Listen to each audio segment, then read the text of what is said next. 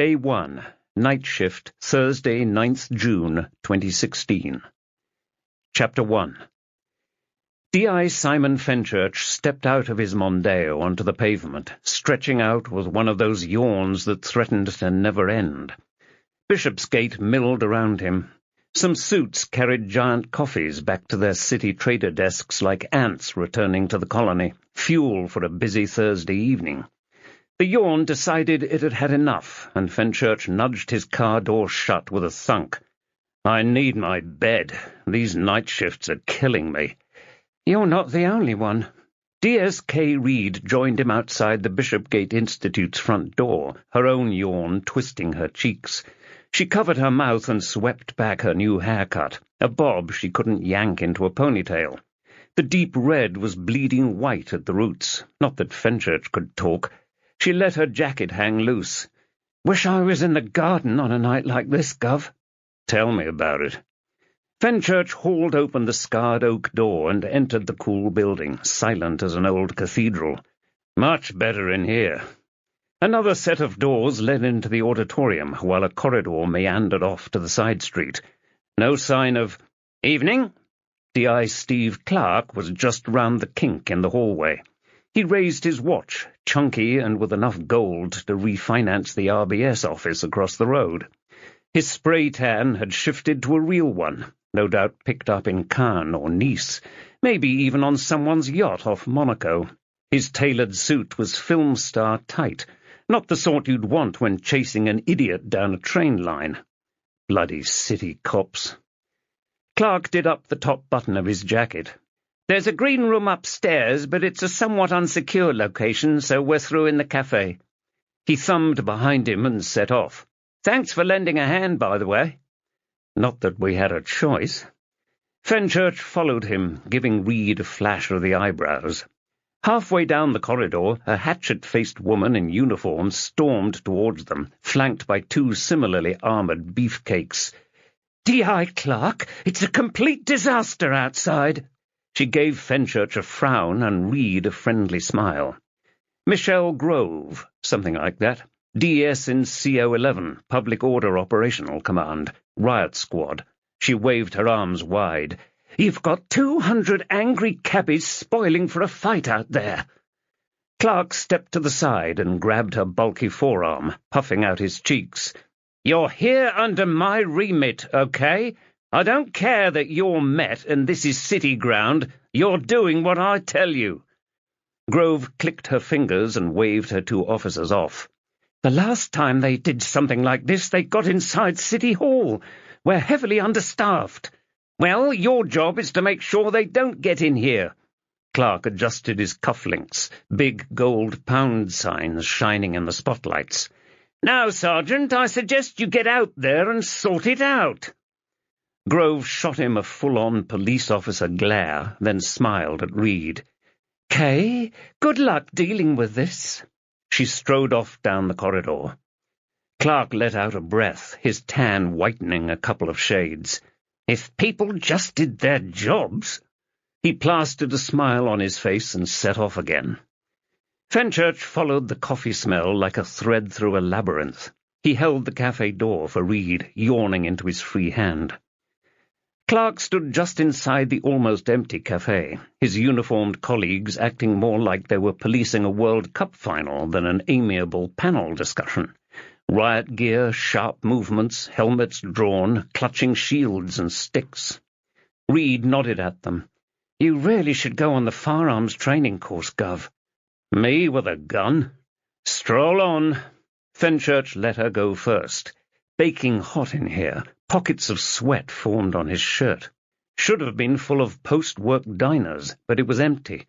Just a small squad of armed cops sipping at espressos, their Heckler & Koch carbines hanging from their padded shoulders. Bitter coffee smells lingered in the air, softened by the fruity tang of cakes heating in a fake Victorian oven set into the far wall.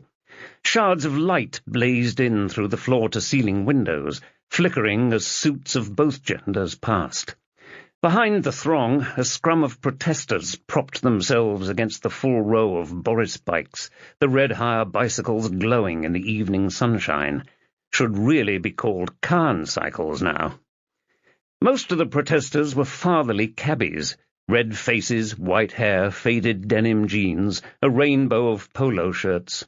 Over by the RBS office, some old-school skinheads, English Defence League types by the look of things, were eyeing up the next-door Pizza Express's windows, their hands hidden from sight. A wave cut into the protesters from the Bishopsgate end, the jeering muted by the glass. "Here we go." Clark charged forward, gesturing with his fingers at an armed cop guarding the side entrance. A dark grey Bentley pulled up by the curb, Batmobile-like, drawing the crowd towards it as much as the paint jobs sucked in the sunlight. 4 officers surrounded the vehicle, pushing back the howling protesters. Fenchurch waved a hand at the scene. "And to think he's on their side." "Nobody's on anybody's side these days."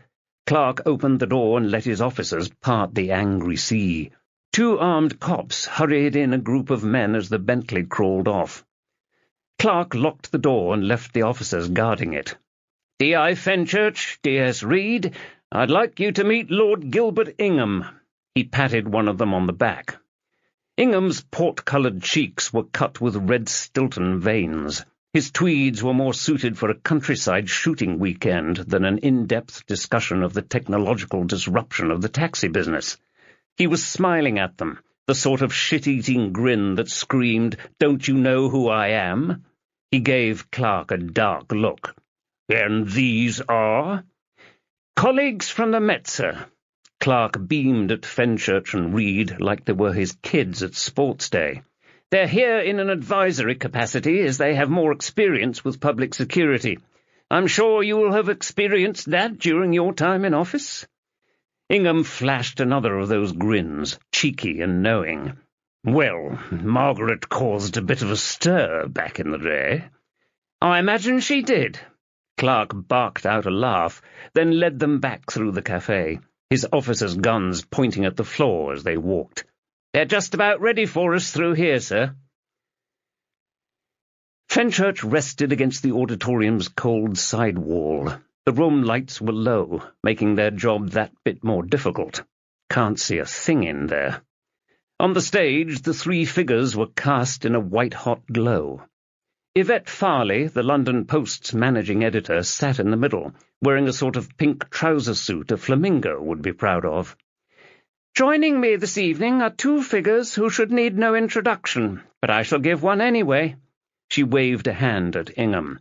"Our first guest served in successive Conservative cabinets, first under Baroness Thatcher as Under-Secretary of State for Social Security in 1989, then as Secretary of State for Trade and Industry under John Major until 1997. Lord Gilbert Ingham of Poundbury." Applause cannoned round the room. Ingham sat on the left of the stage, looking like he'd escaped from Toad Hall, his frog tongue slurping all over his lips as he waited for the clapping to die down. "I was a mere slip of a lad under Margaret." He held up a hand. "And we don't like to talk about 1997. His laugh failed to set off any more echoes round the room. "Quite." Yvette smiled, more than a hint of politeness in it. "And we're also joined by Mr. John Q. Gomez, the CEO of Travis Cars, Inc." She beamed at Gomez like she wanted to take him home with her.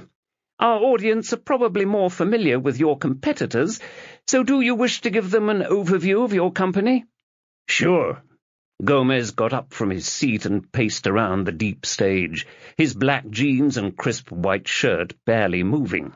He stopped in front of Yvette, obscuring Fenchurch's view of Ingham. "Give me a show of hands. Who here's heard of Travis?" Most of the audience raised their arms. Fenchurch scanned through, still couldn't find anything like a threat. The worst of them would be outside, leaving the talk to city fund managers and the like. Gomez raised his own hand. "Okay, so some of you know all about us." He grinned to himself, then steepled his fingers, creasing his forehead. "We started Travis in San Diego just 2 years ago. Feels a lot longer, I can assure you." Laughter rippled through the crowd, though it didn't quite reach Ingham's lips. Our competitors do things their way. Gomez chopped his left hand at an imaginary sparring partner. They disrupt. Another chop. We set up our business to work with drivers. He pulled his hands in from out wide to form a tight ball in front of his chest. Our mission statement is to enable established and trusted taxi companies to harness new technology. We're creating a platform so you guys can do your jobs. We want to support existing infrastructure and make it better, stronger, more integrated with modern life, with apps, mapping, and GPS real-time traffic. A loud cheer flooded the dark auditorium. I see we've got some fans here. Gomez sucked in the applause as he paced over to the side of the stage, like a rock star letting the band play the opening bars to his biggest hit. The reason we're here in old London town is to enable you guys. He waved theatrically at Ingham, who looked like he was already asleep, and grinned, his perfect teeth twinkling. Some people have vested interests, though, and don't want us to help the little guys. Yvette waited for the blast of applause to die down before motioning for Gomez to sit. Lord Ingham, that seems to be aimed at you. Do you have a response? Ingham wiped a tweed-clad arm across his forehead. It's an interesting position, that's for sure. He ran his frog-like tongue around his lips. And I'm sure my lawyers would be interested in Mr. Gomez's allegations regarding vested interests. He sat forward and clasped his hands together, rocking slightly. But listen, Travis is dangerous. A jeer shot out of the audience. You're lying! I assure you I'm not. Travis let any Tom, Dick, or Harry drive your mother to the shops or your daughter home from a nightclub. Ingham waved a shaking hand around the auditorium. Mr. Gomez says he's working with taxi drivers. Some firms can access their platform providing they pay a healthy stipend, but they are in direct competition with his employees, who don't have to cover that monthly overhead, who get assistance purchasing state-of-the-art vehicles. He shook his head as he spoke, his jowls wobbling. And these drivers don't go through the knowledge to understand London. He paused to nibble at his bottom lip. Customers get into a cab on the basis of a shiny app, but instead of getting a licensed driver with a wife and children, they are merely rolling dice. Roll a 6, you might get a normal cabby. Roll a 1, however, and— He licked his lips again slowly. Well, as you all know, women have been raped and killed by Travis drivers. Fenchurch whispered to Reed, Now I see why we're here. Ingham's turning this lot into a lynch mob. Gomez shifted in his seat and brushed some lint from his shoulder. Now those are some serious allegations. They're facts, Mr. Gomez. Ingham loosely aimed a finger across Yvette at the CEO. And aside from the safety concerns, Travis are taking away jobs from Londoners and placing them in the hands of immigrants.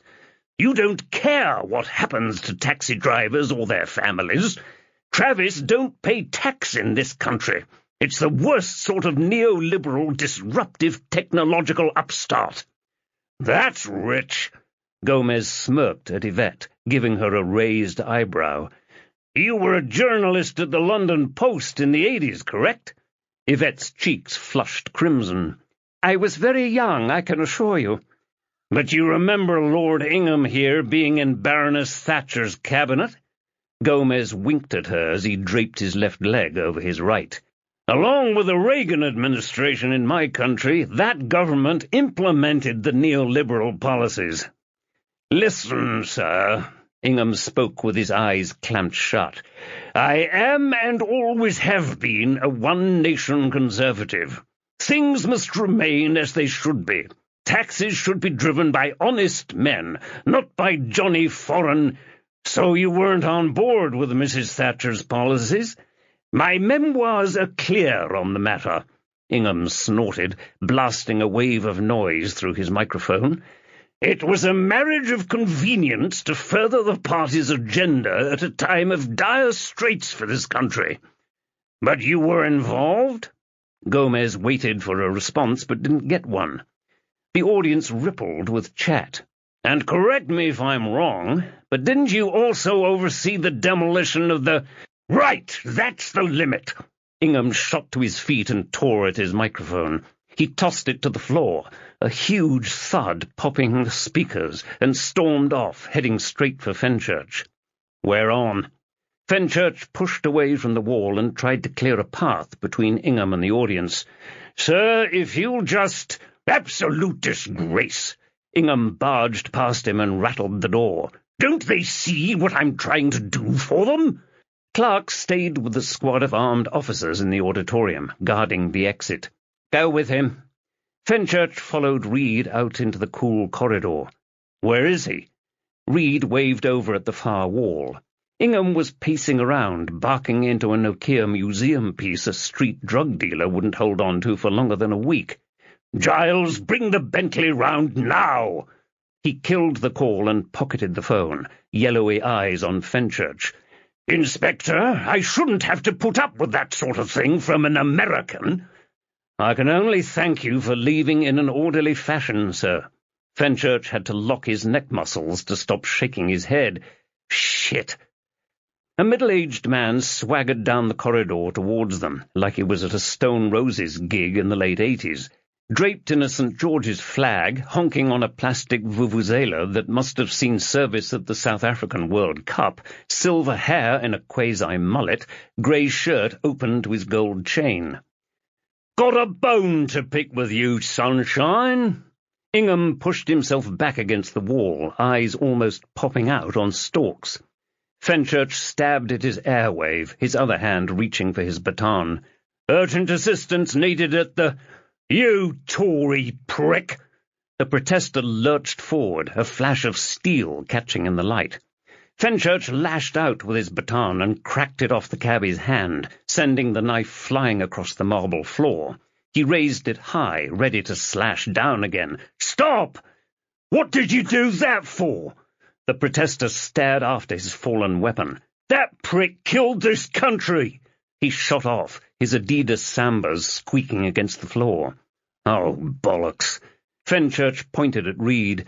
"Kay, get Ingham out of here." Reed put her airwave to her lips. "All units, we need to get Lord Ingham out of Exit B. Delivery vehicle to Exit B." 4 of the riot squad surrounded Ingham, each one grabbing an arm and lifting him clean off the floor. Fenchurch jogged off, waving at Clark as he burst through the side door. "He's getting away!" The protester dropped his shoulder like an old-time winger and swung round a kink in the hallway, disappearing out of sight. Fenchurch raced after him, his old man's knees grinding with each step. He screeched to a stop in the empty foyer. The front door burst open and 2 armed officers stormed in from Bishopsgate. Fenchurch paced over to them. "Have you seen a man in a grey shirt?" "Nobody's come out here, sir." "Shit." The auditorium entrance was blocked off, but there was another door just past it. "Oh, bollocks." Fenchurch raced down the hallway and yanked the door open. A marble stairwell, footsteps ricocheting down from above. "Follow me!" He clambered up, taking the stairs 2 at a time. Round the corner, then up again, panting hard. Another door at the top. He opened it slowly, sucking in traffic fumes. The building's roof, a wide, flat expanse, like an American prairie. Some big sheds lay at the far side like they were about to topple over. Fenchurch raised his baton and stepped out, evening light bouncing off the nearby skyscrapers. Where had the stupid bastard gone? Not like he had a chopper on the roof. Something hit Fenchurch's shoulders from behind, and he stumbled forward, sliding in the loose gravel. A dead weight crushed his knees against the concrete, the stones digging into his cheeks. Bastard! The protester rolled off and got to his feet. He stabbed a finger at Fenchurch. "You've no idea what he's done to people." Fenchurch stuck out a leg and tried to lever himself up. "Try me." "No chance." The protester spun round and ran away again. D.I. Clark burst out of the door, making their target veer away. Fenchurch got up and sprinted towards the protester, his limp easing off after a few strides. The protester's eyes were on Clark as he sped up, his shoes slapping off the concrete. He caught sight of Fenchurch and skidded as he tried to turn. Pebbles bounced across the roof. He rolled forward, tumbling towards the sheds. He thumped into one, crunching through the wooden slats. A whine came from the shed like a million tiny klaxons going off at the same time. High-pitched vuvuzelas. Small dots formed around the protester, darting through the air at him. "Ah! Ah!" He tucked himself into a ball. "Get them off me! Ah!" Fenchurch stepped forward, squinting. A bloody beehive. Chapter 2. Fenchurch clutched his paper cup, his other hand resting on the warm metal barrier. He basked in a little sliver of sun, Bishopsgate now mostly in the shadow of the towers. He took a scalding sip of tea, not exactly the best drink for the weather. "Reckon they're ready for us yet?" Reed caught a coffee dribble on her chin. "Probably." "Shame to leave this." Fenchurch's personal mobile rang. He checked the display and answered the call, facing away from Reed. "Liam." "Evening." Liam Sharp's voice sounded a flat cap and whippet more northern on the phone. "Just a quick one to say I've spoken with Yvette Farley." The Bishopsgate Institute was just round the bend. She was probably still in there, schmoozing Gomez into an interview, or bed. "What's this about, Liam?" "She's running the story." Fenchurch's shoulders slackened off a notch. "You've bugged the front page, mate." Liam laughed down the line. "Saving that Tory gimp helped." Fenchurch locked eyes with Reed and looked away. "It wasn't a rally, Liam." "Well, whatever. You're a hero in her eyes. The magazine is all about Chloe." Fenchurch's stomach lurched. Over the road, a tall man marched past, bulging out of his navy suit, a black suitcase trundling behind him. Fenchurch cleared his throat with a thick cough. "I take it my father's happy?" "Over the moon. Just hope it helps." "Look, I've got to go." "Can we meet for breakfast tomorrow?" "Text me where you want to meet." Fenchurch switched his phone off. "Liam Sharp?" Reed took another sip of coffee. "You're playing with fire, Gov." "It's Dad that's doing it." Fenchurch covered over a yawn and finished his tea, dumping the carton in the recycling point next to them. "The boss is fine with it." "Is your wife?" Fenchurch let the air seep out through his nostrils. "Abby's not speaking to him." The station's front door opened and Clark stepped out. "The duty doc's just finished with him. Other than a few bee stings, he's ready for us." Fenchurch cracked his knuckles. "We really need to get off, Steve." "Not my call, Simon." Clark led them back inside. He opened the door and let Reed go up first. "We've assisted you lot a few times over the last 6 months or so. This is a bit of the old quid pro quo." "And we've returned the favour." Reed stomped up the stairs, her flat shoes thwapping off the steps. "Just don't get why you need us babysitting you on your own patch." "Charming as ever, Kay." Clark followed her up, the dirty sod staring at her ass. "Did you enjoy the show?" Reed spun round at the top, frowning. "What, Ingham throwing his toys out of the pram?" "Yeah. What do you make of him?" Fenchurch shrugged. "I wouldn't vote for him." "We're keeping an eye on this Travis lot. New kid on the block and all that." Clark stopped at the start of the short corridor. "Anyway, like I said, the good news is our friend doesn't have an allergy to honeybees." Fenchurch pointed at the ceiling. "Was that some sort of environmental thing on the roof?"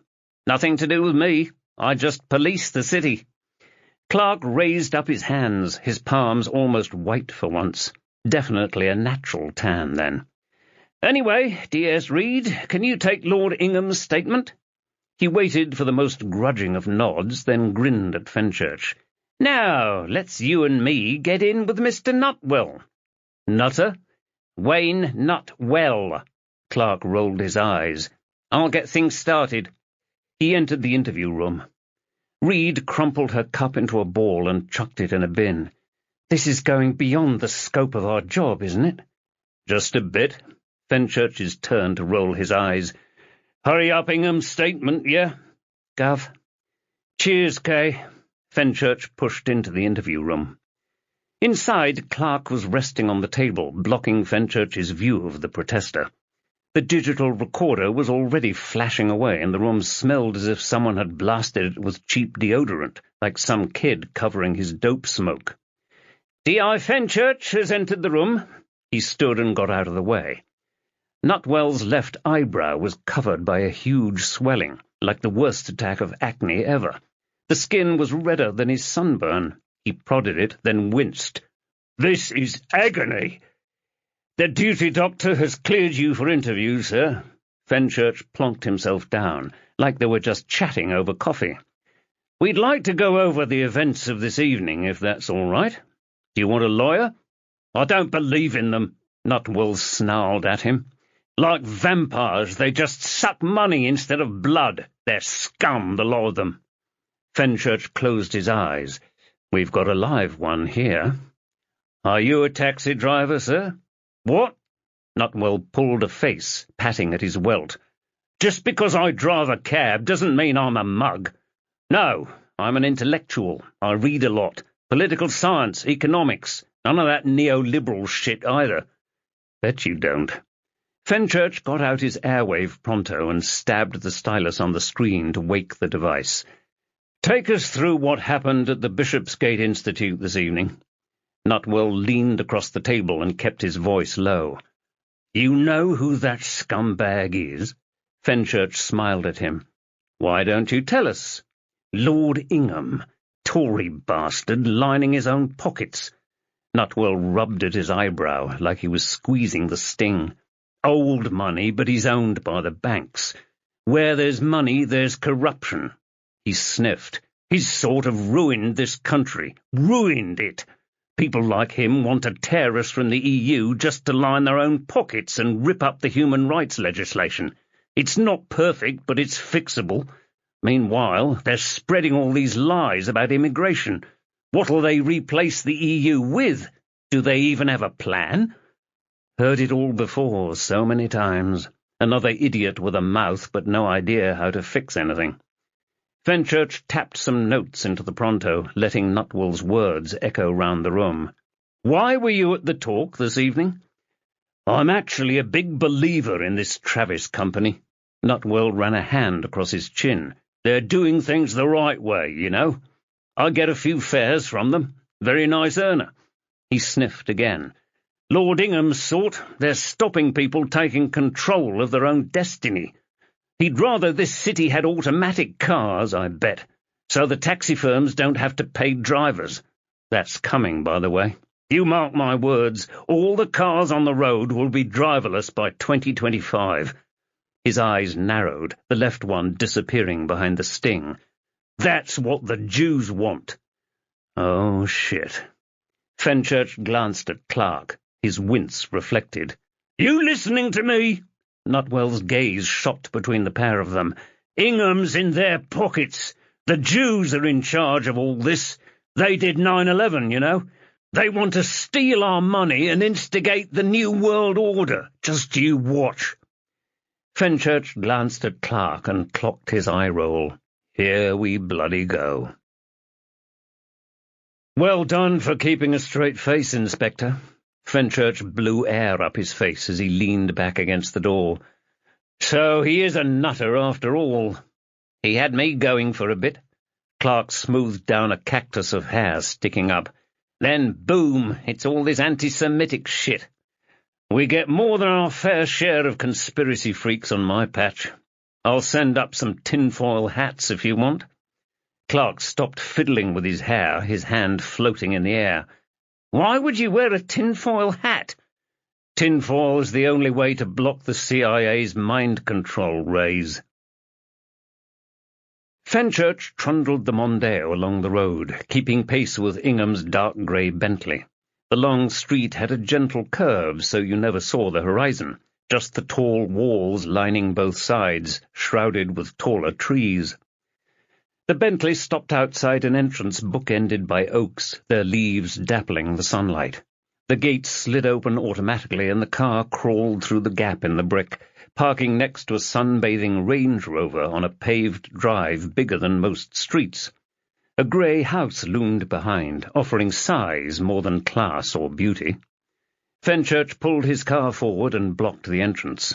Reed slumped back in the passenger seat and folded her arms. "It doesn't look like much, does it, Gov?" "Bet there's a swimming pool and cinema in there." Fenchurch switched off the engine. "Paid $50 million for it, according to Clark." Another look from Reed. "Shut up." "I'm serious. Must be worth double that now." Reed's expression darkened further. She jolted forward and wound down her window. "Here we go." The house's front door flew open, and two hulking giants in black suits emerged, eyes darting around. Ingham got out of the back of the Bentley, his toad face bunched up tight. "You have my permission to leave?" He gave a flourishing wave in Fenchurch's general direction and marched off into the house. "What a charming wanker!" Reed let her window grind up as she yawned. "Didn't even bother to thank us." "Him noticing us ants is enough thanks, Kay. We should be grateful." Fenchurch caught her yawn as he stuck the car in gear and twisted the key in the ignition. "I suppose we'd better head back to the station." "If you insist, Gov." Fenchurch pulled off. His phone started flashing. Doherty. "What does he want?" He parked a few meters down the road and put the car in neutral. "Evening, boss." "There you are." Doherty's Scottish accent sounded like it could stab you over the phone. "Been trying to call you all night." "Sorry, phone's been off. Kay and I were doing that favour for D.I. Clark." "That all done, aye?" "For now." "Right. Well, I've got no time for a handover tonight. I'm heading home. But a case has just spilled over my lap." Fenchurch tightened his grip on the wheel. "And you want us on it?" "Aye. Body at a building site out at Bromley by Bow. Have fun." Chapter 3. "And I've got stacks of novels still to read. I'll fill my suitcase with paperbacks." Fenchurch got out of the car into the balmy night, the air feeling heavy as a suit of armor. "But it's the heat I can't stand." "Abby loves it." Reed led down the pavement. "Just another sacrifice you'll have to make, Gov." "Tell me about it."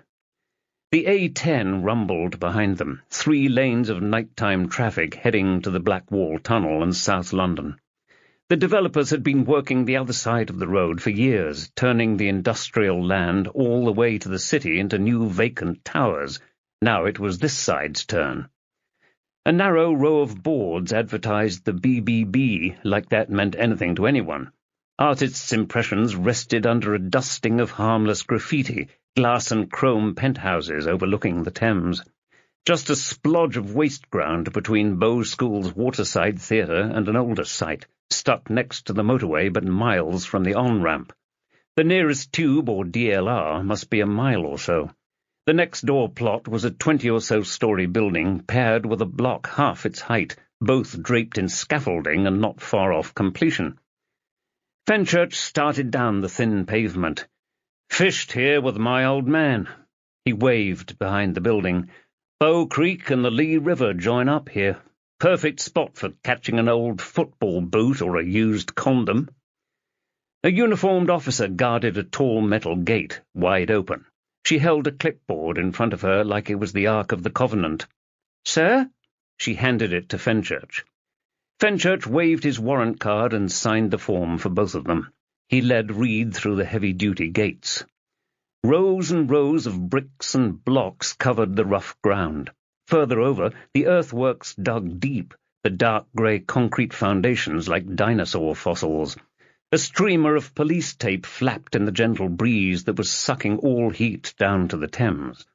A silhouetted figure eased himself out of a Soko suit by tearing it into strips. His full beard flopped down over his dicky bow. Dr. William Pratt. Fenchurch sped up and stopped at the perimeter. "What's up, William?" "Simon." Pratt waved a hand over at a huddle of scenes of crime officers. "Got ourselves a female victim. IC1, 20s. Fenchurch stepped to the side to get a decent view through the huddle. A young woman lay on the dry earth, the embodiment of IC1's cold classification of white Northern European. Her raven hair spilled all over the sandy mud. Her blouse was blood red, the same colour as the cuts on her cheeks. Her knee-length skirt was pulled up, her sheer stockings torn down to her knees. Her suit jacket was half on, the other side draped on a bag of cement. Every case felt worse than the last one, a descent into the pits of hell. Fenchurch huffed out a breath. "What do we know?" "Nothing much at this juncture." Pratt switched his pointing to one of the Sokos. "I've asked some of your chaps to find an ID. She had nothing on her." He stepped his left toe on the right side of his leggings, mud caking the bottoms of his blue shoe covers, and kicked them off. "I have inspected the body, and I'm pretty sure the cause of death is manual strangulation." Fenchurch shifted round until the victim's dead eyes pierced his skull, nibbling at his soul. He flashed a smile at Pratt. "Just pretty sure?"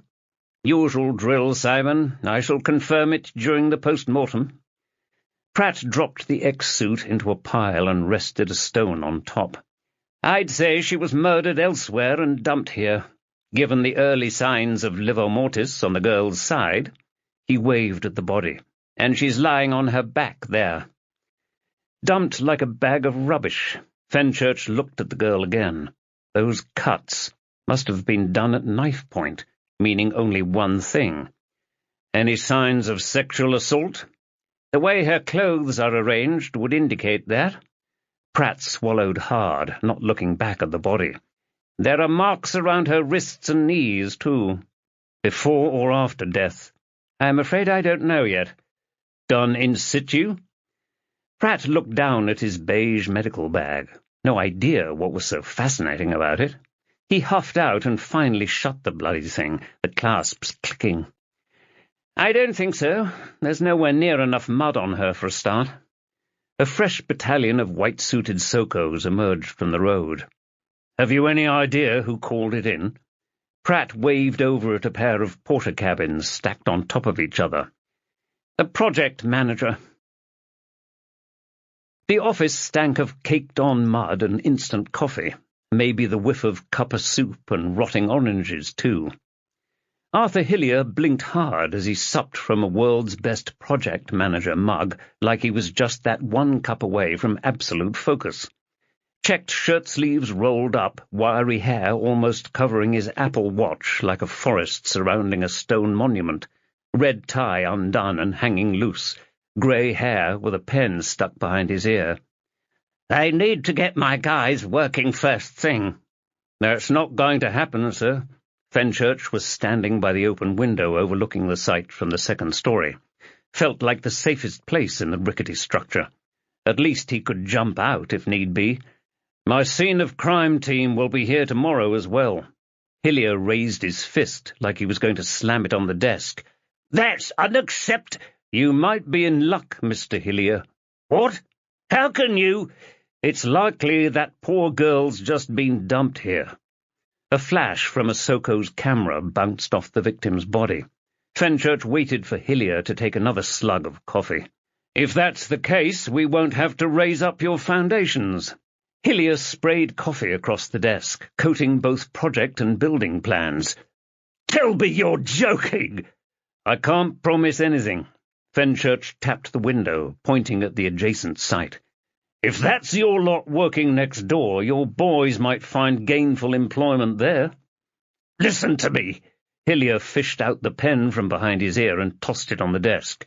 "Do you understand the amount of pressure I'm under here?" Fenchurch let a smile creep over his face. "Try me." "I've been in here till midnight all week." Hillier unrolled blue tissue and dabbed at his paperwork. "We're owned by a hedge fund, and they just love their data, and they love changing their reporting basis every single month." He wiped the building plan clean and dumped the tissue in an overflowing bin. "First time I've worked for one. Never again, I swear." Fenchurch gave him a sympathetic smile, letting him feel the shared pain across two industries. "You got any CCTV here?" Never had any scaffolding poles going walkabout of an evening? Of course. Hillier balled up some more tissue and chucked it in the bin. Hadn't turned it on yet. And none of that sounds at all fishy. Down at the site, Reed was briefing a squad of uniforms and a few plain clothes. The Sokos were erecting a tent near the victim, ready to drape over her and protect the scene from the elements. Fenchurch folded his arms and fixed a glare on Hillier. "Sir, a young girl's turned up dead on your building site. I need to ask if you have anything to do with it." "Excuse me?" Hillier dumped his tissue roll on the desk and walked up to Fenchurch. "Listen, mate, the first time I saw her was when I went outside for a cigarette, okay?" Fenchurch stepped forward, clacking the toes of his shoes against Hillier's.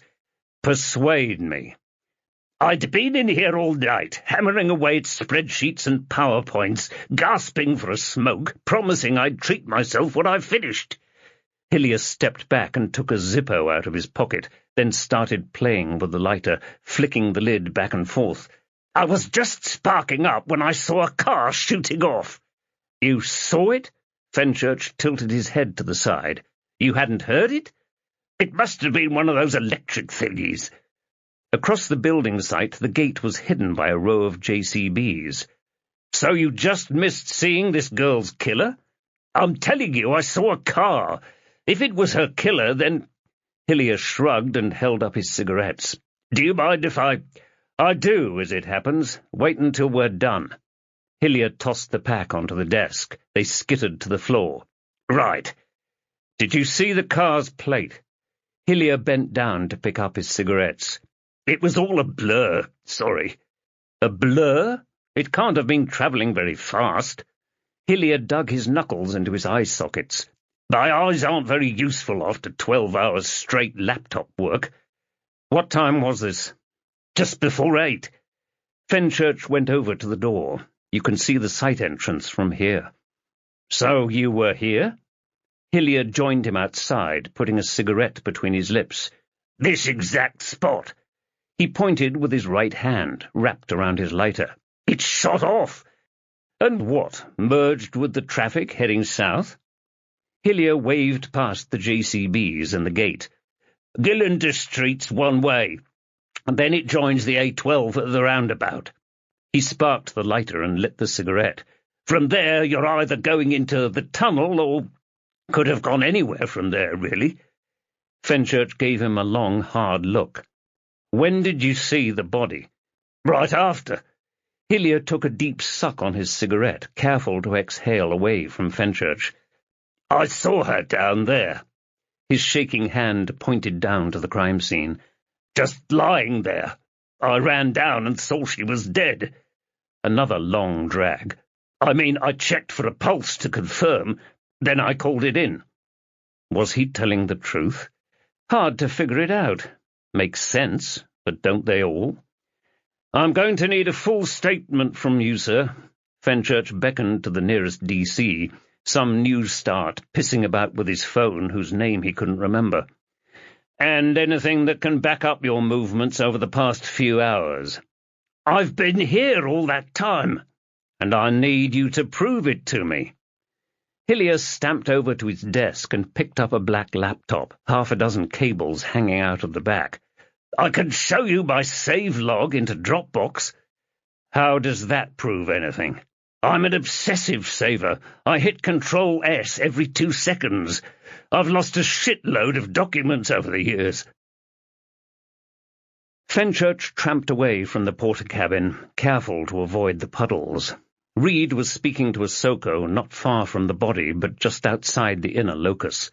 She broke off and marched over, arms folded tight. "You get anything, Gov?" "Square root, Kay." The tower of porter cabins was draped in the shadow of the nearby buildings. Hillier stood at the door, sucking on a cigarette as he talked to the DC. "Don't trust him, but there's nothing concrete so far. Can you dig into the statement, Gav?" Fenchurch tried to spot anything close to evidence or a lead. "We getting anywhere?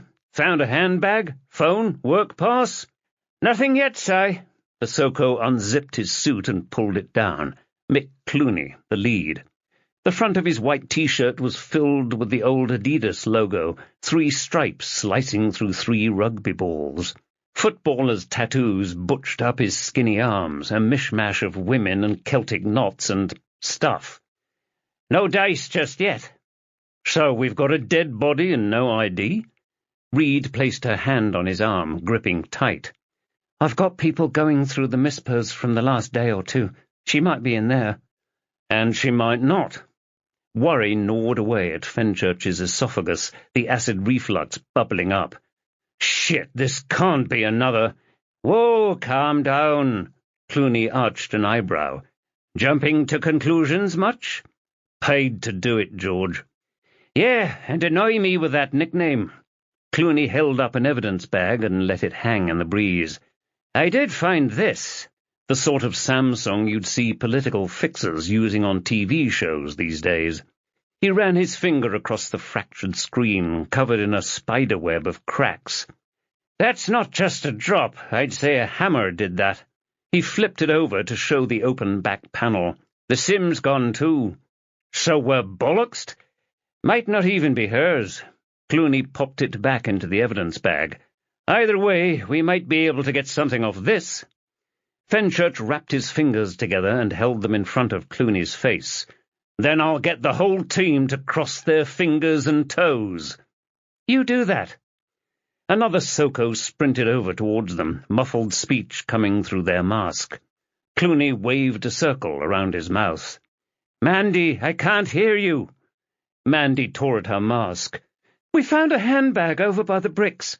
She held up a large evidence container, a leather bag inside. Gucci by the look of things. Clooney gave it a once-over before handing it to Fenchurch. Put your gloves on when you rifle through it. Fenchurch reached into his jacket pocket for his nitrile gloves, Viagra blue. He pulled the ziplock apart. The handbag was full of crap, painkillers, tampons, mints, a black brolly. A lint-covered iPod Nano with a cracked screen. No purse, no work ID, nothing. Give it here. Reed snatched it off him and stared inside. Honestly. The girl's body was now exposed, the area surrounding her clear of Sokos. Someone had dumped her here like an old telly, smashed her phone, taken any identification, and tossed her bag. The main road droned behind the boards, just the tops of buses and lorries hurtling past. Assuming her killer had raped her, he'd take her someplace quiet, so he knew this place would be empty. Close enough to the trunk road to act as a dumping ground with a quick getaway. Probably saw the gate open as Hillier worked at his spreadsheets, itching for a fag. The project manager was still puffing on the porter-cabin steps, the DC still writing away. Assuming it wasn't him. Assuming he was telling the truth. The electric car, though, the lack of an engine would keep it quiet. Feels like a hell of a lot of premeditation. And it'd be the longest day in, 2 weeks? Less? Dumping her at that time, not even dark now. Pushing the assumption nobody'd be at the site right up to danger levels. Add arrogance to premeditation. Got something, Gov? Reed held up the handbag, a business card sucking up to the ziplock. Dirty white text on bright blue. Victoria Brocklehurst. Works for some firm called Ogden and Makepeace. The victim's pale, dead skin was exposed to the evening air.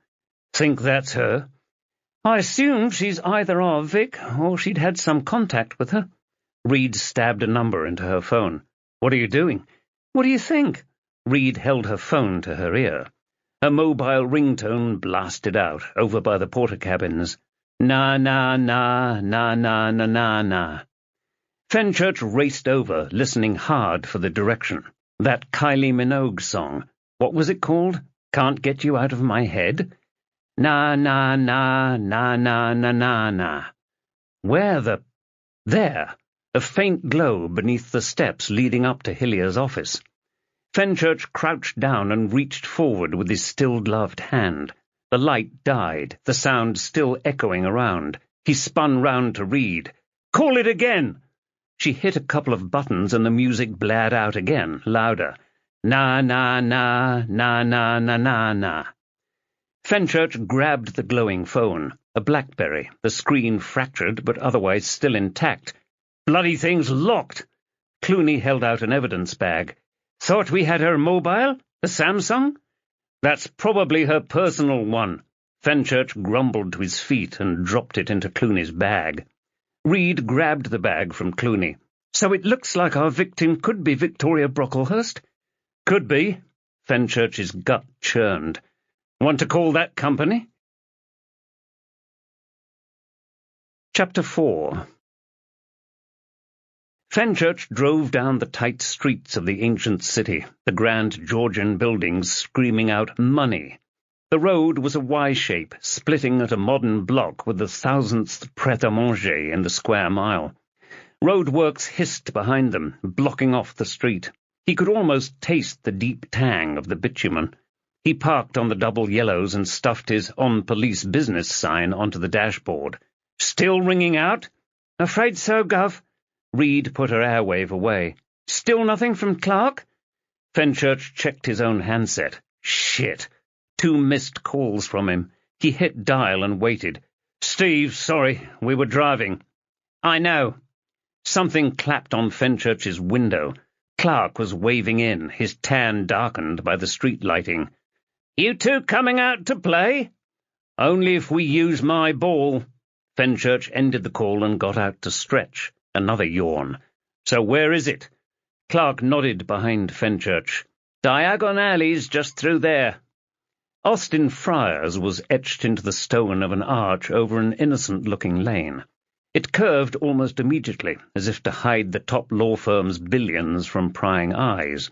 2 artificial torches lit up tall box plants outside the only building. Could be a gentleman's club. Fenchurch flashed him a grin. So where do I go for my broomstick and my owl?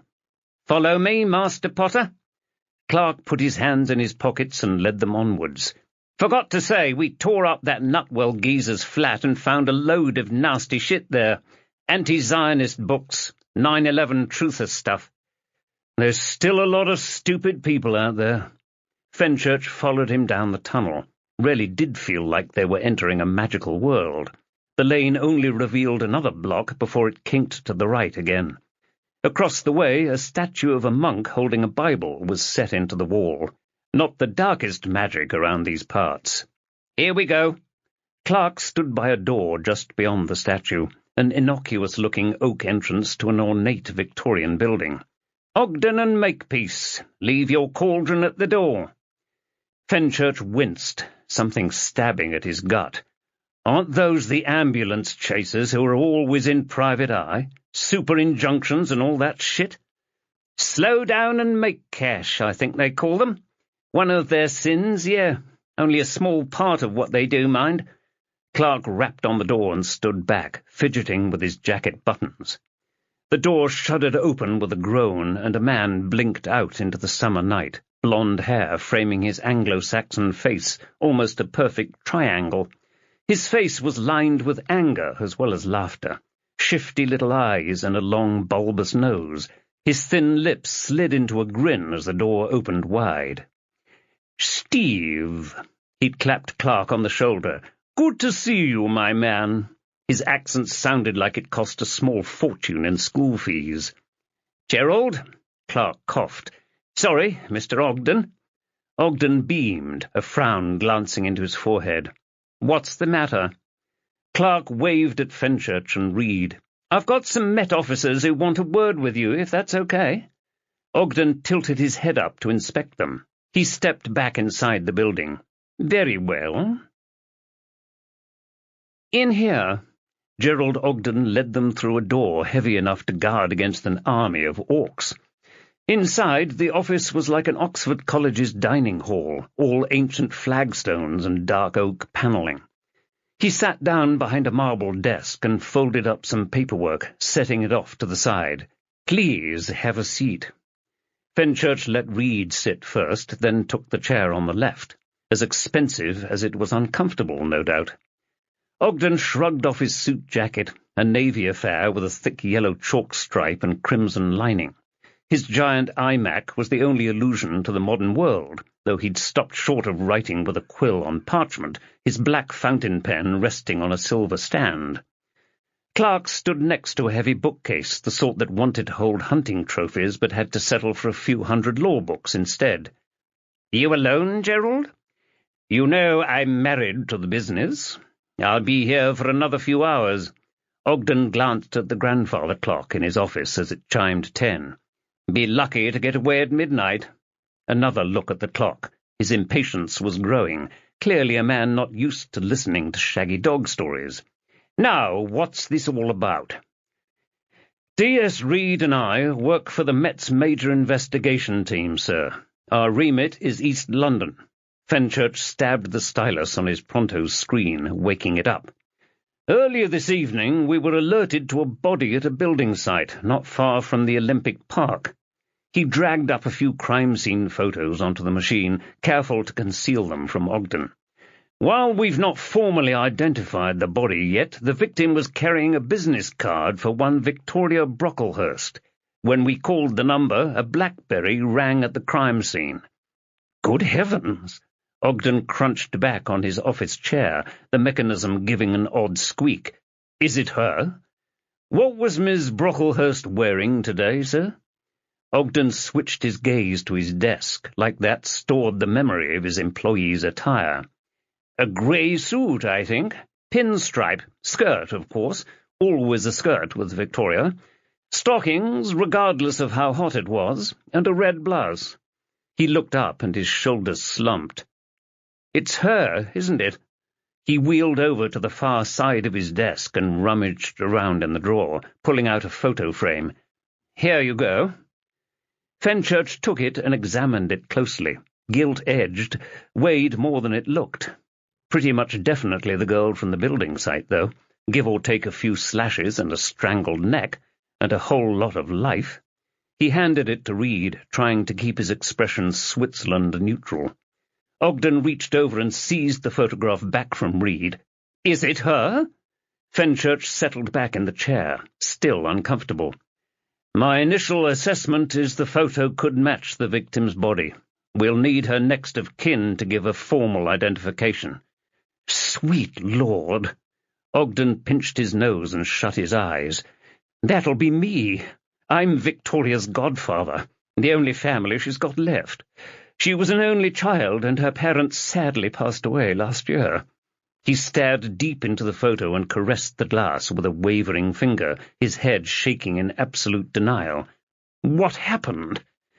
"I'm sure you can appreciate its early days with this case." Fenchurch tapped out a few words on the Pronto. "When was the last time you saw her?" "This evening." Ogden set the picture down and cleared his throat. Sounded like he had a ton of tar down there. "She left about 7, maybe 10 past." He walked over to the window, looking onto a narrow passageway lined with stone buildings, probably built by the Romans. "We're up against it with a client. Victoria and I stayed late to complete the filing for first thing tomorrow. I'm still here putting the final touches to the document." Fenchurch stabbed the details into a timeline. "So the last time you saw her was in this office?" "Not quite." Ogden walked back to his desk and picked up his cigarette case, running his finger along the lip. James Bond would be proud of it. "Victoria had summoned a Travis car." Fenchurch looked up from the Pronto. "Did you say Travis?" "Indeed." Ogden dropped the case onto the table. "Our corporate policy is to avoid black cabs. Travis are cheaper, and the app keeps everything neat and tidy, gives a nice little audit trail." He raised a finger. "But we don't get access to the data until 3 days later." Fenchurch typed in a reminder. "Did you see her get into the cab?" Ogden gave a tight military nod. "I needed a cigarette, so I joined her on Throgmorton Street. It was one of those electric cars, barely made a sound." Drums thundered in Fenchurch's ears as he stabbed it into the Pronto, underlining electric. "And she definitely got in?" "Saw it with my own eyes. Some Japanese thing." "You didn't get a model?" "I'm afraid not." Ogden reached into his drawer again and produced a small card. If there's anything I can do to help, please don't hesitate to call, day or night." "I appreciate it, sir." Dark grey card, very thick, even higher quality than Victoria Brocklehurst's. Must have cost a pretty penny. "I'll need—" His airwave chimed out. "Pratt." "Sorry, sir, I need to take this." Fenchurch left the office and headed back into the corridor. A man in a suit lugging a briefcase smiled at Fenchurch as he passed. "William, I think we've got an ID." "Well, that's a relief." Pratt's sigh echoed his words like a whole load of tension poured out. "I was calling to let you know that the body is on its way out to Lewisham as we speak. I'll send the next of kin." Fenchurch beckoned Clark over and nodded into the office, where Ogden was staring at the photo again. "Any chance you can give Lord Malfoy here a lift out to Lewisham?" Clark rolled his eyes. "Can't you?" "I've got a crime scene to manage." "Been a long day." Clark scratched his chin, thin dots of stubble breaking the surface of the tan. "I was going to head home." "I think you still owe me for this evening, Steve." Fenchurch zapped his Mondeo and got in, stretching out in his seat as Reed wandered around in a circle on a phone call. Clark's BMW pootled down the street, the red lights ghosting in the mist.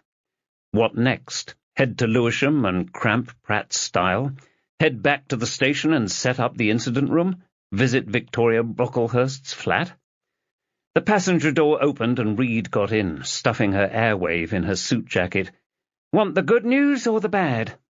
"Is the good anything to do with connecting her Travis cab to the electric car?" "Sort of. I've just been on with that new Roads and Transport Policing Command. CO 5 million or something." Reed tucked her hair behind her ears, still not quite used to the new cut. "Thought I heard someone say they've got a line into the taxi companies. Turns out they do." "Including Travis?" "Part of the deal to let them operate in London, apparently." Reed pocketed her airwave. "Gives us full access to their database, full cooperation from their management, everything." Fenchurch waited for the other shoe to drop. "And the bad?" The New Scotland Yard sign spun around as ever, sitting in front of the bright blue security entrance, waiting to move to the new HQ. Fenchurch rolled past and parked on the single yellow between yet another Eat and the Feathers pub, pretty much the only decent one round there. "You still won't tell me who it is?" Reed just drew a zip across her mouth and tossed the key. "Bloody hell." Fenchurch slammed the door as he got out, then stomped past the TSB branch. Haven't even locked the car. He zapped it once Reed was out, then entered the yard's corner entrance. Oh, shit. D.I. Jason Bell stood beside the security guard, chatting away like they were old mates. He'd put on even more weight, just a space princess on a chain short of being Jabba the Hutt. His tiny little peanut head scanned around the room, the strip lighting bouncing off his glasses, those stupid darkening lenses kicking in at this hour. He waddled away from the guard and thrust out his hand. "Simon!" Fenchurch shook it and recoiled, sweaty as hell. "String?" Bell wagged a finger in the air. "You can't call me that anymore." "Who does he think he is?" Fenchurch glowered at him. "Course I can." "It's insubordination, Inspector." Bell flashed his warrant card. "I'm Detective Chief Inspector now." Fenchurch followed Bell and Reed along the corridor, his ears burning white-hot. How the hell had that useless prick got a promotion? They should be kicking him off the force, not rewarding his ways. Cut him out like a worm from an apple. Turn all that blubber into soap. Fenchurch stood outside the meeting room, fists clenched, eyes drilling into Bell at the head of the table. Henry VIII without the wives. "You're not sitting down, Simon?" "I'm fine standing." Fenchurch closed the door behind him and leaned back against it, folding his arms across his chest. "You're obviously dying to tell us about the promotion." "I've got a much wider remit." Bell's native Brummie accent receded with each rank. "My old team are still targeting mobile phone theft, but Tom's given me the technology side of unlicensed taxi crime." whoever Tom was. That doesn't make any sense to me. They're related, Simon. Bell stretched out in his seat, his shirt stretching the buttons almost to popping. It's all gang activity. He flashed a smile at Reed, like that would sweep her off her feet. We're prosecuting a large gang of mobile phone thieves. What? Fenchurch couldn't move back any further without passing through the door. That was my case. You lot sat around twiddling your thumbs while we caught a murderer and took down a gang. Simon, the actions my team took would have secured the conviction had he not, been killed in prison. Bell was talking with his eyes shut, the lids flickering like the strip lights. Look, I've cut thefts across London. He ran a hand along his shoulder, as if there were a chief inspector's epaulets there. The senior officers gave me the promotion, Inspector. Fenchurch sat down at the opposite end of the long table and opened his jacket.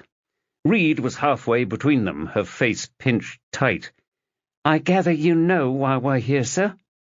Travis, right? Bell got out a notebook and flicked through the pages. They're the bane of my bloody life just now. Yesterday morning I had to brief Sadiq on them. Don't rise to it. Don't rise to it. Sadiq Khan? Yes, Simon, the new mayor of London. Charming fella, as it happens. Bell smirked at himself. Anyway, I was telling him how the digital economy affords as many opportunities to criminals as it does to the man on the street. They find new ways to exploit people, which is why they need officers like Jason Bell leading things. Listen, I don't need your mayoral campaign for 2020 Street, Fenchurch snorted. We just want to confirm whether a potential murder victim caught a cab, okay? I've met Sadiq 3 times since he took office. Got another session tomorrow, which is why I'm here so late. Bell splayed his hands on the table, palms up. He's taking this whole business very seriously. Big wow. From what I hear, Sadiq was at your little incident this evening. Bell gurned a toothy smile.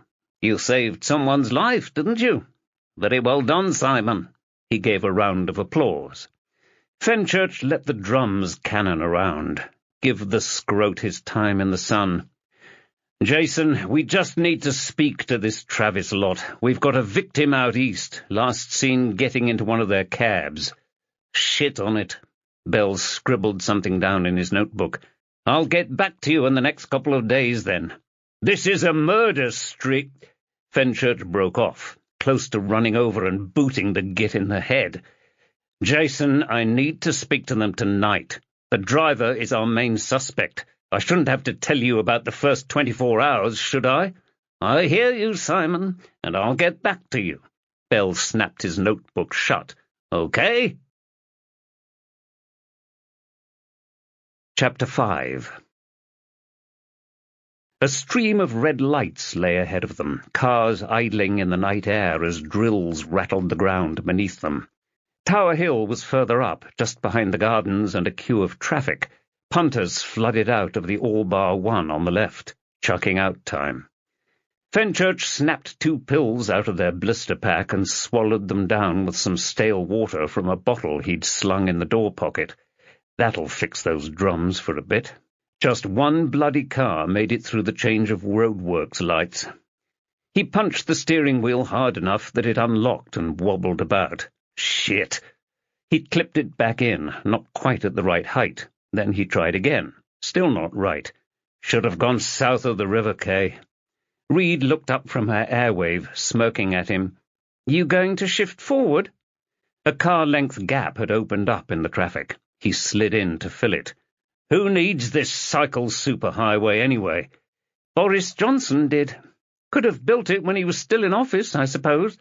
Reed winked at him. Want me to get DCI Bell to have a word with Sadiq? Fenchurch tried the steering wheel again. That'll do. We did all that work. Did that fat bastard get covered in soot? Did he almost get electrocuted? Did he have an officer lose? He played by the rules, Gov. Kay, I caught them. I solved that case. That little weasel doesn't deserve to be a sergeant, let alone a bloody DCI. Fenchurch hit the horn a couple of times. "Should have gone up by the Barbican." "Are you angry because the victim reminds you of Chloe?" "No." Fenchurch kicked into gear and trundled up another car length. Two cars managed to not arse up, driving through some lights for once. Not long now. "It's got nothing to do with that, okay? I'm over it. It's done. We're moving on with our lives, Kay?" "Right, Guff." Fenchurch's personal mobile blared out Led Zeppelin's Kashmir, the tinny speakers not quite giving it the menace it deserved. Unknown caller. What the hell? He answered it. "Hello? Simon." Fenchurch mouthed Bell at Reed and pulled the phone away from his ear, the thudding building up. "How can I be of assistance, sir?" "Less of the lip, Simon. You should be thanking me." Bell left a pause. "I've managed to get some time for you with Travis." "Already?" "If you don't want it." "No, that's good, thanks." Bell cackled down the line. "Well, where are you then?" "Been stuck in traffic for the last half an hour." "At this time?" "It's a flash mob working on the cycle path." Fenchurch grinned at Reed. "Should get your mate Sadiq to cancel it." "You overestimate my importance, Si." "Don't I just?" "Simon, I'm at Lehman Street. I'll see you when you get here." Fenchurch scowled. "How the hell have you got there so quickly?" "I went up by the Barbican. Much quicker." Fenchurch pulled into East Tenter Street, the grey bulk of Lehman Street station looming over them, the rear entrance lit up like a motorway services as an armed response unit mobilized. He killed the engine. No sign of Bell. "Miracle him still being in at this time, Gov." Reed stifled a yawn. "All that important PowerPoint shit he's doing for Sadiq." Up ahead, a brand-new Lexus flashed its headlights, the sort of bling they flog between football matches on Sky, soundtracked by some grime music. It drove up to them, stopping window to window. Bell sat behind the wheel like he thought he was a player. The window wound down almost in time with Fenchurch's. "So you've finally got here." "Where we headed?" Bell pointed upwards. "Up there." Fenchurch craned his neck to see where Bell was aiming his stumpy finger. The Aldgate Tower climbed above them, glowing in the night sky. Still new enough that less than half of it was occupied. "Their next door?" Bell burst out laughing. "Don't even need a Travis to get there." Wanker. London's night flickered in the pitch darkness through the floor-to-ceiling windows, Tower Bridge lit up, the London Eye twinkling behind it in the distance. The city's new skyline was over to the right, the orange sky silhouetting the Gherkin, the cheese grater, the walkie-talkie, and the surrounding towers, as yet unnamed. The outline of Canary Wharf flashed in the darkness to the left. The floor was packed, even at 1 in the morning. The pine air freshener squished out of the ceiling every minute, drowning out the bitter coffee smell. Might be the busiest time for a cab company, drunks calling in or drivers stuck halfway to Amersham, only to find the dual carriageways shut. Pavel Udzinski wore mirror shades at night, 2 small copies of Fenchurch and Reed in his lenses. His dark hair was swept back like a mafioso, a vague goatee covering his chin but venturing no farther up his face. Tiny traces of Polish amid his barrow-boy London accent. "Jason, does your existing warrant really cover this?" "Of course it does." Bell was sitting behind Udzinski, his gut hanging over his trousers. "Give us the information and we'll be on our merry way." Fenchurch smiled at Udzinski. "Weird as hell seeing your fake grin reflected like that." "We just need some help verifying a trip made from the city this evening by one of your customers." He let the smile slip. "Her name is Victoria Brocklehurst." "Very well." Udzinski hammered a few keys and shifted his glasses to focus on his monitor. "I've got someone by that name. Tell me where she lives." Fenchurch checked his pronto. "Bermondsey." "I have someone by that name in Shad Thames." "That's just next to Bermondsey." Fenchurch glanced at Reed, his frown mirrored on her forehead and in Udzinski's shades. "That'll probably be her." probably isn't good enough. Fenchurch glared through the glasses. She was picked up near Austin Friars in the city at about 7 o'clock this evening. Let me see. Udzinski drew his finger down the screen. That's correct. He scraped his fingernail across the monitor's surface. Okay, the cosign is Stephen Robert Shelby. Fenchurch jabbed the name into his pronto. Cosign? Are direct drivers as opposed to those who are employed by a third party, such as a taxi company. What can you tell us about him? Udzinski swiveled round to look at Bell. This feels like a non-standard case, Jason. This is a standard, Pavel. Standard. But he's only with us for a few months. Udzinski's accent slipped. That is non-standard. Fenchurch got between them, blocking Bell out of the view. Mr. Udzinski, we found that passenger's body at a building site a couple of miles down the road. She'd been strangled, possibly raped. Udzinski's gaze was unwavering. He swallowed. By my cosign? I don't know if your driver did it or not, yet, but we need to speak to him. Travis Carr, Inc. can't accept any responsibility for the actions of our cosigns. The police national computer check came back empty. Fenchurch dumped his pronto onto the desk. What's his address? All I'm at liberty to divulge is that the individual had recently passed the same enhanced criminal record checks that all private hire and taxi drivers in London go through as part of Transport for London's licensing process. Fenchurch couldn't see the script Udzinski was reading from. Udzinski lifted up his shades and rubbed his eyes. In addition to these checks, we apply our own rigorous research of numerous databases to identify convictions, such as CCJs and sex offences. Fenchurch tapped his foot.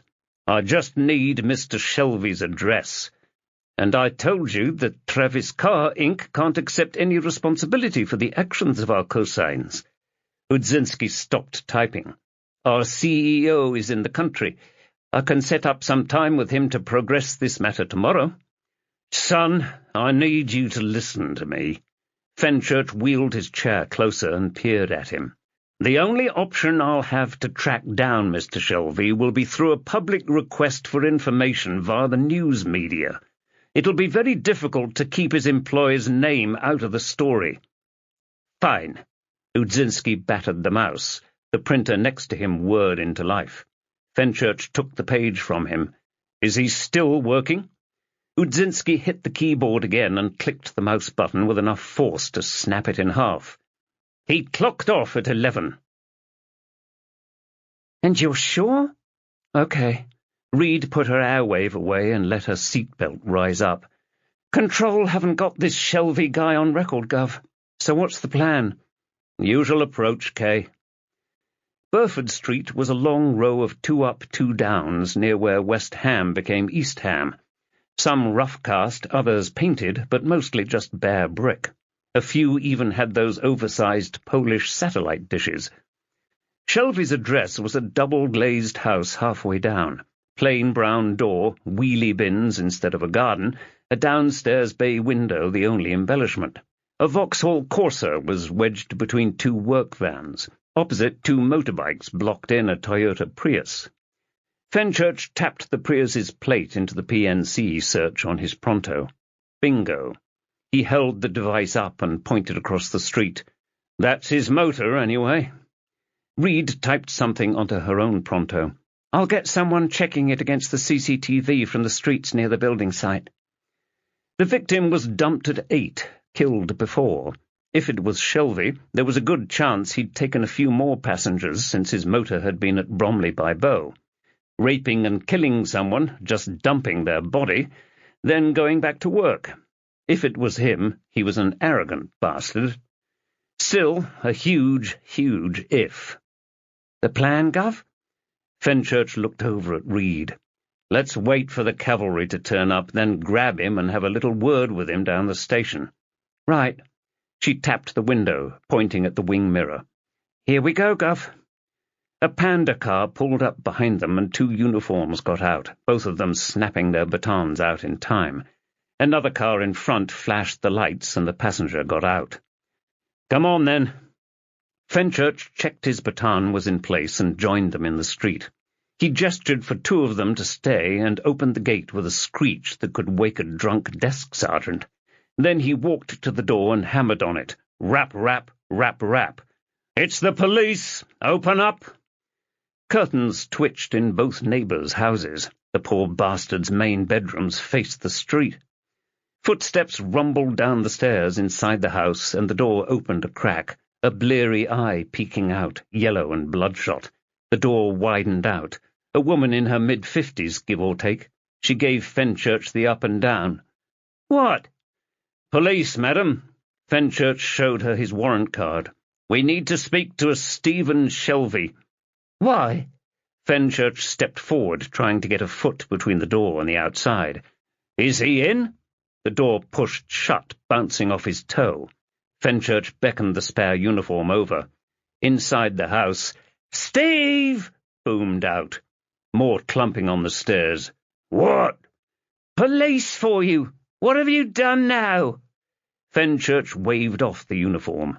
The door opened again, filled by a 6-footer in a Union Jack T-shirt, his fingers twitching at his drainpipe jeans. Tattoos, skinhead, baby face, sunburn lashed his face and arms. "What?" "Stephen Shelby?" He gripped the door and sneered at Fenchurch. "Ain't done nothing." "Well, we still need a word with you about a passenger you picked up earlier this evening." "I'm off duty. Come back in the morning." Shelby slammed the door. Fenchurch's toe caught the weight of it, stung like a bastard. Shelby pushed it again, and it shut. "Good work, Gov." Reed put her hands on her hips and exhaled, shaking her head. "What's the plan now?" Fenchurch drilled his gaze into the door. "We're speaking to him tonight." "Not without probable cause, we're not." A window clattered open above them. "Oi! What's going on?" An old man loomed out, glowering at them. "Police, sir." Fenchurch waved his warrant card. "Can you please go back to bed?" "Not until you lot bloody shut up. I've got to get up at 5:30. "I can only apologize, sir." Reed's airwave blasted out, the sound bouncing off the buildings. She answered it and paced back down the path. "Lisa, you got anything?" Then squinted at the Prius. "Yep, you're right. It's a P. No, Papa." "Okay, thanks." She killed the call and put her airwave away. "That Prius matches the car on the CCTV, the one that project manager saw." Fenchurch hammered on the door again. "Open up!" The man at the window shouted down again, "Give us a break!" He disappeared inside. Fenchurch hit the door. "Mr. Shelby, I need you to come out." "Piss off!" Shelby must have been just behind the door, probably pushing back against it. "I know my rights. You can't come in here without a warrant." "Sir, we need you to answer some questions regarding your movements this evening." Fenchurch left a few moments' grace, the drums building up in his ears. "I need you to come with me." "Piss off!" Fenchurch looked round at Reed. "Where's the nearest enforcer? Lehman Street?" "Think Brick Lane have one." Fenchurch checked his watch. 1:30. No time. Then he thumped the door again. "Sir, you need to come with us." "Piss off!" "'Kay, stay here." Fenchurch stormed off down the path, then headed for the patrol car. He waited for the window to buzz down before leaning in. "Can one of you two get—" "Ow!" Reed toppled over by the front door, light blazing out of the house. Footsteps pounded across the street, away from the squad car. Shelby was making a run for it. Bloody hell! The lights on his Prius flashed. He tore at the driver's door and got in. Fenchurch got there just in time to grab the door. Shelby lay on his back, bracing his feet against the inside of the door and tugging at the handle for all he was worth. The door crept shut. Uniformed hands grabbed the door and helped Fenchurch tear it open. Then Reed got in on the act, her lips split, a trail of blood dribbling down her chin. Fenchurch kicked out and cracked Shelby's wrist. Shelby let go of the door and tumbled backwards into the car. Fenchurch reached inside and grabbed a fistful of Shelby's T-shirt. "I'm done asking nicely." He yanked him and twisted Shelby's arm round his back, then started a pat-down with his left hand. Wallet, keys. "You can't do this!" About £7 in coins. "This is police brutality!" No weapons. Fenchurch flipped him round and pinned him against the car. "Sir, I need you to answer a few questions about one of your passengers this evening." A glob of spit hit Fenchurch's chin. "I need you to stop that, sir." "Make me." "Gov," Reed got out of the passenger side. "You want to see this?" Shelby's eyes bulged. "See what?" Fenchurch pushed him towards the uniform and joined her on the pavement. Reed pointed into the car. Just above the glove box, a small compartment had popped open. "He must have kicked it by accident." She snapped on a glove and pulled out a white plastic tub. She tore off the lid and rattled it. Thing was filled almost to the brim with blue pills. "Looks like Viagra." Shelby was barely out of his teens. "Can't be using it, can he?" "Think he's dealing them?" "I've seen knockoffs before, Gov." Reed held a pill up to the streetlight. "These are fakes." She passed it to Fenchurch. "See how they're stamped with Pfizer on the top and VGR 100? Pfizer's the manufacturer, right?" Reed winked at him. "You've never had to take one, Gov?" "Not for a while." Fenchurch squinted at the tablet, the blue greyed by the street lighting. "So how do you—" "See how the F tapers off? The fake pills can't get it right. Something in the process or what they're laced with. Or they're just rat poison." "So they're fakes?" Reed smirked. "You want to try one?" "Won't work on me." Fenchurch laughed. "Maybe later." He stomped back to the other side of the car. Shelby snarled at some onlooking neighbours as he was cuffed from behind. "What did you plant?" Fenchurch passed him the knockoff Viagra. "This yours?" "You planted them, you fascist bastard!" Fenchurch rolled his eyes, then nodded at the uniform. "Get him to Lehman Street as soon as, yeah?" "I want a lawyer!" Chapter 6.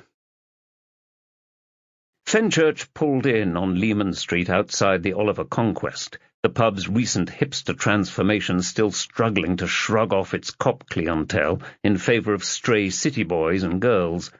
"You okay?" "He just caught me on the ear, Gov."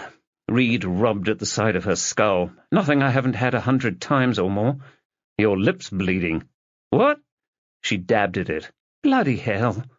"Make sure you see the duty doc, right?" Fenchurch locked the car and followed Reed down the street, the night breeze cooling his neck. For once the drums were quiet. A couple in shorts and T-shirts walked hand in hand ahead of him, dawdling like only the young could. No mortgages, missing daughters, or— "Simon!" Paul Temple was standing on the steps, barely visible above the handrail. An old college mate of Reed and Fenchurch's wife, he looked a few years younger than either. His blonde hair and designer suit giving him the sort of image a public prosecutor shouldn't have. Maybe that's why he was so good at his job. That, or his lack of height, induced some weird psychosis in the judiciary. He trotted down the stairs and offered Fenchurch a fist bump. "How's tricks, amigo?" "Fine, actually." Fenchurch bumped knuckles. "What brings you here?" "Given our recent fun and games, the Crown prosecutors asked me to get in on the ground level on this case." Temple shot Reed a wink as he patted her lip. "Simon taking his anger out on you?" She dabbed at it again. "All part of doing a real job rather than prancing about in court." Temple chuckled. "Well, it's nice to see you smiling for once, Kaylee." "It's Kay, Pauline." Fenchurch frowned at Reed. "What's going on?"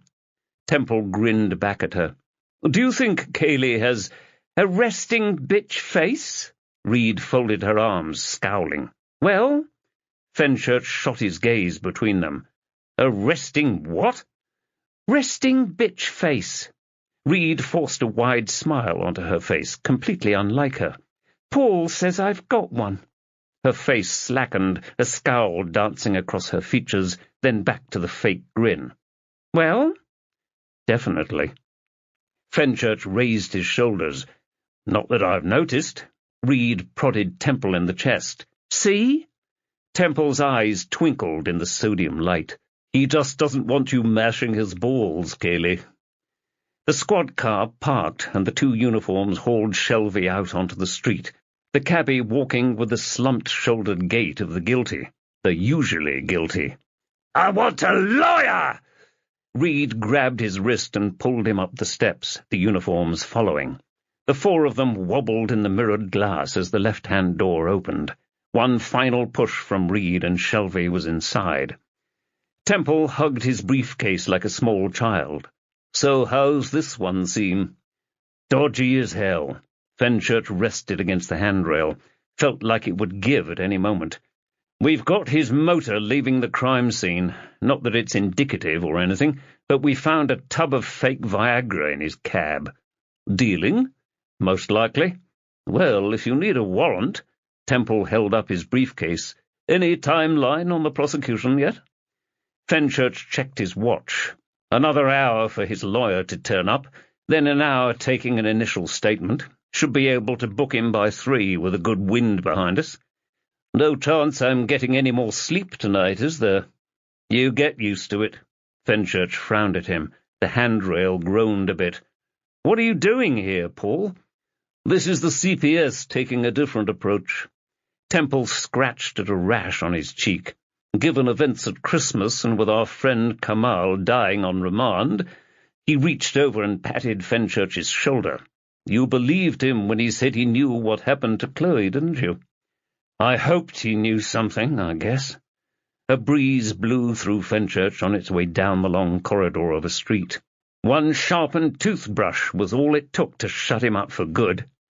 "Frontier justice, amigo. Our job is to stop it happening." Temple yawned and held out his fist for another bump. "I'll see you inside, yeah?" "Sure." Fenchurch bumped knuckles again, sucking in the dark night air, and watched Temple bounce up the stairs. "Bloody CPs pissing all over our chips again. Like we need micromanaging."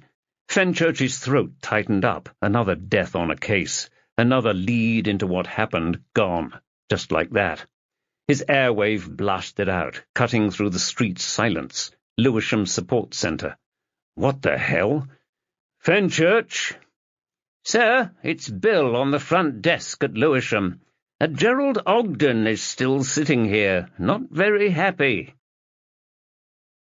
Dr. Pratt tightened his red gingham bow tie, lost behind his thick beard, which exceeded the current hipster fashion by a good foot.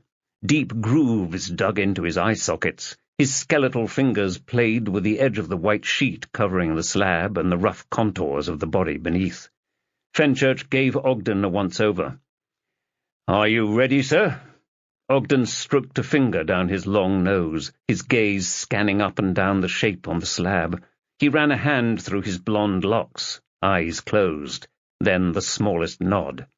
Fenchurch passed it on to Pratt. "Very well." The pathologist eased back the corner of the sheet, tucking it over Victoria Brocklehurst's chest to preserve what modesty she had left. Patches of thick soil covered Victoria's dark hair, like she was still lying at the crime scene. The blood on her cheeks was dried, the gouges darkened in contrast with the pale skin around them. Her lips were blue where the lipstick was smudged aside. A burgundy ring surrounded her neck, choking her collapsed windpipe.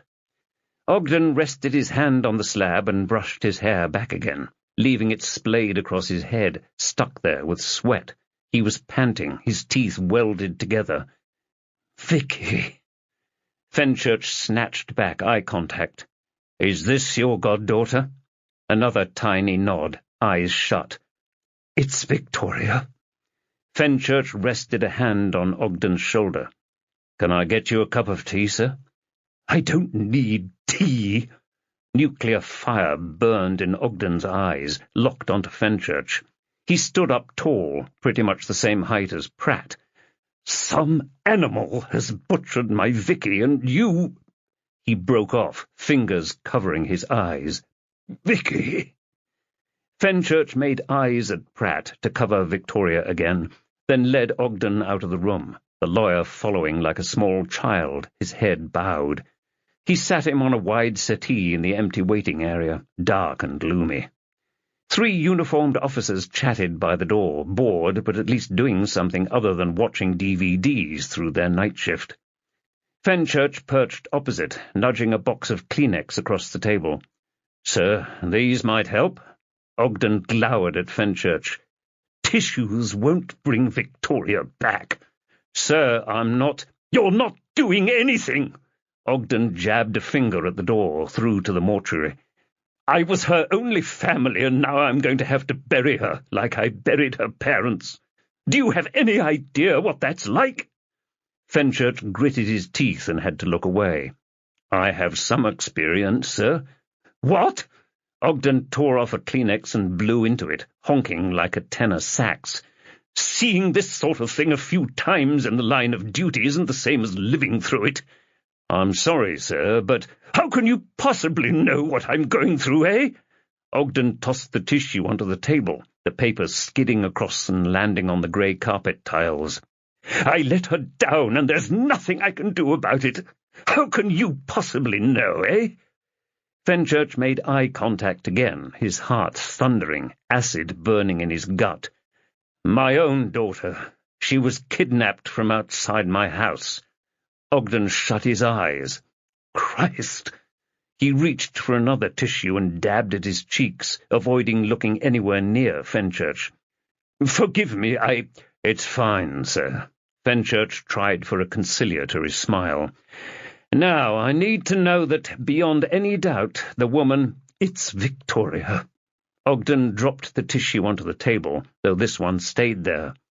"I wish it wasn't, and I wish me saying it's not her meant that she's still out there. But it's her. She's dead." "Thank you, sir." "The stuff you were asking earlier." Ogden tore off another tissue and honked into it. "About Travis? Have you got anything from that?" "We're still actively investigating Miss Brocklehurst's death, sir, and have a number of open avenues of inquiry." "Spare me." Ogden huffed out a deep breath. "So much of my time is spent working with abstract legalese. I like to deal in the concrete, Inspector. Please, do you have a suspect?" "I can't comment on it just now." Fenchurch slipped a business card out of his wallet and held it in his clammy palms. "Is there anyone else we should be speaking to in relation to Miss Brocklehurst's death?" "I'm afraid there's nobody I can think of." Ogden tugged at his nose again, like one of those monkeys, and raised his shoulders and hands in defeat. "Sorry." "There's nothing to be sorry for, sir." Fenchurch beckoned the uniforms over. "My colleagues here will take you home." "Okay." Ogden flicked his tongue from side to side. "Does it get easier?" "Does what?" "Dealing with her loss." The acid felt like it was going to jump up and attack Fenchurch's throat again. "It gets easier when you let people help you." Chapter 7. Fenchurch stalked across the interview room to lean in front of Shelby, getting right in his face. He'd just got a blast of garlic breath for his trouble. Drizzle of garlic oil on his pizza, most likely. He stood up tall and sucked in the silence of the room. Shelby sat back, facing away, and glanced at his lawyer. Anna Xiang didn't look like any of her ancestors had even left London, let alone been from China. Mid-brown hair, mid-30s, mid-everything. Her wedding and engagement rings glinted under the strip light. "Inspector, I'm here on the understanding you have some evidence to present to my client supporting the allegations you've concocted." Scratch that, the shrillest voice this side of a not very fondly remembered primary teacher, like nails down a blackboard. "I'd appreciate it if we could get started." Reed produced a sheet of paper and handed a copy over the table. "Do you own a Toyota Prius, license plate LK16VKP? Shelby sat there, mouth clamped shut. He picked it up and shrugged. "For the record, the interviewee has just given a shrug." Reed held her own page in front of her face. "Mr. Shelby, you'll be glad to know we've done some digging into this vehicle. The Boreham Wood DVLA office registered it on the 18th of April this year in the name of one Stephen Robert Shelby. Now, is that you?" Shelby drew his mouth into a straight line. "It's me." "Okay, so we're getting somewhere then." Reed opened an evidence box and produced the first bagged item, the tub of blue pills. "You know what we found in your car?" "Enlighten me." "Viagra." Reed rattled the pills around. "Fake ones at that." "Never seen that in my life." Shelby pointed at Fenchurch. "You planted that in my car when you assaulted me." "Really?" Reed held the bag up to the light. "We've got some prints off this, and we'll be running them against yours. It's usually easier if you just admit they're yours, rather than waiting for our crime scene investigators to waste hours analyzing it." Nothing more, just a glare. Reed squinted at the tub, her right eye shut. "I hope for your sake that they're the real McCoy." She pointed at a pill through the plastic. "Something like 77% of the pills on the street are fake. They won't give you a strong hard-on, more likely to make it drop off." "They're mine." Shelby folded up his polo shirt collar. "And it's real stuff." "It's illegal to sell it without a prescription, you know." "They're for personal use." Reed flashed him a coquettish grin, coupled with a wink. "Young fella like you shouldn't need any help getting it up." Shelby just snorted, his sunburn spreading to his ears. Reed put the pills down on the table. "Bet you don't have a prescription for them, though, do you?" Shelby did a double take at the door. Clooney was standing there, hand poised to knock. "Got a minute, Si?" Fenchurch got to his feet and whispered to Reed, "Keep him talking." She spoke into the microphone. "D.I. Fenchurch has left the room." Fenchurch eased the door shut behind him. "What's up, Mick?" "Got something of interest." Clooney rubbed at his ear, setting his earrings jangling. He yawned, his jaw shuddering. "Christ, I hate it when you work nights. Always keep me out of my bed." He blinked hard a few times, then stretched out his eyes with his fingers. "Right, I got some fibers off the girl's backside and her tights. Done an initial test, and while this won't stand up in court yet, they match a Prius, a 2015 model specifically." Fenchurch's gut lurched. Upwards for once. Good news, no doubt about to be pulled from my paws. "And that model would have 16 plates, yeah?" "That's the badger." "Tell me there's evidence she was raped in that car." "It's on her bare buttocks, Si." Clooney grimaced. "Unless she was wiping her ass on the back seat, but I can't find any—" Yeah. Never change, Mick." "What about any signs of penetration?" "Spoke to Pratt. He's got traces of spermicide in her vagina. Some pubic hairs that don't belong on her. Not that she had many." Fenchurch's turned to grimace. "I need to know if that sex was consensual." "Think it's a safe bet it wasn't. I shall confirm at the post-mortem, though." "What about the knife?" "Still not found it, Si. Could be anywhere. Mandy and Nina are checking the fibers in the motor as we speak. D.S. Nelson's there from your lot." "Good stuff." Fenchurch opened the door and waited until Shelby looked over, then clapped Clooney on the shoulder. "I owe you a beer, Mick." "You know I don't drink." Clooney slouched off down the corridor, shaking his head. "Just no pleasing some people." Savor this moment. Don't let it disappear. That little trickle of happiness sliding down to your gut, the spring in your step, that's yours, sunshine, nobody else's. Fenchurch made eye contact with Shelby again, stopping him mid-sentence. "Got you, you raping bastard." He opened the door and stood near the edge of the table. "Pills, I bloody swear!" Shelby was ignoring Fenchurch now. "You're not listening to me, Sergeant. I need them to get an erection. I was in an accident when I was little." Reed spoke into the mic again. D.I. Fenchurch has re-entered the room. Sweat dripped from Shelby's forehead, guilty as that college rapist in America. "Son, you've been lying your arse off to us." Fenchurch sat opposite him and left a few seconds' gap, drowned out by the thunder of the drums in his ears. "That girl was raped before she was killed. and we've found fibers on her body matching a Toyota Prius. Shelby pleaded with his lawyer, eyes wide. This is bullshit! I didn't do anything to her! Fenchurch grabbed the pills and rattled them in his face. The garlic stench was even worse. Didn't pop one of these before you— I didn't do nothing! Let's go through this from 9 o'clock yesterday evening again, shall we? Fenchurch leaned over the table. You picked her up on Throgmorton Street, right? That's the thing, right? Shelby sat forward, animated for the first time. His heavy eyebrows twitched. I was driving her home, yeah? Then she started having a go at me. Said I should have gone over Tower Bridge. Well, she was right. Fenchurch cracked his knuckles. You went the wrong way, son. She lives in Bermondsey, not bloody Greenwich. There was some incident on London Bridge, so I thought Tower had been rammed. Shelby shifted his monster eyebrows into a frown. So I was heading for the Rotherhithe Tunnel instead. Fenchurch ran his tongue over his teeth, trying to suss out whether the kid was as stupid as he seemed. And what happened before you raped her? I didn't rape nobody. Shelby waved his hands around. She was shouting at me, man, telling me I was an idiot, calling me a prick and everything. Was that when you were raping her? Ain't you listening to me? Shelby huffed again, half of his collar flopping down. I just let her out onto the street. Where?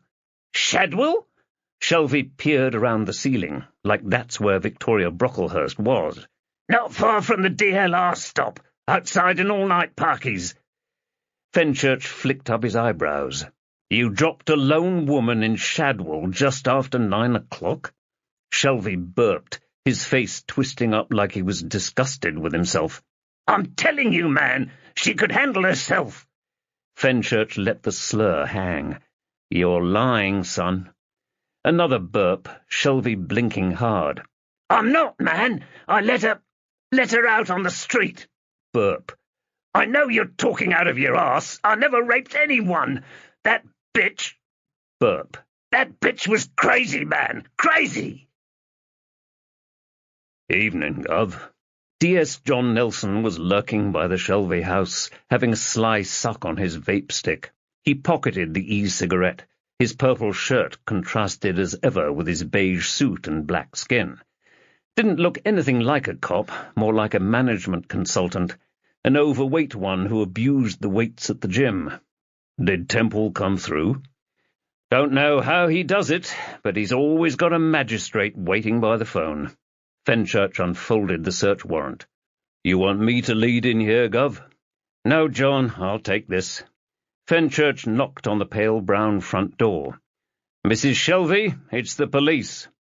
She pulled the door open and stood there, hands on hips, fully dressed now in tracksuit bottoms and a baggy T-shirt.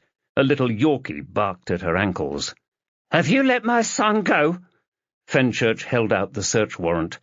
No, we've got a warrant to search these premises. What for? Drugs, weapons, whatever your son's got. She prodded him in the sternum. What are you scumbags saying he's done? Rape and murder. Fenchurch let it sink in. Now, I need you to let me and my officers inside. What the hell's going on here? A lump of bone and anger lumbered through from the living room. Tight jeans strained to contain a pale yellow work shirt hanging open, a silver St. Christopher tangled up in white chest hair. You think you can come in here, do you? It's not just think, sir.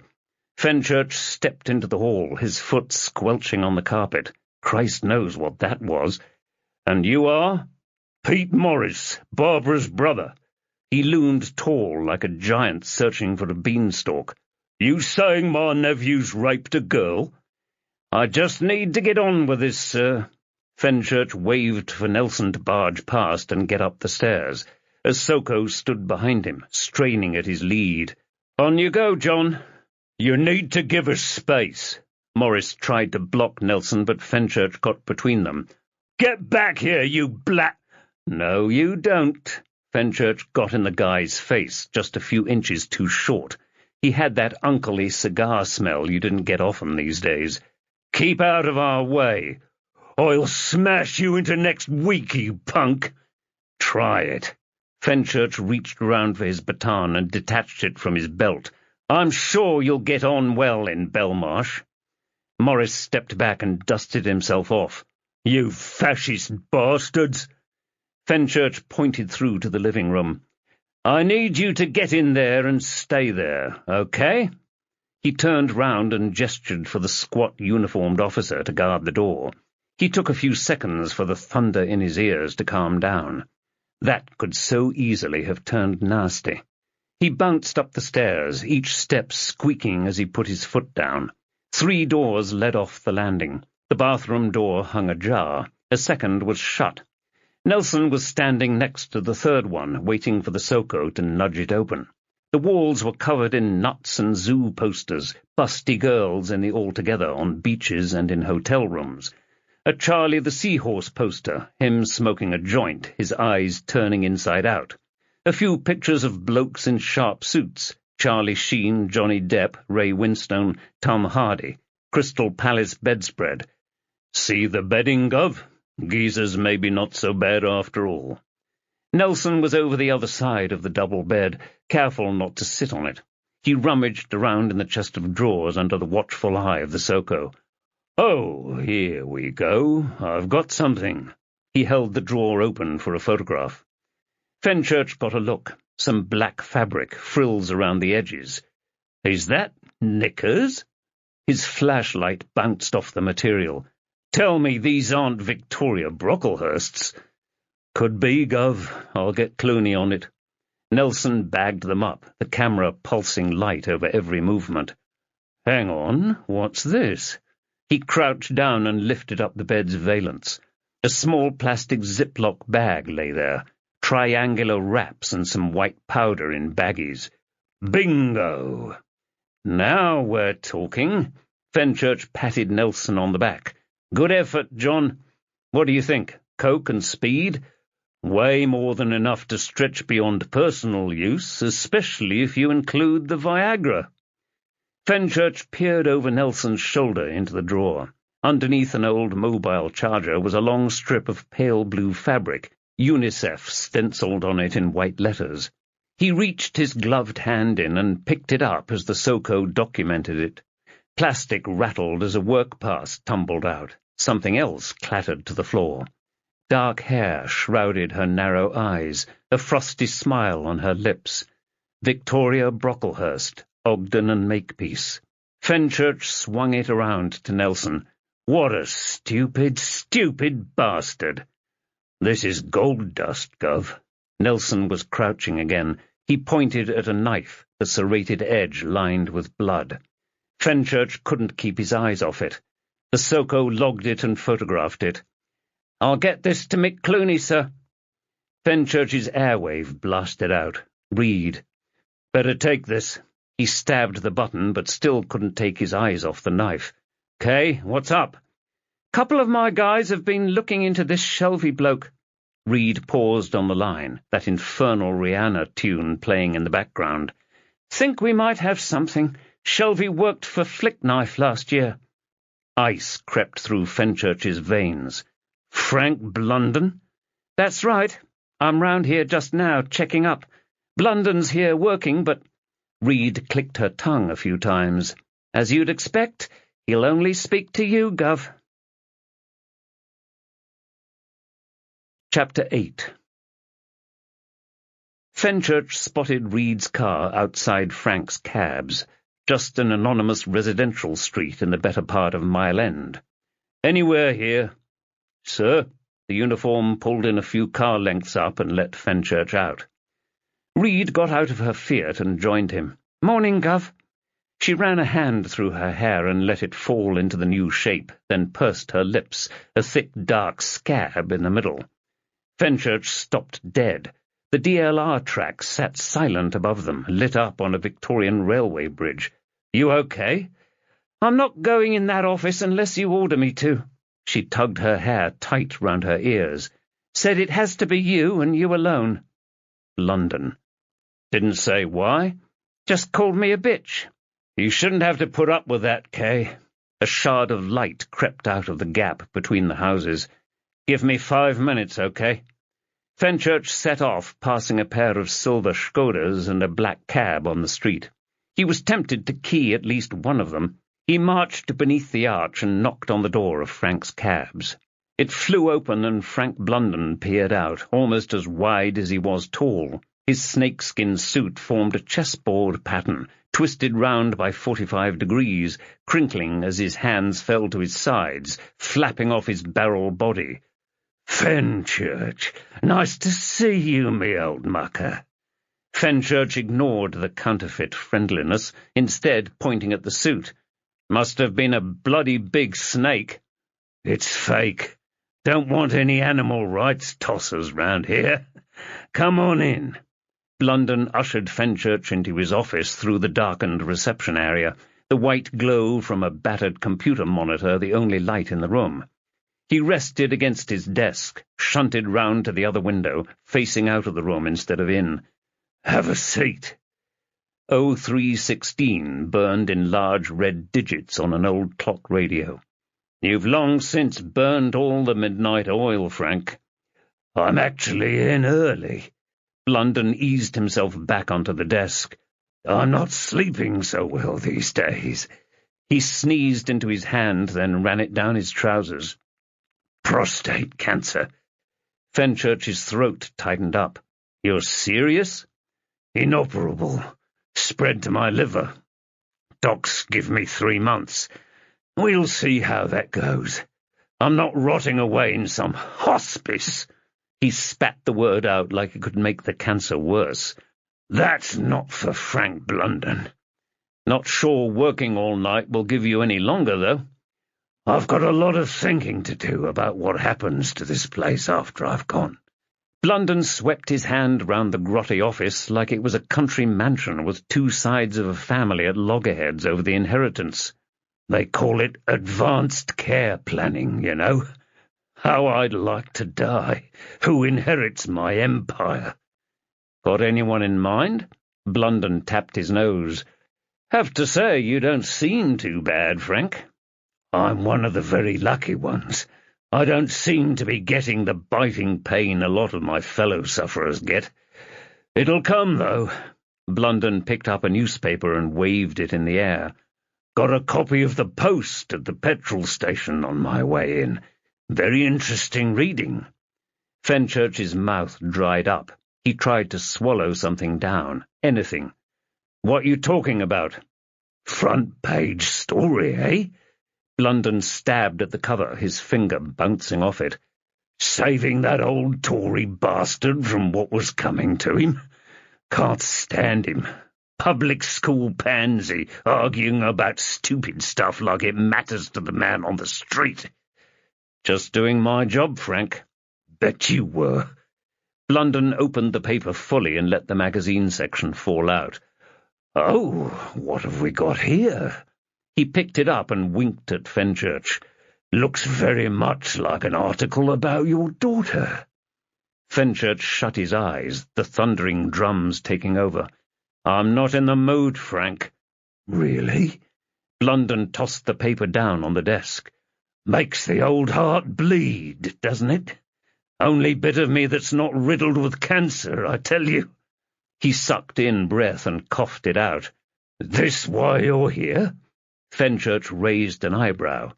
"That mean you know something about it?" "Always quick with that, aren't you?"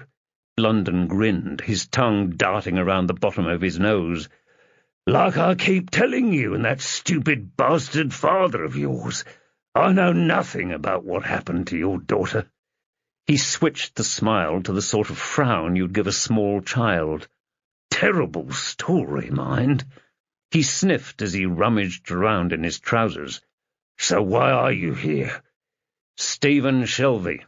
Blunden groaned like Millwall had conceded a last-minute own goal. "What's he done now?" "You know him, then?" "Afraid I do." Blunden did some more fiddling. "Shelby.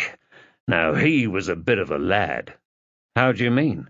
"Got involved in those protests, you remember? All those cabbies crowding out Town Hall.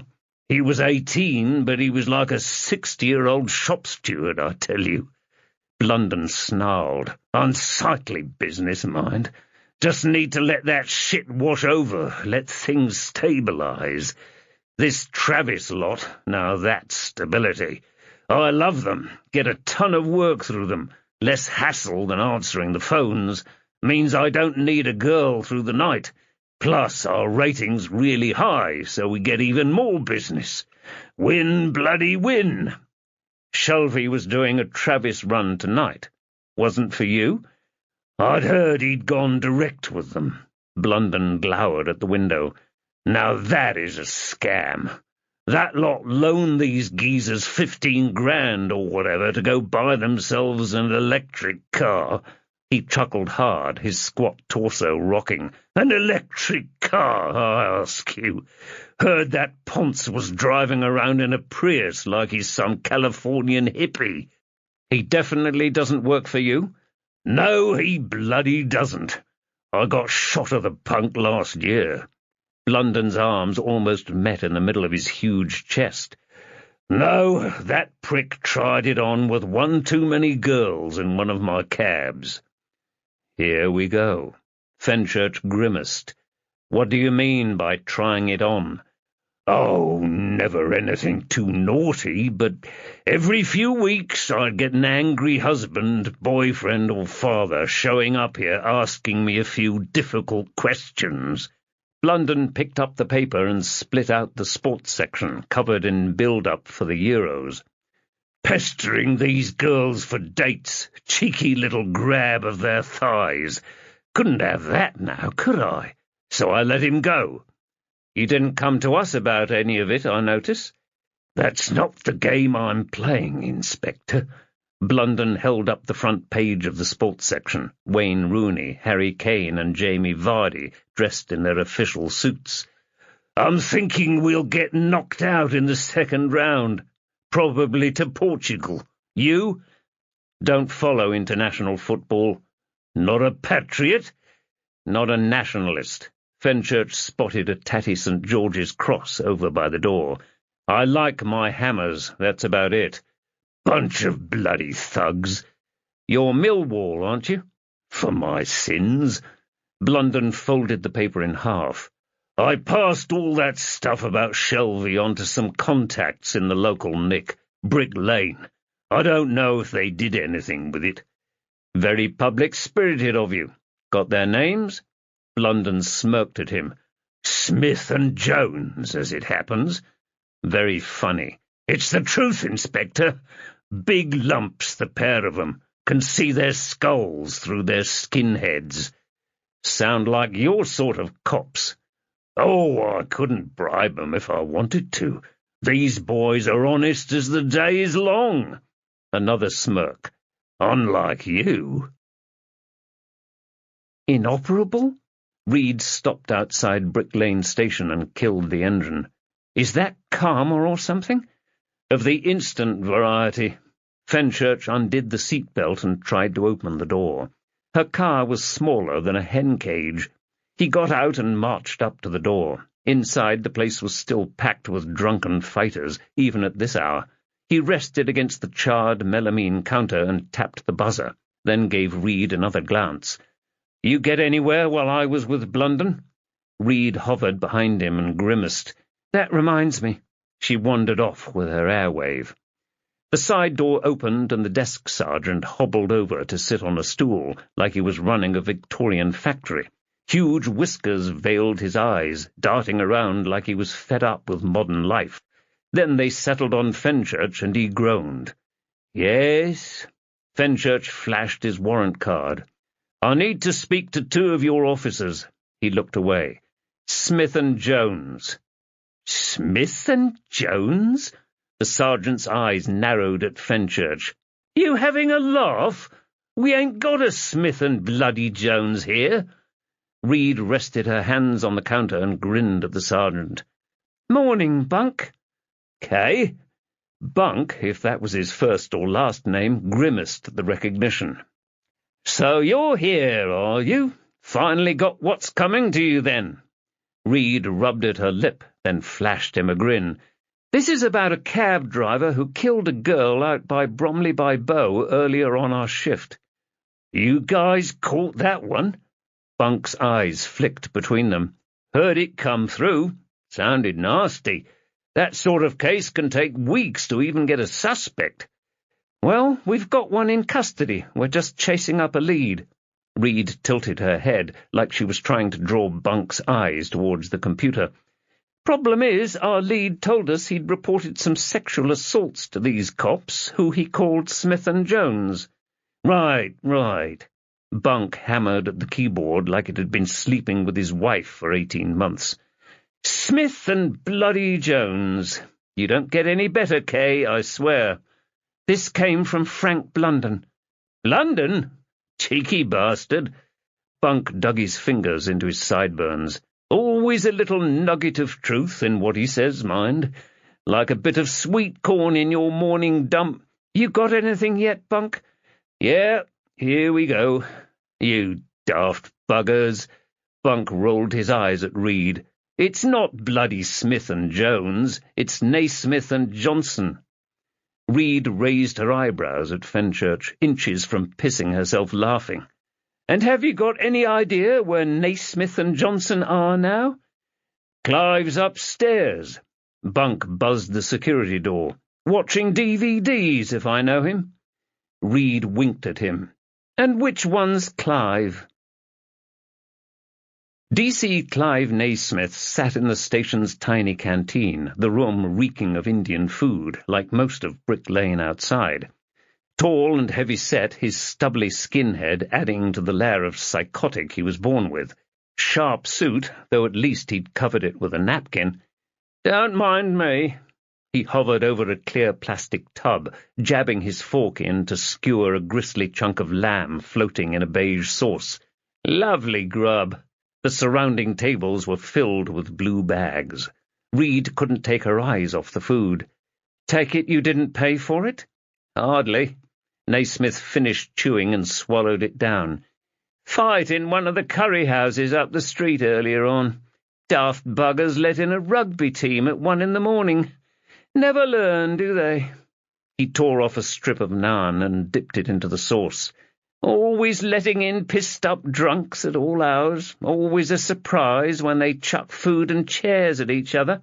Caught one lad pissing in the ladies' sink. Can you believe it?" The coconut aroma was tying Fenchurch's stomach in knots. "Don't quite understand how a DC gets involved in local policing matters, though. Bit quiet on a Thursday night shift, till the clubs start chucking people out." Naismith took another slab of naan. "Helping plod fills the time, you know. Only so many forms you can complete before you nod off, am I right?"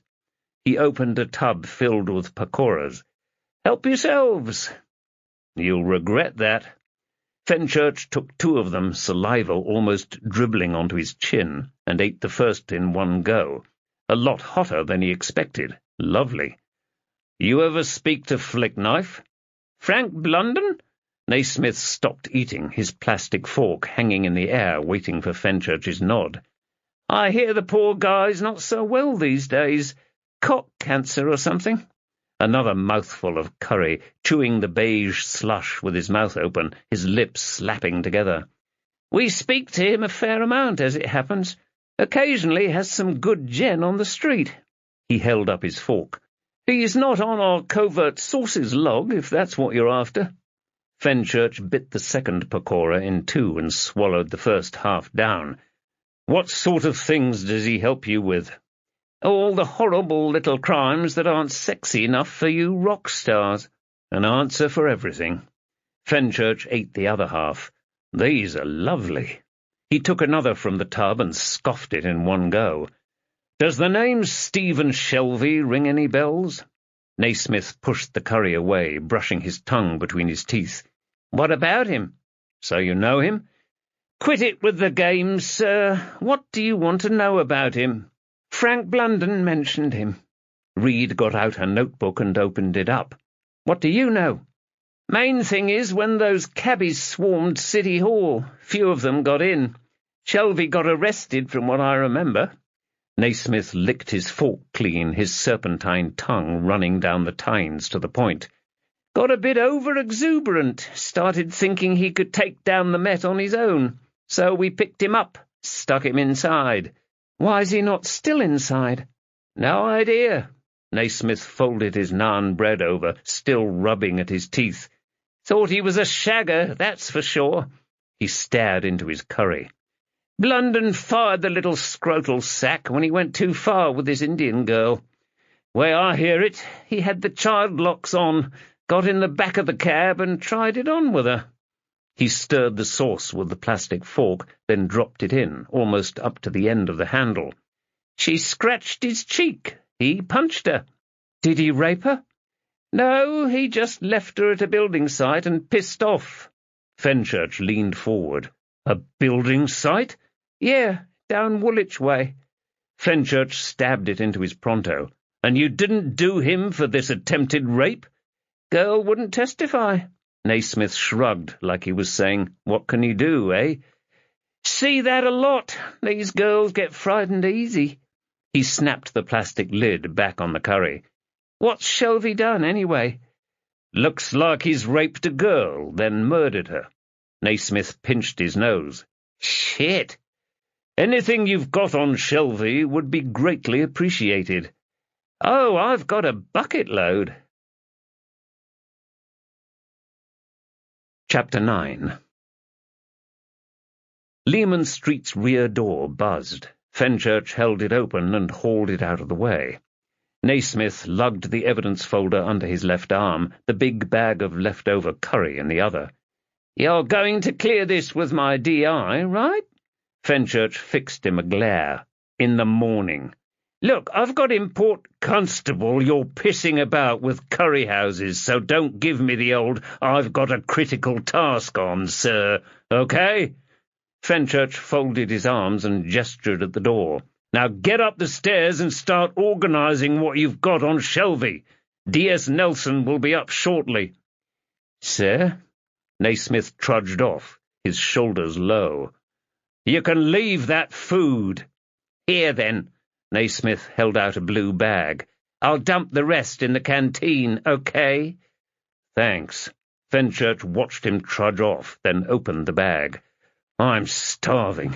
Okay? Reed tried peering inside. What have you got? Fenchurch fished out a box and tore off the lid. Mixed pakora, I think. He ate one in a single bite. Mushroom. Then he grimaced. Bloody hot, too. Reed frowned as she took one. Thought they were bhajis, Gov. They're the same thing. One's North India, the other's South. Can't remember which is which. Right. Reed blew out as she chewed. What do you think about this Naismith character, Gov?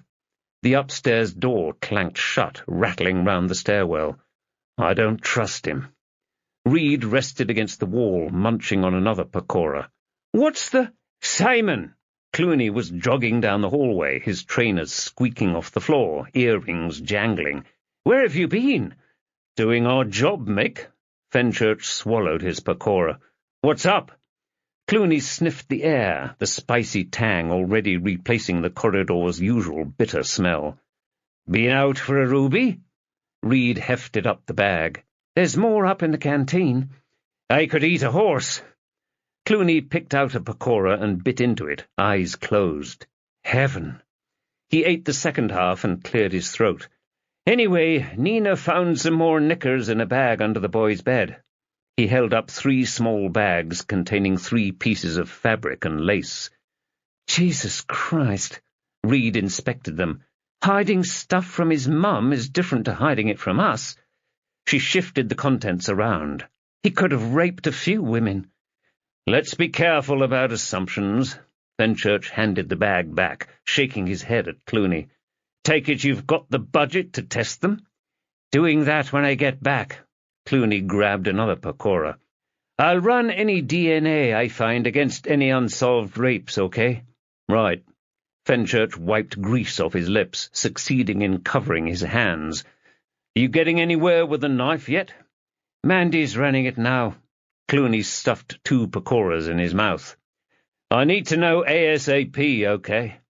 Fenchurch waved Clooney off and grabbed the evidence file. "You think Shelby knew Victoria?" Reed's gaze trailed after Clooney. "The alternative is she just got in the wrong cab at the wrong time. Don't know which is worse, Gov." Fenchurch's mobile rang, the opening drone of Kashmir. He checked the display, an unrecognized number, but not a hidden one. "Better take this, Kay. Can you find John and get him to supervise Naismith?" He walked off and answered the call. "Fenchurch." "Ah, Inspector." A snuffle filled the line. "I was wondering if there was any news." Fenchurch caught his reflection in the glass and let his forehead slacken, made him look slightly less homicidal. Slightly. "Sorry, who is this?" "It's Gerald Ogden." Right. Fenchurch brushed his hair back, restoring the bedhead. "Thanks for calling me, sir. I can't— Have you caught whoever did this to my Victoria?" "We caught the scumbag who raped and killed your goddaughter, sir, and we've no idea how many others he's done. How can I push him back to tomorrow?" Fenchurch coughed, the Pacora's fire loosening something. "I'll need to ask you a few additional questions, sir. When would be convenient?" "Well, I'm at home now, and I can't seem to sleep." The lights on Vauxhall Bridge Road were still stuck at red. Up ahead, 2 new towers marked out the north shore of the Thames, square glass on the right, rounded concrete on the left. Alien towers setting up camp opposite MI6's headquarters. A mishmash of towers camped on the south bank in both directions, barely any blank lots remaining, certainly none without cranes marked by blinking lights. The Vauxhall Tower was outlined in blue like something from Tron, though the Eye of Sauron wasn't in flame tonight. Fenchurch stuck the car in neutral. "Hardly recognize this city anymore." "Is that senility or something?" Reed's grin was lit up by her mobile in the pre-dawn darkness. "Still think you should have taken the Lambeth Bridge, Gov." "Not that shit again. After the cycle lane roadworks, I'm not taking another chance." Fenchurch put the car in gear and set off from the lights, powering over Vauxhall Bridge. He turned right after the station, then the next left, navigating the web of chicanes by the park. "Quiet tonight." "It's 4:30 in the morning, Gov. The Post Club cottagers will have gone home." "I'd pick you up on that if it wasn't true."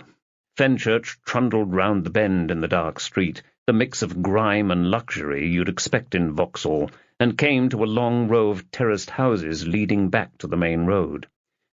"Think that's it there." Reed waved at a gate stuck between 2 lead-footed columns. Behind it, a sprawling old factory was floodlit from below. Beige brick with a giant clock tower, once there to keep the workers right, now just a rich man's folly.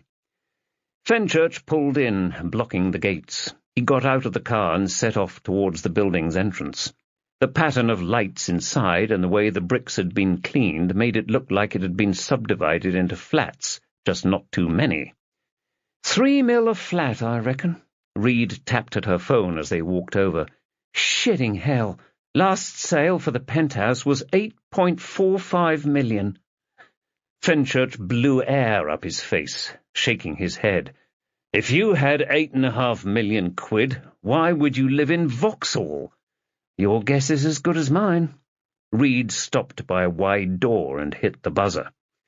The door ground open, and Gerald Ogden blinked out into the morning light. His face was lined with anger, fire burning in his eyes, doused by the tears slicking his cheeks. He wore a smoking jacket over silk pyjamas, but his feet were bare, his left middle toe missing. "Inspector?" A smile flickered across his lips as his eyes took in Reed. "Well, come on in. Please." He led inside the house, straight into a colossal room that belonged in Buckingham Palace 100 years ago.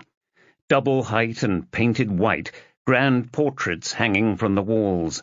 A black wrought-iron staircase crossed the face of a giant brick chimney that dominated the room. He led them through a large dining area to 3 sofas arranged in a U-shape around a crackling fire. The air-conditioning unit hissed above it. Ogden collapsed onto one near a small TV. Reed sat opposite Ogden, while Fenchurch took the one facing the fire. A picture of a stag on a misty Scottish moor hung from another chimney. Place was full of the bloody things. Ogden perched forward, tugging his gown tight. "So you wanted to speak to me?" Fenchurch gave Ogden a slow nod. "We've identified the driver who collected Miss Brocklehurst from outside your office. There's some evidence pointing to him sexually assaulting her." "Good heavens!" Ogden shut his eyes and pushed the heels of his palms deep into his eye sockets. His breath came in short gasps. "Did this animal murder her?" "We're unsure yet." Fenchurch waited for eye contact. "Does the name Stephen Shelby mean anything?" Ogden opened his eyes again and blinked hard. "Is this the creature who raped and killed Victoria?" "We're holding him in custody." "Does the name mean anything?" "Absolutely nothing." Ogden got to his feet and paced around, fists clenched, fury burning his neck red. "He's a rapist and a murderer, and Travis just let these people drive their cabs?" "I can't comment on—" Ogden thumped the TV screen, Boris Johnson giving an opponent a withering look. "They employ murderers?" Fenchurch sat forward on the seat. "Did Miss Brocklehurst ever mention him?" "Never. And she would have. We were close, Inspector." Ogden tightened his gown as he rested on the chair. "Victoria had some dalliances, but never anything serious. And if some taxi driver was stalking her, she'd have come to me after she'd reported it to the police. Victoria had her head screwed on very tight." "This could be a chance thing, Mr. Ogden," Reed's forehead creasing. "It sounds like, tragically, Victoria just got in the wrong taxi." "Is that supposed to console me? Are you trying to provide any comfort?" "Mr. Ogden, I can only apologize." Fenchurch shot Reed a shut-the-hell-up glare. "How often did she get a cab?" "Most nights. Like I told you earlier, Victoria was a hard worker and worked late." Ogden drilled his focus into Reed. "Do you think you'll be able to prosecute this Shelley character?" "Shelby." Reed smiled at him. "We'll certainly do our best, sir." The Lehman Street canteen was otherwise empty, not even the early shift uniforms burning toast or superheating porridge in the microwave. Place reeked of second-hand Indian food. Reed put yet another box of pakora down on the table. "Found this in the fridge, in case you're still hungry." "Ravenous." Fenchurch mopped up the last of his curry with some third-hand naan bread. "Just about edible. Could really have done with some bite, but the hot sauce bottle in his desk was empty, and the old acid reflux was rearing its head." "Gov," Nelson plonked himself down between them. "Want me to send Naismith home? Fed up of him already?" "A bit." Nelson puffed on his vape stick. "Spent more time on his phone than on those case files." "Texts or calls?" "Texts, I think." "Send him home, but keep a close eye on him tomorrow, yeah? I'll clear it with Doherty." Fenchurch spooned more curry from the tub onto his plate and tore off some more naan. "Has he found anything yet?" "Far too much, Gov." Nelson picked up the pakora box and fished out another mushroom one. "Problem is, it's all unsubstantiated. About 12 rape cases stalled because the victims wouldn't come forward." Fenchurch dunked his naan into the curry. "Any evidence Shelby was intimidating them?" "Maybe. Nothing we can use immediately." Nelson patted the wad of paper files. "Might be something in here. People who'll speak if they know he's going away." Fenchurch finished his second seconds. "Sounds good." Reed reached over for another pakora. "I'll get Lisa Bridge on it. She's still twiddling her thumbs." Fenchurch grabbed a pakora. "Why?" "Still a hold-up on the CCTV from the street by the crime scene, Gov." Reed picked at her teeth. "Bell." "Bloody hell." Fenchurch swallowed down the pakora. "I'll have a word with Doherty in the morning." That one packed some heat. "He must have donkey pick—" He stopped himself, then tapped the wad of paperwork on the table, just missing a splodge of curry sauce. Going back to this lot, anything? Nelson picked up a file and flicked through it. Naismith's got photos and case notes, mostly background on Shelby. Why didn't any of this go to trial? Like he said earlier, Gov, the witnesses didn't want to commit to court. So what's the plan? Get out there and change their minds? Not a bad idea. There's another option. Fenchurch finished his curry and dumped the tub in the recycling. The lamb had stuck between pretty much all of his teeth. We could go in there, armed with that, and try and railroad him, get a confession now. Think that'll work? 90% chance. Fenchurch stood and stuffed the folder under his arm. John, can you get onto the CCTV? Gov. Thought I'd find you lot here. Temple was standing over Fenchurch, though he was looking eye to eye. Nice feed. Help yourself. Fenchurch waved at the spread on the table. Pretty tasty, but not hot enough. That means it'll be far too spicy for mere mortals like me. Temple sat down and spooned out some curry onto a paper plate. He bit into some lamb and tossed his head from side to side as he chewed. Not bad. He dolloped another mound. What did you make of that Ogden fella? How did you know we were visiting him? Kay told me. Temple unbuttoned his suit jacket. Then he yawned. I know him of old. Any juice on him? Lawyers like him, the ones in this for the money, they're usually sociopaths. Temple scooped some curry into his mouth. Very easy to confuse them with normal people, but deep down they just don't care. Fenchurch speared a chunk of lamb off Temple's plate. I thought that was all lawyers. Very good. Temple dipped a pakora into the sauce. I'm serious. Most city lawyers are sociopaths who don't care how the money's made. Can't disagree with that. Temple stretched out, a yawn still grabbing hold of him. Don't know how you lot can work all night. We get used to it. I'll take your word for it. Temple eyed the pakora box again. Been meaning to say, this Shelby guy's lawyer has been speaking to me. Anna something or other? Xiang. Right. She's saying she's going to fight tooth and nail over the incident at his house. Fenchurch scowled at him. What incident? You knocking his door down, chasing him along the street and twocking him in his car. Jesus H. Christ.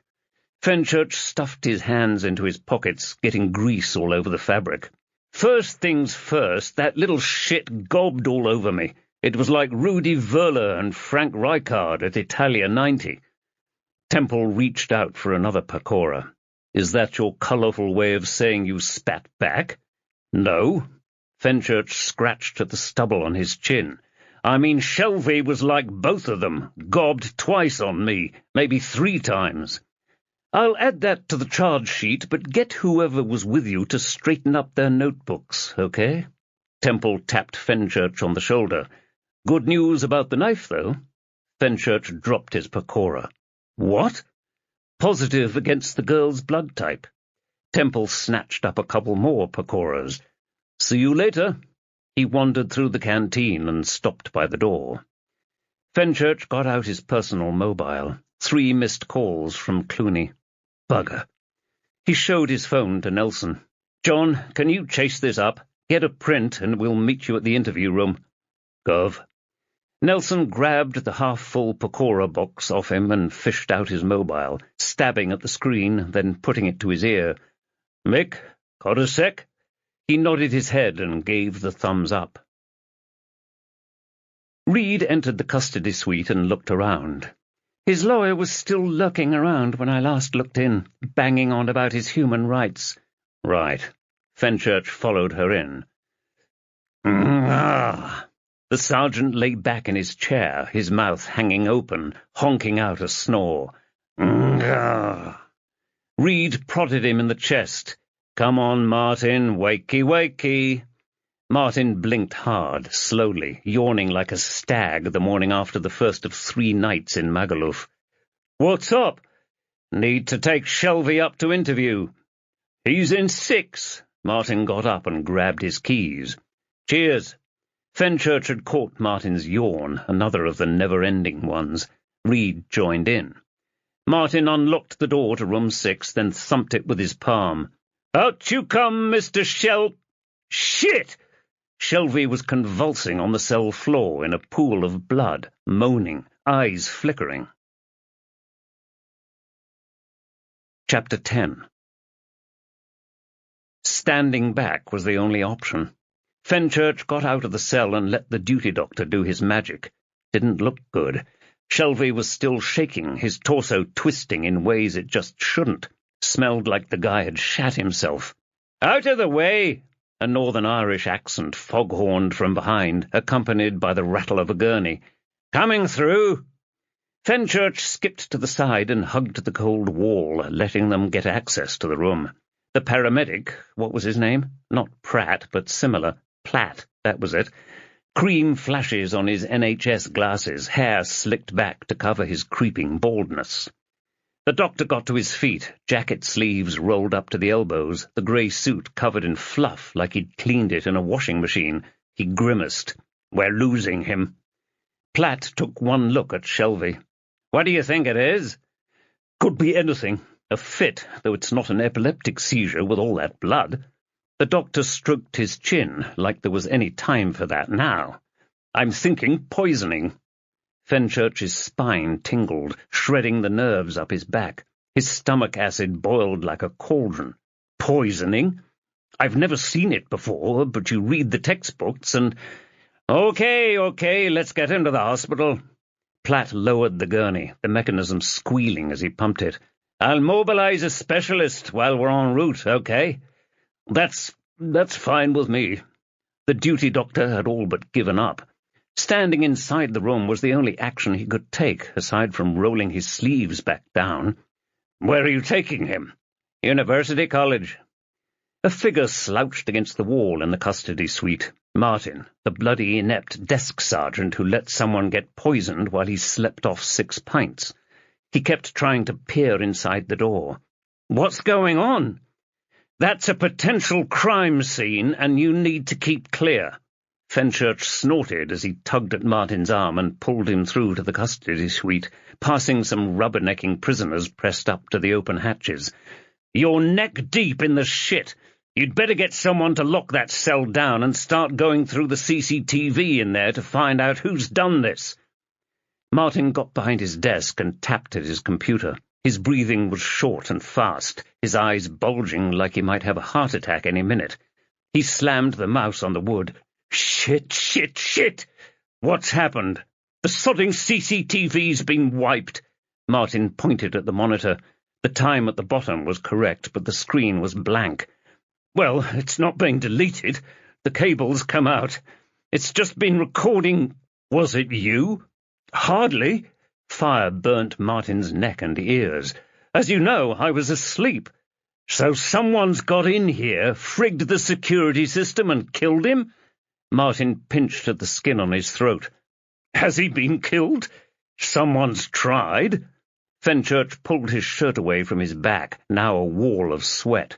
"You need to find out who's been in there, and fast." "Right." Martin rubbed a hand down his face, pulling his eyelids down. Then he shook himself and clicked wildly with the mouse. "Okay, here's the visitor log." His fingers ran down the screen, his face glowing white in the reflection. "There's nothing obvious. 2 of my lads fed him at 2. His lawyer's seen him." Fenchurch joined him on the other side of the desk. "Anna Chiang? That's the bird's name, yeah." Martin scratched at his chin. "Just wanted to see him, kept banging on about his human rights." "She didn't give him anything?" "What, like a poisoned apple?" "I'm being serious here, Martin. Did she give him anything?" "I was with her the whole time. Didn't even get in the room, didn't even open the door, just wanted to see he was being treated right." Fenchurch held his gaze, trying to tease out any crumbs of truth in there. "And was he? Are you saying I've got something to do with this?" The cold wall leached through Fenchurch's damp shirt. "What was he fed?" "A sandwich. Tuna, I think. Came from the canteen." Martin burped into his fist, mostly. "I had half of it. Wish I'd waited for that ruby. For once I'm thankful for your gluttony." Fenchurch tried to structure his thoughts into something coherent, fighting the tiredness like it was a rising tide. A cabbie probably rapes and most likely kills a lawyer, looks guilty as sin. Catch him without much effort, find drugs and the murder weapon. Then this happens. Who did it? How did they get in there? Did it happen before the arrest or after? He glared at Martin. "This the first time you've lost a murder suspect?" "You what?" "You heard me." Fenchurch leaned in close, almost tasting his sweat. "Has this sort of thing happened on your watch before?" "Look, Inspector, that boy's still alive. Nobody's lost anything." "I saw you sleeping." Fenchurch grabbed hold of his shirt. "It's your bloody job to spot if there was something wrong with him. It shouldn't be up to me." Martin seemed to shrink away, his shoulders hunching and his chin digging into his chest. "I can only apologize. I'll tell that to the boy's mother, shall I? Big Martin sends his apologies." Fenchurch hauled him to his feet. "Is this the first time?" "Whatever's happened here, it ain't my doing." The door juddered open and Nelson stormed in, his face twisted into a dark scowl, Naismith following. "John?" Fenchurch stood up straight and puffed out his shirt. "Constable, I need to know your movements over the last few hours." Nelson folded his arms across his chest. "Except for when we were having a catch-up, Gov. He's been with me all the time." "And while you were doing that, I had a chat with that Soko geezer." Naismith shrugged his shoulders. "The one with the piercings. Clooney or something?" Fenchurch curled his lip at Naismith, flashing teeth. "Constable, I want you to fill out a statement detailing your movements, okay?" He nodded at Nelson. "John, same with you, and I need it all confirmed." "Gov." Nelson led Naismith away from the custody suite. Fenchurch watched them leave, shaking his head. He got out his phone and dialed DCI Alan Doherty. Took a few rings before it was answered with a groan. "Say, do you know what time it is?" "Got some bad news, boss." Through the window, London was a sea of light. The last night bus blurred along Euston Road, the top deck half full, trailed by taxis like a presidential motorcade of drunks. "You can talk to me, Simon." Temple sipped from his machine tea. "You do know that, right?" Fenchurch blew on his drink. A scum had covered the surface like a rank garden pond. "Funny how every time I do talk to you, it ends up back with Abby." "Simon, you told me there are no secrets between you two these days." "There aren't." Fenchurch touched his lips to the tea, still far too hot. "Doesn't mean I don't want the chance to tell her my secrets before you do." "Look, I'm sorry." Temple patted Fenchurch's shoulder. "She's just worried about you. Simon, you've got to stop putting up the Berlin Wall, okay? Talk to her. Share with her." Floodlights shone on the grey stone opposite, some London bastardization of an Oxbridge quad. The hospital corridor was dim and dark, didn't even have that cabbage smell, just cleaning fluid strong enough to burn your sinuses at 1,000 paces. "Just let me do it on my time, okay? As long as you do it." The doctor appeared from the room 2 down, his designer stubble not quite obscuring a long scar running from his left ear. "Sirs, my name's Dr. Gold. I'm afraid to tell you that Mr. Shelby has just passed away." Fenchurch dumped his cup on the window ledge and shut his eyes. Another one lost to complacency and laziness, stupidity and sloth. He reopened them, settling his focus on Temple, then shifted it to Gold. "Was it poisoning?" "Possibly." Gold slid a hand through the rasping stubble. "It's not my position to give a cause of death. I will comply with the pathologist." Fenchurch stepped closer, towering over the doctor. "The duty doctor thought it might be poisoning, and he should have known not to feed his suspicions to detectives." Gold rested his hand on his chin, tapping 2 fingers and a thumb against it. "I've arranged to transport the body to Lewisham for the autopsy. As it stands, I cannot comment on any of it. Aren't you supposed to be a specialist in poisoning?" My specialism is none of your concern. Gold ran his hands down his blue trousers. Due process dictates that I'm unable to give a cause of death. Fenchurch got in his face. This is a murder case. I need to know what's happened to him. Then I suggest you contact the pathologist's office. Gold turned on his heels and marched off, his white coat flapping behind him. Fenchurch clenched his fists, tempted to give chase and force an answer out of him. Temple blocked the way like he was reading his violent thoughts. This isn't your fight, okay? You've caught a murderer. Take that as a victory, okay?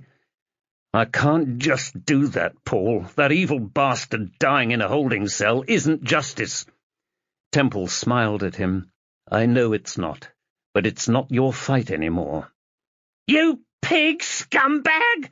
Barbara Shelby was powering down the corridor, her brother and Anna Xiang trailing in her wake. You killed my boy! Give me strength. Fenchurch raised his hands up to placate her, his training kicking in. Mrs. Shelby, I'm very sorry for your loss. Not as sorry as I am that he didn't get a trial and life in prison. I'm going to get your bloody badge for this! Mrs. Shelby stopped in front of him and prodded him in the chest. You killed my son! Your son was in custody, and I assure you I had no access to— You're lying! She cracked her rings off Fenchurch's chest, digging into muscle and bone. You lying scumbag! Come on, come on. Pete Morris grabbed his sister's arms and tugged her back. This isn't the time or place, Bob. Okay? Come on. She let him lead her down the corridor. Fenchurch's shirt was torn where her gemstone had connected with him. Xiang shook her head slightly. You better make sure you're clean, Fenchurch.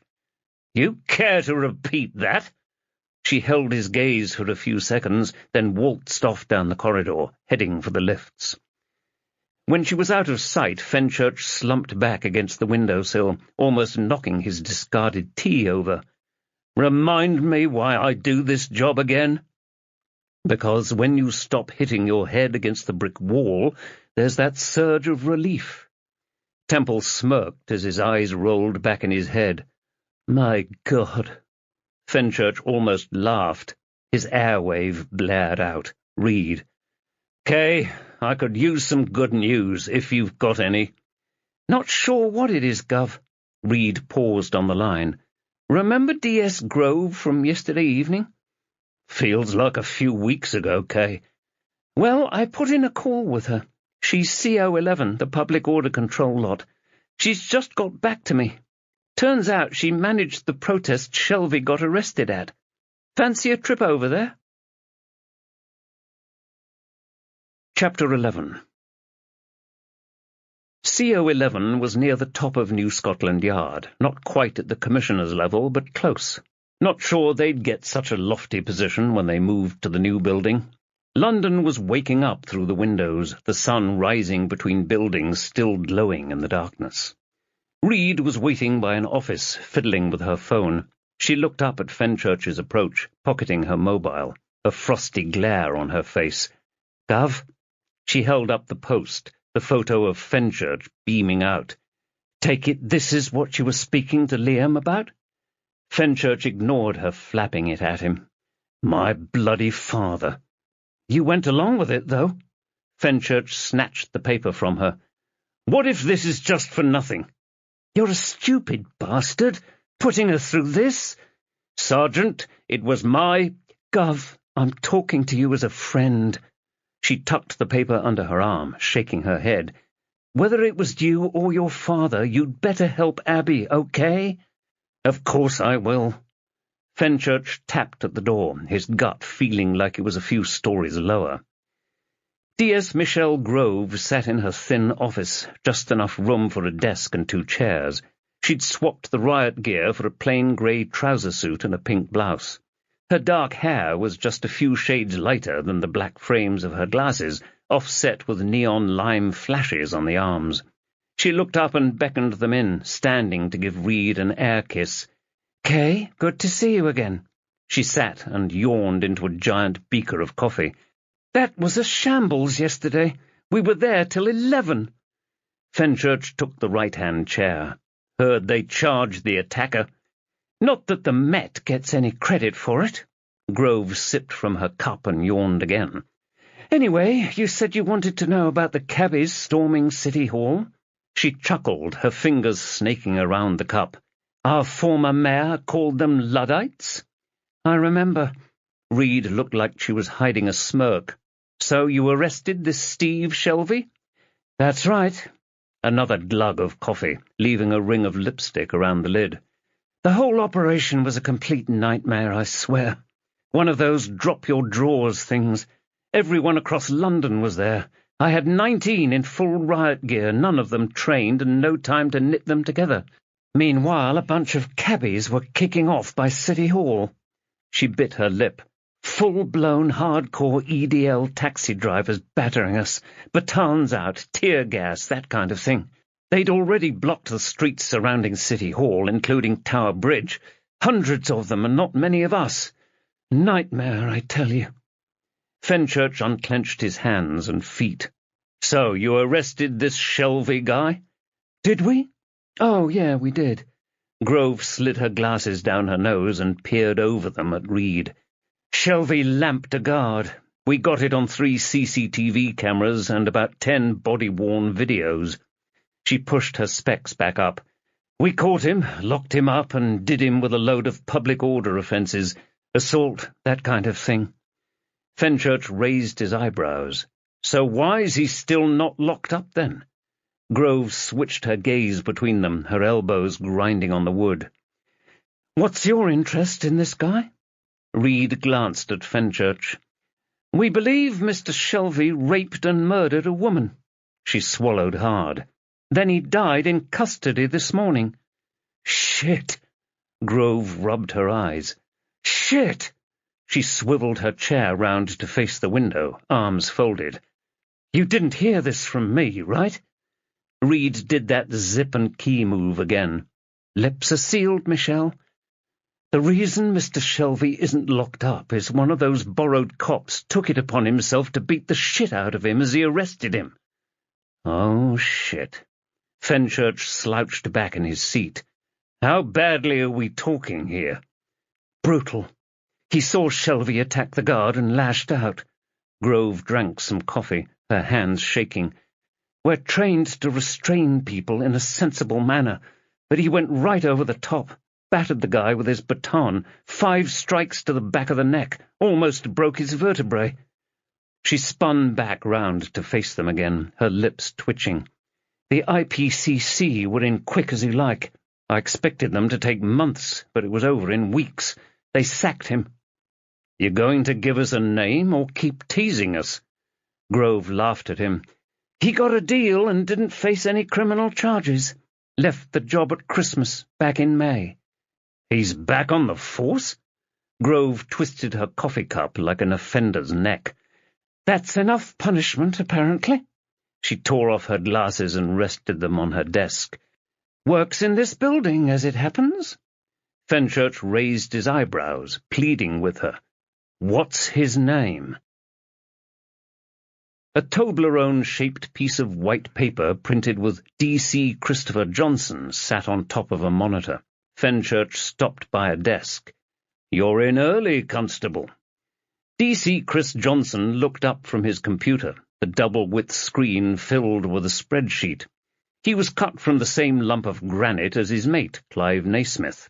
But his skinhead had grown out into a patchy middle parting, his shirt strained to contain the glamour muscles bulging on his upper arms and torso. Sorry, who are you? Fenchurch flashed his ID, the lanyard straining against his neck. D.I. Simon Fenchurch, and I still need that word. Can't this wait? I've got to do the latest report before the 8 o'clock command briefing. That sounds very important. Fenchurch propped himself down on the edge of the desk, folding his arms. But this can't wait. I need to ask a few questions about the demo in September. I don't know anything about that. Johnson went back to his computer. Now I need to get on with this. Uniformed officers sat around, phone headsets clamped to their skulls. A glass meeting room was in the middle, empty. "I'm going into that room, and if you don't follow me in, your bosses will hear all about this." Johnson let out a sigh, but didn't budge. Fenchurch walked over to the room and followed Reed in. He sat at the head of the table, crunching back in the sort of pink fluffy chair they were gradually replacing across the mat. "Is he coming, Kay?" "Still sitting there." "And the custody officer?" Reed waved in a slightly different direction. "Waiting by the stairs." She patted Fenchurch on the arm and sat next to him. "Here he comes." The door thunked shut, and Johnson paced around the glass-walled meeting room like a caged lion, just a second or two away from lashing out. "Being stuck in a room with you pair isn't helping me get that report to the Commissioner, you know." Fenchurch motioned at the table. "Have a seat. Any of them." "I prefer to stand." "Suit yourself." Fenchurch unlocked his pronto and stabbed the stylus off the screen, creating a new note. "Like I said, I need to ask a few questions about the demo in September." "What are you talking about?" Johnson stopped his pacing. "Sure it's me you're after?" "You were there, sunshine." Fenchurch adjusted himself in the chair. Hopefully they'd get replaced by the time they moved to the new HQ. He motioned at the seat opposite. "We've spoken to the DS running the operation. Said you assaulted one of the protesters." "I didn't assault anyone." Johnson shrugged. "And besides, they was animals." "Still don't deserve to get their arms broken, though, do they?" "Eh? Who had their arm broken?" Fenchurch smiled. "Stephen Shelby." "Don't know a Steve Shelby." "Really? 'Cause he was the cabbie you decided to go all medieval on outside City Hall." Fenchurch got out the bundle of paperwork on Shelby and started flicking through. "Thing is, he's just turned up as a murder suspect in a case of ours. Interesting thing about this one is that the geezer died in custody this morning." "What?"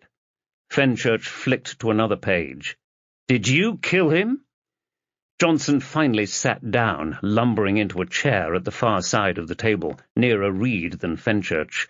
"I'm not answering that without a lawyer." "That never looks good, especially when a cop has to do it." "I've done nothing." "If you're playing that game, we might just have to pass it over to professional standards." "Eh?" Johnson glowered at both of them. "Thought you was professional standards?" "Major Investigation Team East, sunshine." Fenchurch opened the glass door, waving at the lump of gristle by the stairwell. "Come with me." "That's nothing to do with me. I was at my daughter's school play last night, I swear." Fenchurch stepped aside to let the custody officer get at Johnson. "Take him over to Lehman Street, okay?"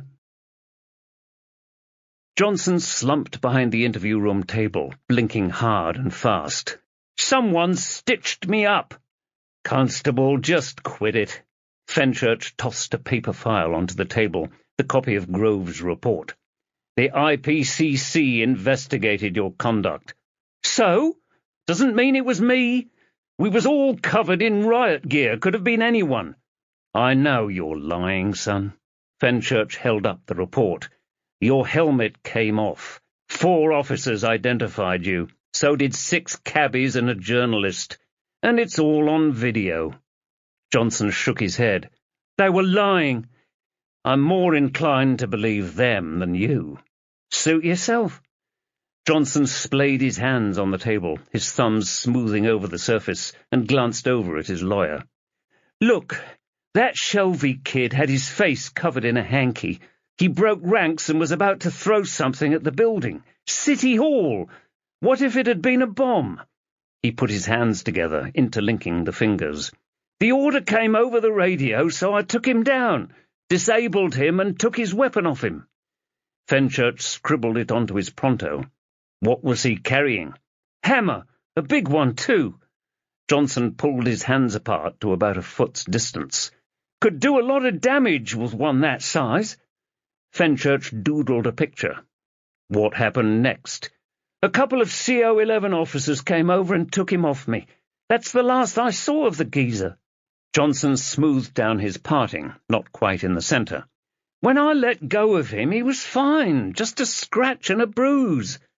You're saying someone assaulted Mr. Shelby? Fenchurch left him a bit of space. Johnson didn't fill it. You're saying police officers assaulted him? This is what I told the IPCC. Nothing to do with me. But you were disciplined for the assault. So why am I back on the force then, eh?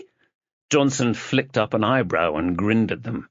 They offered me a decent little number if I fell on my sword. He rubbed his slimy hands together. Shut the whole case out without going to court. Make the cabbies think they've got justice. Fenchurch ran his hand across the report. Says here that 5 officers saw you lay into Mr. Shelby with your baton. Johnson waved his hands away from his body. I didn't beat anyone up. You were seen. My client isn't answering that question, Inspector. The lawyer didn't even look up, just kept scribbling on his pad. Reed cleared her throat and gave Johnson the once-over, a snarl on her face. You've got history with Frank Blunden, haven't you? He's a source, that's all. Johnson slumped back in his chair. This is you stitching me up now, ain't you? We're not the dodgy ones here, Constable. Reed unfolded a photocopied sheet, smiling coldly. You visited Lehman Street at midnight last night, didn't you? Hey, what are you talking about? This is the visitor's log. Reed held up the page, scribbles and signatures filling the grid, one row highlighted in acid yellow. Correct me if I'm wrong, but that's your name and badge number there. Johnson smoothed down his hair again, then whispered into his lawyer's ear. His eyes wobbled about until he nodded. Johnson coughed, elbows on the table. Sergeant, I work in the Management Information Department. I get stats for the bosses. They ask some difficult questions, so I have to dig behind it and see what's going on. That's why I was here. That's a lot of digging, though. Reed flicked through the rest of the sheets, at least one yellow line on each page. 5 visits in the last week, including last night, at midnight. Clocked out after the suspect died. Yeah, so what? I popped in on my way home to speak to a couple of the AFOs. Firearms officers? Yeah, the geezers up on the 4th floor. Friendly lot. Not? Johnson scratched at his chin. They ran an obo on Mansell Street a couple of weeks back, supposed to be off books, helping the Americans or something, but the stupid buggers put it through an official cost centre, so it showed up in the stats. The commissioner spat out his tea when he saw it. Fenchurch leaned across the table, getting close to Johnson. You happened to be in the station at the time that suspect died. You expect us to believe you're not involved? Speak to them. We will, don't you worry. So can I get back to my report? Fenchurch raised his eyebrows, grinning. Not for a very long time. Chapter 12. Fenchurch walked around the interview room, his knees grinding, little threads of gristle snapping with each step. Where the hell is he? Reed kept staring at her notebook. Chill, Gov, okay? If he's... The door ground open and Clive Naismith entered the room, running his tongue around his teeth, stretching out his lips. You called for me, Gov? Take a seat. Fenchurch stayed standing. Don't know if I'm coming or going. Naismith slumped into the chair. When can I get off home? After we've asked you some questions, Constable. Fenchurch kept eye contact with Naismith. Have you finished your statement? D.S. Nelson's going through it just now. Fenchurch sat next to Reed, his keys digging into his thighs. He adjusted them and stretched forward, speaking in an undertone. I need to ask you about D.C. Chris Johnson. Naismith's mouth twisted into a scowl. What's he done now? I want to know everything there is about Johnson. Fenchurch jabbed a finger in the air. For starters, I don't like bent cops." "You think I'm bent?" Naismith laughed. "Is that what this is? You keep me close so you can keep an eye on me?" Fenchurch held his gaze. "You're providing key information to this case." "I'm not stupid." Naismith raised a finger. "And I'm not bent." "What about Johnson? Is he connected to Frank Blunden?" "London? He's just some git messing with us." Naismith clasped his hands together, locking his thumbs in place. "Me and Chris only got stuff about Shelby. I know a few guys who got tipped off about drug deals, another about some gang of black kids nicking mobile phones." Acid burnt at Fenchurch's gullet. "Did either of you take money from him?" "I never." "And Johnson?" "You'll have to ask him." He crunched back in his seat and started up the old thumb-twiddling, good enough to compete at Rio. "Look, sir, I'll level with you here, okay? I worked with Chris Johnson for a few years. Always had to pull him back." "At City Hall?" Naismith rolled his eyes. "What Chris got up to at City Hall was—" He chuckled, cutting it off with a snort. "We was working for some CO11 DS, Greaves or something. You spoken to her?" "I believe you're referring to DS Michelle Grove." Reed narrowed her eyes at him. "We have spoken to her. It's our understanding that D.C. Johnson assaulted Mr. Shelby." "Right." "And did he?" "It was all a blur." Naismith ran a hand through the stubble on top of his head, making what was there stand on end. "That kid came at us all tooled up. Next thing I know, he's on the ground. Chris is kicking and punching him. But he's got that anger in him, yeah? He's gone over the top a few times. He lost his job because of it, you know." "Didn't stop him returning, though, did it?" Fenchurch rested against the desk, arms spread wide.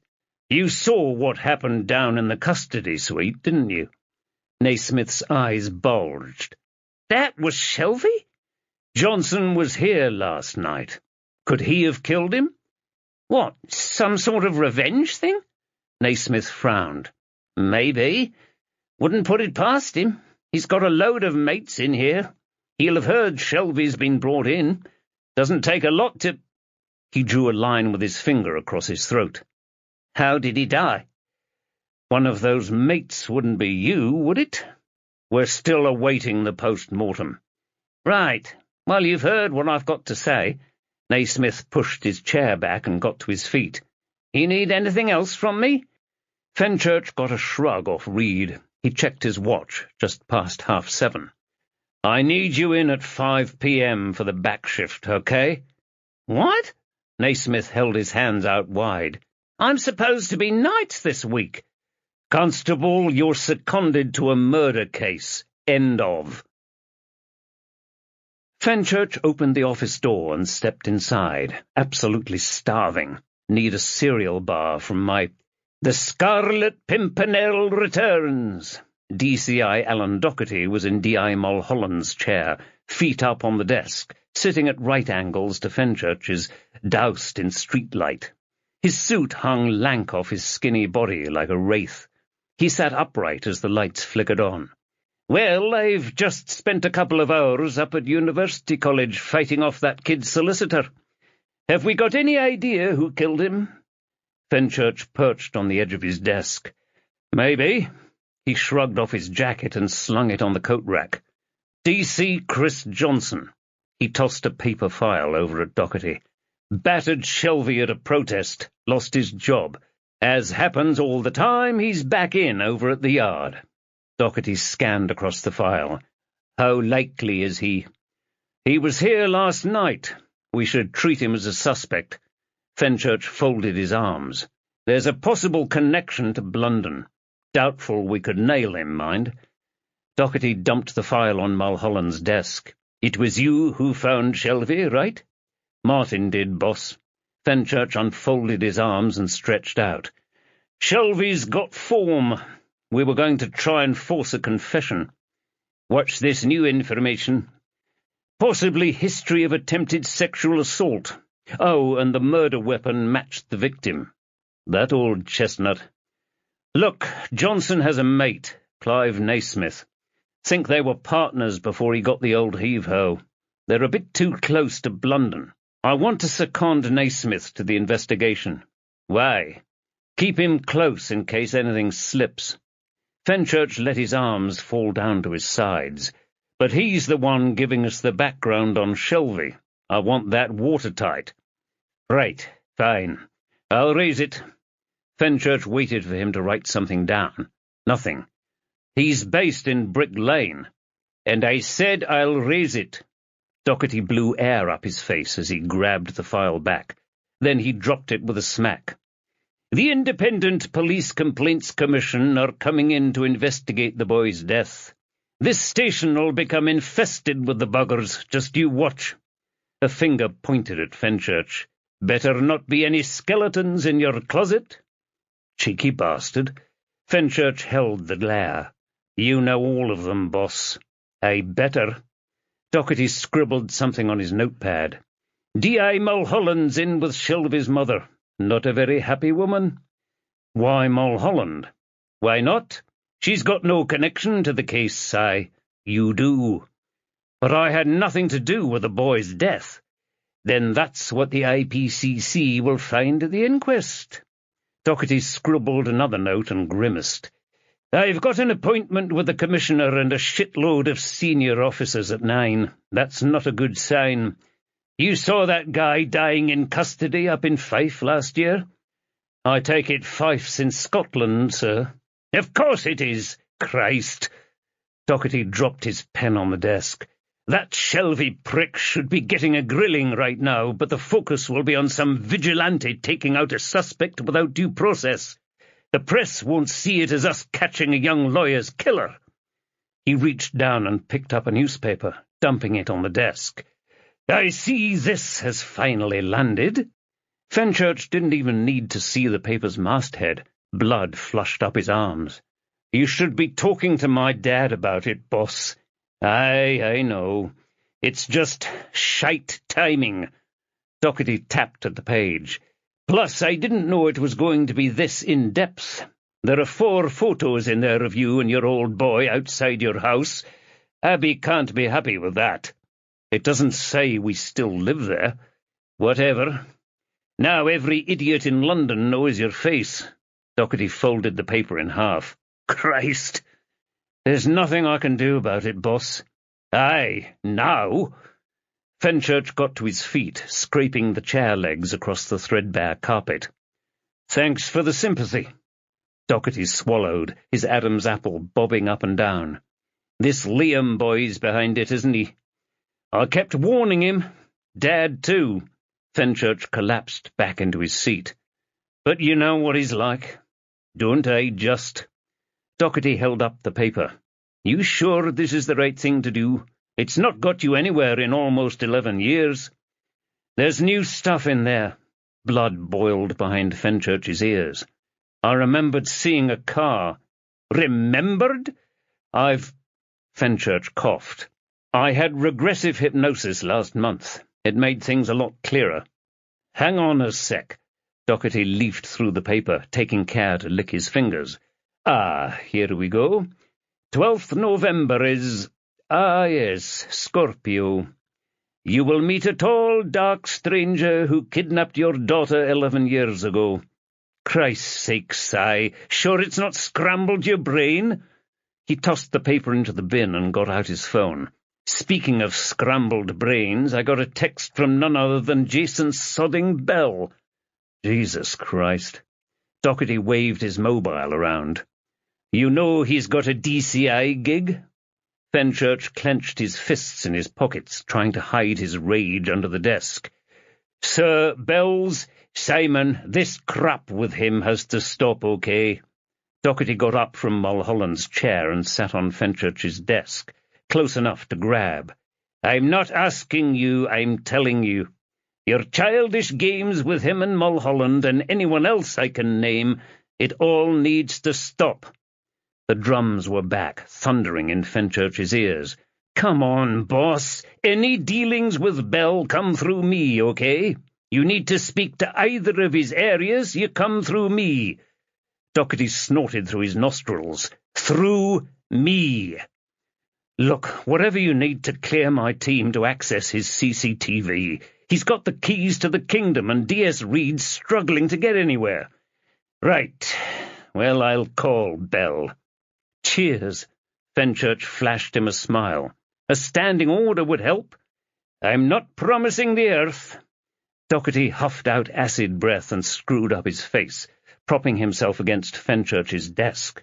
A rap on the door. Paul Temple stood there, grinning away. Am I interrupting something? I'm just waiting for you, Paul. Doherty stabbed a finger at Fenchurch. Mind what I'm saying now, eh? Boss.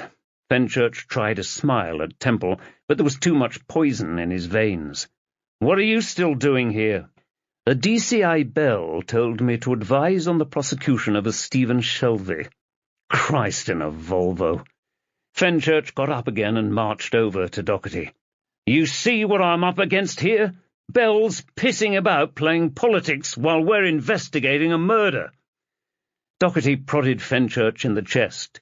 Right, I'll make sure Bell disappears in a puff of smoke. He nodded at Temple. Come on, Paul. Let's have ourselves an adult chat. He left the room, Temple pursing his lips at Fenchurch. Fenchurch collapsed back into his chair, knackered, so bloody tired. Another pile of brownie points swallowed up by that dickhead Bell. Oi! Doherty craned his neck around the door. Get your arse out of here, okay? Back in tonight, okay? Boss. Fenchurch got up again and paused by the door. You remember I've got a dinner tomorrow night? Shit, tonight. Doherty cocked his eyebrows. Sure this isn't you sneaking off to watch the France game? What? No, of course it... Shite. Doherty winced. It's Chloe's thing. He screwed his eyes up tight. Sorry, Si. Sorry you forgot, or sorry I can't go? Si, I can't just let you... Boss, this has been in the diary since April. Just because you've decided to change the shift pattern... Doherty huffed out a pathetic sigh. Okay, it's 6:10 now. Get home, get some kip, then back by 4 p.m. I'll need you to make up the time on Saturday. Okay? Chapter 13. Still early, but the cafe was buzzing. Most of the customers sat in booths, hiding behind laptop lids, headphones on, clinking spoons at their granola or crunching into bagels.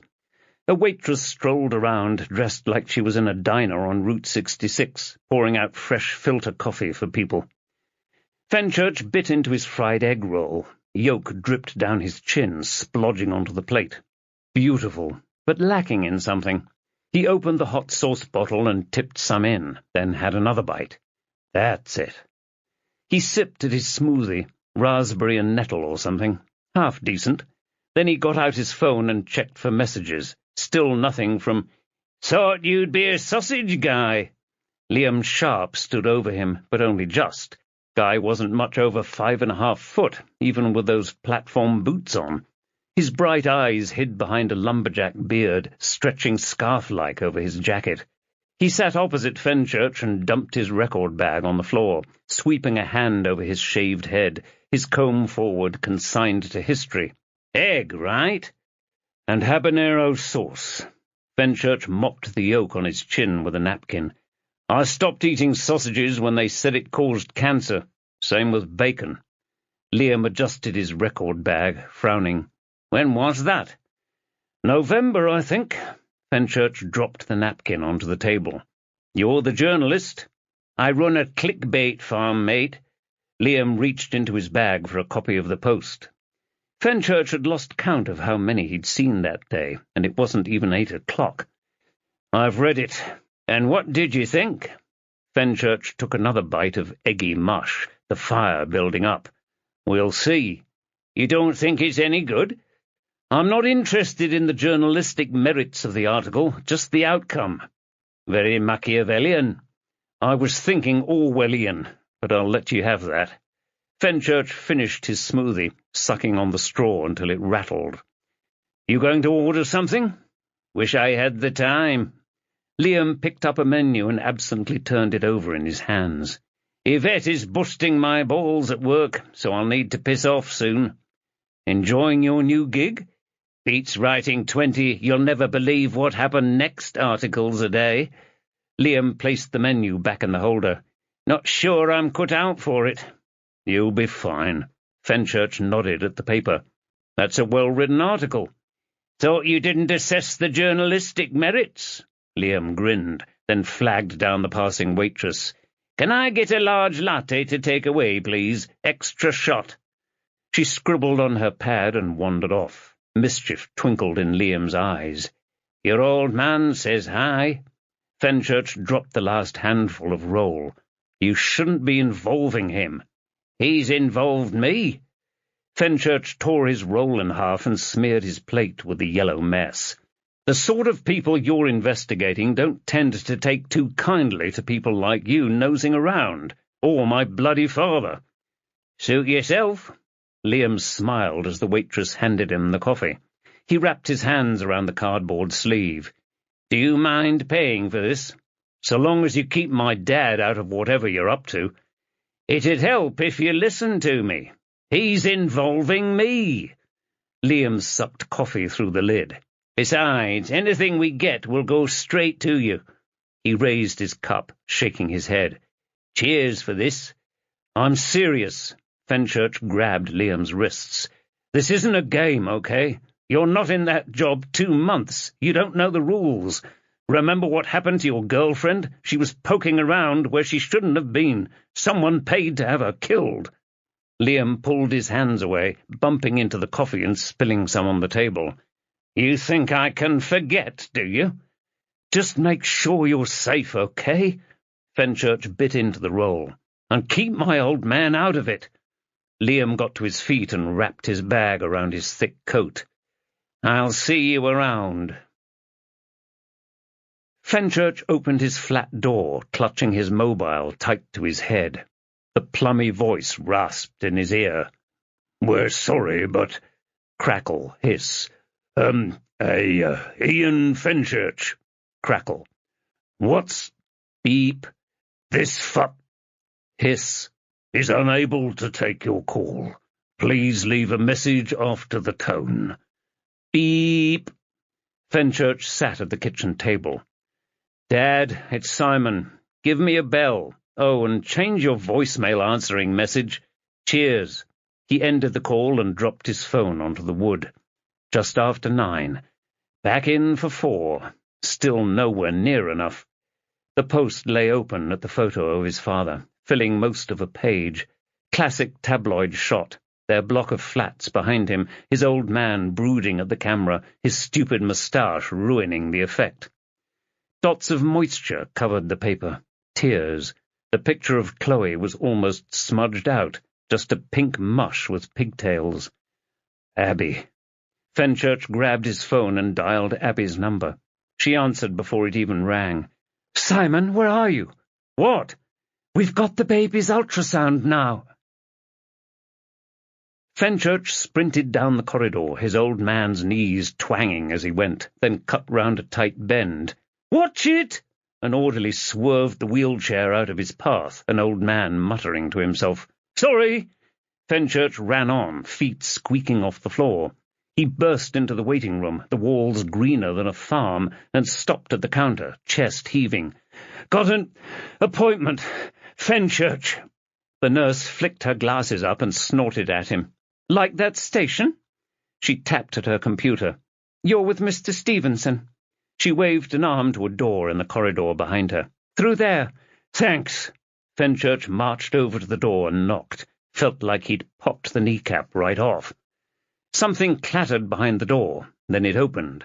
A heavy man leered out, tall and hairy, wearing a designer suit smudged with egg yolk and red sauce.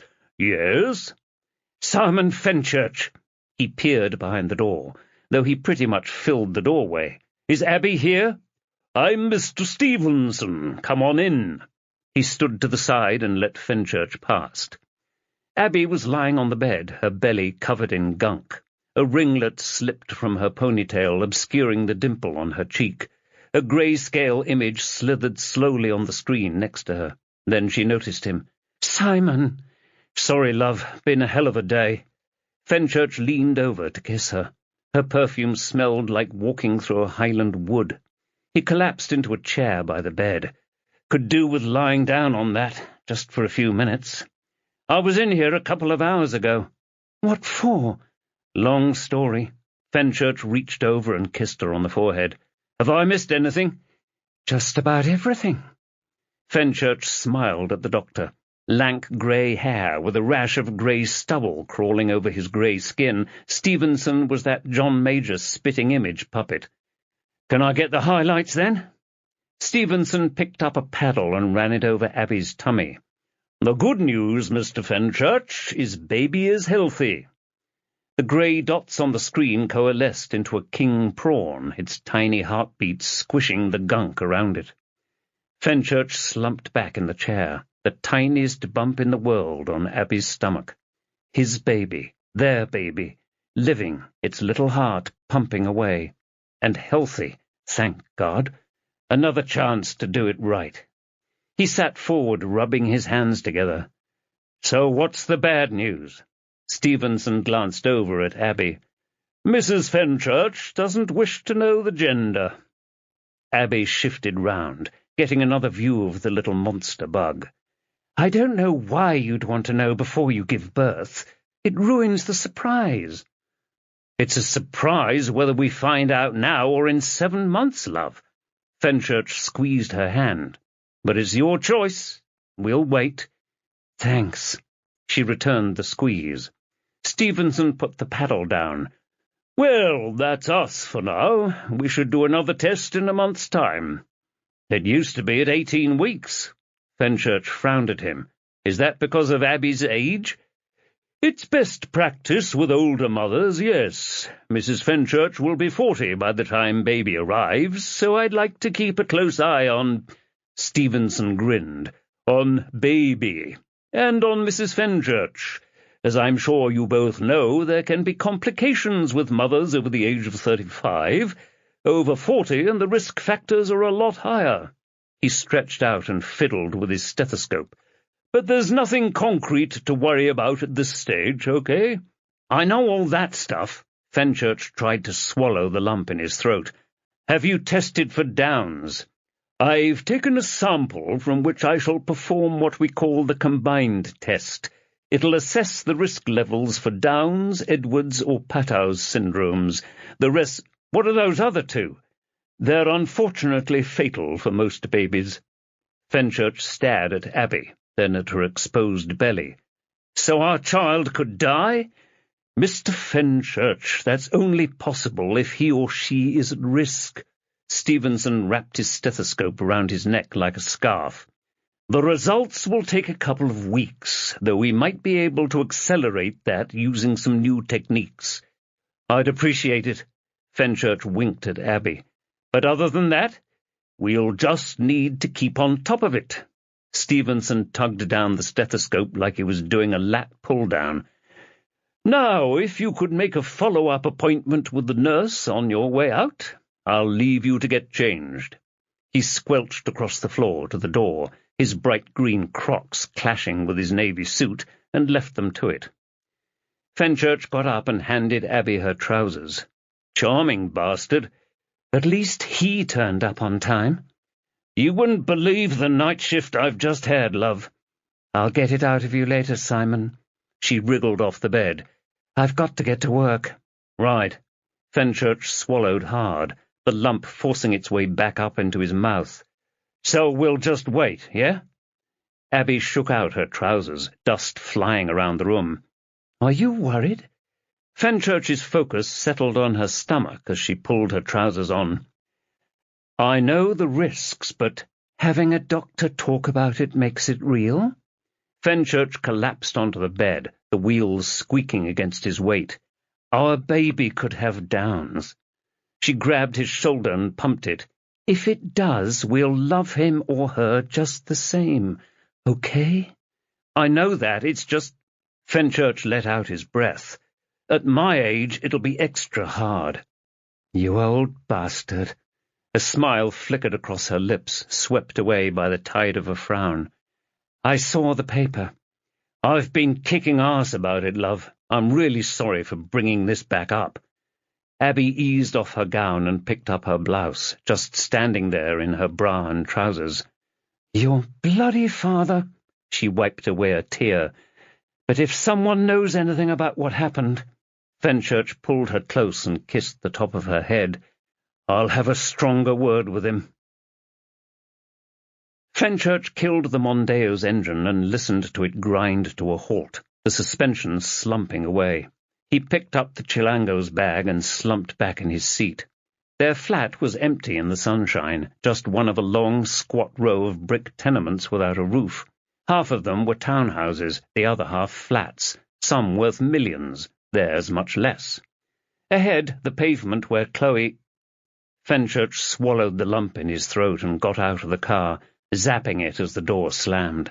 His stomach was growling, but the thought of food just— Jesus, keep it together. "Excuse me, mate." A liveried delivery driver stood by a van, lugging a big package. "You wouldn't happen to know an Abigail Fenchurch, would you? I've been buzzing, but—" "She's my wife. Lifesaver." The driver handed the box to Fenchurch, weighed a ton. He had to stick it on the car roof. "Can you sign this?" Fenchurch snatched the digital device thing and scrawled something vaguely resembling his signature across it. "That it? Cheers, mate." The driver strolled over to his van, whistling that new Stone Roses song, or what could pass for it. Fenchurch hefted up the box and walked it over to the building door, his burrito bag swinging underneath. He got out his keys and entered. Nobody on the stairs, thank God. He staggered up, dropping the bag just the once, and got inside the flat. The telltale click gave it away as he dumped the box down. Not another one. He tore at the tape, pulling it from the cardboard in a single rip. An antique typewriter, the 5th that month. He carried it through to the spare room and put it with the others. A row of the old keyboards sat on the dresser, various bits hanging off them. One was on the desk by the window, loaded with paper. Fenchurch hit a few keys, the hammers clacking as they spelled out CHLOE. He yanked the paper through the mechanism and twisted it into a ball. Chloe's old room, no longer a museum to her, just full of the shit Abby had replaced her with. Fenchurch shut the door and went back into the hall. He dumped his keys in the bowl and got out his mobile.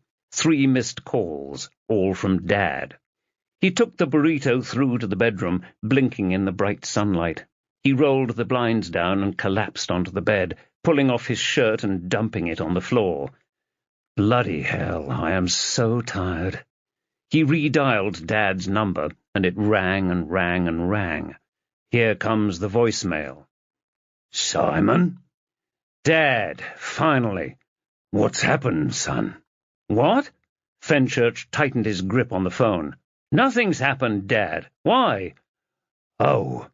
Sounded like Dad was in a cafe, no doubt out at Lewisham, charming the canteen servers. "What did you want, then?" "I've seen this morning's paper." Fenchurch kicked off his left shoe, getting a satisfying thunk on the floor. "Then I had breakfast with Liam Sharp." Dad gasped. "Has someone got in touch?" "Not yet." No response, just the clanking of cutlery. "What have you been up to with him, Dad?" "Nothing, son." "Sure about that?" Dad let out a sigh. "I met him for a coffee last week, and we had a chat about this story going in the paper. I told him about all that private detective shit I was doing when you remember? Your mother went mental at me. Didn't achieve anything. He didn't even put it in the story. There are 2 recent photos of you next to the story." Fenchurch let the pillows snake round his neck. So easy to just let go. "Liam seemed to be under the impression you were working with him." "Well, he's got the wrong end of the stick, son." Dad cackled down the line. "I'd not use that lad for changing a light bulb. There's nothing going on." "Dad, if there is, just be careful, okay?" "Always am, son." Dad left a pause, filled with background chatter. "How's Abby?" "She's pissed off with you. You really need to make it up to her." Right. We still on for dinner tonight?" "For now." Fenchurch kicked the other shoe off. "I've really got to get to sleep." "I'll see you later, then." "Just keep yourself out of trouble, Dad." Fenchurch killed the call and lay back, his head on the tall pile of pillows. He untwisted the foil at the top of his burrito, his mouth watering, and reached over to set the alarm clock. 6 hours of sleep would have to be enough. Day 2. Back shift. Friday, 10th June, 2016. Chapter 14. Fenchurch dipped his hands into the soapy water and picked up a slimy plate, the suds sliding off as he held it under the cold tap. Blur's oiky noise faded out on the radio. "Good afternoon. The news at 2 o'clock. The former Prime Minister, Ted Heath, has died at his home in—" Fenchurch twisted the dial and cut the voice dead. He caught his reflection in the window, more than a flash of grey in his blonde hair. Alan Docherty was right. The soul patch made him look like a twat. Through the glass, Chloe was downstairs in her full England kit, the lily white glowing in the sun, the red offset St. George's cross on her right shoulder. She skipped across the blue chalk hopscotch grid on the opposite pavement and came to a halt, glancing up at the window and grinning at him, her mother's dimple in her cheek, her blonde pigtails dancing. "Simon, have you seen this?" Abby marched into the kitchen, waving a sheet of paper in the air. "Another bloody garage bill." "That was last week." Fenchurch turned round and folded his wet arms. "You know the ignition's been playing up, love." "That car's costing a fortune." "I'm a DI now. We'll manage." "I'm not sure." Screech! Vrrr! Fenchurch swung round. The hopscotch grid was empty. Chloe wasn't there. "Shit! What's up?" "Chloe!" Fenchurch rushed through the flat and bounced down the stairs, 3 at a time. His foot gave way halfway down. He caught himself on the banister and hauled himself up, then powered out of the front door onto the street, spinning around, trying to see her, trying to spot her, trying to— "Mr. Fenchurch?" He swung round. Amy was licking a red lolly, holding up another one. "I've got an ice cream for Chloe." "Where did she go?" "She was waiting here for her lolly." "Have you seen anyone?" Liverpool Road was empty and quiet. "Anyone at all?" "There was a car." "What kind?" "I didn't see." "Stay there, Amy." Fenchurch sprinted down to the end of the street, nothing moving in either direction on Liverpool Road. He fished in his pocket for his mobile and dialed 999. "This is DI Simon Fenchurch. I need urgent assistance at—" A man stood at the end of the street beside a grey Volvo, or was it a Saab? He was over 10 foot tall, holding Chloe up over his head, swinging her out like a kettlebell. "Hey, little girl, do you want some sweets?" Chloe squealed out, laughing. "Bye-bye, Daddy." "Chloe!" Fenchurch opened his eyes, his voice echoing round the empty room. His chest heaved, sweat all up his back, the bedsheet yanked out so he was lying on the bare mattress. He lay back, eyes shut. Just a dream. He rubbed his eye sockets, encrusted with sleep. Just another dream. The same bloody one. He reached over to his bedside table and wrote Volvo. The 5th time it had appeared now. Could he really remember it? Was it just wish fulfillment? The clock radio clicked round to 1500. "Continue the build-up to tonight's Euro 2016 opener at the Stade de France between the hosts and Romania. But first, the news with—" Fenchurch snapped it off. A half-eaten burrito lay on the bedside table. No time for a workout today. He got up and padded towards the shower. Chapter 15. Bloody sodding, buggering, bastarding hell. Fenchurch pulled in next to the Bentley again and took another look at the space. "You've got advanced driver's training, you stupid git. You can get into that." Fenchurch slid the Mondeo back and swung the wheel round, missing the Bentley's wing mirror by inches. Not lost my mojo after all. He got out of the car and trotted over the road, yawning as he entered the building. Another bloody day, same as it ever was. Fenchurch made for the security door and patted in his pockets for his ID. "Sigh!" Fenchurch swung round. Steve, the desk sergeant, was sweating over by the front desk. A hulking brute with a skinhead, he was a good couple of stones heavier than he should be. "Got a minute?" Fenchurch trudged over, still yawning into his hand. "What's up?" Steve nodded over to the side. "Geezer to see you." Lord Ingham hauled himself to his feet. Despite the 20-odd degrees heat outside, he was wearing a long duster and a trilby. He grinned at Fenchurch like they were old roommates at Eton. "Inspector, thanks for your efforts in apprehending my assailant yesterday afternoon." Fenchurch rubbed at his burning ears. "All part of the job, sir." "Oh, poppycock, you saved my life." Ingham handed him a designer paper bag, black with a logo embossed in black. "A small token of my gratitude." Fenchurch peered inside the bag, heavier than it looked. A long black box sat at the bottom, some arcane lettering indented into the wood. Dunpender or something, some stupid ornament. "Well, I appreciate it.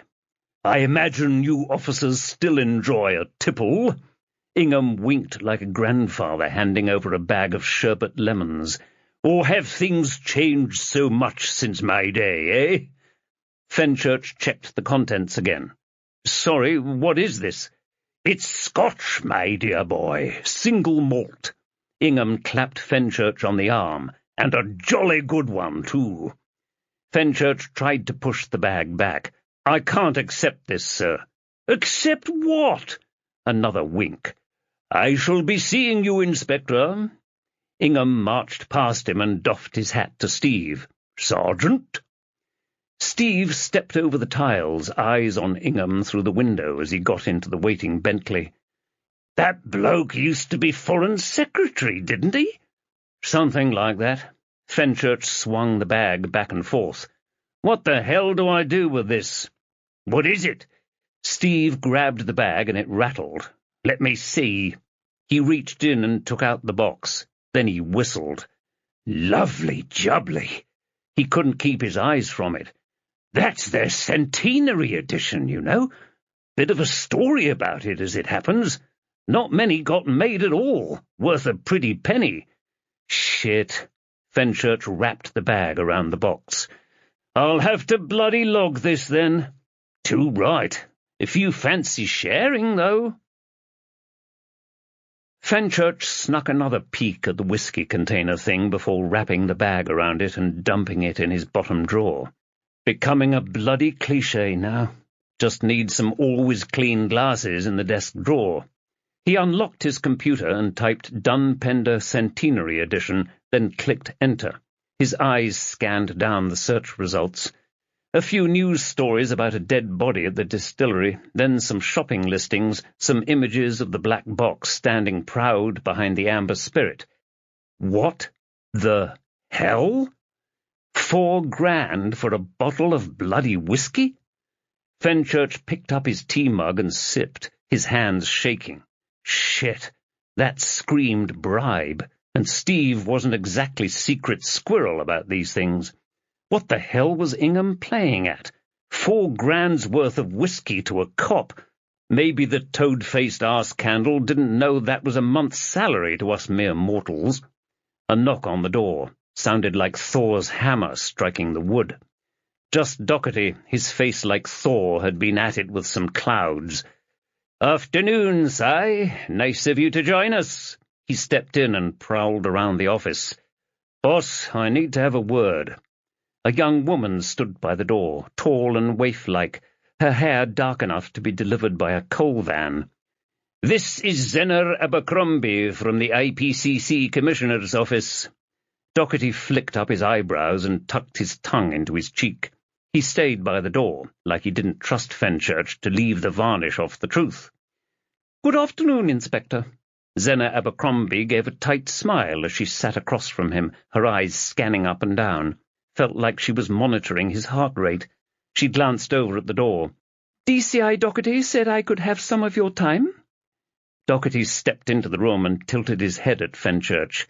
"Say, can you—" His airwave blared out. He reached into his pocket and checked the display. "It's the boss. Give me a minute." He stomped out into the corridor.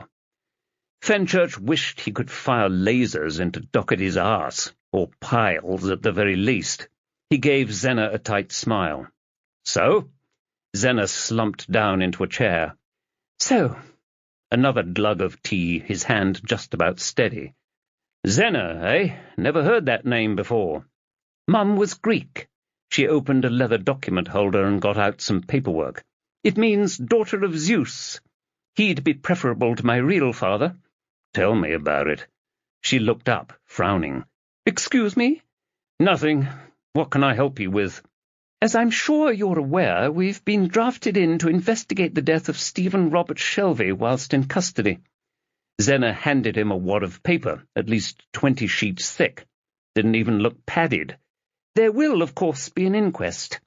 This is the draft terms of reference for my initial investigation leading up to the opening of the inquest." She tapped the document. "I require you to review it by close of business tonight." She slid the pages over to him. "I've sent you an invite for a meeting at 5 p.m. so we can go through the points in person." "That's an hour.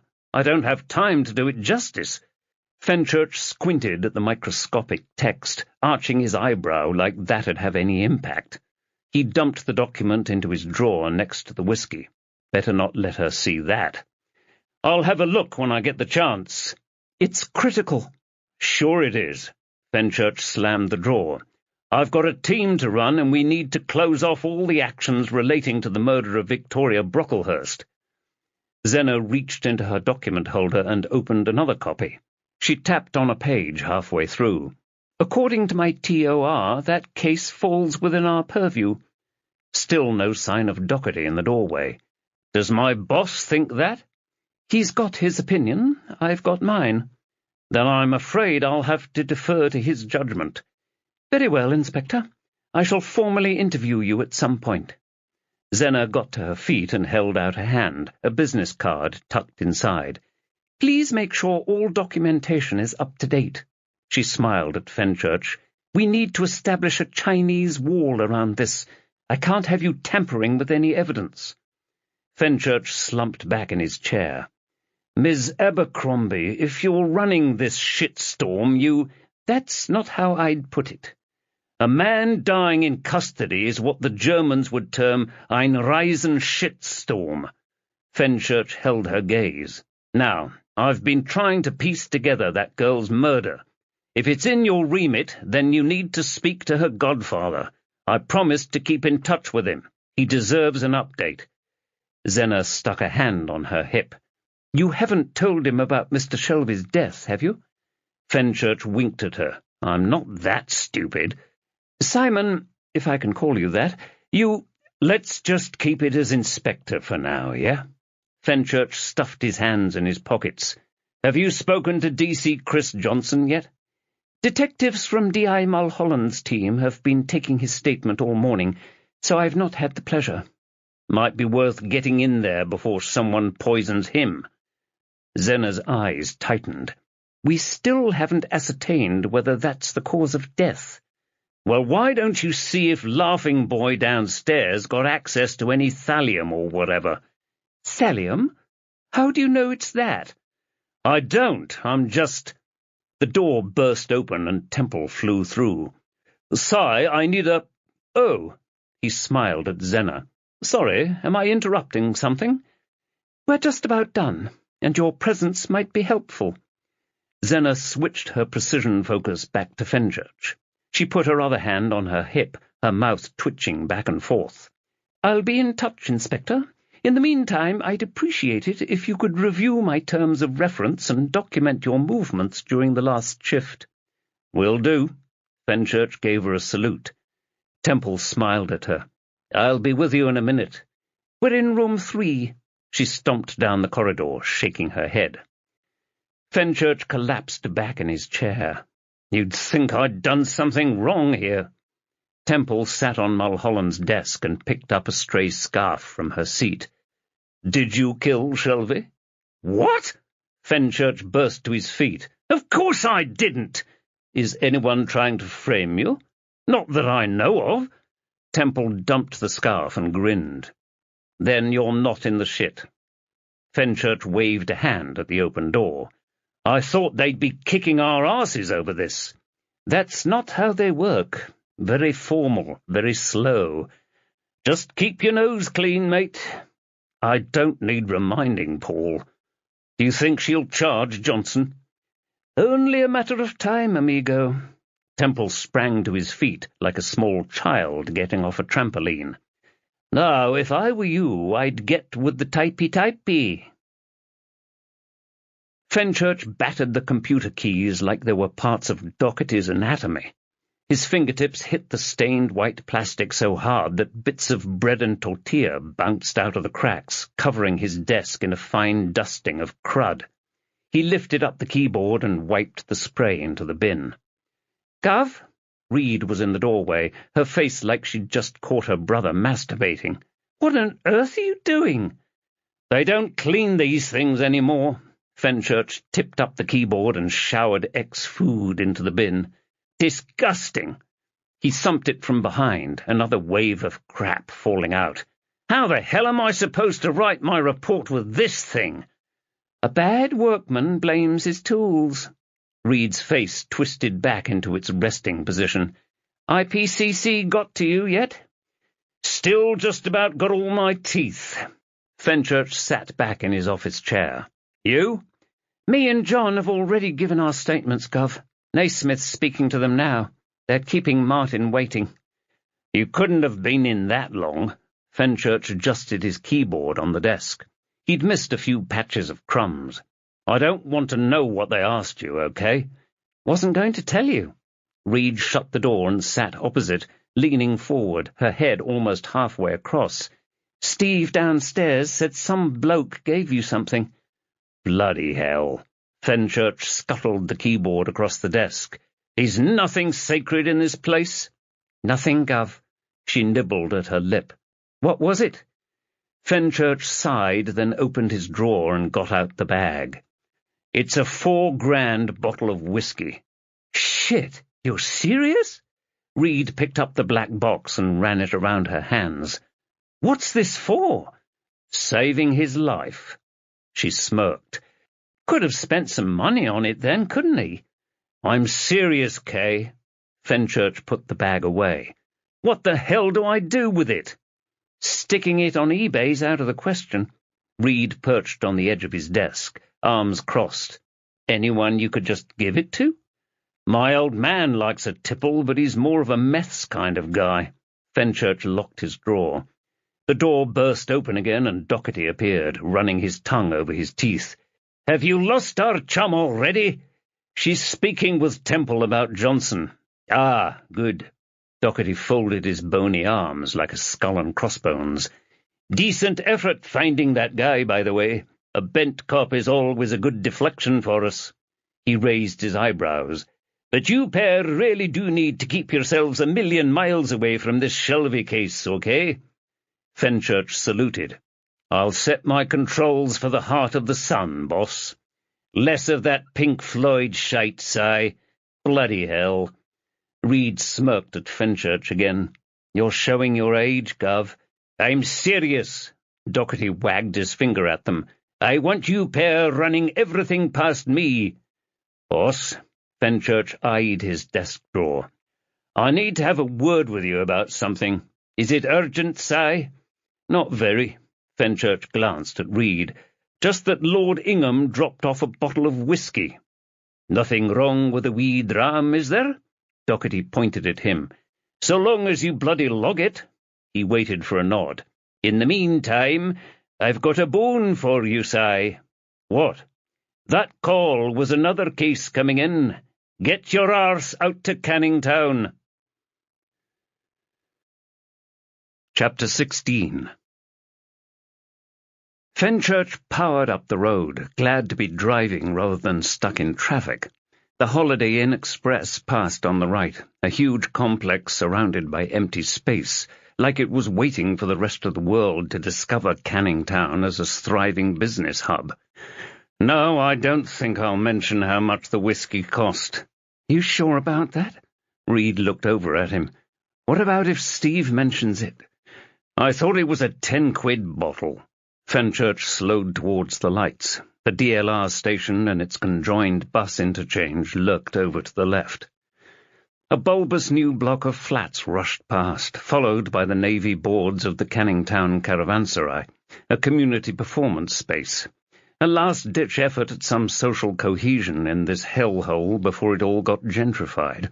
Blue light strobed from the right, brighter than the late afternoon sun. A male uniformed officer pulled a roll of police tape across the side street entrance, wrapping it around a tall sycamore. Reed screwed her eyes up at the crime scene. Plausible deniability? The lights were still red, so Fenchurch pulled across the oncoming lane and bumped onto the pavement, coming to a halt behind a Lexus. John Nelson and his posh motors. Fenchurch got out and charged over to the uniform, now taping up part of the Caravanserai's hoarding. "Where's D.S. Nelson?" "Over by the motors, sir." The uniform let the tape hang and reached for a clipboard. "Think you've got to sign in." "You think?" Fenchurch snatched it off him and autographed the page before handing it to Reed. "Make sure nobody even gets to this point without you knowing their inside leg measurement, okay?" "Sir?" He took the clipboard back from Reed, frowning like he needed a tape measure, wondering if the crime scene tape would do.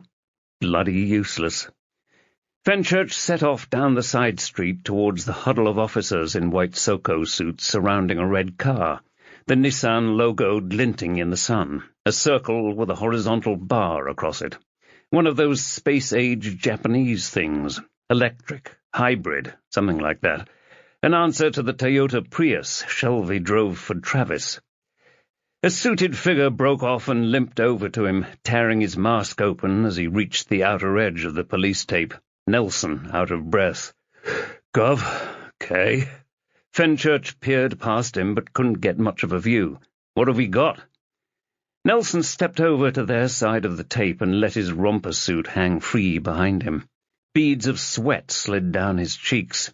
Expensive aftershave rolled off him. He shifted to the side so they could get a better look at the car. The driver's window was down, the passenger side sprayed red. "I'm thinking she pulled up, then—" He made his hand into a pistol, holding it side on, gangster style. Bang! Fenchurch shut his eyes. "What's this bloody city coming to?" "2 shots, Gov."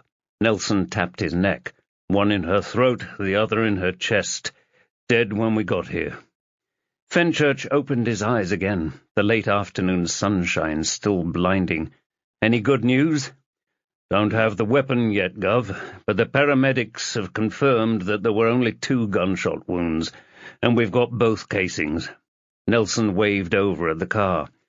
"Not got a time of death, but 3 separate sources have reported 2 gunshots just after 4 p.m. He pointed over the road at the transport terminus. "Got a team going round the DLR station and the bus terminal for eyewitnesses or—" He grinned. "Ear witnesses." "Not now, John." The wide car park next to them was probably parking for the station into the city. A grim set of houses sat in an L shape behind, 2 up, 2 downs. New-build flats further over, at least 8 stories. "Get people going through every single car there, okay? Someone might have parked here just before it happened." Which begged the question. "Do we know who called it in?" "Working on it, Gov. Think it was a call box a few blocks away." Nelson thumbed back at the car. "You want to have a look at the car?" "I'll just get suited up." "Get out of the way." Fenchurch brushed past the Soko, his suit crinkling in the gentle breeze, his breath misting in the goggles. He followed Nelson down the side street towards the car, a slightly bulbous red thing. If anything was a hybrid, this car was it. Like one of those concept cars you used to get, now a reality. The driver's window was down and a Soko was dusting around it. Fenchurch stopped beside them. "Was it like this when you arrived?" The Soko nodded. "Wound down on arrival, and before you ask, she was shot through this window." Fenchurch squatted down to peer inside. A young woman sat in the driver's seat, hands on the wheel, staring straight ahead. Early 20s, maybe, tousled hair in ringlets. Still looked like she was driving, just the 2 holes in her neck and chest giving any clue to her death. The interior of the car was a mess. A mobile phone was mounted in the middle, the system of cables linking it to the car stereo similar to Fenchurch's. A fine spray of blood misted the passenger window and the other seat, confirmed the shooting angle if nothing else. Sickening. Fenchurch looked around the masked faces. "Do we know who she is?" They all shook their heads at different frequencies. "We've got nothing?" Fenchurch stabbed a finger at the car. "Nobody's run these plates?" "I've just done it, Gov." Reed was over by the crime scene tape, holding her airwave pronto. "The owner's name is Cassie McBride." Fenchurch pointed back at the car. "Do we know if this is her?" "Not yet." Reed waved her gloved hand at the brick terrace on the other side of the wide car park behind them. "The address is one of those houses, though." God, I hate those suits. Fenchurch was still flapping his jacket, waiting on the doorbell. Felt like the Soko suit was still clinging to him, squeezing him. That car. I don't like the implications of someone just shooting her on the street like that. He stepped back onto the road. A 60s terrace with tiny gardens, most of them filled with shiny new cars. Cassie McBride's address was pretty much the only one on the row that hadn't had a porch stuck on the front. Curtains drawn in both upstairs windows, the downstairs one too small to see in. Fenchurch thumped the door. "This is the police. Open up." A new block of flats overlooked the houses and the car park opposite. "We got anyone going door to door up there?" "Just a sec." Reed stabbed something into her pronto. "Still not got enough officers." "I'll have a word with Doherty." Fenchurch checked his watch. 10 seconds up. Still nothing. Then he kicked the bottom of the door and got a satisfying thunk in response. "This is the police." Upstairs curtains twitched next door.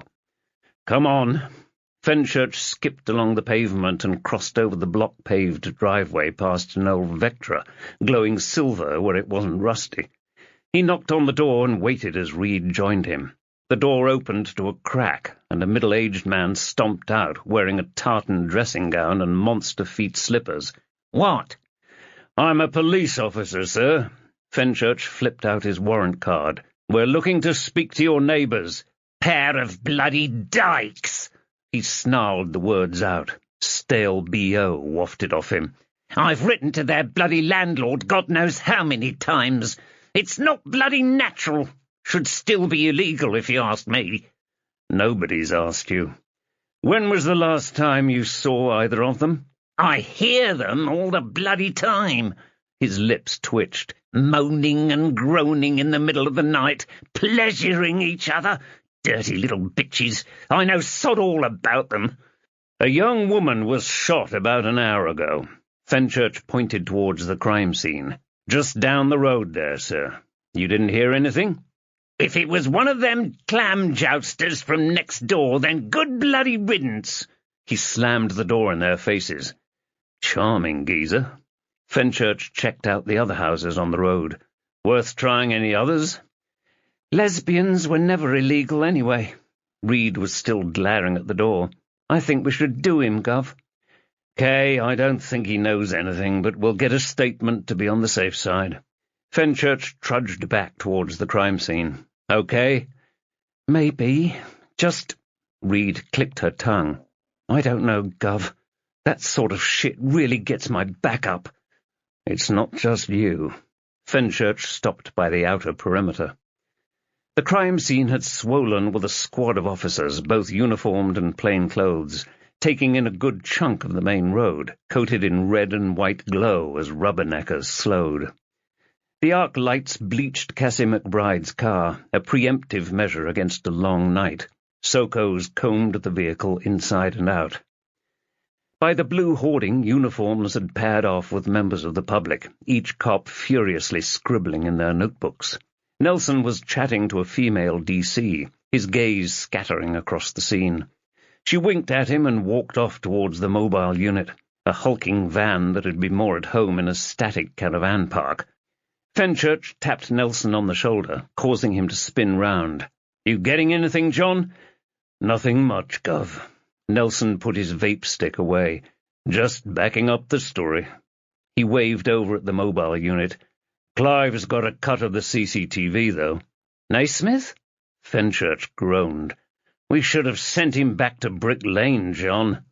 "Nobody's shouting for him, Gov. Decent cop, actually. Might want to think about keeping him on. Keep your enemies close and all that." "I'll think about it." Fenchurch started off towards the crime van, Reed following. He knocked at the door as he entered. The interior would be blinding if it wasn't so grubby. The white walls and furniture probably hadn't been cleaned since Thatcher had been in power. It stank of coffee whitener, a huge tub of it open to the elements, with 3 dirty spoons sticking out. A tower of styrofoam cups arched over Clive Naismith's head as he worked at a laptop. He glanced round them and sat up straight, clearing his throat. "Sir?" "No need to salute, I'm not the Queen." Fenchurch pulled out a light beige chair and scraped it over to sit next to him. "How's it going?" "Slowly, sir." Naismith tapped at his laptop, which was showing a grainy shot of the street outside. "Finally got the CCTV through. You might like to see this."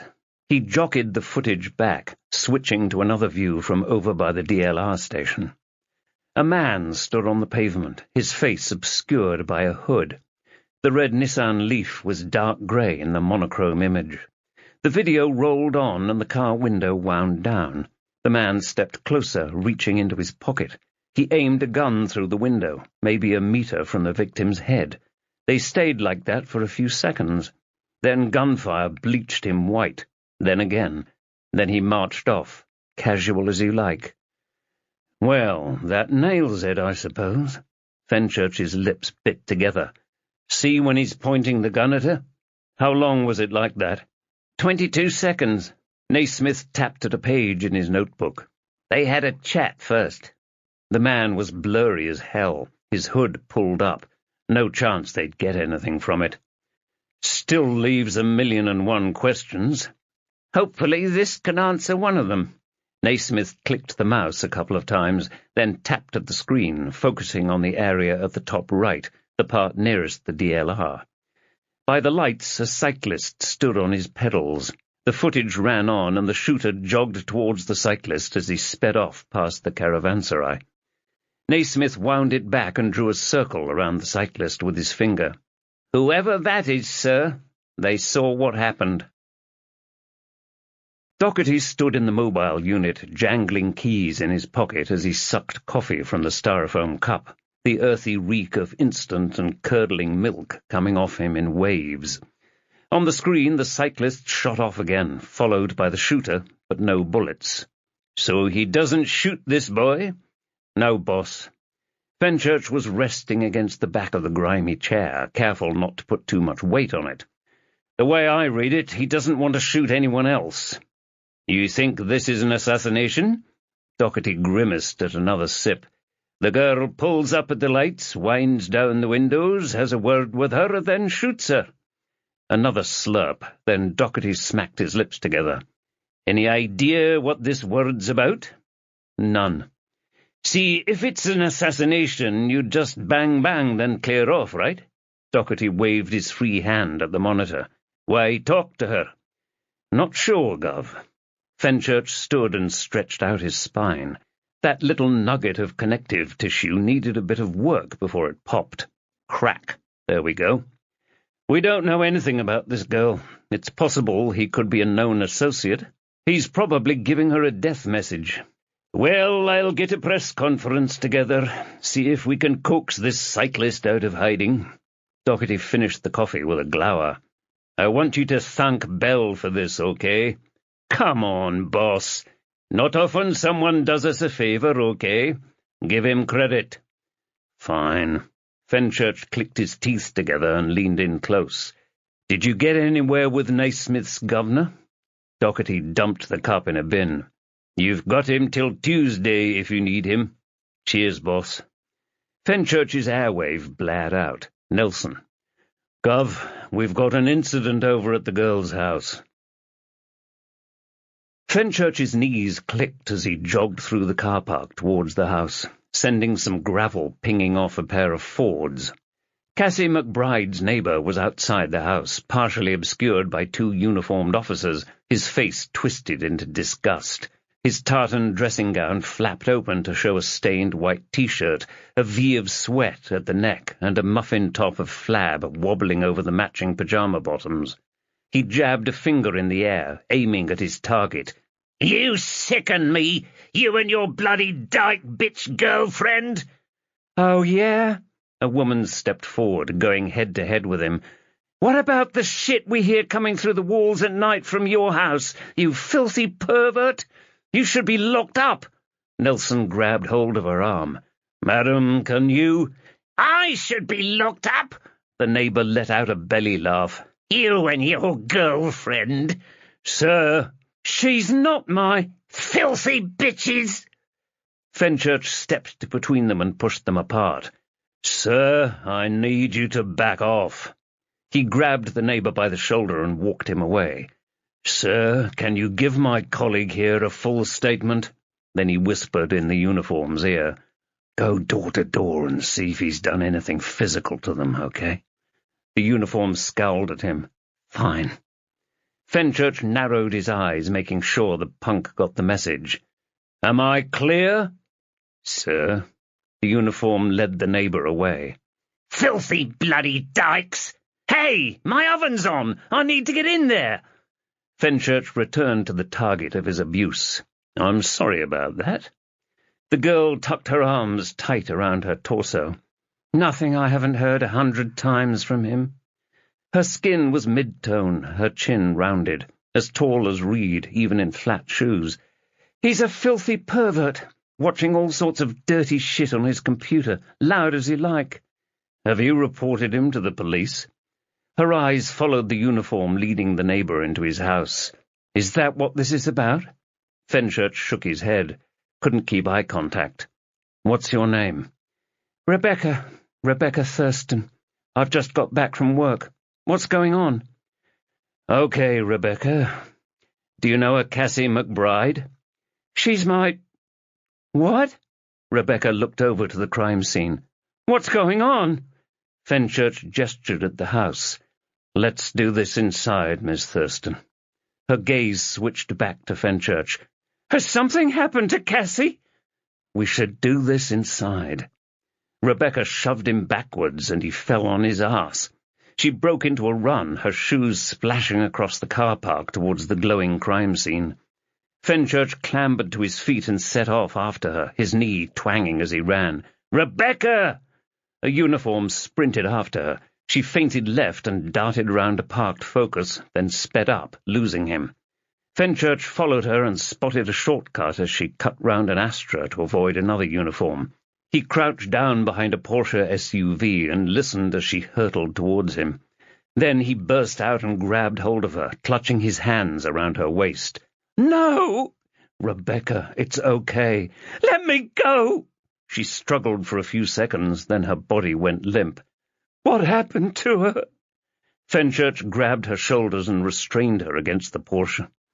"Cassie was shot." "Over there?" Fenchurch nodded. "I want to see her." "Trust me, you don't." "Jesus!" She slumped forward, Fenchurch's grip the only thing holding her up. "What have they done?" "Who? What have who done?" She screwed her eyes tight and covered her ears. "Rebecca, who?" Fenchurch kneaded his brow as she nibbled at her lip.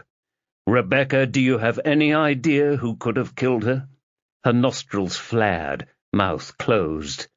"Cassie?" Fenchurch let the female uniformed officer take Rebecca away, back towards her house. "Stay with her, okay?" Sir? She led Rebecca off, still mute. Was it just the murder of her friend? Fenchurch stopped across the car park towards the crime scene, his left hand clasped around his keys.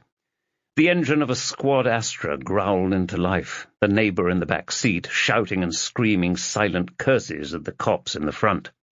Fenchurch stopped by Doherty. "Boss?" Doherty glanced up from his pronto and waved over at the departing car. "That your doing?" "It's something we can do on some homophobic hate crimes. That's mightily impressive for the stats, but has it got anything to do with this case?" "No, boss." "Christ with a harpoon gun." Fenchurch pointed at Rebecca, struggling with the uniform outside her house. "I've got an FLO heading to sit with the housemate. She'll maybe coax her into speaking. Once we get the girl's body out to Lewisham, we'll do a full ID. You don't think it's her?" "No, I think it's her. Her DVLA photo matches the body." Flashes of light cannoned off the inside of the car, dancing across the car park. "I'm just thrown by this." Rebecca dipped her head and nodded, letting the uniform drag her into the house. "We need a squad car stationed outside her house in case Rebecca's next." "Simon, do you honestly think someone will go after her?" "She clammed up after she said, 'What have they done?' Didn't say who." "Fenchurch!" A Smurf was walking towards them, waving. He tore the mask away. Clooney's face bulged out. "Get over here!" Fenchurch stormed over. "What's up?" Clooney pointed over at Cassie's car. "Might have something. Did you see that phone mounted on the dashboard?" "What about it, Mick?" "Well, the screen keeps lighting up." Clooney held up a bagged Sony smartphone, black body. The display was filled with text over a topless photo of David Beckham. "It's got a ton of notifications from the Travis app." He tossed it over. "I think she might be a driver." Chapter 17. Fenchurch couldn't even look at Bell, but Pavel Ludzinski's shades mirrored two copies of the smug wanker. Standing in the open-plan office space, his shirt failing to halt the spillage of guts, could even see Reed's eyes rolling in the reflection. "I just need to know more about this girl." Ludzinski sat back in his leather chair and steepled his fingers. "Okay, I hear you, but the answer's still no." "Listen, it's possible this was a random attack, but—" Fenchurch crouched down in front of Ludzinski. "Someone put 2 bullets in her, point-blank range." He tried to peer over the shades. "I need to know about Cassie McBride." "I keep telling you." Ludzinski tore off his shades and dumped them on his desk. Dark pools where his eyes should be, the whites more red than white, like he hadn't slept in months. "I can't give out that information." "You gave us it last night for another of your drivers." "Cosigns." Ludzinski rubbed the skin under his eyes, pulling the bottom half of his lids out. "It's very important you use the correct terminology. Our cosigns are our partners in the business. They're equally liable should anything happen. I just need to know about this driver, Cassie McBride. I can't tell you that." Ludzinski picked up his shades and blew on the lenses. "From what I'm hearing, this sounds like an attack on Travis as a corporate entity." "What? No! Simon, let me." Bell perched on the edge of Ludzinski's desk and flashed a grin, his belly rolling over the top of his trousers. "Pavel, mate, this is all covered under our standard warrant. Just give D.I. Fenchurch the information and we'll be on our merry way." "That warrant covers crimes committed by our cosigns, not our cosigns as victims." Fenchurch nearly reached out to grab Ludzinski's throat, but just about kept his hands by his sides. "So you're not going to help us?" "Inspector." Bell's glare shifted to a smile at Ludzinski. "Pavel, this girl was murdered this afternoon, shot dead. You don't want me to go to the press with a story about how Travis refused to help us now, do you?" "You're playing the same game as last night, yes?" "This is serious. You can't just operate unilaterally in this city. You need to work with us. And I can't just decide to do this unilaterally. This is a corporate policy. Udzinski waved his hand away. Not part of my remit. Bell gripped Udzinski's shoulder and squeezed hard. So run it up the flagpole. Run what? Go and call your boss. Stay here. Udzinski locked his computer and marched off, sticking his phone to his ear. The floor was quieter than the other night, clearly in some sort of lull between shifts. Think these would suit me? Bell picked up the mirror shades and gave them a thorough investigation. We're taking the kids to Florida next summer. Costs Jason, I need that. Simon, I'm telling you to butt out. Be thankful I don't ask you to leave. I'll knock you into the middle of next week. Bell tried on the sunglasses. They're really comfortable, though. You can see why. Put them down! Udzinski yanked the glasses out of Bell's podgy grasp. I'll leave you for just 1 minute. He shook the shades around. These are private property. Maybe I will report you to the police, eh? Hey, do I know you? An American accent.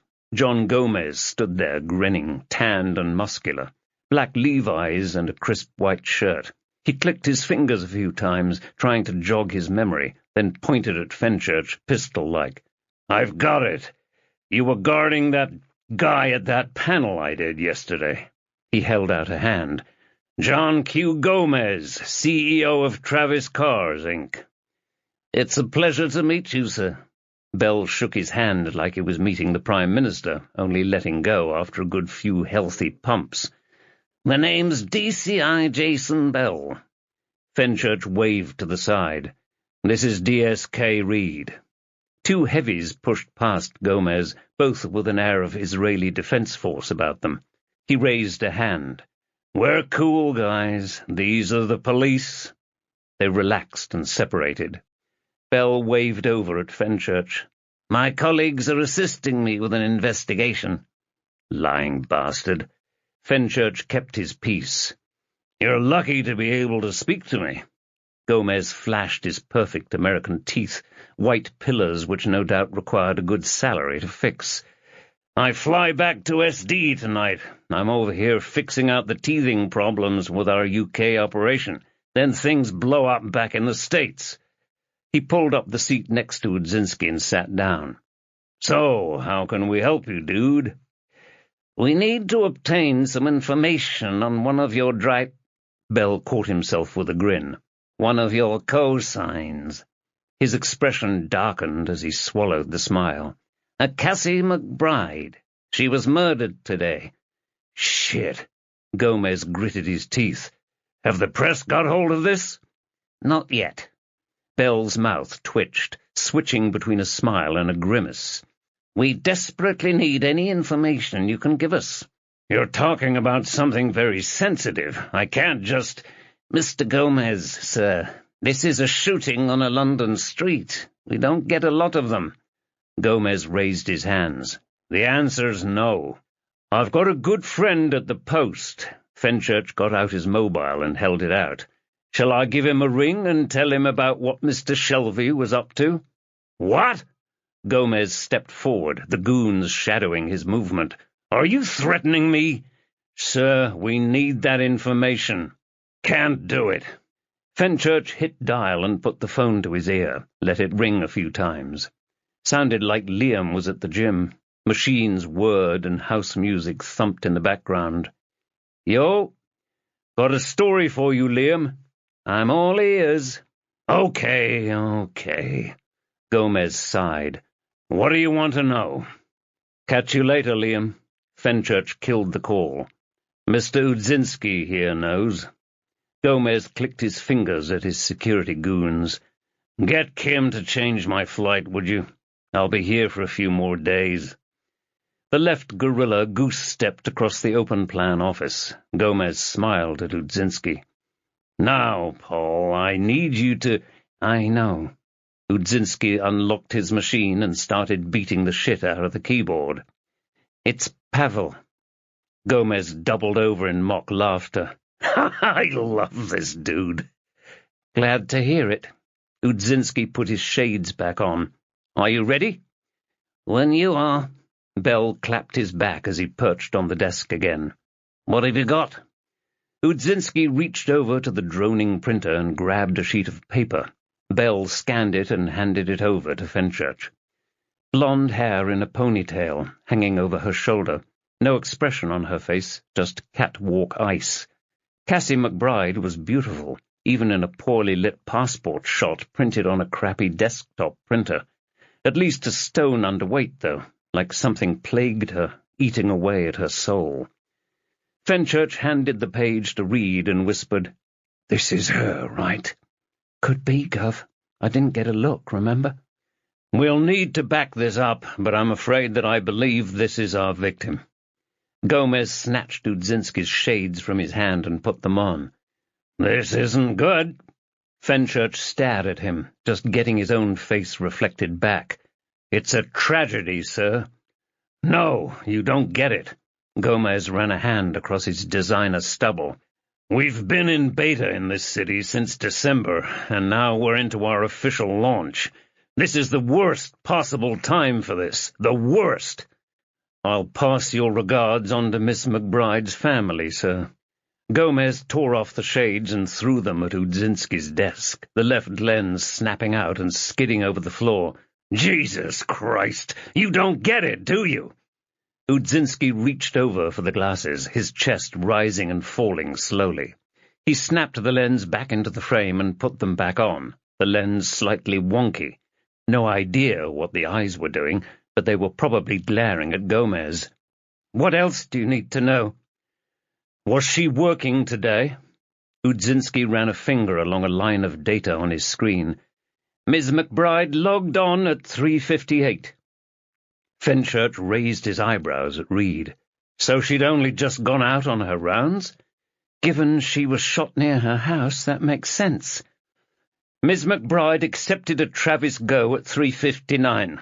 Udzinski glanced round at Gomez, busy tapping at his mobile.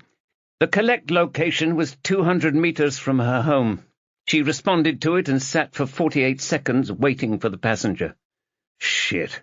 Fenchurch stood and folded his arms. "Can you give us anything about this passenger?" "Mr. Gomez?" Gomez looked up at the ceiling, clicking his tongue. "I'll need to consult my general counsel on that matter." Fenchurch paced over to him, raising up his phone to Gomez's eye line. "This is a murder, sir. And this is a legal precedent." Gomez stabbed his finger at Udzinski's screen. "This passenger could have nothing to do with it. It could be a neighbor who shot her. Could just be some random. I'm not giving you that info until I've run this past a lawyer." Fenchurch tapped his foot a couple of times. "Just don't take too long." "Are you threatening me again?" "Nothing of the sort, sir." The remaining suited goon stepped towards Fenchurch, his right hand reaching into his jacket pocket. "What else can you tell us about her?" "We've got nothing else on her." Udzinski locked his machine again. "Just what your colleague has on that page." "This is one of your employees, and you've got that little on her?" Fenchurch rattled the sheet Reed was looking at. "That's not—" "Gov," Reed passed it to him. "Her reference is Howard Savage." Chapter 18. Fenchurch stormed down the corridor in Lehman Street, his footsteps in serious danger of dislodging floorboards.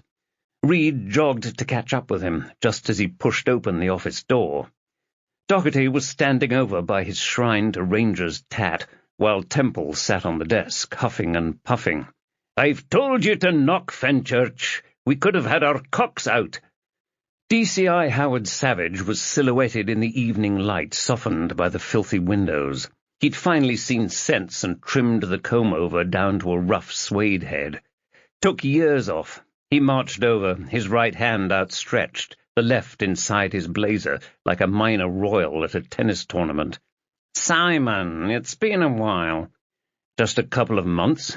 Fenchurch gripped the hand tight, resisting the urge to throw in a little Masonic flourish to mess with him. "Your secretary said you'd be here, sir." "Ah, yes." Savage frowned. We're just discussing prosecution strategy for those chaps we arrested in December, as it happens.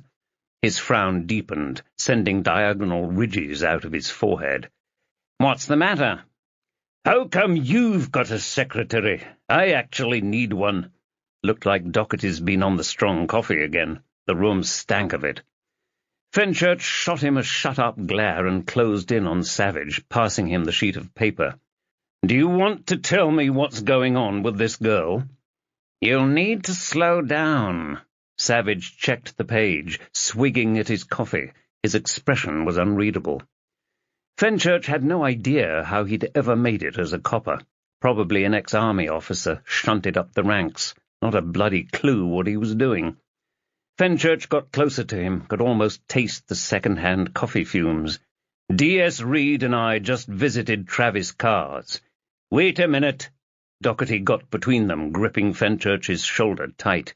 That wee IPCC lassie told you to keep clear of the Shelby case. We are, boss. Fenchurch brushed off Doherty's grip. This is about that shooting in Canning Town. Doherty dug his finger into Fenchurch's chest like he was breaking soil with a spade. Did you? Relax, boss. You won't be getting any calls from Bell. Fenchurch raised his eyebrows at Savage and stepped closer. You know a Cassie McBride? Savage passed the paper back. Ah. Ah? That's all I get? Fenchurch clicked his fingers in front of his face. She's dead, Howard. Savage shut his eyes. Oh, dear God. He collapsed against the wall, huffing out breath. It's definitely her. I don't bloody know, Howard, because you're keeping shit from us. Fenchurch grabbed him onto the armpits and pulled him to his feet. Cut this Fight Club bollocks out, please. First rule of trafficking and prostitution unit is there's no such— Simon. Savage's eyes opened again, filled with menace. Get to the point, Inspector. You are Cassie McBride's reference at Travis. Her next of kin needs to identify her body out at Lewisham, ASAP. There is no next of kin. She's— Savage licked his lips slowly. What the hell was he holding back? It's complicated. Try me. Savage glanced over at Doherty, then at Temple. Reed didn't even warrant a look. I can't tell you. Any of you. Fenchurch snarled at him, teeth bared. Howard, I'm this close to tossing you out of that window. She's under witness protection. Savage swallowed hard, trying to regain his composure. Young Cassie's starting a new life driving that car. I told her it didn't pay well, but she's a stubborn one. Tunnel vision. He put a hand to his head, scrabbling at where the comb-over used to be. And there's no next of kin. Fenchurch put his hands on his hips. Can you ID the body? I'll have to. Savage slumped into a chair. Do you know who did it? We've just found her. Still early days. Fenchurch stood over him. She was shot in cold blood, Howard. A public execution. Savage ran his hand across his bald head, but kept quiet. Funny thing is, Fenchurch squatted in front of him, his thighs burning. It was very much like they were sending a message. So if someone had found out about Cassie and her new life, who and how?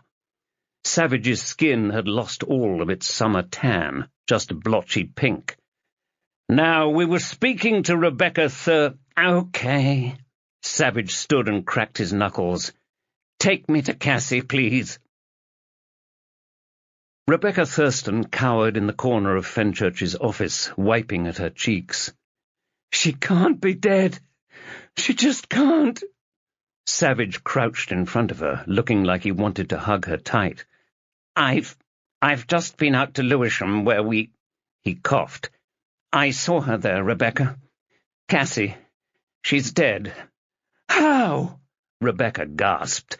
Shot? How? How can that happen? She twirled her hair round, fury twisting it tight. Will you find who did this, Howard? We're going to try. Savage pecked her on the forehead, like a seedy stepfather. First things first, we need to understand if anyone knew about you and Cassie. Rebecca exhaled slowly, shaking her head. Not that I can think of. A frown dented her forehead. Wait, Cassie mentioned something about a bloke last night. She twisted her hair tighter. Lurking out the back of our house, I think. Rebecca, you're supposed to call in anything like that. Savage rubbed his face. Anything. Okay, so did she? Fenchurch left him a space. Howard? Not to me. Right, so a suspicious man was lurking in the street behind her house last night, and you've done nothing about it? The standing order for our girls is to call either myself or D.I. Gill. Savage scratched the top of his head. I can check with him if you want. Go on. Fenchurch waited until Savage got out his mobile, an old Nokia job. Kay, can you see if Control got anything on this? Gov. She left the room. Savage spoke into his phone, his free arm windmilling. Jerry, hi, it's Howard. Have you heard anything from the Canaries? His arm flopped to his side. No? Nothing last night? Okay, thanks. He killed the call and glowered at Fenchurch. Nothing. Bloody hell. Gov, Reed entered the room. Just checked with Control. No reports of suspicious activity in that location for the last month. Okay, Savage winced. Leave this with me. He led Rebecca out into the corridor. Leave it with him? Fenchurch slammed his office door and leaned back against it. He'll just sit on it, form a committee, and escalate some shit to the commissioner. Reed twisted a chair round and sat. So what do we do, Gov? The wall was blank except for next season's West Ham season ticket pinned to his day planner. What can we do? Waiting for Savage didn't seem like an option. Go back to the crime scene, maybe. Call up Bell and hope he doesn't grasp a teacher. I don't bloody know, Kay. Fenchurch perched on Mulholland's desk. Everything we've got on this so far doesn't feel like a random attack. Of course it's not random. Someone must have found out about them, put a hit out. Who and what are they covering up? Fenchurch stepped away from the door and jabbed his thumb at it as it swung open. Of course Savage is playing secret bloody squirrel with the why and the who. Doherty peered through the doorway. Who's playing secret squirrel? Nobody. Aye, right. Never is with you.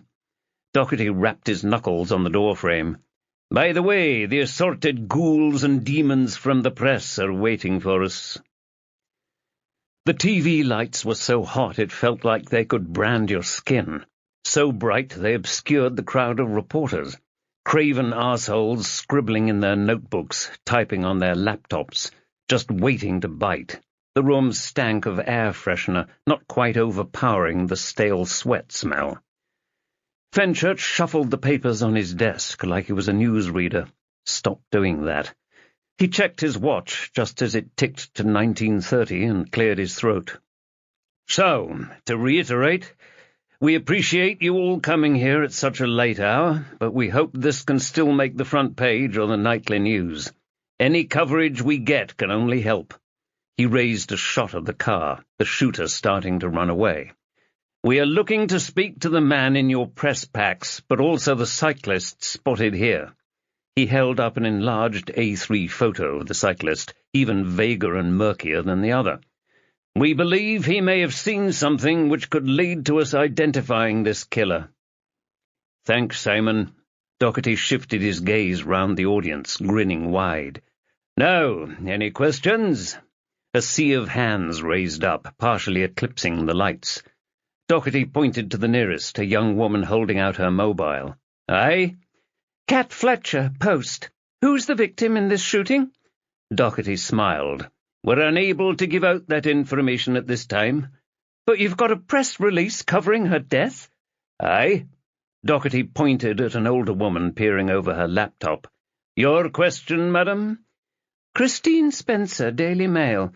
D.I. Fenchurch, does this seem connected to the disappearance of your daughter?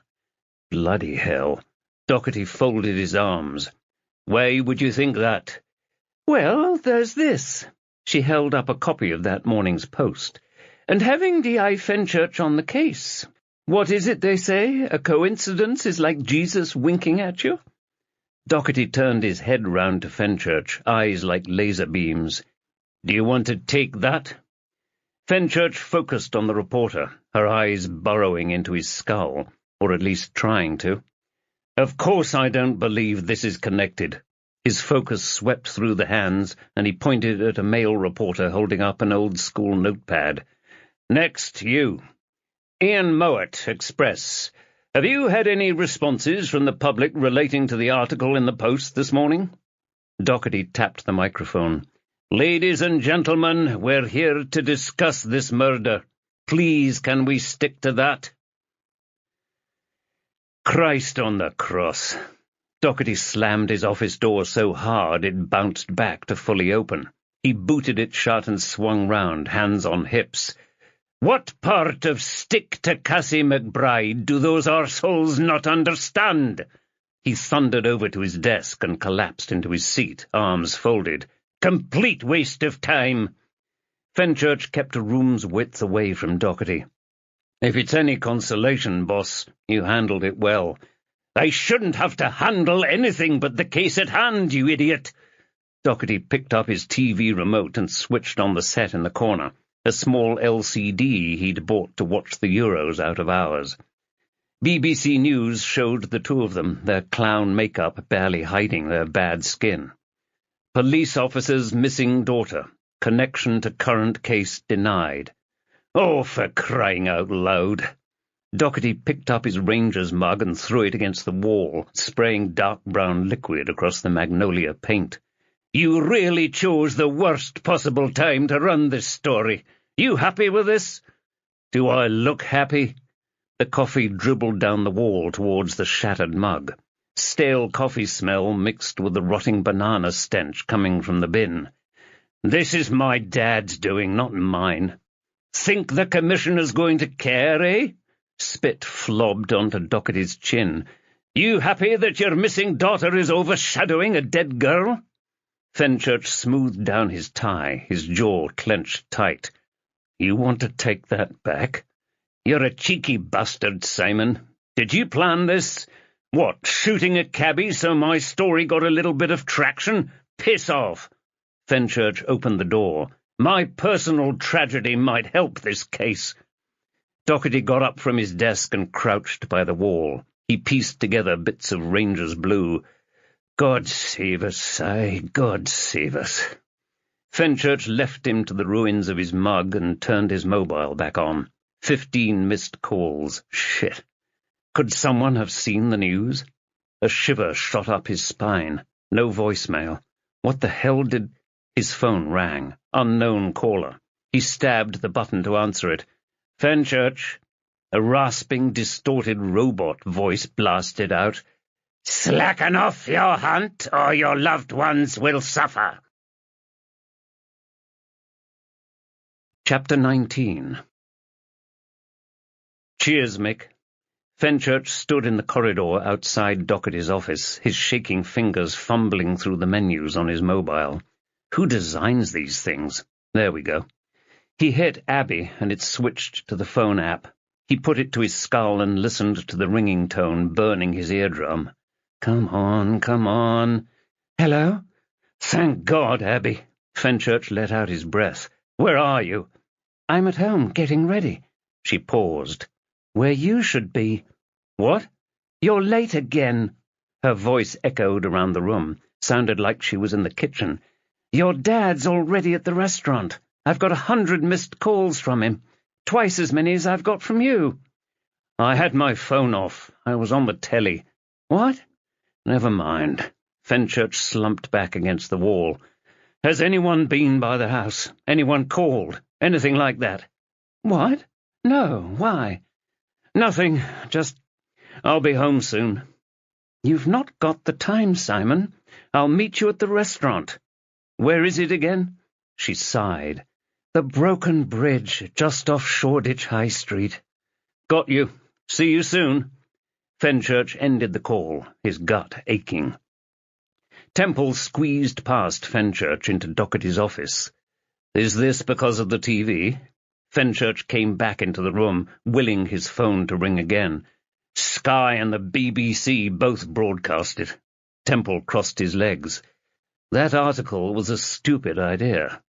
The coffee stains still dribbled down the wall, but most of the royal blue crockery had been tidied away, just a few shards on the carpet.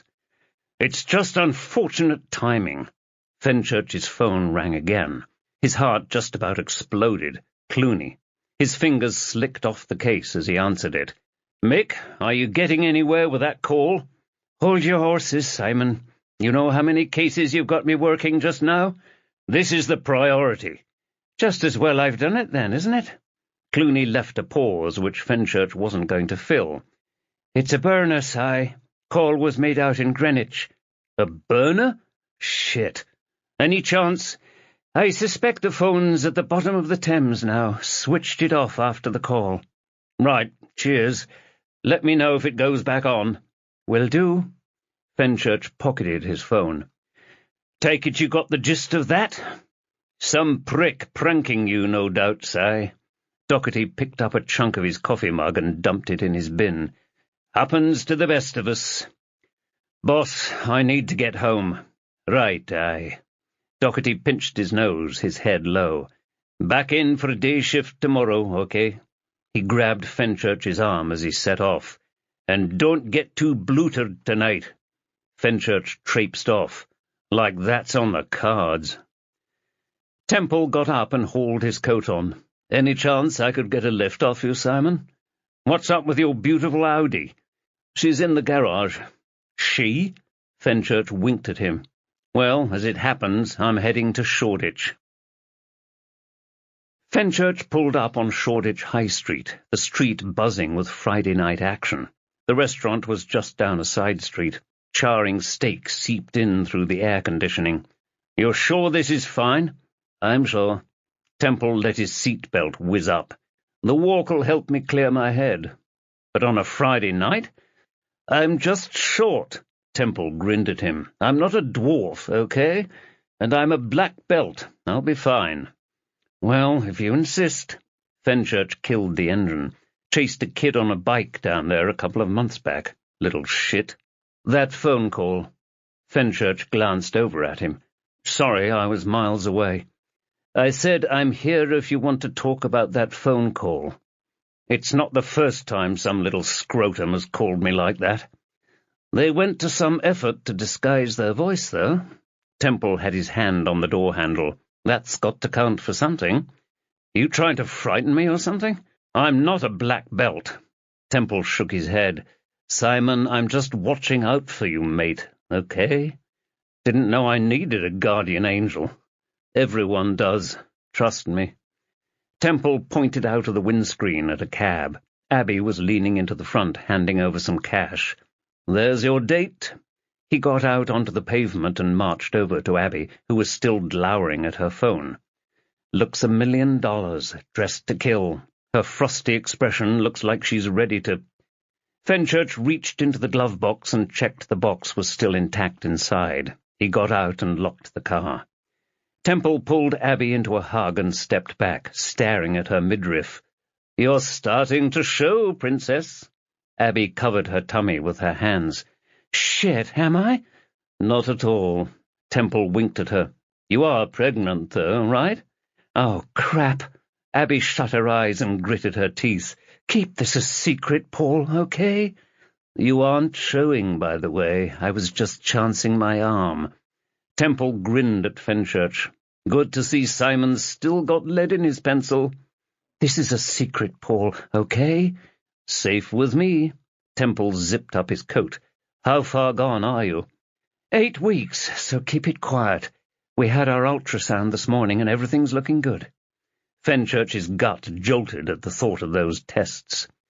Temple clapped Fenchurch on the arm. "There's no hanging around with you two. Some couples take months to conceive, years even." "It was a lot harder the first time." Abby shot Fenchurch a frosty glare, definitely not in her good books. "Come on, Simon, we're late." "I'll just show you to your table now, sir. Madam." The maitre d' sashayed over to the far end of the restaurant, a world away from the bright soft-play cafe it used to be. Candlelight flickered in the gloom, the dark red paint now stripped back to brick and stone. The steak smell was stronger inside, merging with garlic and butter. He stopped and waved them into a long table in the corner. Fenchurch's dad cackled as he got to his feet, holding out his liver-spotted hands. He winked at Fenchurch and rubbed at his thick moustache, in bad need of a trim. "Abby, you look fabulous." He grabbed his son in a bear hug. "Simon." Fenchurch took the seat opposite his father. 3 empty beer bottles sat in front of him. At least they weren't pints, but they were Italian. And bloody strong. He passed the bag over the table. "Have a look at this." Dad peered inside, and his eyes bulged. "Did you buy this?" "I got given it." "This is good stuff, son." Dad took another look, like he feared it might change into supermarket own brand. Schrödinger's whiskey. "Did you get a bung from those lads who did Hatton Garden or something?" "I did someone a favour." Abby held up the box, the blacks sucking in what little light there was. "You're not drinking this now, are you?" "Hardly," Fenchurch shrugged. "It's not for drinking, Ab. I'm saving it as an investment." Dad winked at him. "What sort of whiskey isn't for drinking?" "The sort that's worth a fortune." Abby handed the box back to Dad and folded her arms. "Who gave you that?" "That toff I was guarding yesterday." Fenchurch frowned. "Was it yesterday?" "I used to get that fog when I was switching shifts." Dad cackled again. "Never stops, does it?" "Wish it did, Dad. Wish it bloody did." Fenchurch grabbed a menu from the stack. Burgers, burgers, and more burgers. Not a burrito in sight. The chili destroyer, though. "How's it going, son?" "Same as it ever is, Dad. Maybe the your habanero laugh. Murders happen too often in the summer, if you ask me." "Happen too often, full stop." "Well, there is that." Fenchurch put the menu back, still undecided, and smiled at his father. "What have you been up to?" "Oh, you know, car chases, sex with dangerous women, locking dwarves in suitcases." "The usual, then?" "I do get bored, son." Dad drank some beer and smacked his lips. Foam covered his moustache. "Nice place, this." "It's not bad." Abby stifled a yawn, her nostrils curling up. "Sorry, been a hell of a week." Her gaze drifted around the place. "It's quite a change." "Bet they make a lot more dough out of this." Dad clicked his fingers at a passing waiter. Got ignored. "Bloody hell," he grunted. "Anyway, what's your news, Ab?" "My news?" Her eyes went wide, shooting across the whole room. "What news?" Dad raised his shoulders, cupping hands like a footballer pleading innocence. "Anything new with you? I think that's what it means." "Oh, right." She tried to swallow down her blush. "You know me, Ian. I'm just gearing up for summer.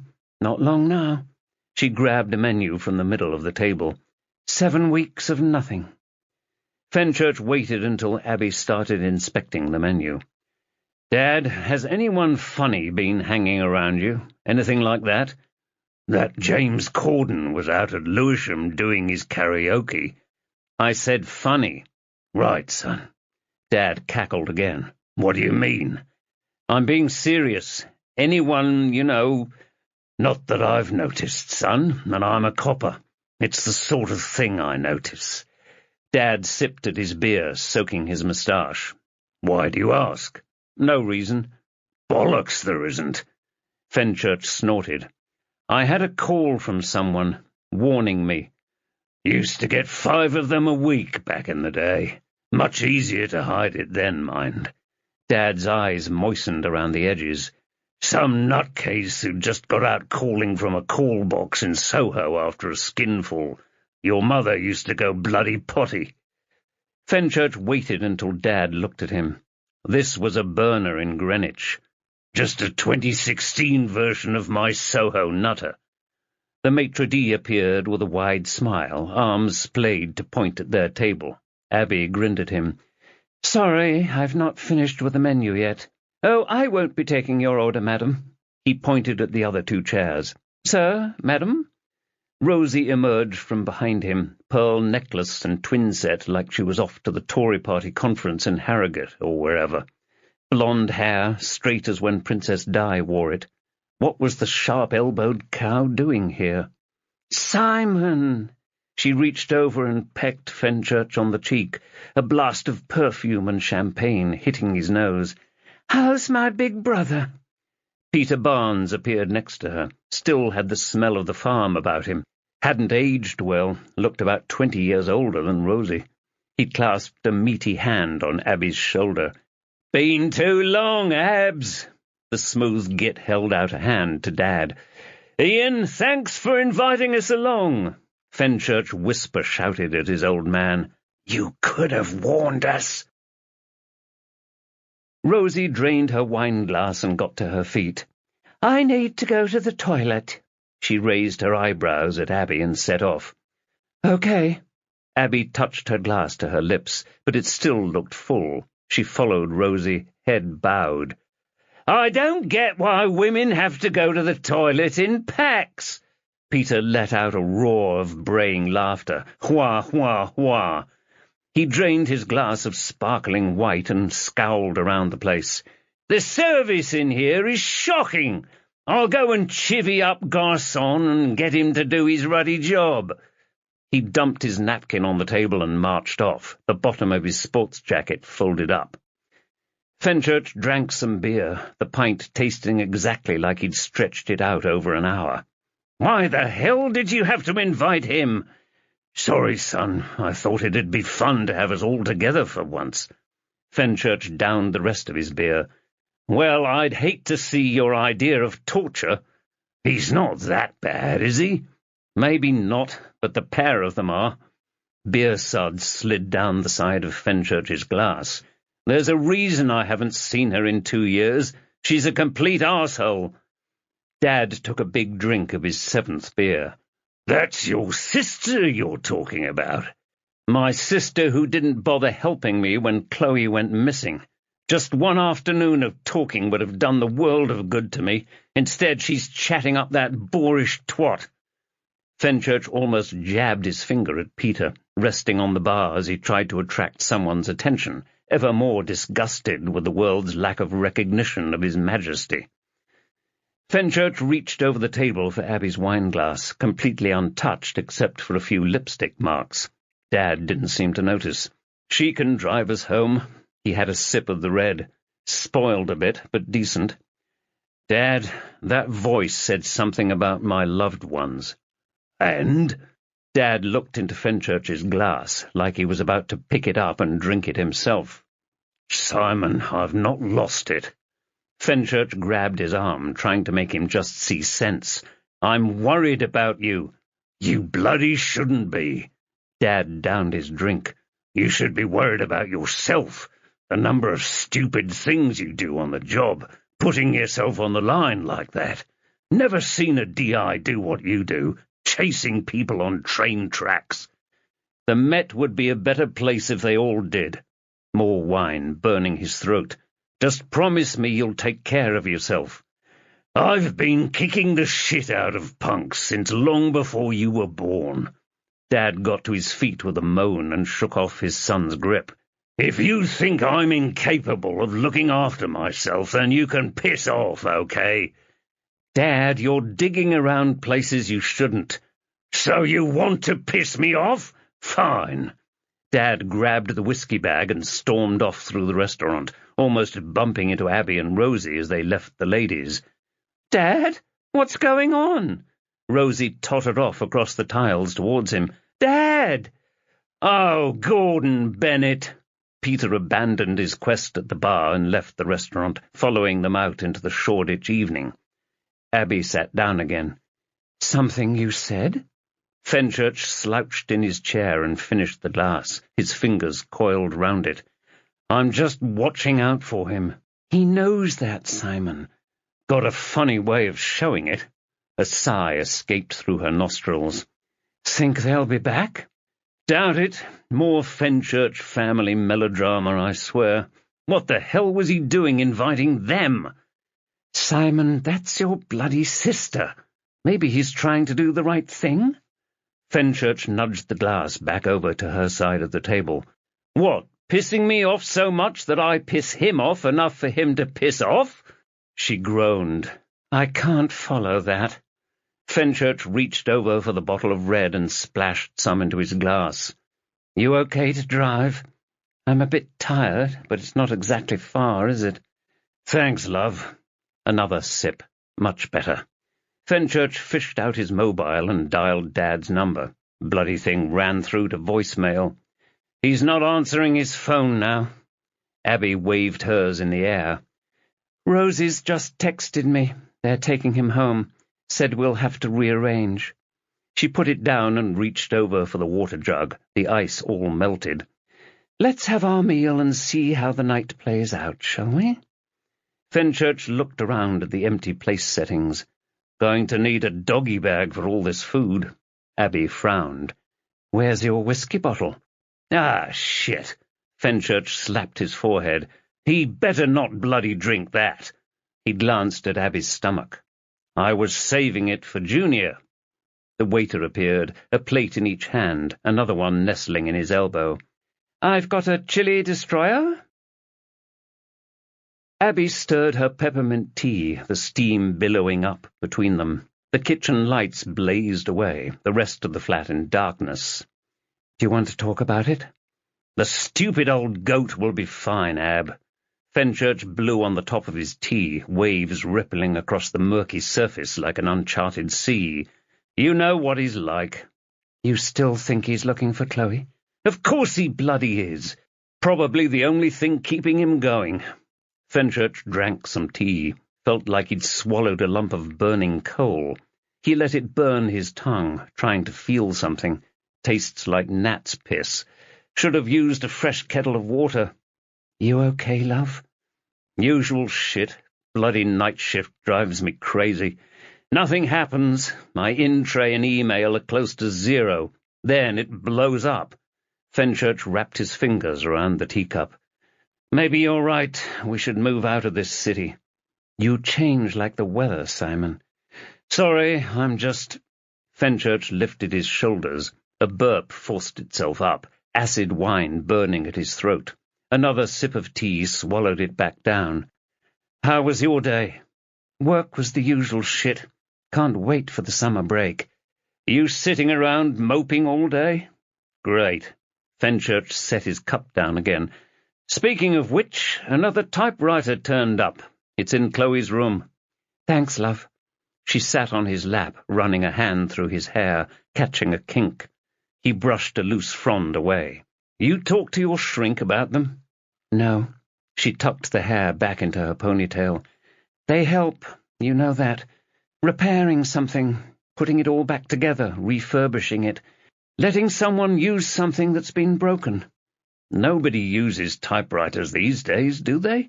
Enough people do, Simon. Her whole body tensed up, felt like she was floating above him. I wish you'd stop enabling this shit with your father. Another sip of burning tea. What if he finds something? There's people out there who might know more. Fenchurch hugged her tight, wrapping his arms around her light frame. She might be out there. Abby gazed off into the middle distance. This morning I dreamed about her again. The same one, the usual one. Her outside. Everything's so crystal clear, like it's a memory. You complaining about the garage bill. And yet being in your memory palace can't piece it all together. She pecked him on the forehead. He pulled away. I'm being serious here. And so am I. She got her kiss in. There's no way you can piece it all together. It was 11 years ago. She wrapped her arms around him. Have you spoken to your shrink about it, Simon? I feel enough like Tony Soprano as it is. You know I didn't watch that shit. It's not shit, love. Come on. She touched her forehead against his. Have you spoken to him? I'll speak to him, okay? Fenchurch adjusted her on his lap so she didn't fall off. I need to talk about it. I don't like to be constantly dreaming about it, you know. Welcome to my life, Simon. Day 3. Day shift. Saturday, 11th June, 2016. Chapter 20. Fenchurch rolled over again, but that didn't empty his bladder. A flicker of sunlight caught between the curtains, glowing in the early morning air. Buggeration. He heaved himself up. The other side of the bed was empty. Where was she? He got up and padded through the flat, his bladder burning. Abby sat by the living-room window, a cup of tea resting in her hands, the steam billowing up into her face. A shiver pushed her shoulders up. Dancing was the only thing stopping him peeing there and then. "Hey, you okay, love?" She shrugged and sipped at her tea. "Are you okay?" Fenchurch huffed out a breath. "I really need to go to the toilet." Another shrug. "Have your pee, Simon." Fenchurch dashed the toilet, grabbing his phone on the way. He sat down and let go, checking his messages. Bliss. Still nothing from his old man. Fenchurch got up and flushed. He washed his hands, the acrid stink of that natural soap hitting his nostrils, and headed back through, dumping his mobile by the key bowl. "Hey!" He stood behind Abby and rubbed her shoulder, cold as ice. "Your hands are wet." "Sorry." Fenchurch dried his hands on his thighs. "What's up?" "Just thinking about that call." She wiped a hand across her cheek, smearing a tear. "Is that the first one you've had?" "It's not the first idiot trying to wind me up, but it's the first one with that robot voice." He rubbed her shoulders again. The red bricks opposite glowed, a shiver of wind hitting the trees. "There's nobody out there, love. Those calls are probably nothing, Ab." "Probably isn't good enough for me." She reached over to the side table for a hanky and dabbed at her cheek. "Someone saw you on the telly, right? All those questions the journalists were asking." She blew her nose and balled up the tissue. "Could it be about Chloe?" "I don't see how." Fenchurch put an arm around her and tried to hug her tight. "It's probably this case I'm working, love." She pushed away from his hug. "I'm fed up with being collateral damage." "Nobody's going to harm you, not while I've got any say in it." Abby finished her tea and put the cup down on the coffee table. "You're working today, though, aren't you?" "Got to make up time for last night." She nodded slowly, hiding some intricate calculus behind her eyes. "Right, you can squeeze in a workout if you head off now." Fenchurch frowned. "I'm not going anywhere while you're like this." "I'm fine, Simon. Thought I could go shopping, get some maternity clothes." Fenchurch picked up his cup from the desk at the front of the incident room and had another look at the whiteboard, trying to stretch out his shoulders. Really overdone it with the weights this morning.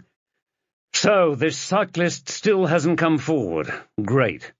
32 officers in attendance. Fenchurch settled on Reed. "Kay, can you take a lead in sifting through the calls?" "Already on it, Gov. Got half the uniforms in the station working it. 157 calls in overnight, 300 emails, and the Met's Facebook wall is toppling over." Fenchurch let her have her moment of laughter. "And anything in the rubble?" "Just the usual nutters. We're bringing a few in, just in case." Fenchurch stabbed a finger on the stills on the whiteboard. "That footage showed an assassination. By all means speak to them, but it's probably more a case of verifying if they've seen anything on their way between braziers." "Gov." Fenchurch looked around for Clooney. A female officer was almost sitting on Nelson's lap over on the far side of the room. Clooney wasn't here. "Does anyone know if Clooney got anything on the weapon yet?" "Sorry, Gov." Nelson focused on his pronto. "Uniform are looking for the weapon, but usual rules apply. That gun's probably dumped down a drain or in the Thames." "Like that phone." "Well, let's not give up yet. Someone might have been stupid." Fenchurch left a few seconds' space, hoping the message got into the skulls. "John, the post-mortem on Cassie McBride starts at 8. Can you take that for me?" Nelson covered his disappointment with a glug from his posy coffee cup. "But, Gov, He scowled through the forest of uniforms. "Fine. Okay, then." Another sip of tea, scalding Fenchurch's tongue. At least one officer needed a wash with Dettol. "I know you've got a heavy caseload already, but you'll have seen the press conference last night. DCI Doherty is giving the Commissioner hourly updates. Our priority remains finding this shooter." Naismith raised his hand, an impish grin on his face. "Sir, what about the Victoria Brocklehurst case?" "As you all should be aware, the IPCC are running the Victoria Brocklehurst case. D.I. Mulholland's team are supporting." Naismith jotted something on his pronto. "So we think Steve Shelby killed her?" "That's with D.I. Mulholland and the IPCC investigators." Fenchurch gave the room another sweep. "Okay, guys, we will catch this killer. Our duty is to take him off the streets before he can do it again. Go to it." The room exploded into a wall of noise, ripping across him like a wave. Fenchurch caught a glare from Nelson as he approached, quickly shifting to a grin. Nelson smacked Fenchurch on the shoulder, his free hand clutching a poser's coffee. "Your lad Paye did well for France last night. Be lucky to keep him next season." "Like I've had the chance to watch the bloody football." "Right." Another sip of coffee. "Well, I'd better get out to Lewisham. I take it you're not happy going to the PM?" "Not my place to say, Gov." "It'll be good for your CV, John." "Yeah, the 50th autopsy I've attended." Nelson wandered off, reaching into his pocket for that infernal vape stick. Reed approached the desk and sat next to Fenchurch. "Congrats, Gov." "What for?" "Your baby." Fenchurch almost spat tea across the floor. "Well, yours and Abby's." Reed gripped his arm tight. "You really expect Paul Temple to be able to keep a secret like that?" "That little—" "How are you feeling about it, Gov?" "It's the one good thing in my life, Kay." Fenchurch finished the tea and set the cup down. "Could do with another 5. "What time did you knock off last night?" "Back of 3. Reed yawned into her fist. "Why? Anything happen while I was away?" "Precious little. Just the fallout from your press conference." She flicked her hair behind her ear. "Nothing new about Chloe?" "Nothing, no." Fenchurch got up and took in the whiteboard. Bloody thing was a desert. Just a victim, a missing witness, and a connection to a case they weren't allowed to know anything about. Reed joined him. "I saw Savage before I left. Said he's still running with it." "Bollocks to that." Fenchurch jotted DCI Savage in giant letters in the top left corner of the whiteboard. "We're burning a lot of money on this, so I'm not waiting for Savage to finish playing with himself before I act." He blew air up his face. Separate lines joined Cassie McBride's photo to Travis and Savage. "What's he keeping from us?" "I don't know, Gov. You think it's connected to those girls we found at Christmas?" "I hope not, but I wouldn't put anything past Savage." Fenchurch picked up his cup and sifted the dregs around the bottom, as if he'd get a view of the future from it. "The other possibility—" Fenchurch's airwave blasted out. Steve on the front desk. "What's up?" "Got somebody here to see you. Something Ogden?" Fenchurch opened his office door and checked it was empty. He smiled at Ogden. "In here, sir." Ogden powered past and took one of the chairs in front of Fenchurch's desk. His blonde hair was damp and a muddy brown, though it hadn't been raining. He folded his arms. "Thank you for making time to see me." Fenchurch lowered himself into his office chair, his knee cracking as he sat. "That's not a problem, sir, though. I've been trying to find someone to give me an update on Victoria's case, but I can't get anyone to answer the phone." "I'm sorry, sir, I can only—" "It's not your fault, Fenchurch. I just need to get Victoria's body, put her to rest." "I'm afraid that won't happen for a long time, sir." Fenchurch propped himself up against the back of his seat. "As much as I'd like to help, we can't release it until the investigation into her death is closed. Cover the lies with process. When we get a suspect, his defense team will—" "I thought you had a suspect." Fenchurch swallowed hard. Careful. The suspect's defense team will want to perform their own autopsy, usually months from now. As part of that process, the body can't be released until after any appeals. Ogden tilted his head to the side. Are you winding me up? Put yourself in their position, sir. If you'd been accused of murder, wouldn't you want to perform your own autopsy? Yes, but— Ogden made claws out of his hands, bear-like. I thought— The door opened behind Ogden, and Zena Abercrombie appeared, clutching a folder in front of her like she was guarding it with her life. A young man in a suit waited behind her. Inspector? Ah, Miss Abercrombie. Allow me to introduce Gerald Ogden. She flashed a frown at Fenchurch. What's— Mr. Ogden is Victoria Brocklehurst's next of kin. Oh, I see. She smiled at Ogden as he stood, hand in his jacket pocket. Zena Abercrombie. She put the folder on Fenchurch's desk and held out her hand. I'm leading the investigation into your daughter's death. Goddaughter. Of course. She peeled off a business card from her wallet and handed him one. You can give me a call any— I just want to know when I'll get her body back. Ogden jabbed a thumb at Fenchurch. This one's telling me it'll be months. That's correct, sir. Most likely 18 months. Zena patted the colleague behind her on the shoulder. Lenny here is leading that part of the case for me. Can I ask you to accompany him? He'll be able to answer all of your questions and put a timetable in place. Thank you. Ogden's quick glower hit Fenchurch. I'm glad someone's taking this seriously. If you'll just follow me. Lenny held out a hand and waited for Ogden. He flashed his eyebrows at Zena and shut the door. Fenchurch let out a deep breath. Well, that saved me a load of grief. Zena smiled. Grief's what he should be going through now. I take it you're not here just to save my bacon? Zena slapped a hand on her paperwork. I need some of your support. Fenchurch reached into his desk. If it's about that terms of reference— No, it's not. She hefted up her stack of papers. I need you to accompany me out to Lewisham for your formal interview. Chapter 21.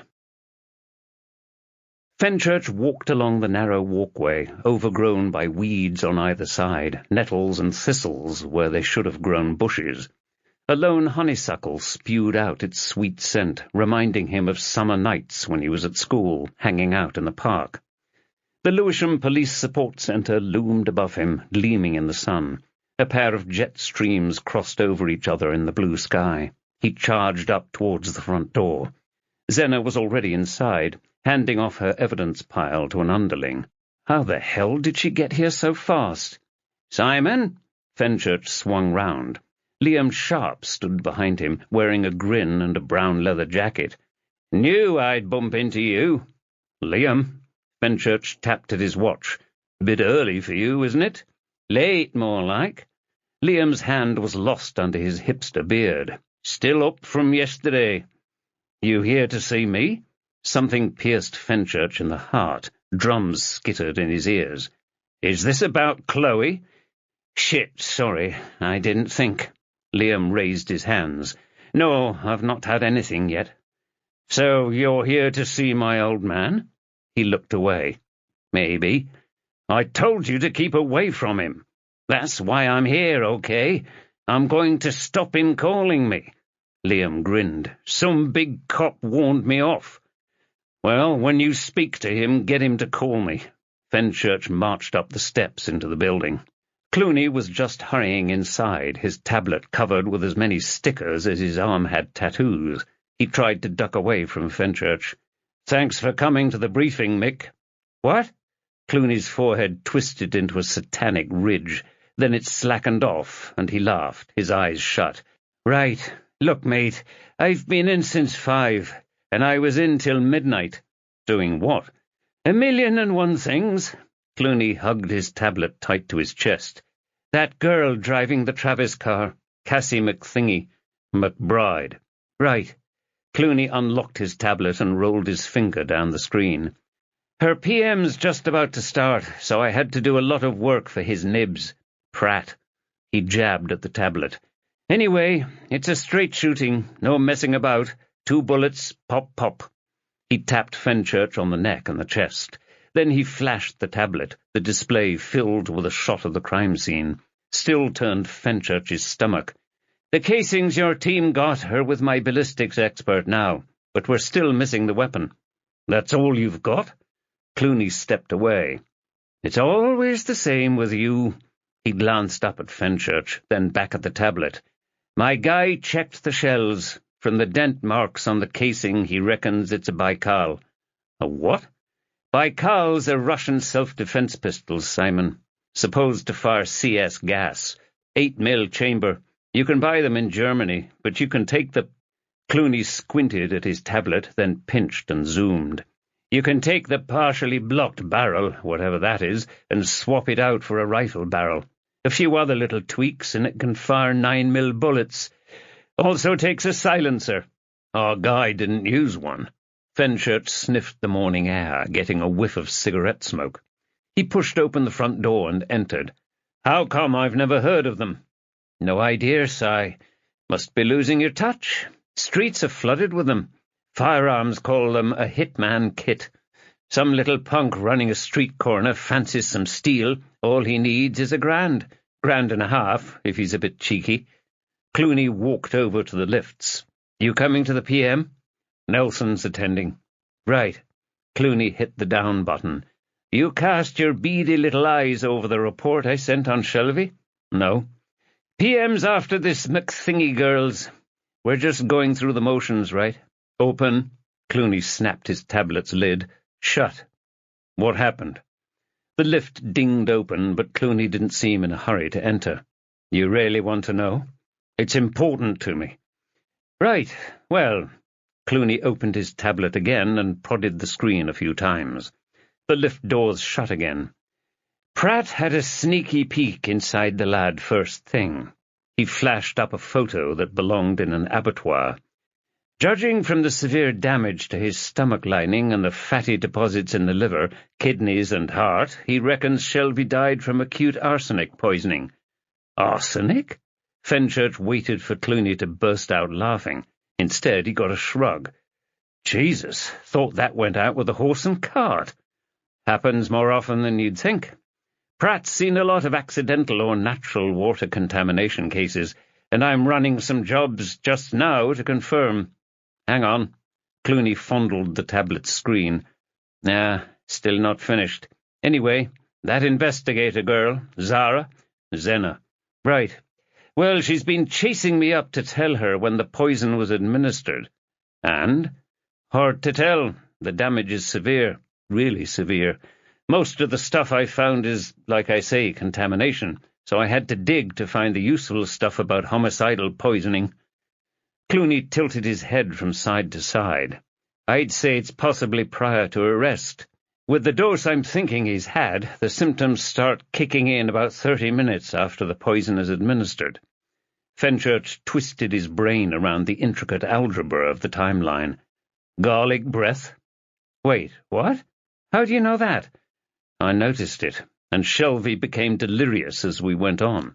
Shit! When was this? During the interview, Mick. You should watch it. Right. Clooney locked his tablet again and thumped the down button again. That secures it, then. He winked. And we didn't have this chat. What chat? Let me think. Fenchurch balled up the tinfoil from his breakfast burrito, the leftover liquid from the salsa raining down, pitter-pattering onto the polystyrene takeaway box. Arsenic. 30 minutes to kick in. Piecing it together hurt. Fenchurch got out his pronto and flipped back a few pages. 30 minutes before the time of death was... No, the symptoms only started 30 minutes after, so... The interview started at 02:08 on Friday morning. Got a waft of garlic from Shelby then. Okay, so 01:38. Picked him up just before 1:30, took him straight to Lehman Street. Bollocks. Couldn't have been poisoned before, during, or after his arrest. He put his pronto down and cleared his throat. Mr. Shelby wasn't very well in the interview we had with him. It was late. 2:10. Towards the end he was acting all woozy. At the time I thought it was a ploy, or maybe just exhaustion. I sniffed his breath and got a whiff of garlic. Maybe a dodgy pizza, or maybe he was on something. Zena looked up from her notebook. "Are you suggesting he was drunk?" "I'd have smelled it." Fenchurch shut the container. "It's possible that in hindsight he could have been under the influence of any of the drugs we found in his house, though that's not my department. The blood toxicology should show it one way or another." "I'd rather you didn't try to infer cause." Zena finished scribbling it all down. "But we'll take it from here." "We're done?" "That's correct." Zena gathered up her notes and zipped up her document holder. "Well, for now. We've still to identify the cause of death, and will indubitably have additional questions." Fenchurch raised his hands. "Whenever you need me." "Don't forget that I'm still waiting on your review of my terms of reference. Until then." She sashayed out of the room. Fenchurch tossed his breakfast into the recycling and wedged the container into the top. "Treating me like a criminal. That kid probably raped and almost certainly killed that girl. A watertight case, but someone decided frontier justice was the way to go." Fenchurch huffed to his feet, feeling like an old man. Christ knows what it'll feel like chasing after a 3-year-old in the park. "Inspector?" Zena was back by the door. "I'm a man short. Lenny's had to dash off home. Is there any chance I could borrow you for an interview?" "Depends on who it is." "What?" Chris Johnson sat back in the chair, stale B.O. wafting off him. His sleeves were rolled up, a long Celtic tattoo running down his left arm, the right covered in thick hair. "I can't tell you it again, sweetheart. I had nothing to do with that geezer's death, okay?" He ran a hand through his hair, soaked with sweat, and groaned. "Wasn't even here when he was killed." Fenchurch was opposite, still unsure why the bloody hell he was there. Temple was loitering by the door, giving him a wink, just to play along and look threatening. Zena stared hard at Johnson, then down at her notebook. "But you can't provide a solid alibi." "I shouldn't have to tell you where I was." Johnson massaged his arm. "I'm a serving officer, darling. You should trust me." "If only it was all based on trust." Zena gave a warm smile, letting Johnson fill the space. He didn't. Temple walked over and leaned against the table, his head a good few inches shorter than Johnson sitting down. "Constable, in your interviews you stated that you were in this very station visiting firearms officers at the time in question. We've checked, and they confirm that chain of events." He smiled wide, like a snake about to devour its prey. "That places you inside this station when Mr. Shelby was murdered." "Look, mate, I didn't do nothing." Temple nodded at him, like he was thinking it over. "Okay, I'm satisfied." "Excellent." Zena got to her feet and smoothed down her suit jacket. She adjusted the order of her files, sticking the thickest document on the top, and cradled the pile in her arms like it was a baby. "This paperwork is for the murder of one William Picard." She leaned forward. "Christopher Johnson, I'm arresting you for the murder of Stephen Robert Shelby." "What? You've got nothing on me!" Johnson pleaded with Fenchurch. This is bullshit!" "You and D.C. Clive Naismith were lead investigators on that case. Mr. Picard was poisoned by his son-in-law." Zena licked a finger and started rifling through the pages.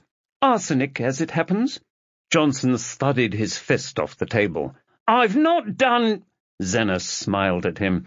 "Mr. Johnson, while the conviction was successful, you do remember the matter of a small amount of evidence going missing in that case?" "What?" Johnson rubbed at his untattooed arm, smoothing down the hair like he was grooming a horse. "That was nothing."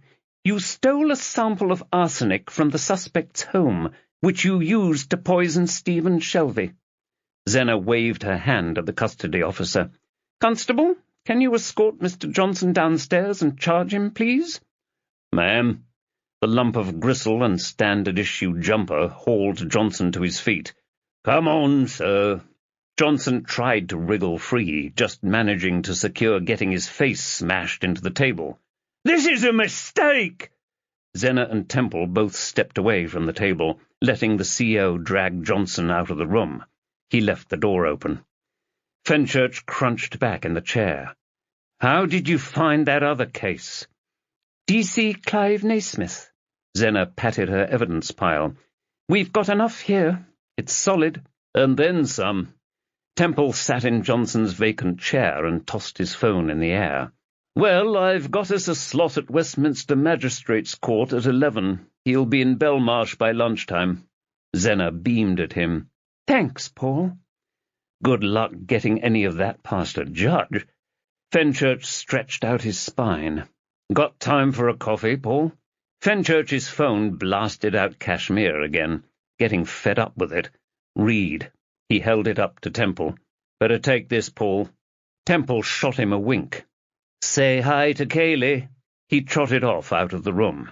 Fenchurch slumped forward in his chair. "What's up, Kay?"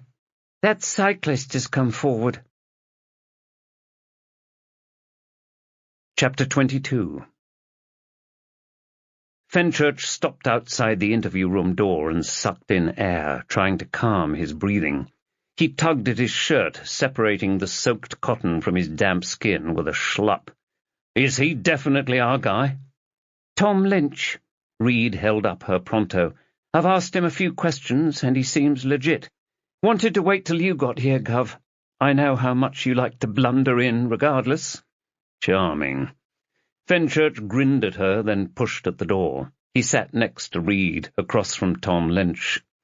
"My name is D.I. Simon Fenchurch, and I'm the Deputy Senior Investigating Officer on this case. Thanks for coming forward, sir." "Right." Lynch peered up from a sheet of paper, his eyes darting around the room, like he wasn't in a safe place. Skinny, like a 60-mile ride was a warm-up. While he was clearly on a day off, he still dressed like a cyclist. Acid yellow chevrons dug into the black of his tight-fitting jacket, a navy cycling shirt poking through the gap. A tiny bag sat at his feet, his trainers looking like they'd attached to pedals. "Doesn't that just make you an investigating officer?" "Excuse me?" "You know, the deputy cancels out the senior." "Just put it down to nerves." Fenchurch covered the car in the photo in front of Lynch with his finger. "What kind of car is it?" "A Nissan." "Definitely?" "I saw the badge. Think it was one of those electric ones." Fenchurch ringed the shooter in the photo. "You saw this guy, yes?" Lynch tugged at the zip on his jacket. He prodded a finger at the A3 blow-up of the CCTV footage in front of Reed. "This guy you're looking for, the one on Sky News." It was like his eyes were stuck to the page. "He got into a car and tried to run me off the road."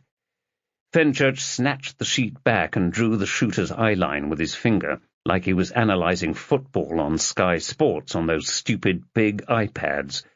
"Did you get a good look at him?" "Very good. That's why he came after me." Lynch wasn't taking his eyes off the page, no matter how much Fenchurch moved it around. "But he didn't try to shoot you?" "Would I be here if he did?" Lynch hugged his arms around his shoulders. "He shouted after me, 'Get back here!' that sort of thing." "What accent did he have?" "London, maybe." Lynch was transfixed by the photo. "Wasn't foreign." Fenchurch glanced over at Reed, then back at Lynch. "Okay, so take us through what you think you saw. Wind back to the start of your journey." Lynch steepled his fingers on the sheet of A3 and shut his eyes. "I work in the city and live in Woolwich.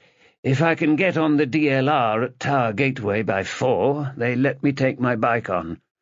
Fenchurch tilted his head. "Hang on, you work in the city and you left the office at 4 o'clock? "I get in early, usually at my desk before 7, washed and changed." Lynch pushed the page away, like he was now disgusted by the image. "My wife gave birth to our daughter 4 weeks ago, and my boss is happy with that arrangement until Beth's back at work. I mean, I log in at night to go through emails, and I've got a BlackBerry." "Okay, so I buy your story for now. Continue." "What can I say?" Lynch seemed to shiver all over his body. He tapped at the picture again. This guy just walked up to that car. The driver wound the window down, and they had a little chat. I don't know what it was about. Cough. Anyway, he shot the driver. This took a while to unfold. Fenchurch held up the image of Lynch standing on his bike pedals, holding himself steady. You didn't think to cycle off when you saw someone with a gun? I was stopped at the lights. Lynch gulped, his blinking turning frantic. When I spotted the gun, I just froze. This is London, you know. Don't I just? So what happened next? I shot off. The lights weren't green, but I just pedalled like the devil was after me. Lynch ran his nail along the far left of the image, the blue of the caravanserai's boards just visible in the grey. I usually take the path up the back of those flats to get home, but I obviously couldn't today, so I kept on the main road and powered on. I heard the car coming up behind me, and I panicked. There's a turning on the left, so I hid in this yard. It was a car wash, I think. You know, one of the manual ones. Fenchurch pulled up a map on his pronto. Looked like a car wash just off the road. Did the car follow you in? I heard it drive off. But you didn't see it? No, that's when I called you guys. Anonymously. Lynch sighed.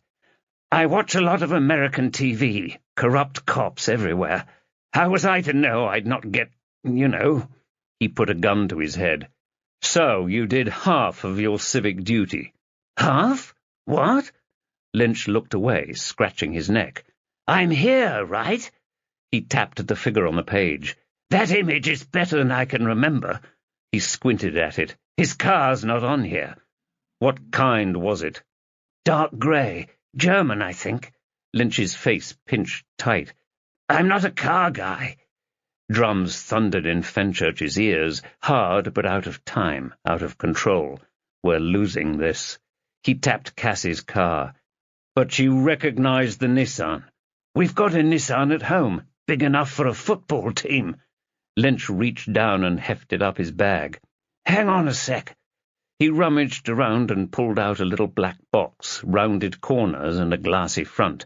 This might help. This is my GoPro. I mount it on my handlebars. Records everything that happens. Reed grabbed it off him. One of those camera things? Lynch bared his teeth. Too many cyclists getting run over these days. Fenchurch paced around Lehman Street's CCTV room, trying to stop his muscles seizing up. Place was bitterly cold, despite the roaring heat outside. Stank of polystyrene and brown sauce. Not so much as a crack of light around the door, let alone a window. How are you getting on? He must have dropped it, sir. Reed was wrestling with the GoPro, trying to get the cable in. Bloody lead doesn't fit. Fenchurch marched over. You're saying it's broken? Sorry. Reed waggled the lead, but it wasn't going in. Bollocks. Fenchurch picked it up. Thing could have dropped off an alien spaceship or something. He turned it over and checked the back, completely lost. Even worse than that infernal Blu-ray thing Abby had bought. What else can we try? Reed's lips twitched. Want me to get Clooney in here? No, I can do this. Reed grabbed the box from him and spun it round a few times. She squinted at it, her tongue sticking out of the side of her mouth, then burst into a grin. Here we bloody go. She unclipped a catch. A little memory card nestled in there, white and grey plastic with red lettering. Got you, you little bugger. She wiggled it out and slid it into a device hanging out of the side of the laptop. Give me a sec, Gov. She winked at Fenchurch. Better hope he's only been using this for cycling. What's that supposed to? Oh, right. The big screen filled with the display from Reed's laptop, lighting up the whole room. Reed double-clicked something and it spun to life. The point-of-view footage was at handlebar height and slightly disconcerting. Reed smirked. Must be how Paul Temple sees the world. Lynch's gloved hands lugged the bike down from Canning Town Station, his feet clacking off the steps, then onto the lower concourse for the Jubilee line. Wind it on, Kay. Sure thing. The footage skipped forward to the road, Lynch resting his bike on the edge of the pavement as the cars droned around him. Bloody hell! Sorry, Gov, but it's facing forward. We're not going to see— Oh, here we go. The handlebars swiveled to the left, taking the camera with it, the view panning from the main road to the side street. The shooter fired, then again, echoing the other footage they had. Shit! Lynch lurched the handlebars round and pedalled through the traffic, sprinting fast. Someone was shouting after him, but it was muffled. Lynch passed the Canning Town caravanserai and took the first left. Then he cut into the car wash, pulling in behind a grimy white van, the camera focusing on penises drawn in the stuck-on dirt. The bike poked out the side, pointing back at the road. A German car whizzed past. "Wind it back, Gov." The video rattled back to the knob-joke van.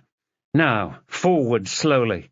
The footage jerked a few frames at a time, like a football action replay from the 70s, clicking forward as the bike sneaked round the side of the van. The grey car juddered past the entrance to the car wash. "Looks like a Merc to me, Gov." "Great." Fenchurch slumped into a chair. "We've got nothing." "No, that's a shitload." Reed hammered at the laptop's trackpad and pulled up the street CCTV. "Now we've got that, we can use this a bit better." She pointed at the screen, filled with CCTV footage from further down, nearer to Cassie McBride's house. "See all those cars? I gave a list of these to Uniform to hunt down." Fenchurch counted about 15 with legible license plates. "Have they got anywhere?" "D.I. Mulholland put that to the bottom of the priority list last night." Fenchurch thumped a fist off the table. "Did she?" "Said anyone who saw anything should have called in." "Sometimes they need their bloody memory jogged." Fenchurch stood and cracked his spine. "So is it on there or not?" Reed got up and tapped the giant screen. "That's it there, I think." Hard to make out, just a fuzzy grey blob. "I've got a license plate, though." "From that?" "Hardly." Reed laughed at him as she sat down again. "One of those ones that take a high-resolution shot every 10 frames or so." She hit play, and 3 of the cars disappeared, leaving a smart car and a Ford. "Now we know which one the shooter got in." She tapped at the keyboard and groaned. The screen filled with the image of a Mercedes. "That car belongs to Frank Blunden." Chapter 23. Fenchurch stomped down the corridor, carrying a wad of paper evidence. His phone blasted out Kashmir. He answered it and kept walking. "Dad, I'm kind of— shit." Fenchurch stopped dead, his fingers tightening around the handset. "Dad? What's going on?" Loud music played in the background, sounded like bloody weather report. Must be at his flat. Sex. Fenchurch checked his watch. 11:15, and he was out of the box. "Look, I've been trying to call you about what happened last night. I need that whiskey." "Ring! Fuck! Beep." Shit. Fenchurch hit redial, but it went to voicemail. "Dad, it's Simon. Call me." He set off again, letting his phone dial again. Voicemail again. "Dad, this is important, okay? Call me." Fenchurch pocketed the mobile. Just my old man out of his tree, nothing to worry about. He opened Doherty's office door and entered. "Boss, I need— Wait your turn." Doherty was behind his desk, tearing apart a pan au chocolat with his fingers like some 15th-century peasant who'd not eaten in days. Temple was sitting opposite Doherty, slurping from a coffee. He gave a brief nod, but he seemed irritated by something. Fenchurch rested against the back of the other chair. "Boss, this is urgent." "Jesus Christ!" Doherty slammed his pastry on the table, sending shards of it everywhere. "What isn't with you?" The cyclist came forward. Fenchurch waved the photo in the air. "Whoever shot Cassie tried to run this guy over." Then he showed him the PNC print. "Problem is, he's in one of Flickknife's cabs." Doherty picked up a crumb and put it in his mouth slowly, his forehead creasing. "And you want a word with Blunden?" "If I just wanted a word, boss, I'd be in Mile End by now. I want to raid his office." Christ on a scooter. "And his house, if necessary." Sodding hell! Doherty glugged some coffee and dabbed up the pastry with his fingers. Paul, can you get us a warrant? Temple got up and crushed his cup. How soon do you need it? Fenchurch winked at him. How soon is now? Fenchurch clutched his airwave. Right, let's take this slowly. Down the road, a DLR train rumbled by overhead, mostly empty. The street was quiet in both directions. That Smith's song rattled round his head. How soon is now? Serves me bloody right for joking. Serial Alpha, are you in position? He got a wave from Naismith down towards Mile End Road. Confirmed. Over. Serial Bravo? Up the street, Nelson waved out at him. In position, Gov. Over. Serial Charlie? In position, sir. Fenchurch couldn't see them, but if they said they were blocking the rear entrance... He looked round at Reed. Ready? She huffed out a breath. Ready, Gov. Come on, then. Fenchurch set off, airwave to his mouth. We are go. Hold position. Repeat, hold position. Don't you think this is overkill, Gov? What? Fenchurch entered the courtyard and strode over to Frank's cabs, the office basking in the mid-morning sun. Whoever shot Cassie McBride was in one of Flickknife's cabs. He's got one gun. How many more can he have? He knocked on the door and waited. Come on, come on, come on. Another knock, and he stepped back, peering through the window. Couldn't see anything. Nobody working, that's for sure. The courtyard was filled with empty black cabs. Think he's bolted, Gov? Don't say that, Kay. What about the cancer? Think he's... Noise came from inside, shouting. Oh, shit! Fenchurch snapped out his baton with his free hand. We are entering the building. Everybody stay ready. He reached for the handle and twisted it open, standing there, watching and listening.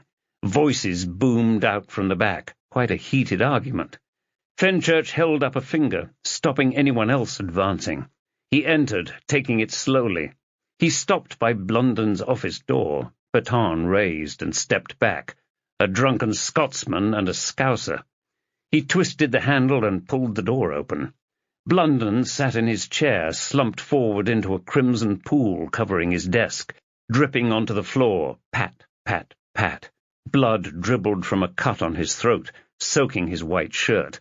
Fenchurch raced in, shouting into the airwave, Urgent medical assistance needed! Repeat, urgent medical assistance is required! He felt Blunden's neck for a pulse, still warm, but definitely dead. And here's Ellen Thompson with the news. A bloody radio. Sakes! Fenchurch lurched back. The shout came from the far side of the room. His dad sat wedged into the corner, clutching a white bread knife in both hands, the blade covered in blood, rocking forward, eyes closed. Sakes! Chapter 24. Bloody hell! Fenchurch wheeled around the quadrangle, fists clenched. What is he doing here? Gov. Reed pressed a hand into his chest, stopping his movement. You need to calm down. Calm down? Fenchurch glared at her. How the hell am I supposed to react? She tilted her head to the side. Talk about it, maybe? You're not my shrink, Kay. I'm glad of that. Fenchurch stopped dead, clenching his fists tighter. What's that supposed to mean? Nothing. Just... She pursed her lips, her forehead creasing up. I'm sorry, Gov. I don't understand what's happened. Oh, I'll tell you what's bloody happened. Fenchurch pointed at the office. My father's gone off on a vigilante crusade, killing Flickknife before... Before what, Gov? Fenchurch sighed. I don't know, Kay. What's getting to you is you don't know what he's been up to, and you don't know why he's done this. You're... Fenchurch shook his head at her. Bloody hell! Nelson emerged from Frank's cabs and tore off his Soko suit. Another ripped off his mask. Naismith, leading two officers as they helped Dad out, handcuffed and wobbling all over the place. Fenchurch stepped towards them. John! Nelson held out his free hand, the other carrying a bag with the knife. Keep away from us. They disappeared through the gap out to the street, the waiting meat wagon rumbling, its diesel stink filling the courtyard. "Gov, your dad's a decent bloke." Reed's face settled back to its resting position. "Why is he here, though? Has he talked to you about Flickknife?" Fenchurch shrugged. "Not for a while. You think this is something to do with a newspaper?" "Maybe. Look, we just don't know, Kay." Reed smoothed a hand down his arm. "He can't actually have done this, can he?" "Maybe." "Gov, really?" "You don't know what he was like when me and Rosie were growing up." Fenchurch pinched the bridge of his nose, eyes shut, trying to blot it all out. "Had a bloody temper on him. Every little scrope that got away from him, he'd take it out on us. Not physical. A shard of glass dug into his gut. Well, only when I really took the piss. But he'd shout. A lot." "You really think he could do this, though? At his age?" Soko's milled around the open door. "Just through there. Christ. He was right there, Kay, knife in his bloody hand." Dr. Pratt staggered out of the door, his monstrous beard catching the light breeze. He glanced at Fenchurch and marched away, head down. "William!" Fenchurch jogged after him. "Come on, mate! What's happened?" Pratt kept on walking. "I'm not sure I should even be looking at you, Simon."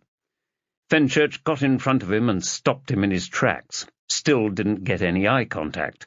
"Come on, William, I need to know what's going on here." "I'm under strict instructions not to speak to you or any of your close team. Come on, you owe me." "I owe you nothing, Simon. Just, when did it happen?" Pratt glowered at him. "Listen, if I give you that, will you let me go?" "I never heard it from you." Pratt finally made brief eye contact. "Mr. Blunden's time of death was just before 11 a.m. this morning." Fenchurch ran his hands through his damp hair. "We just bloody missed it." "I'm sorry, Oi, get away from him!" Doherty was sprinting over the tarmac towards them. He grabbed Fenchurch's arm and pulled him away from Pratt. "William, get the hell out of here!" Pratt slunk off. Fenchurch wanted to grab him and pull him back for more questions. Doherty waved a hand at Reed. "You too, Sergeant!" Fenchurch watched her follow Pratt, then switched to Doherty. "Gov, I need to—" "Shut it!" Doherty shook him like he was a misbehaving child. "Do you honestly think I'll let you investigate a case where your father is the prime suspect? Eh?" Another shake. "It's not even, ooh, he might get off with a decent lawyer. You caught him red-handed." Fenchurch broke free of him and stepped back, getting away from the coffee breath. The squad car finally powered off. Dad slouched over in the back seat. Looks every inch the guilty party. Maybe he did do it. His brain crumbling with all the pressure he put himself under. What didn't help anyone was ambiguity, confusion, uncertainty. "If he killed him, boss, I don't get it." "Aye, neither do I." Doherty walked him away from the queue of Sokos heading into the building. "But you need to get your arse out of here, okay? I'm not warning you, I'm telling you. Your old man's gone all Wild West here, and you need to distance yourself from it if you still want a career after the dust settles. You can't expect me— I expect you to act like a professional." Doherty jabbed a finger into Fenchurch's chest. It actually hurt. "Like a professional. I know you have difficulty with authority at times, but you need to back off, okay? Keep 1,000,000 miles away from this." Fenchurch stuck his hands on his hips. "Or what?" "What?" Doherty's eyes inflated like air balloons. "Or I'll send you out to Adrian Farrell in Middlesex. He's down at DI. "Let me think on that. Like you've got a choice." Doherty winked at Temple as he strolled over. "DI Mulholland is investigating this case for me, okay?" "Not her. Anyone but her." "Boss, look, it's possible he didn't do this." "What?" Doherty screwed his face up. "You honestly—" Guys. Temple got between them, smiling at Fenchurch, then at Doherty. "Al, do you want to give us a minute?" Doherty stared hard at Fenchurch, his nostrils flaring. Then he nodded with a final snort. "I'd better inspect the disaster zone, I suppose." He wandered over to Frank's cabs, shaking his head. Temple exhaled slowly, watching him go. Then he attached a smile to Fenchurch. "Simon, I'm really sorry about this. Paul, you need to help me." Temple's mouth seemed undecided on whether it should smile or grimace, twitching between the two. "The Director of Public Prosecutions just called me. Told me to work with the IPCC and the Met's professional standards." He settled for the grimace. "Unfortunately, we have to prosecute your father. A serving officer going all vigilante isn't good for anyone. Worst case, it'll undermine faith in the criminal justice system and cause more riots." Fenchurch slumped back against a wall, knocking off a chunk of rough cast. "You're talking shit." "Am I?" "Simon, your father's been carrying out clandestine investigations on Met time for years. We've turned a blind eye to it because of your situation, but this has to stop. Dad's put away hundreds of stabbings over his career. If he killed Blunden, why was he still there?" Fenchurch dug the heels of his hands into his eyeballs, trying to drive some pain into his skull. "Why didn't he run off?" "Because your father's off his face." Temple walked away, shaking his head. "You of all people should know how irrational drunk people are." "What's that supposed to bloody mean?" "It means all those times you called Abby up out of the blue when you were off your tits, Simon." Temple swung round on his heels. "You think that was easy for her? Listening to you dribbling down the line, swearing, talking nonsense?" Fenchurch swallowed.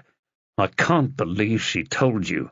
"What do you expect, you idiot? We're best friends. Who do you think she talked to? Kay's too close to you." Temple looked him up and down, sneering like a public school headmaster. "You're lucky she didn't report you." Fenchurch watched him go, his heart thudding even harder, drums pounding like they were being hit with mallets. "Good to know who your friends are." "Speak of the devil." D.I. Dawn Mulholland appeared under the overhanging building, tightening her black scarf to reveal just enough skin to show it hadn't had a chance to burn in the sun yet. She was pouting like the cat who'd broken into the dairy and found the cream. "Simon, there you are. I need to take your statement now." "Now's not a good—" Fenchurch's phone blasted out Kashmir. Zena Abercrombie.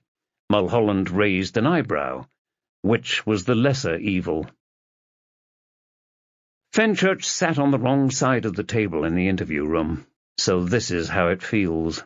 Opposite, Mulholland and Nelson pouted and grinned, interviewing him when what? When his old man had killed a known underworld gang lord? When his old man had killed the racist scumbag who ran black prostitutes because he didn't want white girls out on the streets? When his old man had killed the scumbag who used his cabs as a front for God knows what? Drugs, off-street prostitution. Couldn't really blame his target, but why? Why do it now? What the hell was going through his mind, other than whiskey? Maybe he did do it. Maybe he just snapped and decided to take Blunden's death away from cancer's icy grip. 10 minutes bleeding to death versus 6 months rotting away, the morphine masking the pain until it ate him whole. 6 months of putting his affairs in order, ensuring the misery he'd inflicted on East London kept on into the next generation. "Your father?" Nelson's eyebrows were standing to attention. "Gov?" "Sorry, I was miles away." Fenchurch rested his elbows on the table and rubbed his hands together. "What was the question?" "I asked you what your father said when—" "I'm not giving you the story backwards." Fenchurch waited until Nelson looked away. "You've got your statement. Happy to spell out anything you don't get, but you're not interrogating me, okay?" Mulholland looked up from her notebook, pouting. "Simon, I do need to clarify a few points." "Then send me the rough draft and I'll fix anything either of you have failed to capture correctly." Mulholland ran her tongue round her lips, slowly. She tightened her scarf. "Very well, I shall arrange for a paper copy. Mark that up, please."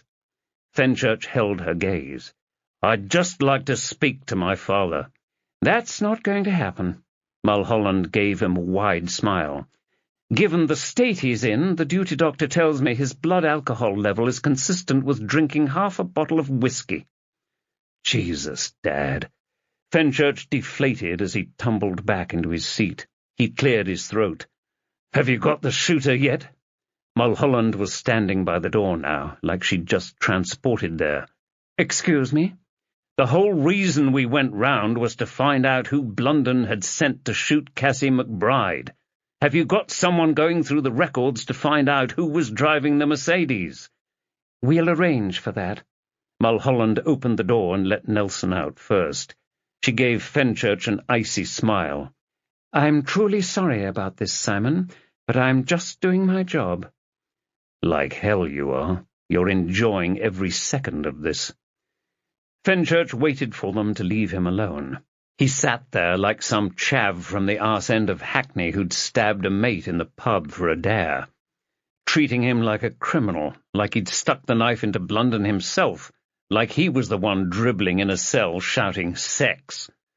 What was up with that, anyway? Maybe Dad had finally cracked, his mind crumbling after too much stress, too much booze, too much life, all the work he was doing looking for Chloe. Fenchurch fished his phone out of his pocket and hit dial. "Simon?" Sounded like Abby was out and about. "What's up?" "I just don't know, Abby." Fenchurch pulled up on the street, Maida Vale sprawling around them, the long row of magnolia-painted Georgian terraces disrupted by a 60s block replacing a wartime bomb site. "What makes it harder is I just don't know what he was up to." A deep frown creased Abby's forehead. "Did you put him up to it?" "What? Of course I bloody didn't." He hit the steering wheel. "How can you think that?" "Sorry, I don't know what I'm saying. This is a shock." She reached over to play with the hair on the back of his neck. "Could you have said anything that sparked off one of his flights of fancy?" "Chance'd be a fine thing. He wasn't answering my calls after he stormed off last night." Fenchurch switched off the engine and nudged his door open. "He's not mentioned anything to you?" "I try to have as little to do with him as possible." "Right." Fenchurch got out onto the pavement, his whole soul feeling emptied. The sun beat down on his neck, fresh grass cuttings hit his nose. How do you even begin to think about this? "In tiny steps. Come on." Abby grabbed his hand and led him across the road and up the path. She rang the bell and leaned over to peck his cheek. "Be strong." The door pulled open a crack and Rosie looked out. "Simon? Abby?" She opened it wide and stepped out, grabbing Abby in a hug. "I can't believe it." Fenchurch made eye contact, but his training failed him. The path was mossed up between the slabs. "Take it you heard about Dad, then?" Rosie dried her hands on her apron. "I just got a call from D.I. Malarkey." "Mulholland." "Whatever. Is it true?" Some grass crept up between another two slabs. "I found him, Rosie." "Shit." Rosie nibbled at her lips. "Look," she rubbed her face. "Look, Peter's out with the kids. Usual Saturday afternoon craziness. Becca and Ollie are both at football." She tore at her apron, tears streaming down her face. "Look at the state of me." Abby wrapped her in a hug. "Come on, love." She led her inside.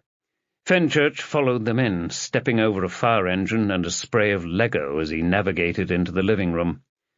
Abby helped Rosie to an armchair, then perched on the mushroom sofa by the fireplace, dotted with photos of their childhood, hugging each other as kids, them as teenagers, more distant, him with a Manchester bowl cut, her in Nirvana grunge. Behind, a row of black and white shots showing Mum as a schoolgirl, Dad joining the force, thumbs up and grinning in his uniform. Fenchurch sat next to Abby and smiled at his sister. "How you doing, sis?" "I can't believe what's happened." Her West London accent was slipping a few miles in the opposite direction. "He's really killed someone?" Fenchurch let breath slither out. If it's any consolation, the guy's a nasty piece of work." "Simon, what the hell?" Rosie got up, clasping a hand to her forehead. "What am I going to tell Ollie and Becca? How do you tell children their grandfather's a murderer?" She stared at Fenchurch, then shook herself. "Where are my manners?" She clapped her hands together. "Tea? Coffee?" Fenchurch slouched back in the sofa. "Tea, if you're making some." Abby got up and patted Rosie's arm. "I'll make the tea." "Thanks. Do you need any—" "I'm sure I'll find the kettle, tea bags, and milk." "Well, it's leaf tea and—" "Rosie, I'll be fine." Abby left them to it, shutting the door behind her. The living room was very different to the last time Fenchurch had been there. Had a wall been knocked through? "Is he going to be okay, Simon?" Fenchurch stroked Rosie's arm as she sat next to him, just how she used to like it when Dad had blown a gasket at them. "He was there with the murder weapon, Rosie. Off his bloody trolley. Christ knows why he did it." "I've been worried about him." Rosie picked at the stitches on her cardigan, just like she did as a kid. "You know that Alzheimer's is in our family?" She pushed the cardigan away, smoothing it down.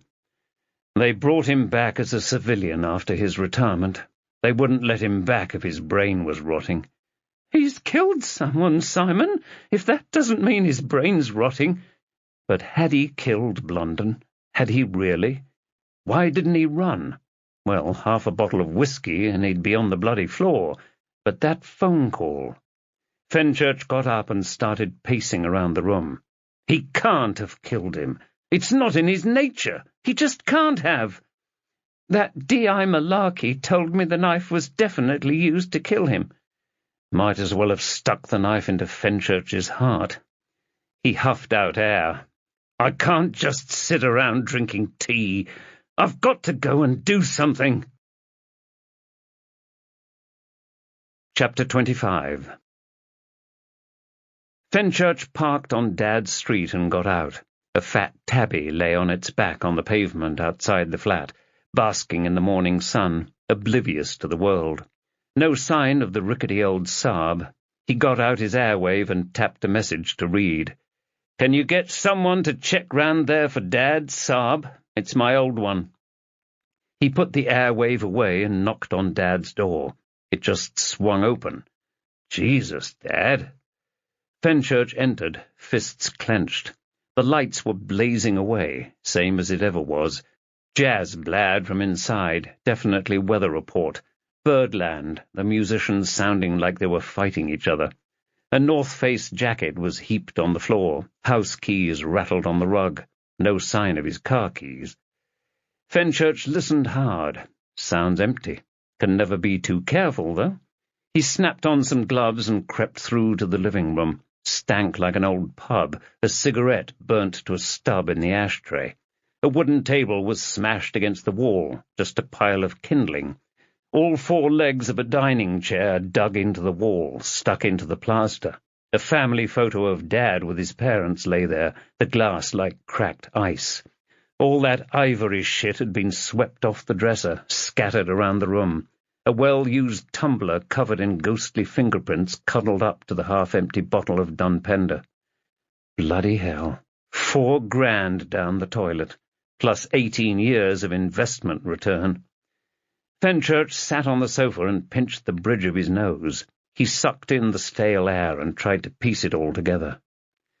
Dad's shaking hand, pouring out the nectar, sucking it down, not even tasting it, pouring another, then another. Why, though? Dad must have found something new. Came back here, got hammered on expensive whiskey. Can't have been good. What did he find out? And then what did he do? That call. What the hell was that all about? Sex? Ring? Sex ring? What the bloody hell was he on about? Blondin running a sex ring? Fenchurch got out his mobile and called Reed. "Gov? Thought you were off the reservation." "Not in so many words." "Mulholland's been looking for you." The background chatter sounded more like a football match. "I'm still stuck up at Blondin's office. She's got me managing the crime scene. Can you believe it?" "Bet she has." Just got your text. Not found your dad's motor yet, but we'll keep looking. I appreciate it. Fenchurch stood, unable to stay seated. Kay, has anyone been round to my old man's flat yet? Don't think so. Get a team round here. Fenchurch coughed. Sorry, to Dad's flat. You're there, right? Right. Either someone's been in here or he's smashed the place up in a drunken rage. Oh, shit, Gov. He called me, Kay. Fenchurch stretched back on the sofa. About 10:30, 11:15. Sounded drunk, didn't make any sense. He might have said something about a sex ring. Mean anything to you? Well, I don't think Dad was in one. Fenchurch walked through to the kitchen. The trail of destruction stopped here. Must be about Flickknife. I'm wondering, what if someone's taken him, picked him up here, driven him to Mile End, and killed Blunden, then— The big knife block, the one he'd got Dad from Aldi at Christmas 2 years ago. All those white Japanese cooking knives. The bread knife was gone. Gov? It didn't prove anything. Whoever framed him took the knife, killed Blunden, made it look like Dad. What to do with it, though? Leave the block for the Sokos, or— Gov? You still there? Fenchurch walked back to the living room. Sorry. Right. Who would do it, though? Who'd want to frame him? Fenchurch sniffed the whiskey. $4 bought a rancid spirit. I don't know.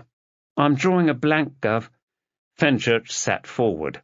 Anything happening up there? Well, other than Mulholland thinking I know where you are. They're accelerating Blunden's post-mortem. It's on now. Bloody hell, that witch can't wait to put my old man away, can she? Gov. Have they found that merc yet? Naismith's still working on it. Reed paused, sounded like she'd covered her hand over the mouthpiece. Sorry, I've got to go, okay? Just send some of Clooney's lot round here. Fenchurch ended the call and put his phone away, unsure how much of that she'd got. Better get out of here before they pitch up. If they do. Liam. Liam bloody Sharp. What was that little punk up to at Lewisham? Fenchurch checked through the notes on his pronto. That was just before 8, 1:45 maybe.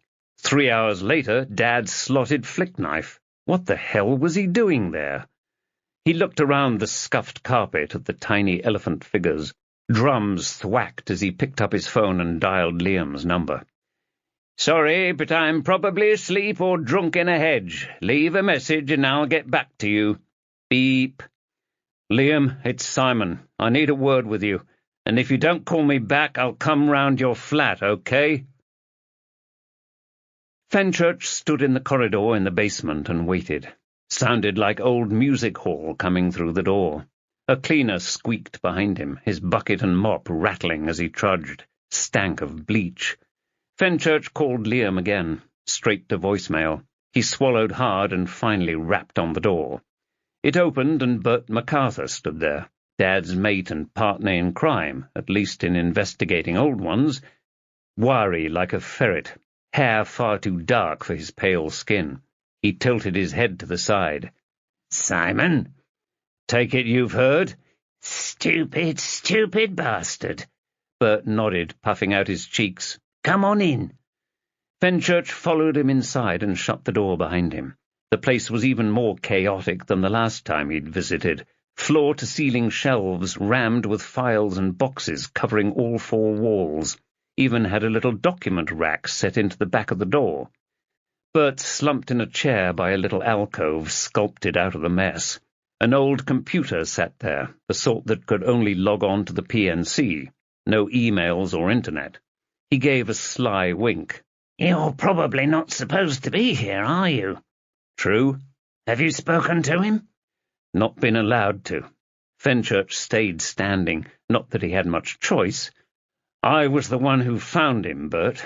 Just sitting there, red-handed, out of his skull. Stupid old goat. Going through those files would take weeks, months maybe.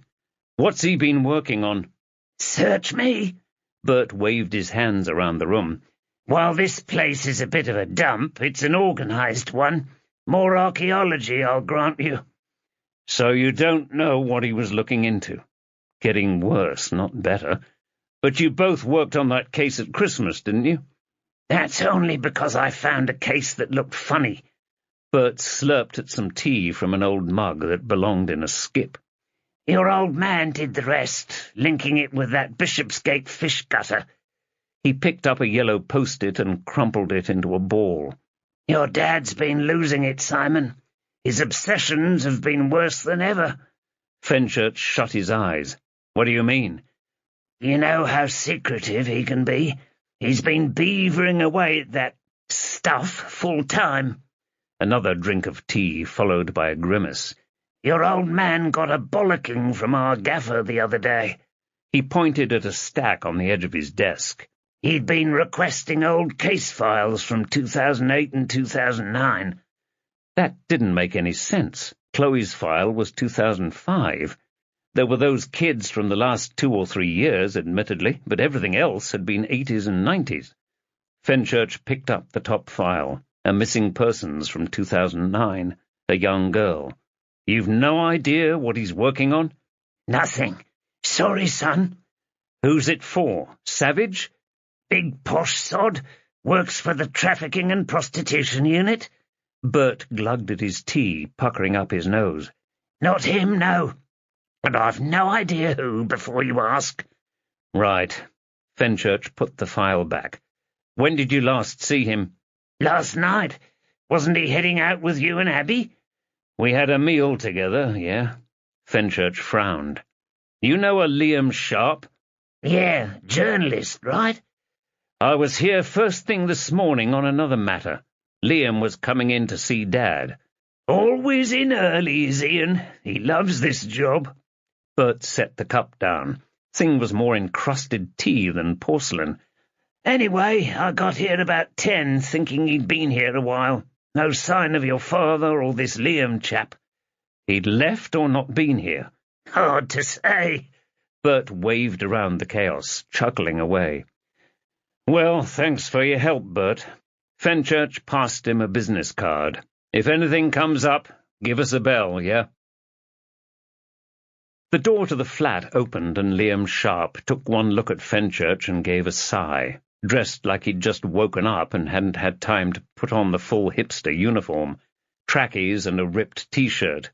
Right, Simon, I need a word with you. Liam wasn't himself, no eye contact, no grin, even worse than when, Look, just leave me alone. Liam, I've tried calling you. Yeah, I know. Are you okay? Liam stepped back, his shoulders slumped. No, I'm not. What's happened? Nothing, it's cool. Liam, I need... Goodbye. Fenchurch pushed at the door, barging through into the hall. He grabbed Liam's T-shirt, bunching it up around his fists. It looks like my old man's just murdered someone. I know. Liam backed against the wall like he was trying to go through it. Frank Blunden, flick knife. He stabbed him. He slumped back, sliding down. All my fault. Fenchurch's grip stopped him hitting the floor. What have you done? I shouldn't have. Fenchurch pulled him close. Liam, what the hell have you done? Liam clumsily pushed himself up and pointed to the open door. You should leave. I've had enough of putting my neck on the line for you. I'm not going anywhere until I get answers. Fenchurch let go of Liam. The only thing keeping my father from remand in a prison is he's too late for a Saturday court. Now you're going to talk to me. Liam swallowed hard, rubbing his arms. You can't just... Fenchurch shut the flat door and barged in, his heart thudding. He rested against the kitchen wall, inches from a massive Batman poster. A pale blue coffee cup steamed on the counter. Did you meet him this morning? First thing. Liam propped himself up on the counter. His cat was on her haunches next to him, cracking at biscuits in a bowl with the Batman logo, the one from the old Michael Keaton film that looked like teeth if you stared at it too long. We might have had a breakthrough. Fenchurch's gut plunged below his feet. With Chloe? Liam shook some more biscuits into the cat bowl. Fenchurch grabbed his wrist and stopped him pouring. Is that why you were at Lewisham this morning? Liam dropped the pack on the counter, a couple of biscuits spilling out. "I found an old driver, used to work for Flickknife." "What's his name?" "I can't tell you." Liam wrapped his arms tight around his torso. "My source is a secretive type, so we met him at your old man's flat. He told us Blunden had them picking up kids." The drums rattled. "Like my daughter?" "He didn't name her, but he'd seen the story in the paper. Said she might have been part of that whole thing." Fenchurch launched himself across the kitchen towards Liam, getting right in his face. "Why didn't you take this source into the police?" Your dad's a cop? You should have come to me, Liam." Hackney loomed around them, just blocks and blocks of flats. That article had forced one of them out into the open. "When did you leave?" "Just before 9. Liam hefted the cat up and put her down on the floor, then stroked her back as she licked her lips. He sat on the kitchen counter, his legs swaying. "Had to come back here to file some copy." Fenchurch pinched his nose. "I got a call last night. Told me to stop what I was doing." He shut his eyes, breath emptying from his lungs. "A robotic voice, warning harm would come to my loved ones." "But you said your dad murdered someone." Fenchurch got up and folded his arms. "So between 9 and 11, my father's managed to get blind drunk and kill Blunden." He narrowed his eyes at Liam. "Did this source leave with you?" "He stayed with your old man to give a statement." "You stupid bastard!"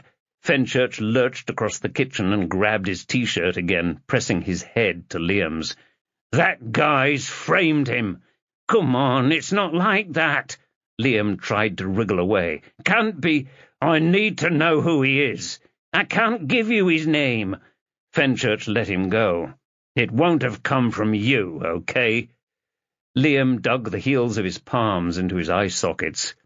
"If anything happens to him, nothing's going to happen."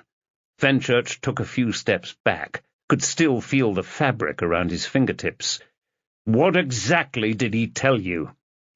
"He might have said something about Chloe." "Might have?" Fenchurch raised his eyebrows. "Christ, Liam!" "He saw the stuff on the news last night. He read the story again and called me up." Liam clapped him on the shoulder. "I'm sorry, mate. He thinks she might have been involved." "Just tell me this guy's name." Chapter 26. The Golden Lane estate swamped Fenchurch, a huge chunk of the Barbican that hadn't succumbed to gentrification, a feral housing development just spitting distance from the city and Shoreditch. A couple of kids glared at him for having the temerity to park on their patch. Better put out the "On Police Business" sign. He got out of his car and powered across the road. Kashmir yanked him from his reverie. He fished out his phone. Zena Abercrombie added another to her 5 missed calls. Fenchurch pocketed the mobile and bumped between the kids, getting a high-pitched "Oi!" in response. He entered the external stairwell and climbed. 3 stories of concrete and misery, someone's idea of social housing. He strolled along the corridor. At the back, bare slabs surrounding a token tree were dusted with smashed lager bottles. Number 18's door was battered and broken, the paint peeling off. Connolly, handwritten above the 1 and the 8, hanging loose. Fenchurch knocked and stepped back. No answer. Another knock, and the neighbouring door opened. A black woman who looked to be in her 60s looked out. "Can I help you, boy?" Thick Jamaican accent, like she was still on the island. Fenchurch held his warrant card close enough for her to inspect. "D.I. Simon Fenchurch. I'm looking for a Daniel Connolly." "Who?" He thumbed at the door. "Your neighbour?" "He not in. I never spoke to him, but I hear him all the time. Not been back today, boy." "Okay, thanks." One last look inside the door window, and Fenchurch marched off towards the stairwell, getting his mobile out and dialing. "Kay, it's Simon. How's it going?" "Shit."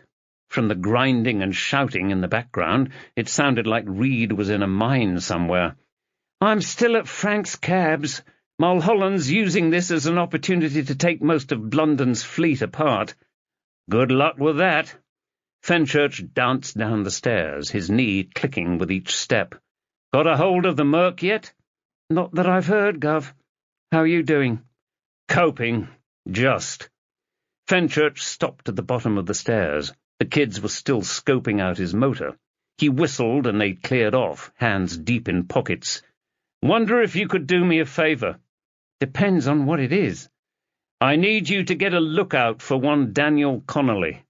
Who's he? At this point, it's better you don't know. Jesus, Simon. Temple sat back in the meeting-room chair and brushed a hand through his hair. Have you told anyone about this? Just Kay. Fenchurch was lurking by the door, keeping an ear out for passing feet. Could recognize Doherty's gait a mile off in about 5 types of shoes, always like he was marching across a glen to war with a rival clan. I doubt they'll believe me. All that shit I said back at the crime scene? Forget it. Temple smoothed down his trouser legs. It was an act for Doherty and the others there. I meant it when I said I'm your guardian angel. Feels like we could do this another time. Click, clack in the corridor. Not Doherty. This isn't... Simon, I want to help, okay? It just needs to be subtle. I can do subtle. Believe that when I see it. Temple sat back in his seat and crossed one leg over the other. You think this Connolly guy will close the gap in your timeline? Fenchurch nodded slowly. I hope so. Leave it with me. Temple jotted something in his notebook. I'll raise it with D.I. Mulholland. She's still out at Lewisham? At the PM, yeah. They kicked me out after Blunden's. The IPCC have made it abundantly clear that the Brocklehurst-Shelby case is no longer part of my remit. The familiar burn hit Fenchurch's gut. For my sanity, was it just drink in Dad's system? I haven't seen the blood toxicology yet, but I did have a word on the QT with the duty doctor. Temple sighed. Just booze, no drugs. And the scale tips back. Fenchurch drummed his fingers on the door. Look, given Mulholland's away, is there any chance I can speak to my old man? You're pushing it, Simon. What happened to Subtle? I just need to know what happened between Liam leaving Dad's flat and me turning up in Mile End. Fenchurch tried to get some moisture back into his tongue. I don't care if it helps with prosecuting him. Right now, I just need closure. Temple snapped his notebook shut and got up. Let's see what we can do. Give me a call, yeah? Temple sloped off down the corridor away from the custody suite. Martin took yet another look back towards the front desk, then at Fenchurch. He swallowed hard, shaking his head. This is a favor, okay? His voice was a hiss. They're still ramming a red-hot poker up my hoop every 5 minutes as it is. I appreciate it. Fenchurch locked eyes with him. I really do. Martin raised up his pile of keys and opened the lock. Here you go. Dad lay on the bed, barely looking up, bleary-eyed and stinking like a tramp. Simon? What? Where am I? You're in Lehman Street, Dad. Piss off! Dad rolled to the side and toppled over, landing on the concrete floor with a crunch. Shit! Fenchurch darted over and crouched next to him. Is your hip okay? Ah, you bastard! Dad hauled himself up, wincing at the pain. I'll live. What's going on? Why are you here? Dad, In the corridor, Martin's hands were in the air, waving away. Shit! Get out! Fenchurch leaned closer. Dad, I need to speak to Daniel Connolly. Dad grimaced. Don't talk to me about him. What did he tell you? Dad stared at him with mad eyes. He took Chloe. Who did? Connolly? No, Flickknife. Blunden took her, son. Simon? Mulholland stormed into the cell and pulled Fenchurch away. What the hell are you doing in here? Speaking to my father. only under my supervision." She pointed a finger at Martin. "Did you know about this?" "Ma'am, he's an inspector. I couldn't—" "You should have called me." She hauled Fenchurch out into the corridor. "Listen to me, Simon. This behavior has to stop. Your father's under investigation for murder. You need to back off." "Have you found Daniel Connolly yet?" "Daniel who?" "Connolly. He's—" Fenchurch shrugged off her grip. "You need to speak to him. He was with Dad before he—" "Right, okay." Mulholland gripped his arm by the elbow. "Alan Doherty's searching for you. Do I need to get someone to escort you upstairs?" Fenchurch stormed into Doherty's office and slammed the door behind him. "Boss, here he is." Doherty picked up a Scotland football mug, navy blue with a yellow lion rampant, and slurped, like he was trying to be as irritating as possible. "Dawn just called me. What are you playing at?"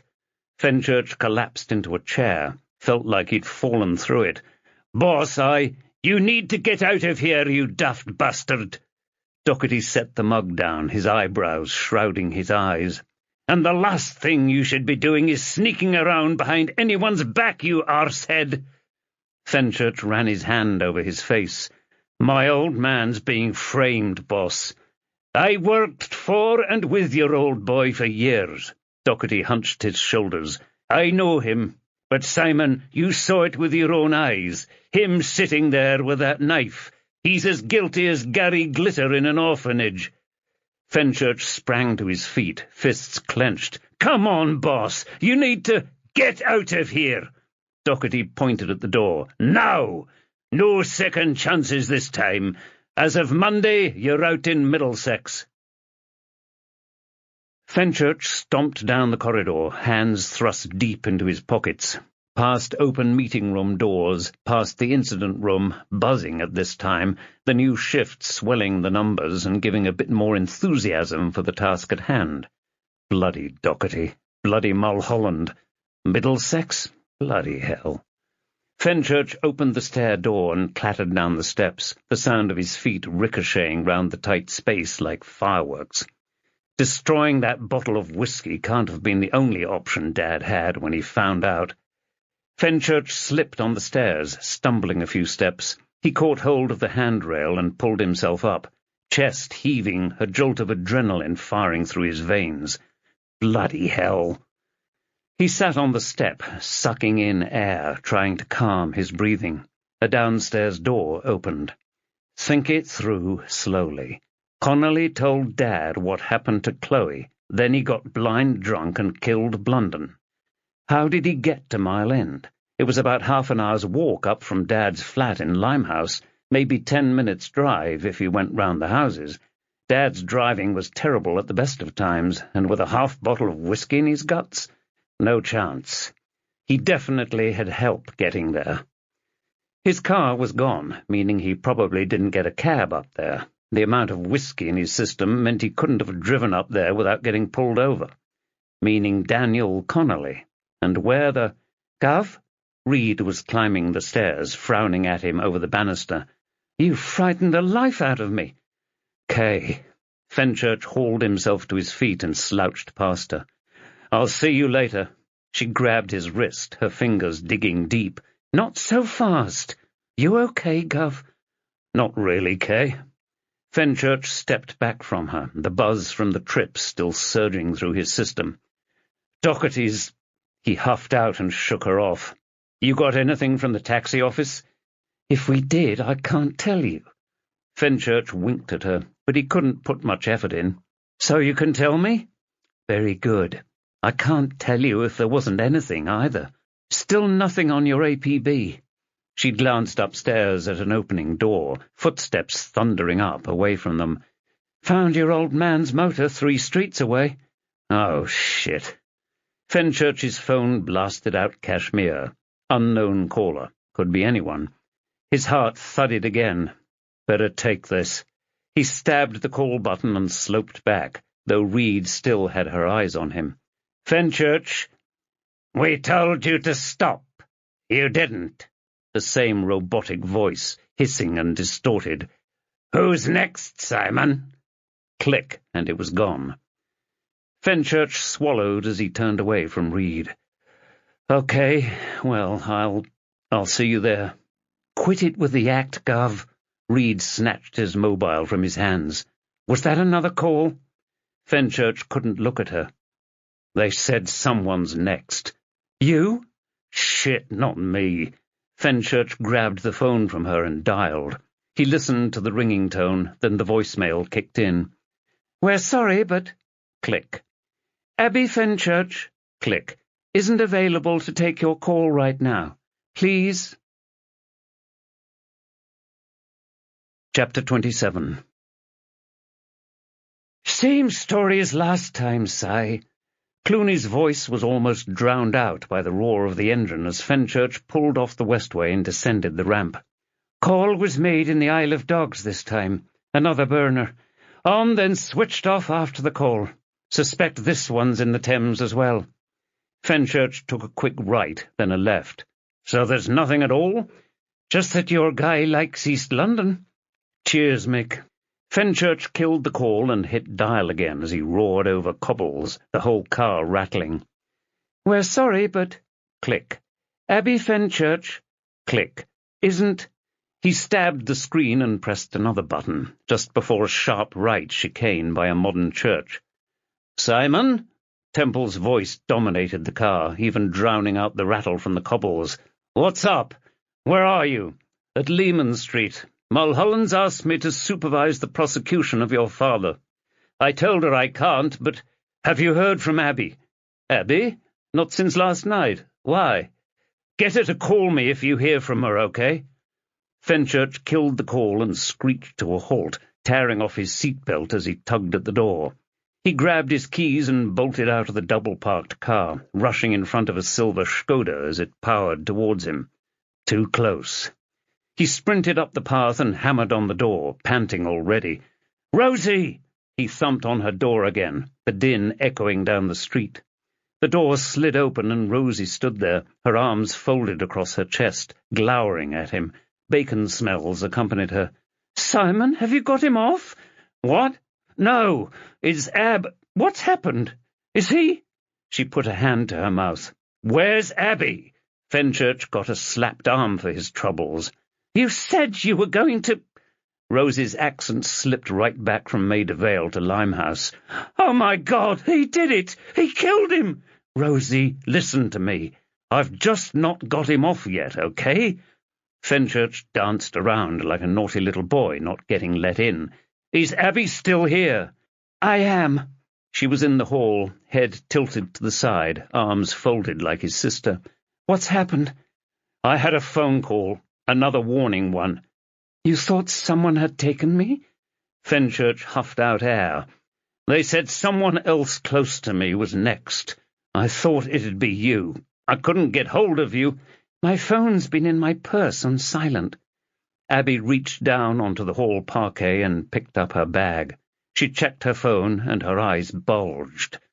"Simon, if you can't get hold of someone, calling them 26 times isn't going to get them any quicker." "I need to feel I'm doing something." Fenchurch collapsed against the railings separating the two houses, his lungs deflating like a burst beach ball. The street was deadly quiet, just parked cars and an elderly couple walking some poodle chimera thing. "You've seen nothing?" Abby padded over the slabs and hugged Fenchurch, her perfume snaking over him, calming him. "We've just been catching up, Simon." She grinned, her cheek dimpling. "Wouldn't be the first time you were being paranoid." "No, it wouldn't." Fenchurch smiled at Rosie. "Thanks for looking after her." Simon, it's more the other way round." Right. A silver Skoda trundled past, going as slowly as a funeral procession. Same one as before. "Shit!" Fenchurch stormed down the path, then onto the road. He waved the Skoda to a halt, then thrust his warrant card at the lowering window. "Step out of the car, please, sir." The driver was a pimply oik, all tracksuit and limbs, shrouded in the vinegary tang of takeaway pizza competing with Lynx. "I ain't doing nothing, mate." "I need you to step out of the car, sir." "You ain't got any probable cause, mate." He hit the window button and it started grinding back up. He reached over for the central locking. Fenchurch tore open the door and grabbed 2 handfuls of T-shirt. He picked him up like a small child, kicking and screaming, and dumped him on the road. "Oh, I've got probable cause, son." He flipped the wriggling kid onto his front and pinned his arm behind his back.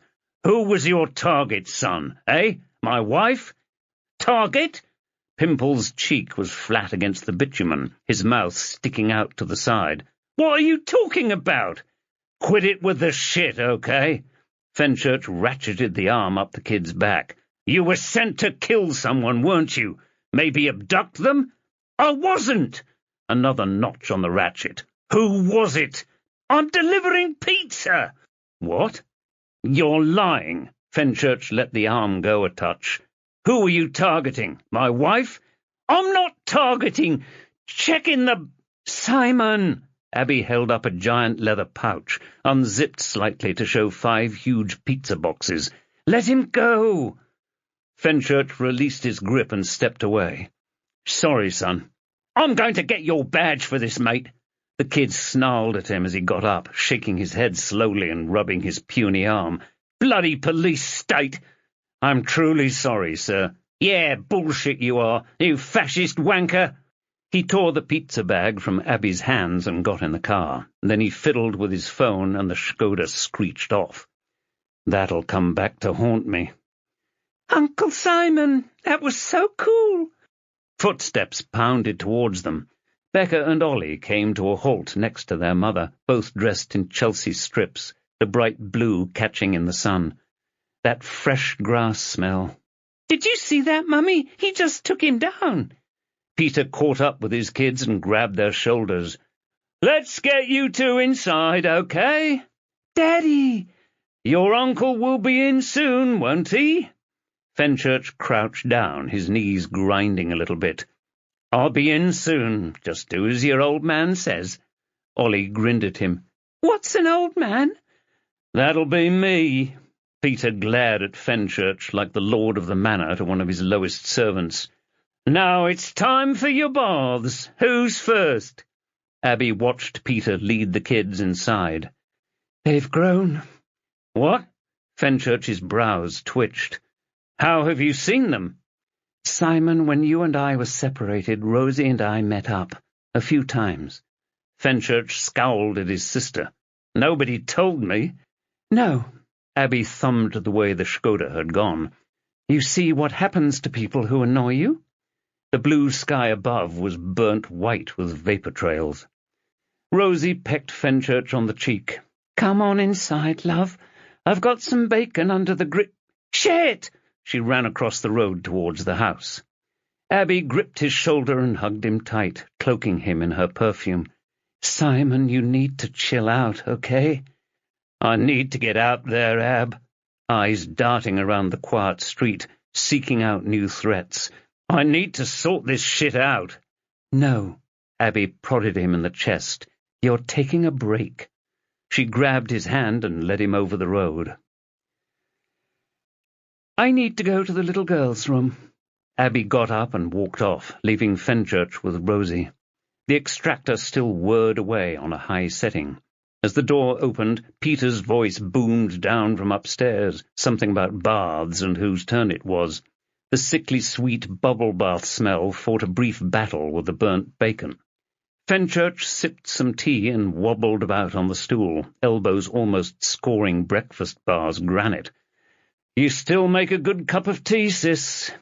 "Well, I never." Rosie stuffed the grill pan in the Miele dishwasher and hit the button, started it hissing. "A compliment from my big brother."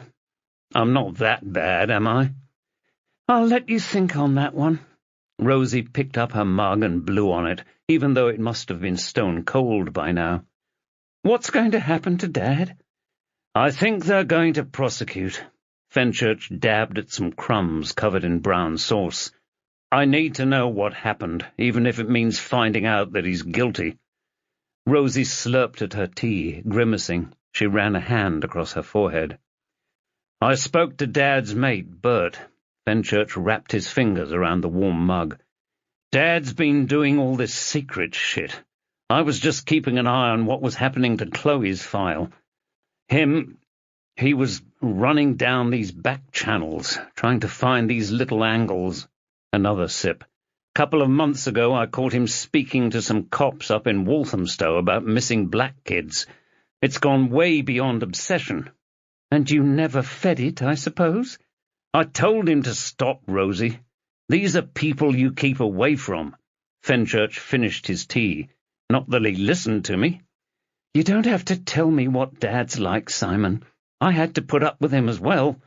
He's not that bad. No, but he's not that good. The cut glass ripped through her East End accent. Do you honestly think he's killed this man? I'm 80% sure he didn't. Just 80? The remaining 20 ate at his guts. Fenchurch pushed his mug away. Look, sis, I'm sorry I've been distant. Distant? Right. That's how you describe not seeing me for years despite living in the same city? It's not like that. I've been busy. I know. Looking for your daughter. She gripped his wrist. Simon, I wish you'd let me help. The time you could have helped was when she went missing. She let go of his wrist and backed off, running a cloth along the edge of the worktop. Simon, I had a lot going on. Come on, Rosie. Fenchurch left her a gap. The dishwasher hissed and the extractor groaned. I needed you, and it felt like you just abandoned us. She collected up a sweep of crumbs in her hand and kicked the bin out. Keep telling yourself that. What was going on that was so important? Rosie tossed the cloth in the sink and leaned forward onto the counter, sucking in breath. I got raped. What? A week before Chloe disappeared. She twisted round and shut her eyes. I was out with some girls from work. Someone stuck a Mickey Finn in my wine glass, and the next thing I know, I wake up beside these bins at the back of a nightclub. Felt like someone had scooped out my insides. Rosie! Fenchurch walked over and pulled her close. He held her there for a few seconds. Why didn't you tell me? Because I felt so ashamed. He hugged her tighter. I could have helped. She cried into his chest, quivering with each sob. Simon, I wish I'd been there, but I couldn't help anyone. I couldn't even speak to Mum or Dad. Fenchurch pulled her tight again, resting her head on his shoulder, just like when they were kids, before all this shit, when the world made sense. I'm so sorry, love. I can't believe it. Peter helped me get over it. He's a rock. She broke off from his hug. Do you want any more tea? Fenchurch ran a hand down his face. I'm sorry, okay? What can I— His phone blasted out Kashmir again. He checked the display. Read. He answered it, smiling at Rosie. Kay, it's cool. I found Abby. Good news, then. Sounded like Reed was in a bathroom somewhere, her voice echoing round a small space. That's not why I'm calling, though. We've just got a sighting on Daniel Connolly. Fenchurch got out of the car and walked over. Back at the glorious Golden Lane estate, the 3 tower blocks backlit by the evening sun. The block Connolly lived in was quiet, the locals probably building up to England's first match in the Euros against Russia. If it wasn't a walkover, this place would explode with drunken violence. Probably would anyway. Not that he'd get time to even hear the score.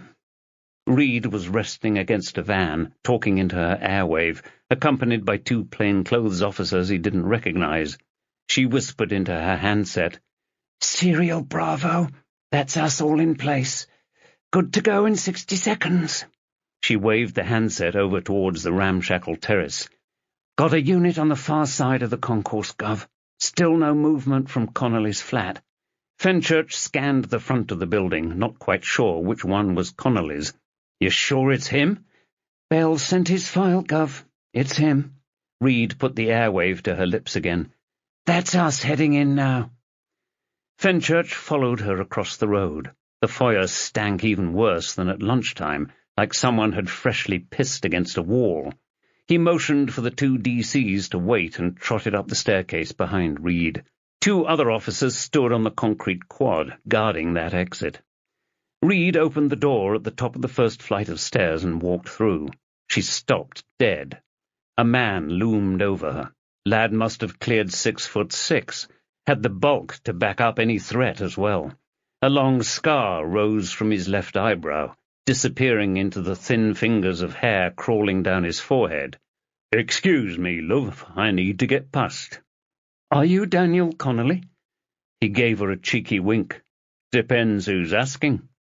Reed reached into her pocket for her warrant card. "Police." Connolly pushed her shoulders, sending her toppling into Fenchurch. He stumbled backwards and landed on the top stair, then started rolling down. Connolly vaulted over them and disappeared down the stairwell. "Get up!" Reed hauled herself to her feet and grabbed Fenchurch by the wrist, wrenching him up. "Come on!" She bombed down the stairs, snapping out her baton as she went. The two DCs lay on their backs in the foyer, one cupping his balls, the other face down, out cold. Reed grabbed her airwave as she ran onto the road. "Serial Bravo, requesting urgent assistance out front." "We're in pursuit, Sarge." He took a left outside the— "Shit!" Reed raced off, still clutching her airwave. Fenchurch outpaced her and sprinted down the street, heading towards a ragtag bunch of brick buildings. Just beyond, a man lay on the ground. Another of Reed's DCs, blood seeping out of his forehead. Still breathing, just unconscious. A less feral tower block loomed to the right, a row of hipster scooters in front partially obscuring Connolly as he approached a grey Mercedes. The car Cassie McBride's killer got into. Reed sprinted across the cobbles into a private parking area, making a beeline for the Merc. "Kay, stop!" Fenchurch darted after her, but he was too slow. Connolly spotted Reed's approach and squatted down, reaching inside the car. He reappeared seconds later, holding out a gun. Reed dived sideways, putting the car between her and Connolly. Bang! A bullet fizzed into the Merc. Fenchurch curved his run through the car park and swung past a row of lockups, trying to keep Connolly ignorant of his approach. He crouched behind a green Renault. Connolly was rounding the back of the car, the gun trained on Reed's location. "Come on, darling, out you come." Fenchurch set off across the tarmac, waiting to time the jump to— Connolly swung round and aimed the pistol at him. "Slow down, Chief." Fenchurch skidded to a halt. "Daniel Connolly, my name is D.I. Simon Fenchurch." No sign of Reed. "I need to speak to you in connection—" "Shut up!" Connolly stepped forward, pushing the gun into Fenchurch's chest. "Now, you're getting in the motor with me, and we're going for a little drive.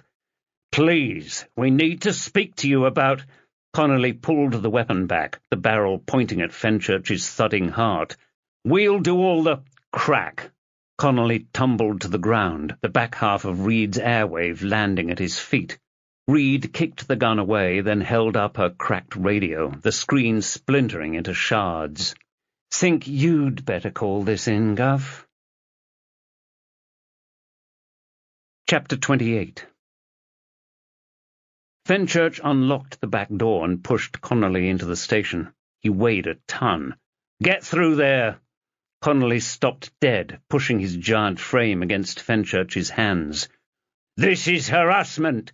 You pointed a gun at me!" Fenchurch twisted Connolly's arm round behind his back. "Now, if you want my advice, the sensible move here is to keep your mouth shut and get charged." "But I've not done anything." Fenchurch nudged him forward, keeping the grip on his sweaty wrist. "Back to that, is it? This is police brutality." "Shut up." Fenchurch flagged down a passing custody officer, the same hulking brute in charge of Johnson that morning. Probably the only one big enough to handle Connolly. "Can you process this guy and put him in an interview room?" "Bloody hell." The CO gripped a giant fist around Connolly's upper arm and led him into the custody suite. The back door rattled open and Reed entered. "Fancy a cup of tea before we haul him over the coals, Gov?" "Why not?" Reed led through to the front foyer, brushing her fingers through her hair, looking like it had turned itself inside out. "Hate this cut." "It suits you." Yeah, you try wearing it when someone's pointing a gun at you and it's bloody dancing everywhere. She held the door for him. How's Abby? Looking after my sister. Fenchurch ran his fingers across his palms. I can't sit still. God knows how they can. Reed set off towards the front door. It's called not being an idiot, Gov. Fenchurch laughed. He pulled off his lanyard and stuffed it in his pocket. So you happy to lead the— Simon! Steve was over by his desk. You not answering your phone? I've been a bit busy, sorry. Got a fella here for you. Steve thumbed to the side. Lord Ingham sat on a chair, his toad face lit up by the screen of his tablet. His tongue swept from side to side as his frown deepened. Fenchurch smiled at Reed as he handed her a $5. I'll pay if you fetch. Gov? She scowled as she snatched the money and pushed through the front door.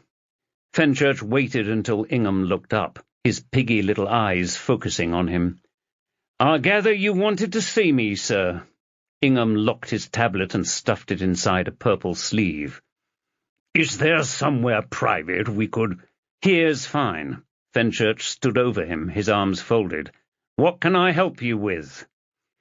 Just, wondering if you'd sampled the whiskey? Ingham's tongue rolled around his lips again like he was going to catch a fly. It's a delightful wee dram. Pathetic Scottish accent. A stab of pain shot through Fenchurch's gut.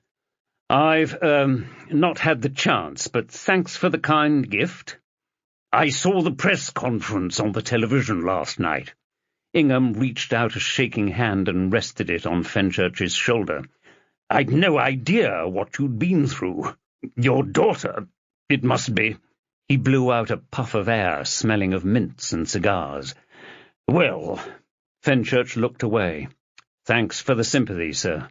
Ingham inched closer and whispered, I heard about your father's situation. Another lick of the lips, his eyes checking out Steve. I have contacts in the judiciary, you know. Fenchurch stepped back and brushed his hand off. Listen, if my father killed that man, then he deserves to face the full force of the law, okay? Ingham gave a warm smile, his lips puckering. Well, I am still grateful for you saving me the other day. He stuffed the tablet under his arm. Did you hear they've charged the man who attacked me? Some filthy vagrant. I'm pleased to hear it, sir.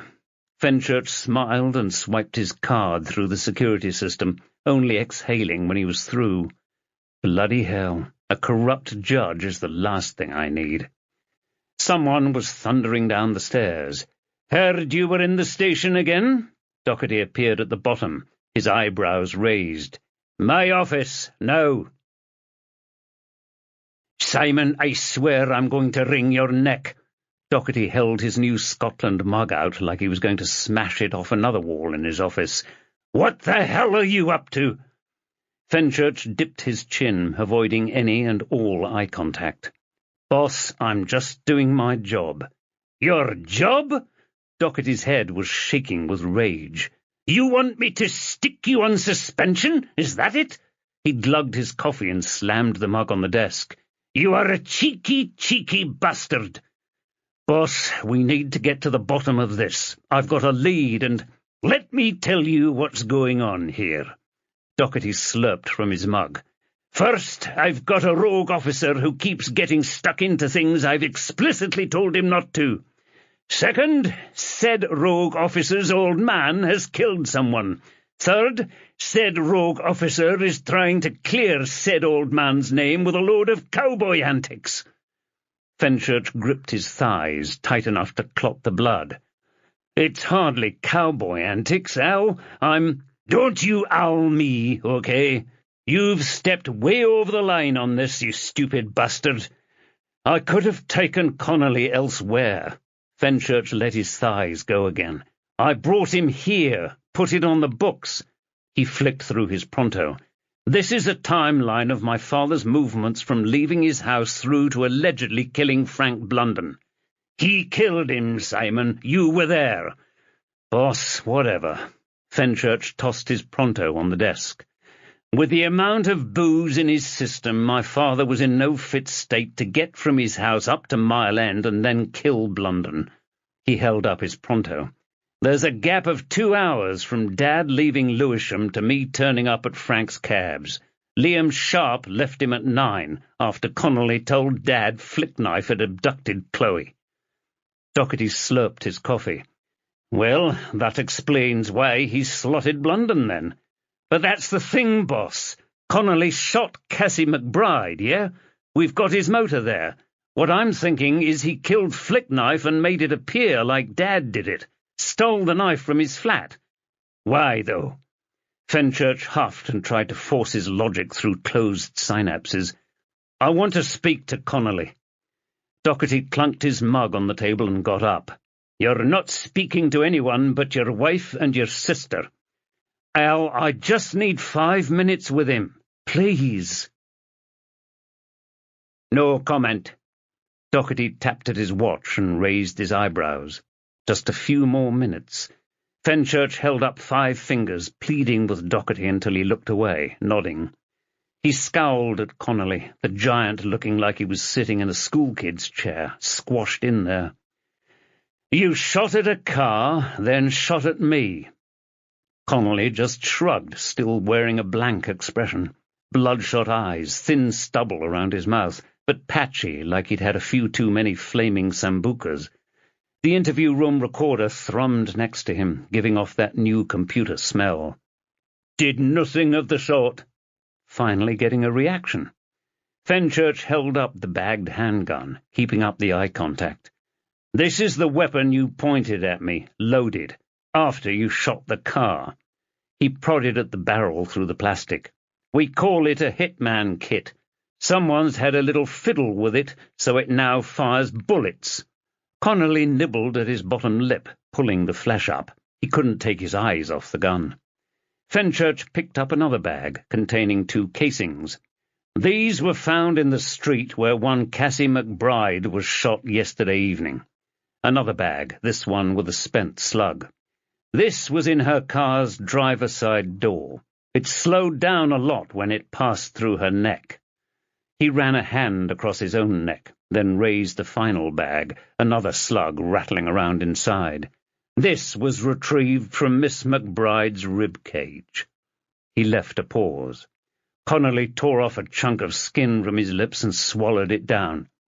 I'm saying nothing. The smart move would have been to dump the gun in the Thames, along with those burner phones. Connolly scratched at his cheek. What phones? You haven't made any calls on a burner? No. Connolly dabbed a finger at the fresh cut on his lip. Suggest you move on, mate. Wouldn't mind catching the football tonight. Mr. Connolly, what's your connection to Frank Blunden?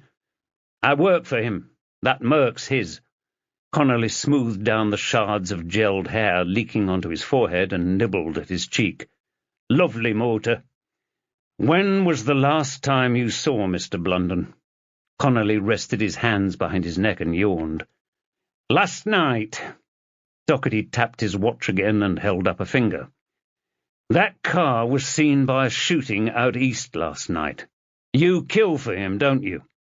Fenchurch produced a CCTV still of the Mercedes by the crime scene. Where were you at 4 o'clock yesterday afternoon? Connolly stared at the sheet of paper for a good while, then pushed it away. I'm not answering that. I've got a witness saying you were speaking to an Ian Fenchurch at an address in Limehouse this morning. Connolly barked out a laugh and scratched at the scar on his eyebrow. That little hipster? Glenn? Len? Liam. Fenchurch sat forward, his leg jiggling. What happened after he left? That old geezer's cracked. Connolly twirled a finger round his temple and whistled. You might want to take him to the doctor's. His forehead pulsed a couple of times. I left 10 minutes later, went home for a kip. Doherty gripped Fenchurch's bicep and whispered into his ear. Time's up, okay? Just another minute. A deal's a deal. Doherty got to his feet and smiled at Connolly. Thanks for your time, sir. The custody officer will take you downstairs for processing. Connolly smacked a giant fist off the table. "What?" Doherty snatched up the bag containing the gun. "You pointed this at 2 of my officers and assaulted a further 3. What did you expect to happen?" He thunked the pistol down on the desk. Thank God it wasn't loaded. Connolly frowned at Fenchurch. "Wait a sec. You're Ian's son, right? Didn't the name give it away? That was you in the paper, right?" Connolly nodded slowly. "That means it's your daughter who went missing, right?" Fenchurch's breath raced away. He had to keep his hands by his sides. Keith Moon thumped at the drums. "Won't get fooled again." "Did you abduct her?" Connolly inspected his nails, the forefinger on his left hand longer than the rest. Giveaway coke nail. He ran a hand across his nose. "I want my lawyer in here. I'm saying nothing till then. If you're after a deal or something, we need to know what you've got to offer." Fenchurch's elbows pressed into the wood. "As it stands, we've got you for Cassie McBride's death. You assaulted multiple police officers and fired an illegal firearm at us. All your lawyer's going to say is don't speak to us, which means we can't offer you a deal." Connolly's mouth twitched, hard and fast, every other twitch distorting his nose. "Right, come on." Doherty grabbed Connolly's arm and pulled him to his feet. Connolly let Doherty take him towards the door. He stopped by the doorway and stared at the floor. "Look, a few blokes in Blunden's crew. They used to kidnap kids off the street. They were definitely Blunden's boys? 100%. His cab drivers." Connolly nudged Doherty away and stepped over to Fenchurch, propping himself up on the back of a chair. "They'd drive around, looking for kids playing on their own, grab them and stick them in their motors. They'd hand them off between them, so if someone saw a motor driving away, by the time you lot caught up with it, well, the kid wasn't there. We'd broken the chain." "What's your involvement in this?" Connolly's fingers tightened around the chair back. "You don't feel anything about this, do you? You destroyed families and created misery." "I've done so many bad things over the years I can't sleep at night." Connolly held Fenchurch's gaze, his red eyes glistening with tears. "You've got any idea what that's like?" "You just lie there staring at the ceiling all night. Then you give up, get out of bed, drink coffee, eat sugary shit." "Right." Connolly parted his hair again, smoothing down both greasy halves. "When I get drunk enough to drift away, when my eyes shut, I see the kids. I see their faces, feel them kicking." "So why's this the first time you're speaking to us?" "Because I see a way out of this for me." Connolly's lip curled up. "The number of times I've thought about killing myself. I came close a couple of weeks ago, really thought about it, had it all planned out. Then Blunden guessed what I was up to." He collapsed into the chair. "Had someone go and have a word with my mother." He stared into space, his pupils losing all focus, his shoulders deflating like a bouncy castle full of drunk dads. "They threatened my mother and my sisters. Anything I tell you—" He drew a line across his throat. Then he leaned back and exhaled. "But then I saw that story in the paper yesterday morning. Made me think if I can do something here, maybe your old man can sort me out." Doherty sat next to him, flashing a smile at Fenchurch. "We're listening." "I remember that girl, Chloe. Islington, right? Blonde hair, England kit." That wasn't in the paper. Fenchurch's sinuses burned like someone was holding a lighter to his nose. "You took her?" "I didn't take her, I swear." Connolly squeaked out an "Hey," then shut up. He looked around the room, then opened his mouth again. "Like I said, we used to pass these kids around between us. This time I was the second driver. Most times we had 3. This woman got in the back with her, changed her clothes, cut her hair, supposed to pretend to be the girl's mother. Say she got sick, something like that." "Where was Blunden taking them?" "It was for some gang. Never met any of them. London spoke to them. We were just air cover for the people who took them. Our motors were driving around all the time, innocent as he like, easy to explain away. Fenchurch tugged at his nose, trying to stop the burning. Who took her? I've no idea. Never met him in my life. Connolly shook his head at the tabletop, then up at Fenchurch. I passed her off to this big fella. Think he was a cop. Called himself Johnson or something. The flames licked up into Fenchurch's brain. Chris Johnson? Means something to you? Chapter 29. So what are you saying? Fenchurch took the turning marked Belmarsh Courts and trundled to a halt by the lights. Should I have just smashed his face off the table? Thankfully you've moved past those days. Doherty gripped the oh shit handle above the door like they were going into orbit. So what now? Fenchurch tightened his grip on the wheel like it was Johnson's lying serpent throat. I don't know. He drove off and stopped by the security barrier, winding the window down. A plane droned overhead, probably coming in to land at City Airport. The guard appeared and Fenchurch held out his warrant card. He frowned at his clipboard. You're not on my list for today, sir. I'm meeting someone here. Fenchurch grabbed his ID back. Paul Temple. He's a CPS barrister. The guard checked his clipboard again. Okay, sir. He clicked a button and the barrier started grinding up, wobbling like it had drunk 18 pints of craft beer. If you're not gone in 10 minutes, I'll be calling it in, okay? Job's worth, wanker. Cheers. Fenchurch drove on and pulled in next to a turquoise Audi soft-top with 16 plates. In a prison car park, like that didn't scream drug dealer in 6-foot-high letters, or screw on the take. Doherty let go of the handle and rubbed his forehead. Can you see him? Nah, come on. Fenchurch got out and stretched his back, his vertebrae snapping back into almost the right place. The fruit trees flanking the prison hid the orange brick bulk and its turret-like rounded entranceway. Grey walls surrounded it on both sides, big enough for a stupid-haired American dictator to keep the Mexicans out. Simon! The Audi's door opened wide and Temple got out, his head barely up to the top of the door. You got my message, then? Fenchurch held up his phone. You managed to knock back Johnson's bail? Temple joined them as Doherty got out of the Mondeo. So, you think he's going to talk this time? Hope so. Hope, eh? Temple winked at him. That bastard. Another sting of pain hit Fenchurch's gut. Not that I've got much left.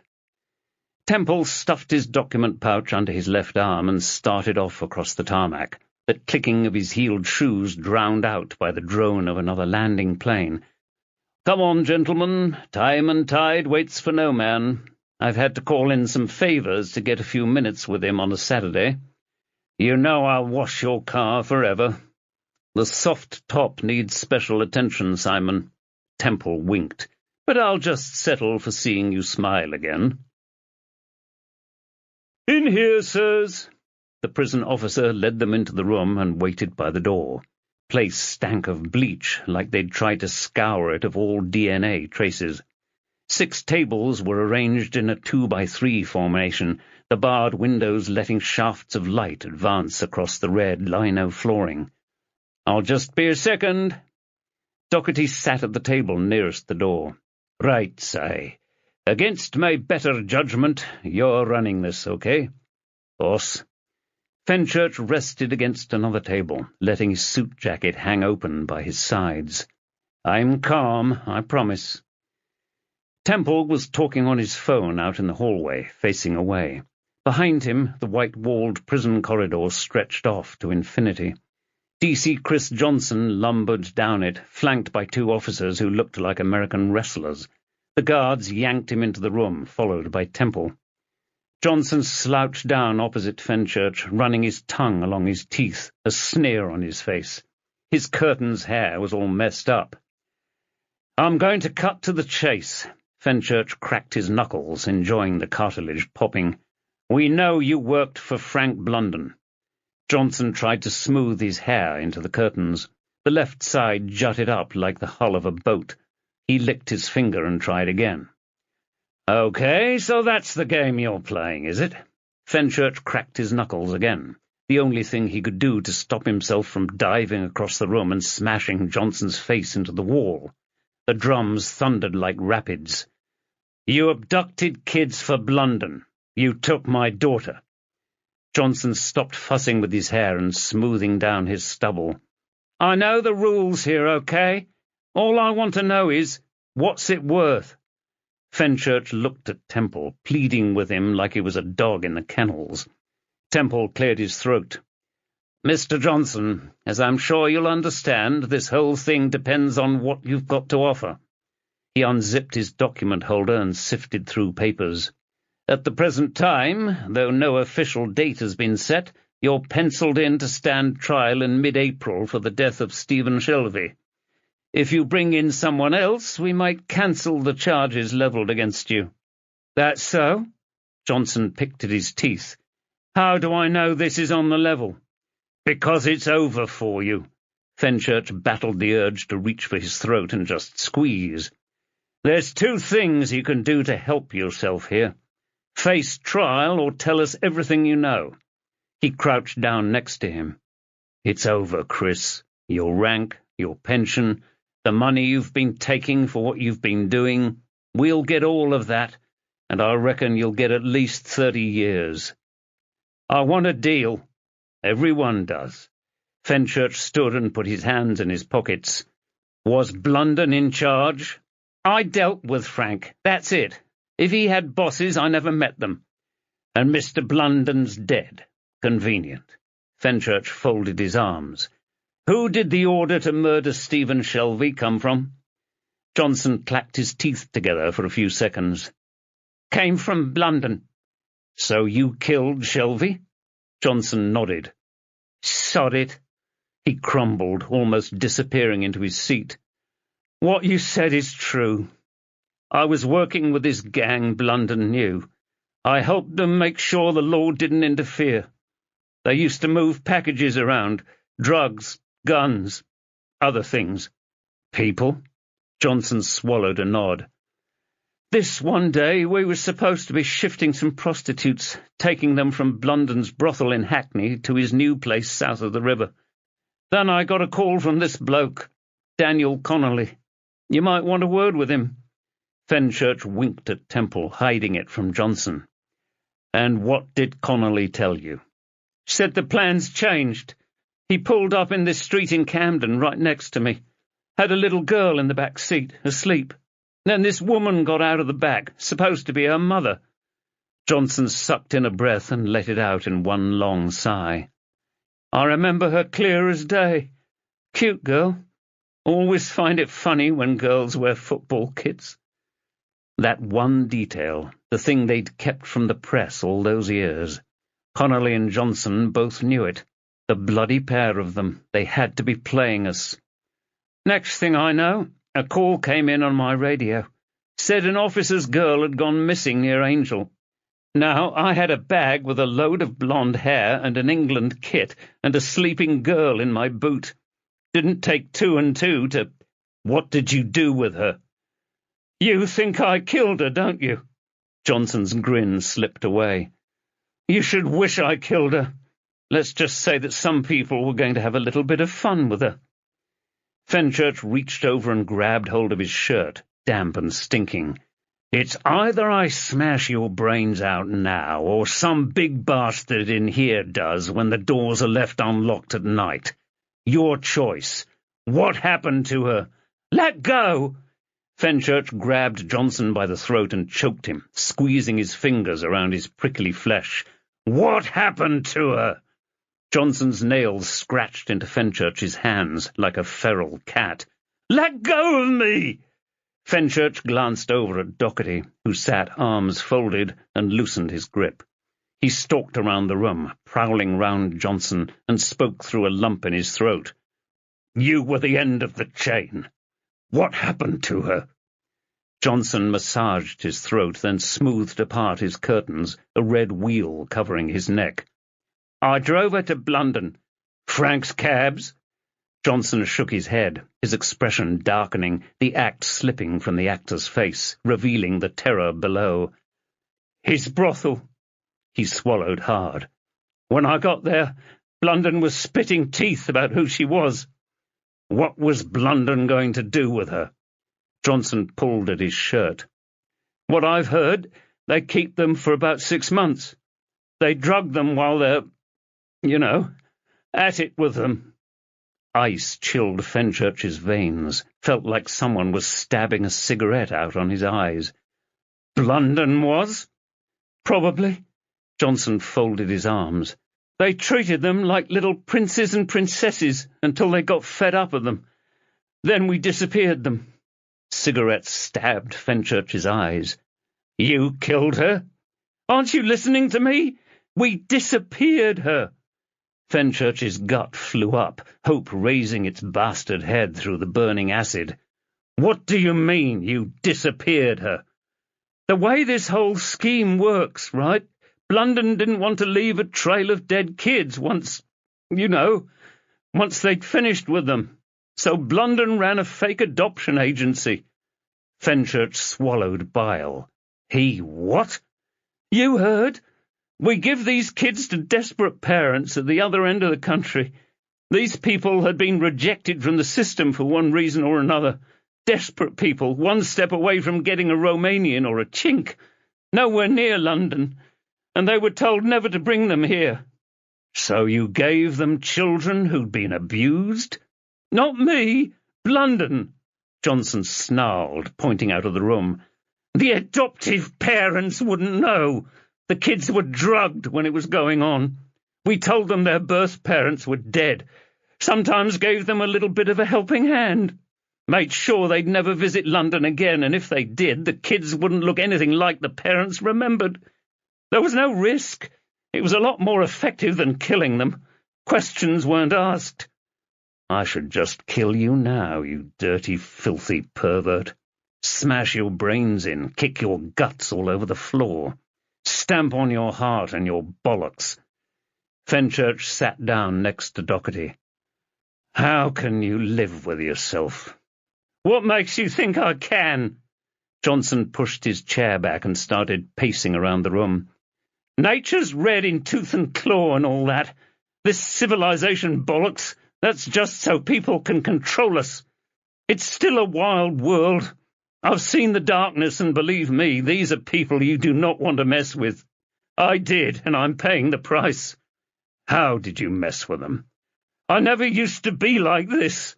Johnson swallowed, his Adam's apple bobbing up and down.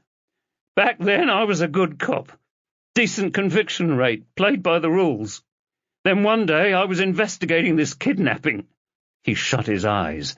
"I brought this geezer into the station. You know what he said to me? He said, 'Speak to your wife.' He wiped at his cheek. I got out of there and I called her mother, called her mates. Nobody had seen her." He opened his eyes, deep holes without any emotion left. "They've got my wife and my son. I get to see them once a month. I'm so far in the shit, right? I've had enough of this constant struggle, this worry. If you catch them, then maybe." Doherty held up a hand, stopping Fenchurch from continuing. "Did you kill Stephen Shelby?" "I'm not answering that." Fenchurch butted in. "Where is my daughter?" "She was rehomed, mate, but I don't know where. The agency is in Hammersmith." Fenchurch gripped Johnson's shirt tight again. "What's the address?" "Not so fast." Johnson brushed him off. "I can take you there, get you inside, show you how it all works." Chapter 30. Fenchurch drove through the nighttime traffic, taking a right past the Hammersmith Apollo. He switched his rear view from the trailing squad car and focused it on Johnson in the back, pondering his own mortality. Nothing worse than a dirty cop, especially one who'd Why not just drive into the Berkshire countryside and smash his brains out with a tire iron? Drive down to Brighton and dump his body in the sea? Drive up to Scotland and dig a shallow grave somewhere? Enough cans of Red Bull, and you were there in 8 hours. Yorkshire, Wales, or Cornwall, even less time and just as barren. Along, Gov?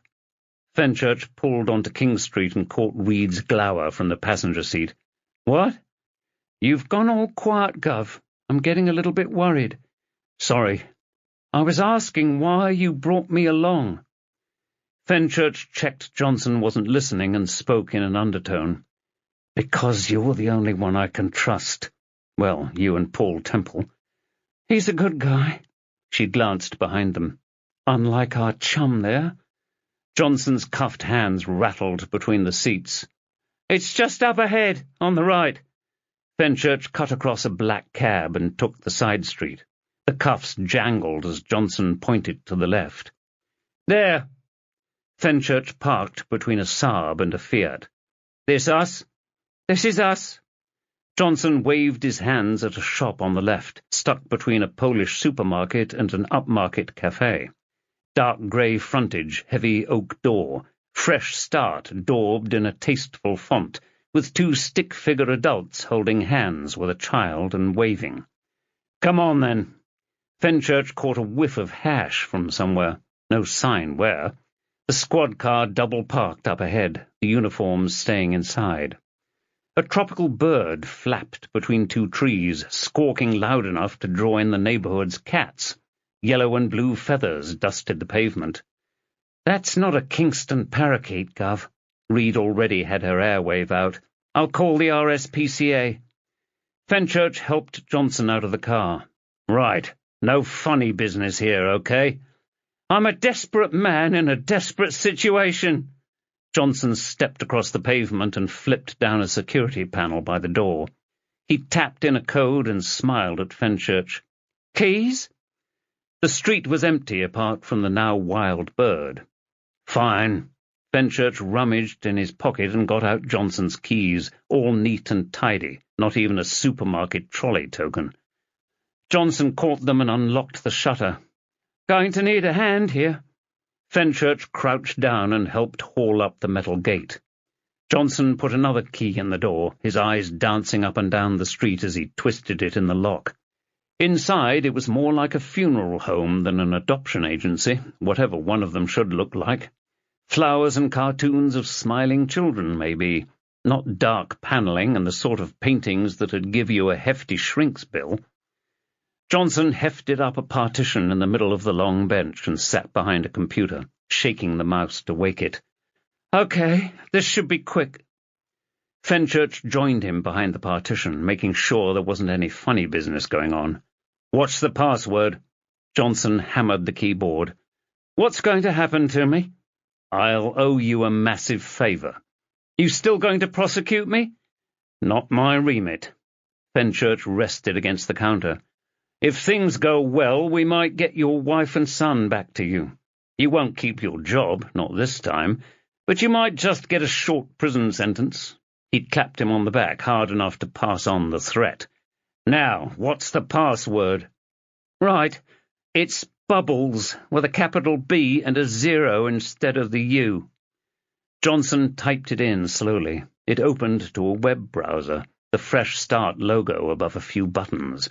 He entered July 2005 and hit return. The screen switched to show a list of names and dates. He ran his finger down the monitor and tapped at one. There you go. Fenchurch frowned at it, couldn't make it out. What? Johnson clicked on a name. Your daughter came in under the name Chloe Holland. Fenchurch sucked in a deep breath. Why Holland? They keep the first name because the kids answered to it, but they changed the surname to hide the truth.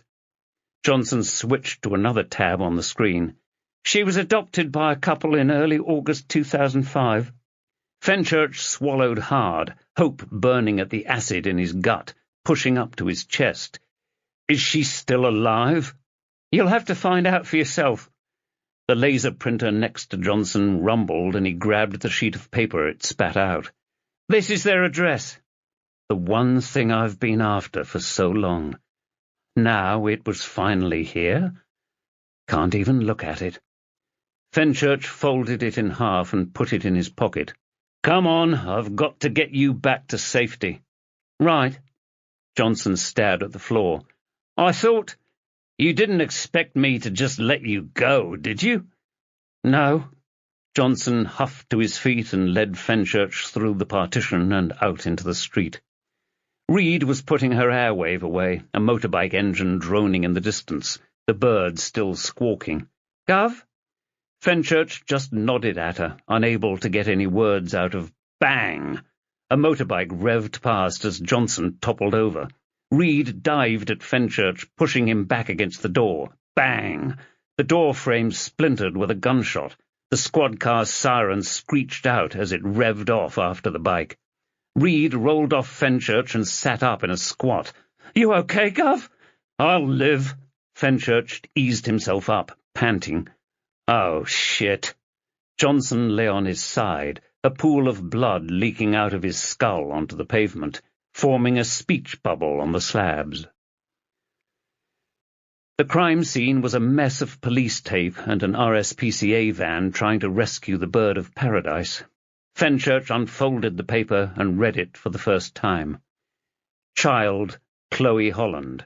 Adoption, 0308-2005. Adopters, Lawrence Simon, Cheryl Simon. Address, 27 Rempstone Road, Swanage, Dorset, BH19 1DW. Dorset, bloody miles away, 120, maybe more, other side of the bloody country. He got out his airwave pronto and put the names into the PNC. A drink driving charge on the father, nothing on the mother. Looked like they'd moved in August 2005, not long after they'd adopted Chloe. Then again a few years later. And again. Current address was some place called Poundbury in Dorchester. The airwave blared out. Control to D.I. Fenchurch. Receiving. Sir, all 3 units in pursuit of the motorcycle are reporting they've lost it somewhere between the South Circular and Richmond Park. Somewhere between. Got to love the precision. Thanks. Fenchurch killed the call and closed his eyes, shaking his head. Reed was over the road, briefing the 2 Socos who'd turned up. Doherty's car pulled in and he got out, leaving his door open. He'd clocked Fenchurch and made a beeline for him. Say, what the bloody hell is going on? We've lost Johnson, boss. The shooter. Aye, so it goes. Doherty did up his tie, almost choking himself. Well, I've grabbed this case with both hands, or rather had it shat on my head. He slackened the tie off. You okay? Over the road, Reed was waving her hands in the air as she spoke. If Kay hadn't pushed me to the ground— What? That was an assassination, boss. Fenchurch pointed at the splintered door frame, a Soko photographing the wood. That bullet had my name on it. Well, it's better wedged in a door than in some nutter's gun. Doherty waved over at Fresh Start, tape flapping in the breeze, the blood dialogue balloon now a flat paddling pool. Did you get anything? Fenchurch handed him the sheet of paper, waited while he scanned it. Boss, I want to— Go! Doherty returned him the page. Get to the bottom of this. Fenchurch waited for Rosie's door to clunk open, heart thudding, eyes shut, ears almost bleeding with a cacophony of drums. He expected bedlam inside, kids running up and down the stairs, shouting at each other, but it was as quiet as a funeral. Another knock. The evening breeze rustled the hedge lining the road and rippled his jacket like a corner flag at Upton Park. Dorchester, 130 miles away, far enough to hide her from them in plain sight, far enough to let her start a new life with new parents. Rosie opened the door and tucked her arms around herself. You're back, then. Thought you'd call before. Is Abby still here? We're in the kitchen. Rosie stepped out into the night. I sent Peter out with the kids to give us some space. They're— Thanks. Fenchurch barged past her into the house, storming through the hall into the kitchen at the back. Abby was waiting for the kettle to boil, picking at her nails. A football goal dominated the floodlit lawn, a punctured ball lying in the net. She turned to him and frowned. "Simon?" Fenchurch tried to get the words out, but nothing happened. Rosie entered the room, arms still folded. "Abby, I think there's enough milk for—" Fenchurch twisted round to smile at her, but he was struggling to get his mouth to move. Christ knows what it looked like. "Can you give us a minute, sis?" "Okay." Rosie backed out of the room, shutting the door behind her, no doubt standing with her ear to the stripped wood, a cup placed against it. Abby came over to him and brushed her hand up and down his arm. "Simon, what's up? You look odd." "I feel it." Fenchurch rubbed a hand across his face. "Chloe." He shut his eyes and tried to swallow down the bitter tears. "She's—" He broke off, his throat like sandpaper. "There's a possibility she's alive." Abby's lips formed a horizontal line as her eyes shifted around. Then her face twisted up. "What? What are you talking about?" "Chloe." Fenchurch reached into his jacket pocket for the tear-stained print and handed it to her, like it was the golden ticket. "They took her, Ab. Gave her a new name." Abby snatched it off him and scanned down the page, her frown deepening. She looked up at him, tears welling in her eyes. "Chloe Holland?" "Can't find anything here." Fenchurch piled along a road in Dorchester, no vanishing points or landmarks to navigate by, just posh new houses, like a Cotswold village stretched out of all recognition. Nowhere near enough lighting, either. He finished the second can of Red Bull, the caffeine just about holding him together. "Never even heard of Poundbury." "I thought about moving here a few years ago when—" Abby broke off. "Don't you think it's lovely?"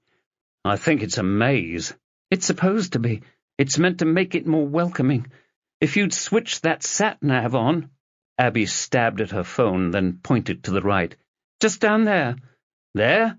Fenchurch squinted down the lane, dark and menacing. Looked like a building site at the other end.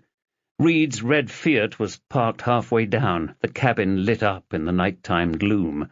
He set off again. "I'm wondering where the bloody werewolves are." "Simon, do you think this is funny? Because I'm not laughing." "Force of habit, love. Sorry."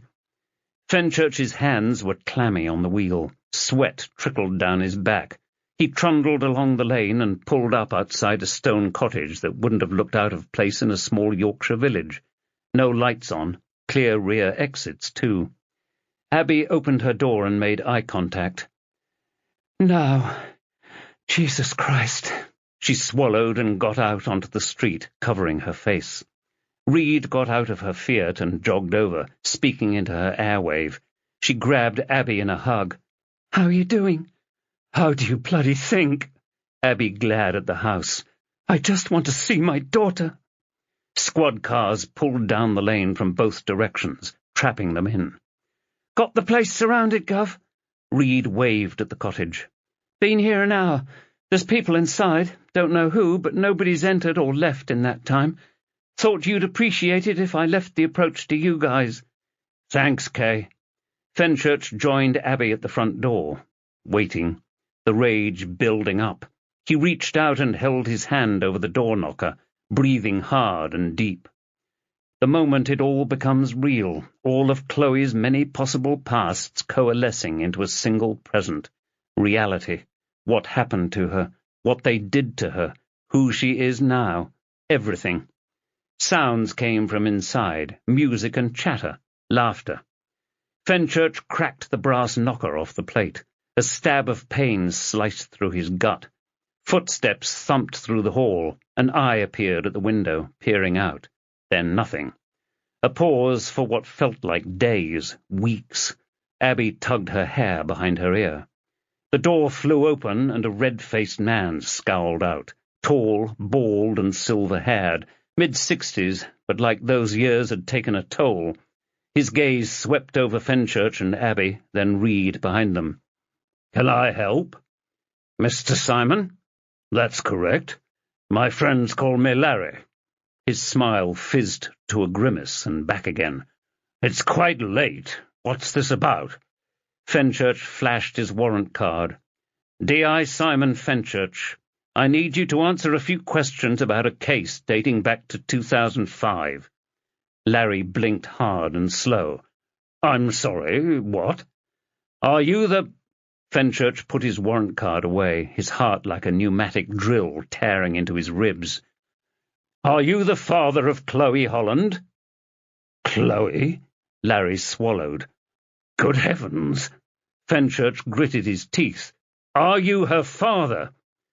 The door creaked open and a woman appeared next to Larry. Looked about 20 years younger than him. Could have been his daughter. Her face was pinched tight, like Fenchurch and Abby were trying to steal from her. Lines spidered around her eyes, a few silver threads in her dark hair. What's this about? Larry stepped to the side. "Cheryl, they wanted to ask us about Chloe." Cheryl eyed them suspiciously. Why? Are you her father, Mr. Simon? "I am." Well, I was. Fenchurch's breathing sped up. What do you mean, was? "Can't this wait until the morning?" Fenchurch grabbed fistfuls of his shirt. "What do you mean, was?" Cheryl bit at her lip. Not long after we took her in, she was hit by a bus. She died. "What? She dead?" Chapter 31. Fenchurch pulled off the roundabout, then drove down the long road lined with tall stone buildings. You want to talk, love? I want to know what the hell happened, Simon. Abby was leaning back in her seat, one arm folded across her chest, the other guarding her belly. I need to know what happened to my baby girl. Fenchurch pulled into the police station's car park, less than half the size of Lehman Street, even though it seemed to be the divisional HQ. He turned off the engine and ran a hand through his hair, damp with sweat. This is probably going to be very difficult to process, love.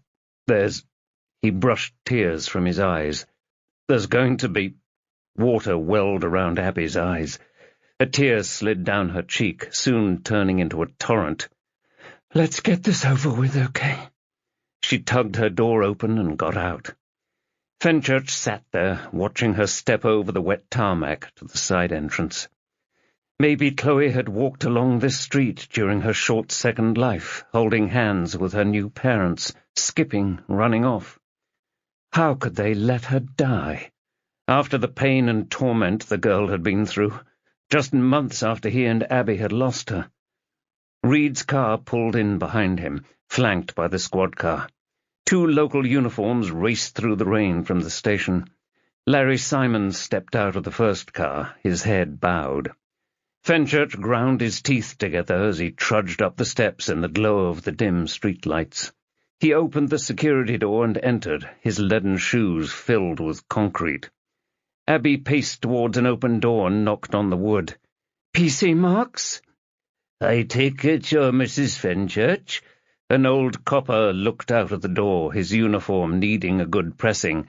"Call me Glynn." Abby reached for Fenchurch's hand as he arrived. "This is my husband." He flashed his ID at Marks. D.I. Simon Fenchurch. "Right, sir." Marks's eyes almost bulged. "Met, eh? Come on in." He held the door open and let them into the room. Fenchurch nudged the door shut behind him and stayed by it, force of habit. Abby sat down in a cream armchair and fiddled with her handbag. "I want to know everything about Chloe Holland." Her voice was breaking. "You might know her as Chloe Simon." Marks collapsed into another armchair and picked up a paper file from the side table. "Sorry, I didn't investigate this case. That was—" He flicked through the file. "Keith Holliday." He glanced over at the door, as if he'd suddenly appeared through it. "He's a DI in Bristol now. I checked with them and he's in the Algarve on a golfing weekend or something." "Tell us what happened." Marks flipped through the thin file like he was refreshing himself with the loose details. "The girl was shopping in town with her mother and sister. Stepped out in front of a bus. That's it. The poor driver—" Abby reached over for a tissue, but just held it in her fingers. "Did she die on impact?" Marks winced at a page of the report, his skin losing a bit of tone. Fenchurch tore the file from Marks's hands. He flicked through, immediately regretting it. The photos were brutal, like something you'd see in an abattoir. A polka-dot school dress with a navy cardigan in among all that crimson. Couldn't even look at the rest. He flipped back to the start. A photo of a girl was pinned to the front page, the blonde hair she'd inherited from him cut short. The same school uniform as in the crime scene photos.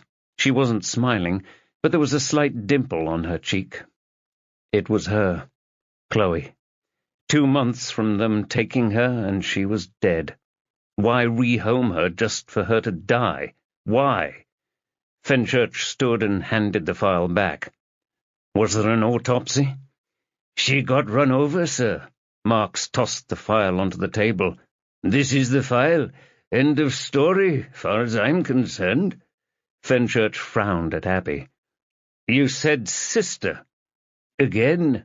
Marks tapped a finger of the file. "Just what I read in here." His eyes danced between them, narrowing. "What's your interest in this case?" Abby took a long, deep breath. "That girl was our daughter." Marks closed the file and sat back, sniffing. "I'm not following you." Fenchurch paced over and stroked her arm. "We believe that Chloe Holland is our daughter." Abby pushed his hand away. "We don't believe it, Simon. She is. Was." Fire burned in her eyes. "Chloe was our daughter. She was kidnapped. She cleared her throat. We've recently discovered what happened." She broke off, prodded her eyes. Mark screwed up his face. "What?" "Like Abby said, Chloe was abducted from outside our house." Fenchurch took the report back and jabbed a finger at the door. "The Simons adopted her from the people who kidnapped her." "What? You think they knew about this? You really think they're involved in child abduction?" Fenchurch walked over to the door. "That's what I'm about to find out." Instead of a kitted-out observation suite, Dorchester Station had a tiny cupboard with a folding plastic chair and a two-way mirror. The room stank of rusting cleaning buckets and stale sweat. Through the smudged glass, Larry Simon was deep in conversation with his lawyer. 5 minutes with him, Ab. That's all I need. 5 minutes, and I'll boot the truth out of him." "The truth you want to hear isn't the same as the truth you need to hear." Abby adjusted her seat on the fold-up chair. "He's an old man, Simon." Fenchurch sipped at his tea, more sugar than liquid. He wagged a finger at the mirror. "How much does he know?" Abby set her cup down. "You think he's involved in the cover-up?" "A girl like that doesn't just fall off the back of a bloody lorry." Fenchurch finished the tea, already dizzy from the Red Bull. "He must have known. If something's too good to be true, it usually is. You've got to check the gift horse's teeth." "Simon, I know you're angry, but just find out the truth, okay?" She grabbed his arm. "I mean it." Fenchurch crushed his cup and tossed it in the overflowing bin, which reeked of stale yogurt and rotting apple cores. "You don't have to watch this." "I need to." "Do you want me to send Kay in?" "Won't she be better in the room with you?" "She'll keep me calm, I suppose." Fenchurch went out into the corridor and rested his head against the wall, eyes shut. "Keep calm and don't kill anyone." "Simon?" Howard Savage was waiting in the corridor by a notice board, frowning at him. "Ellen Dougherty called me. Are you okay?" Fenchurch stood up straight. "We found her, Howard. Chloe." "So I gather." Savage tried a smile. "Have you managed to get anywhere?" Fenchurch snorted. "I want to kill someone, Howard." He ran his tongue round his teeth. "But I'll settle for finding out what happened to my daughter. Listen, from what Al Dougherty told me, it really feels like there's a correlation between this case and my strategic work. It'll certainly fall into my lap at a later date, so I'd rather get it on the ground floor, if that's all the same." Fenchurch put his hand on the door handle, the brass warm. "You're welcome to sit in." "It's the other way round, Simon. You're sitting in on my interview." Fire burnt in Fenchurch's gut. Then it flickered out, leaving just a flare of acid reflux. "You know what? Normally I'd pin you to the wall and shout and scream and—" He let his shoulders sag. "But right now I just want to know what happened to my daughter and find out who I have to throw off Tower Bridge." "I'll ignore the allusion to vigilantism, Inspector." Savage barged past him into the interview room and sat opposite Larry Simon. "Sorry for keeping you, sir. My name is Howard Savage, and I lead the Met's Trafficking and Prostitution Unit." "Whoa, whoa!" Larry's lawyer had his hands in the air, a tall rod of a man, his bald dome poking through a crown of red hair turning to rust. "My client does not consent to answer questions relating to matters other than the fate of his late daughter." "Then your client will be arrested on conspiracy charges." Savage got out a moleskin notebook and opened it to a fresh page, pulling out an A4 sheet. "Mr. Simon has played a key part in the abduction of a child, hiding her from the law and, more importantly, her parents." "No, no, no, no!" Larry's tongue hovered between his lips, darting from side to side. "This is preposterous! My wife and I adopted this child in good faith. Her parents were dead. We gave her a loving home and treated her like she was our own." "But she wasn't yours." Fenchurch was resting against the door, hands clasping the handle tight. "She was my daughter." "Chloe's been dead a long time." Harry held out his hands like he could ward off evil spirits or big cops. "You can't just come in here and bring this all back up again. My wife and I had months of counseling to—" "She was my daughter." Fenchurch dug a finger into his chest. "She was kidnapped from outside our home." The lawyer flashed him a toothy smile. "And what proof do you have of my client's involvement?" Fenchurch just about kept his voice level. "Your client engaged a criminal enterprise and took our daughter off their hands." "I asked what proof you had of my client's involvement. Seems like it's none. Now, are we done here?" Fenchurch held the lawyer's gaze. "Chloe wasn't the first, and she wasn't the last. But she was the first they took whose father was a serving officer. Me. I knocked on every door in North London looking for her." The lawyer was shaking his head, like that could change the past, change the truth. "My clients adopted her from a legitimate agency." "Fresh start?" Fenchurch stepped away from the door. "Let me tell you a little story about where Fresh Start get their orphans from, shall I?" Larry pounded his fist into the table. "They're a legitimate business. They kidnapped my little girl from outside our house in London." Fenchurch held Larry's gaze until he looked away, his face flushing red. Shame or just anger? "The first guy drugged her and passed her to another guy. Her hair was cut and her clothes changed. Then she was passed on to someone else. But this third bloke was a cop, you see. He found out a cop's daughter had gone missing. Didn't take a lot of calculus to work out he had her in the back of his car." He left a pause. Larry just licked his lips, over and over again, wetting and licking. "She ends up here, in the arse end of Middle England. They're a legitimate business." Savage cleared his throat. "We believe they may not be." "What? We didn't know. I swear we'd been looking for—" Savage coughed again. "Mr. Simon, you need to start talking." Larry looked at his lawyer, who flashed his eyebrows. He pinched his nose. "We'd just lost our own daughter. Amanda died of leukemia in 2002. She was 7. A year before, I'd been in an accident and, well, my wife and I can't have children. Those are the cards we were dealt, and this was the option we went with." His face twisted into a snarl.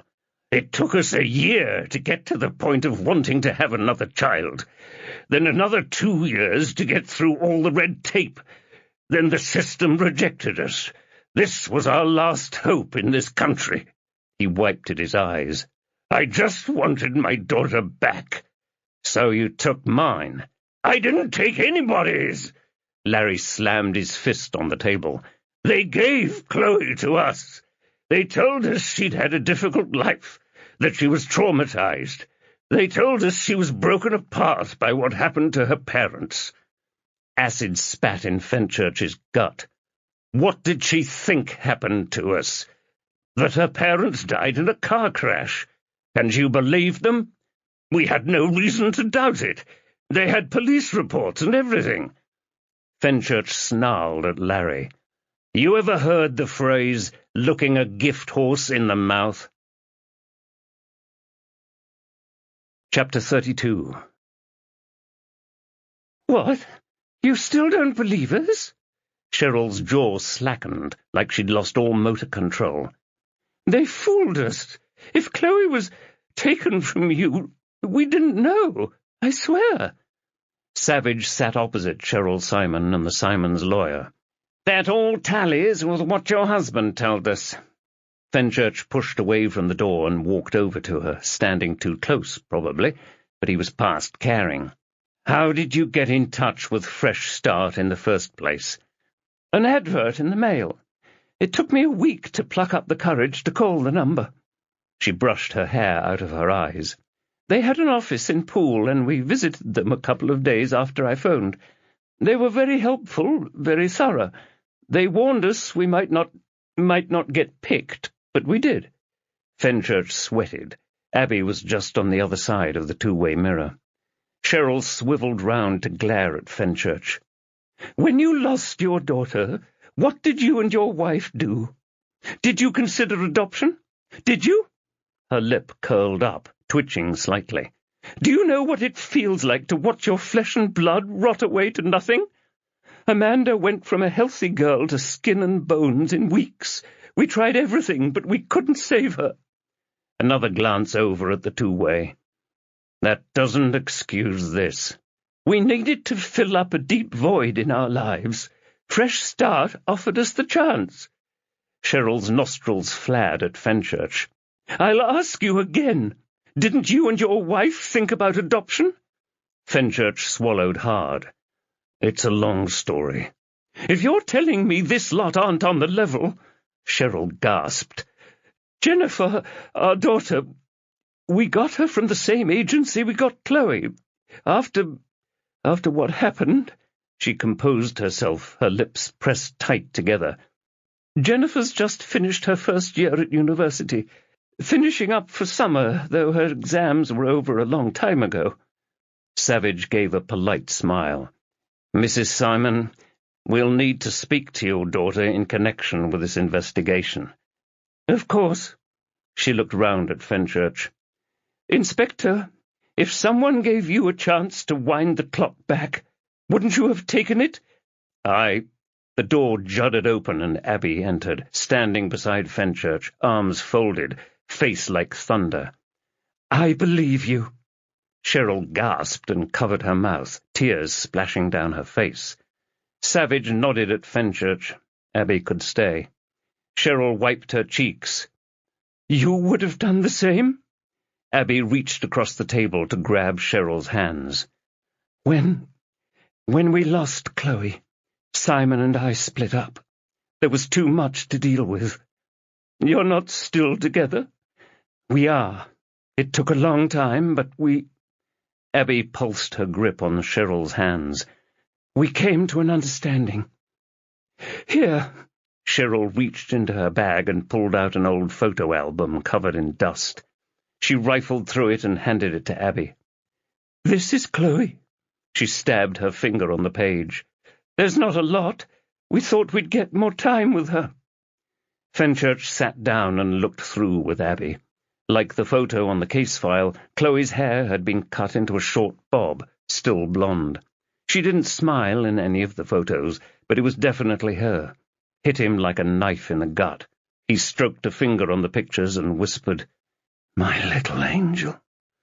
Abby flicked over. Another 6 of Chloe, including one with a smile, her cheek dimpling, her mother's dimple. Definitely her, no question. Jesus, Simon.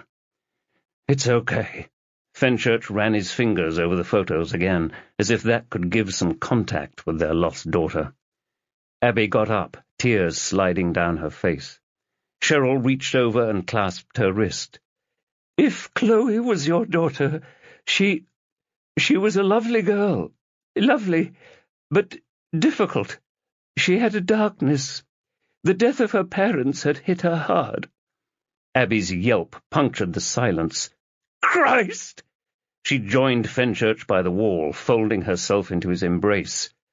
Tell me what happened the day she died. I'm not sure I can. Tell me! Cheryl shut her eyes and exhaled softly, like a monk about to start chanting. She was always running off from me. Very impulsive girl like that. But this day we were shopping in town. Chloe didn't look both ways. It was a bus. She didn't stand a chance. Fenchurch hugged Abby tight, pulling her close. Felt like he could break her, but he didn't want to let her go. Didn't want anyone to take her away from him. Cheryl held up the photo album. I could have copies of these made, if you'd like. Abby broke off from Fenchurch and blew her nose. I'd really like that. Savage clapped Fenchurch on the back and leaned against the door Larry Simon was behind. I can't even think what's going through your head, Simon, but I think it's in our best interests if you leave now. But you've got your answers. My team will validate these stories, okay? Savage stood and buttoned up his blazer. As it stands, we're proving exactly what we knew. These poor people have been duped. The story D.C. Johnson told you about your daughter's abduction, well, it is panning out. I need to see this through. You need to be with your wife, Simon. Fenchurch wanted to just punch through the wood and then punch and kick and scratch and bite, and he shook his head, trying to throw the rage off. Are you going to catch the bastards who took her? I listened to the interview with D.C. Johnson on my drive over here. It's a crying shame he's, well... Savage wet his lips with his tongue, his brows creasing in. The tale he told, however, precisely matches what happened to Cassie McBride. What? Fenchurch frowned, his gut climbing up to his teeth. So these people shot her and Johnson? It appears that way, yes. Savage got a handkerchief out of his top pocket and wiped the sweat from his brow. Cassie was abducted from her home, aged 9. A year later, a random stop-and-search found her in the boot of a taxi, asleep and with another girl. Their hair had been cut short. You know the second girl as Rebecca Thurston. When was this? 2006. More dabbing, like Savage was waiting for Fenchurch to butt in. Sadly, Cassie's parents had passed away in the meantime. Cancer and... He shook out the hanky, dust motes dancing about in the strip lighting. Suicide. Her father threw himself in front of a train. I know the feeling. Rebecca and Cassie went through a lot of counseling, together. They remained close friends, struggling to get over their ordeal. Not that they could ever recover fully, of course. When they were both 16, they moved into a shared house. Savage stuffed the hanky away. Cassie's birth name is Melanie Edwards, but we obviously renamed her during the witness protection process. Protection from who? Who did you prosecute? Savage's upper lip trembled. Fenchurch gripped his arm. You had suspects, right? Oh, we've had a couple. Problem is, they just disappeared. Savage clicked his fingers in the air. Poof, like that. They're either dead or hidden away somewhere. I hope you strung up the car's owner. Paul Temple and I prosecuted the driver of the taxi Cassie and Rebecca were in. Savage sighed. But, as is so often the case, he didn't give up his accomplices. He got out of Belmarsh last year and moved to Greece. We couldn't link the money he retired on to anything illegal. Neither girl knew where they'd been kept. We never found the place. And Blondin's lot were behind this? We didn't know it was him." Jesus. Fenchurch rubbed the heels of his hands into his eye sockets, wanted to squash his brain. "That's what Chloe went through?" "If it's any consolation, given the timelines, it appears she didn't suffer the same abuse the other girls did. Cassie and Rebecca, well, you couldn't touch them without getting your eyes gouged out." "Thought they were drugging them while they—" "Of course, but they told them their parents were dead and kept them hidden in a dungeon. They'd been in there a year, and they must have finished with them." "So why shoot her, Howard? Why now?" "Someone must have spotted her, wanted to close the door." Savage bared his teeth. "You know what these people are like. They treat these children like sex toys, discard them when they're done with them. They needed to close the door in case it ever opened again." Fenchurch dug his hands into his skull again. "We need to find these people, Howard." "And I'm doing my best, Simon." Savage jerked his head around. "It's not all bad news. We picked up another girl in March. Same circumstances as Cassie. We found her parents and reunited them." "But you didn't find these bastards?" Fenchurch clenched his fists, the acid burning at his gut again, and he got in Savage's face. "You're nowhere near finding them, are you?" "Not nowhere, just—" Savage smoothed his bald head, like his comb-over was still there. "That man in there, he's our great hope, the first we've had in years. We've got access to the Fresh Start database, thanks to you. We will close in on them." "Let me help. I want to do my job." "I'm sorry, but I can't let you get in the way of a prosecution on this scale." Savage patted Fenchurch's arm. "There are other parents out there who've suffered the trauma you and Abigail have, but you need to be with her." Dorchester slept around the dark graveyard, not even the thud of a nearby club or the reek of smoke from a taxi rank. Yew trees sucked in the glow of the streetlights, leaving a thin shaft of light creeping over from the church's uplighters to illuminate a handful of graves. Fenchurch ran his fingers across Chloe Catherine Simon, the words etched into a plain grey stone, worn by almost 11 years of English weather. "We should get the name changed. Christ!" Abby got up from her crouch and tossed the petrol station flowers on the grass in front. She ran her hand over the stone. "My daughter deserves better than these." "She'll get the best, love." Fenchurch kissed her cheek. "The very best."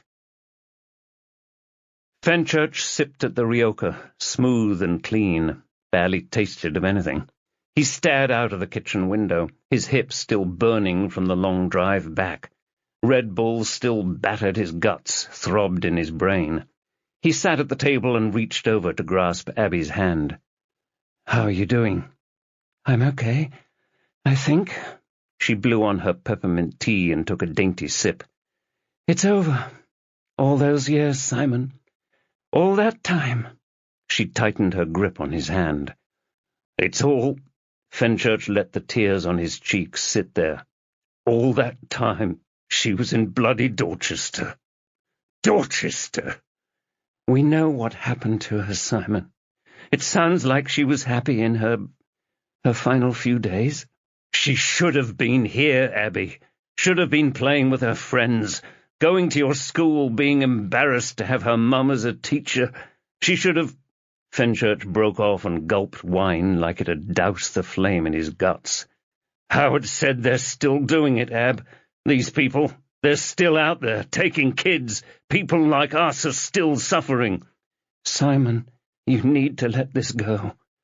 Fenchurch drank again, starting to taste the dark wine, starting to douse the fire. He wiped a droplet threading its way down the side of the glass. "How could they not know?" "They didn't, Simon. They lost a daughter." She held his hand. "After that, they just wanted to move on. It sounds like it was hell for them getting through the adoption process. We've been through what they went through without getting anything in return." "They shouldn't have done it with someone else's kid." "Simon, come on, love. They're as much to blame as the barbarians who took her." "They're not. After we lost Chloe, I thought about us adopting. She gripped his hand tight. You wouldn't speak, so we were in their situation. If someone had given me the chance with someone else... Look, I don't blame them. Fenchurch had a big gulp of wine, draining his glass. He got up and kissed her on the forehead, then patted her stomach. We've got that chance now. Day 4. Day shift. Sunday, 12th June, 2016.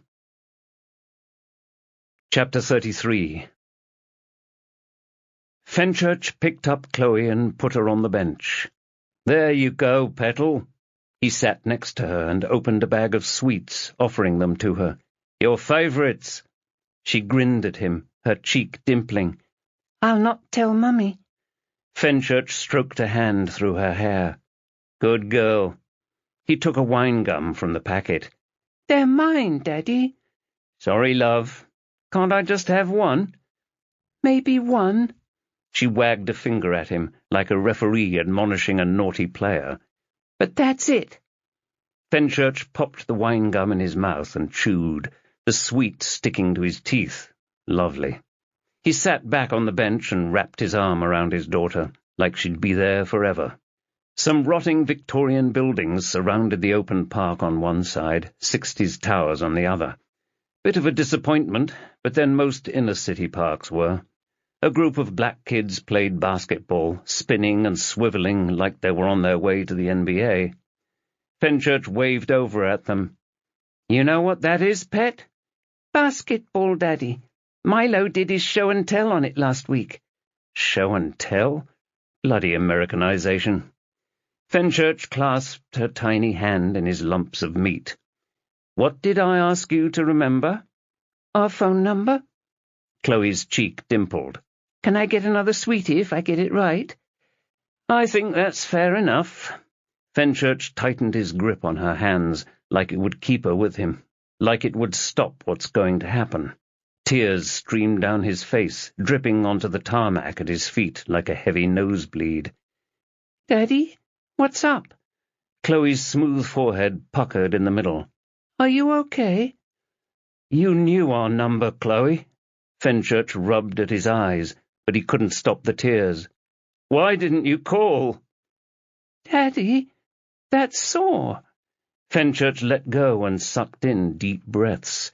Couldn't smell her, couldn't... Chloe, you knew our number. I made you recite it all the time. Why didn't you call? They said that you, Mummy, Grandpa, and Granny were all dead. Chloe's face collapsed in on itself, her eyes closing as her lips quivered. I didn't have Mumpy and Grumpy's number. Pain lanced Fenchurch's chest. Mumpy and Grumpy. Abby's bloody parents. How could I forget that? Why didn't you just call? Maybe they didn't let me near the phone, Daddy. Did you ever think of that? The basketballers hit their moves on the court, a white kid slaloming through the tight defense.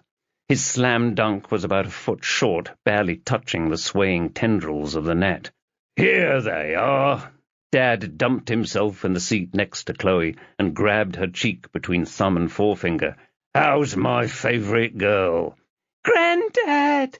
Chloe squealed. She hugged Dad tight, nestling into his chest.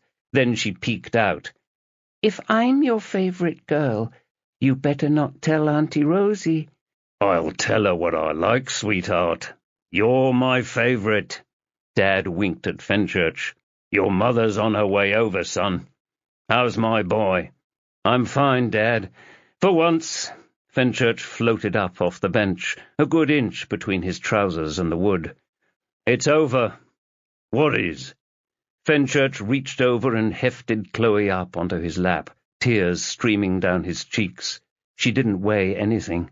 He kept floating in mid-air. I know what happened to her. Is it really over, though? Dad blew out a kiss at Chloe.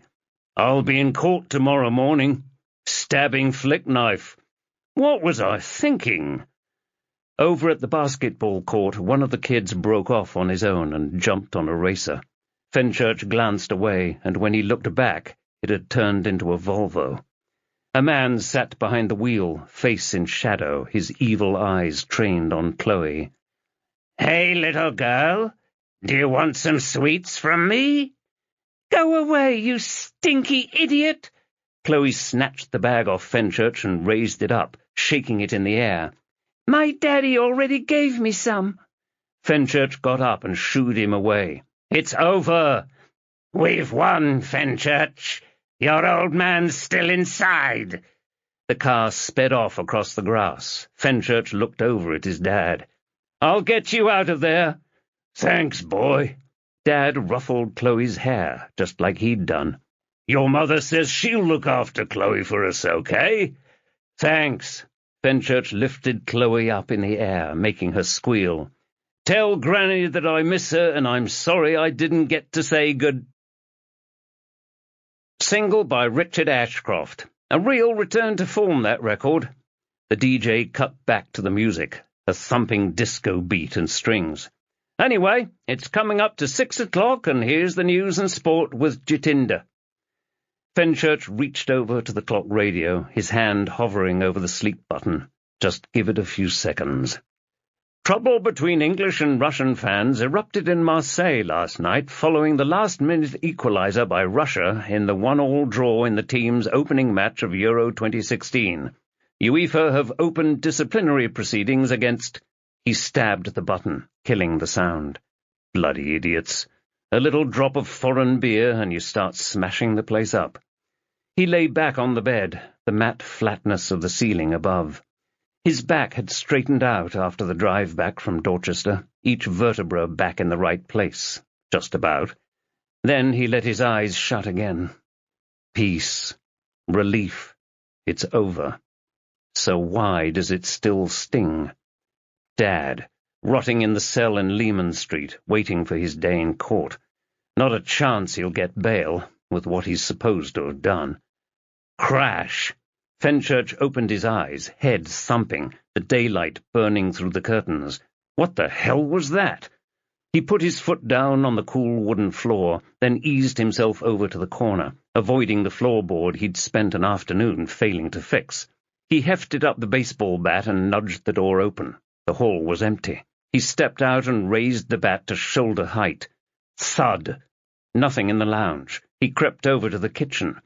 Abby was by the sink, sipping from a teacup, her lined eyes focusing on the past. Her left hand absently stroked her belly. She noticed him and stood, smiling. "Morning." "Shit." Fenchurch lowered the bat and let out a breath. "It's just you." Her smile swapped to a frown. "Who did you expect?" "I heard a crash and thought—" Fenchurch shut his eyes. "I thought someone had broken in." "I dropped a typewriter. It took one of those mugs with it." The typewriter looked even more damaged than before. She held up some cracked cream pottery, the weird bird-like creature sliced down the middle. "One of the ones we got in Scotland when we renewed our vows." "I liked them." Fenchurch put the bat on the table and leaned over to kiss her. "You okay?" "I didn't sleep at all last night." Fresh dark rings had puffed up around her eyes. She wiped the tears on her cheeks. "You were right to keep looking." Fenchurch clutched her hand. "Trying to make me stop was right. I should have grieved back then. You got it out of your system." "If you hadn't kept this up, we wouldn't know what happened to her." She smeared the tears across her cheek. "You had something to cling to. I had nothing. Just pushing you away, being a selfish cow." "You're the least selfish person I know." Fenchurch crouched down to kiss her belly. "We've got something else to worry about now." "Christ, how can we—" "Because we have to." Fenchurch brushed the fresh tears from her cheeks. "Listen, I think we need to get out of the house. How about we drive out to Greenwich and walk around the park, maybe get something to eat in one of them lovely pubs over there? Maybe get a boat along the Thames?" Abby gave a half-hearted shrug. Fenchurch's shoulders fell. "I take it that's a no?" "Simon, I just don't know what I want." Fenchurch shut his eyes. "Look, I should tell Dad about Chloe." Disappointment leached off Abby's tiny nod. "He's spent as long as I have searching for her. He deserves to know." She pecked his cheek. "Go on, then." "Then we'll do something, okay?" "That'd be nice." "I'll pick up some breakfast on the way back." "Did you see the match, Gov?" Steve sat behind his partition, the Lehman Street entry area quiet as the grave, despite it being a Sunday morning. No sign yet of the exodus of drunks having slept it off. "Thought I was having a low-level heart attack throughout that match, I swear. And that was a right kick in the bollocks at the end." His lips pinched together. "I mean, didn't see it. Sorry." Fenchurch swiped his card through the reader. A red cross flashed up. He tried again. Red cross again. "Steve? Been doing that all morning. With that chump Martin letting that geezer die on his watch, that Abercrombie bird's made me update the whole database." Fenchurch swiped his card again, really ramming it into the slot. "I should still be on the database. Yeah, you might just need a new card, though." The scanner hit green and Steve gave a thumbs up. "There you are. I swear, Roy Hodgson still hasn't got a—" "Cheers." Fenchurch pushed through the door and stomped down the corridor. He entered the stairwell and draped his lanyard around his neck. Martin was in the entrance to the custody suite, looking like someone had dug him up from a shallow grave. The skin under his eyes had the texture of golf balls. Daniel Connolly stood in front of the desk, head bowed. His giant body slumped, looked like he'd lost 6 inches. Fenchurch kept his distance, just listening. Martin spotted Fenchurch and held up a set of cuffs, the metal clanking. "I'm arresting you for the murder of Cassandra McBride. You do not have to say anything, but it may harm your defense if you do not mention, when questioned, something which you later rely on in court. Anything you do say may be given in evidence. You understand?" Connolly curled his lips, baring his savage teeth at Fenchurch. Eyes screwed tight, a purple ring around the left. His expression said, "You betrayed me. I gave you that information, and you're letting me rot in here." He nodded at Martin. "I understand." Martin gripped his shoulder and led him through the custody suite towards the cells. Fenchurch climbed the stairs, shaking his head. "Did I betray him? What he told me started off on the track that led to the truth about Chloe. Still, you don't shoot someone in cold blood and get away with it." A voice bounced off the stark walls from above, male, deep, whisper shouting, "Don't think we should, but okay." Paul Temple was on the first-floor landing, speaking on the phone. "I'll press for it." He ended the call and gave Fenchurch a kind smile. "Simon, I heard what happened. You okay?" "Just want to put it behind us, Paul." Fenchurch turned to the side, struggling to keep his voice steady and hide the tears. "You know how it is." I do. Come here." Temple grabbed Fenchurch into a tight hug, arms wrapped around his waist. "I mean it, mate. I really can't imagine what you're going through." Fenchurch broke off and pointed back down the stairs. "I see you got your man." "What? Daniel Connolly?" "Ah, right, yes." Temple's eyebrows danced up. "Well, D.I. Mulholland and I agree that Daniel Connolly is responsible for the murder of Cassie McBride on Friday evening. Thanks to your efforts bringing him into custody yesterday. Must have been tempting to keep him away from official channels." Fenchurch winked. "Don't know what you mean." He flashed his eyebrows. "How's it going with my—" Temple put a finger to Fenchurch's lips. "You know I can't talk about your father's case." "So you're on that full-time?" "Zena Abercrombie shifted me from the Shelby case, so yes, I'm afraid so." Temple leaned against the banister. "Ms. Abercrombie passed Gerald Ogden on to me. Supposed to be the liaison, but it's like babysitting. He wants us to release young Victoria's body." "I already gave him the script." Fenchurch shook his head. "You know him, don't you?" "As he keeps reminding me." Temple waved up the stairs. "Your boss isn't in a good mood. He's usually in a shit one, so that's an improvement." Temple bellowed with laughter, the hua bouncing off the walls. His brow creased. "How are you coping, mate?" "It's over. I've finally stopped bashing my head against the wall." Fenchurch gripped the banister tight and rested against it. "Part of me is glad, but the rest of me—" He let out a deep sigh. "The rest of me isn't finished with these bastards, not by a long shot. I thought you'd give up." "They're still at it, Paul. Howard Savage said they found a girl in March." "Right." Temple's nod disagreed with his grimace. "Howard shouldn't be talking about that, Simon. We're nowhere near a prosecution." "Well, I'm not giving up. These bastards still have a lot to answer for. I'm going to get them, Paul, every last one of them. Be lucky if there's anything left for you to prosecute." "Well, anything I can do, mate?"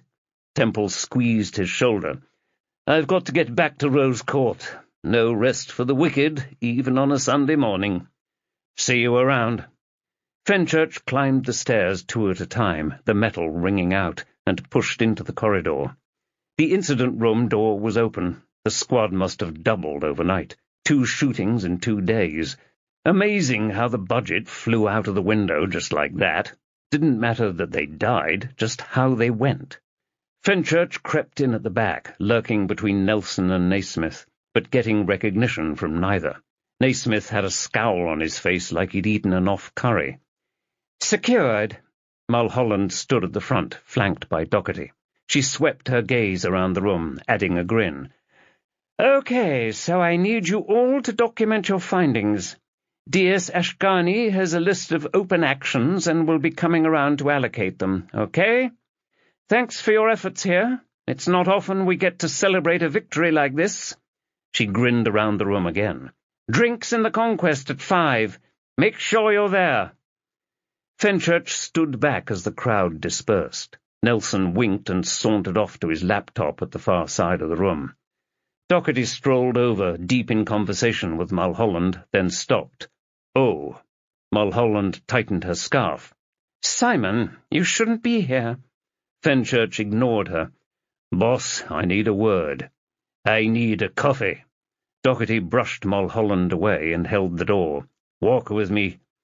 Fenchurch was half aware of Mulholland's glowing burner into his back as he left the room. "Boss, I take it you heard?" "Sodding Dorchester. Never even heard of the place. I need to speak to my father." Doherty stopped by the stairs and let out the mother of all groans.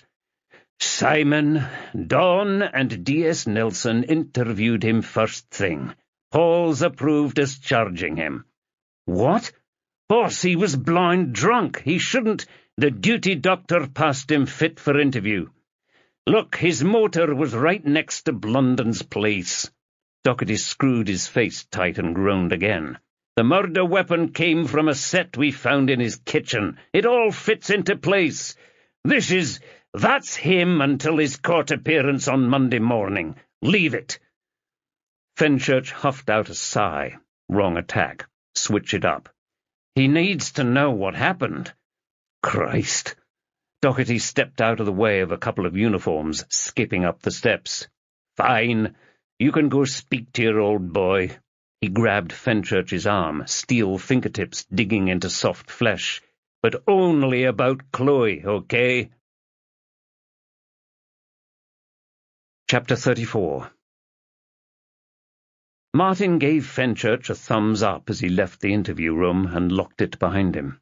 Guy looked ready to reanimate as a zombie. Doherty stayed by the door, giving him all 10 fingers. 10 minutes.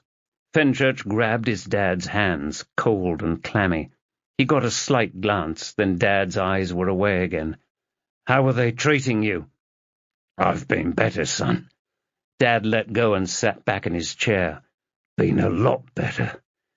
"I've got something to tell you." Hope glinted in Dad's eyes. Maybe that was just the strip lights. "I'm getting out?" "I wish." Fenchurch sucked in breath like it was courage. He filled his lungs, but it seeped away. "That Connolly guy you spoke to, he was working for Flickknife. They were picking up kids. He told us they picked up Chloe." I know, son. He told me. It's not just that. Fenchurch broke off, panting, the drums beating hard. He got his breathing under control, but they kept on pounding. They found out who I was, and it spooked them. So they moved her on, gave her to an adoption agency. The whites of Dad's eyes lost some yellow in among the red veins. They didn't kill her? They didn't kill any of them, Dad. Fenchurch gripped the edge of the table tight. When they were done with them, they moved them on to this agency. Lied to them. Made sure the adopters kept them away from London and their past. What?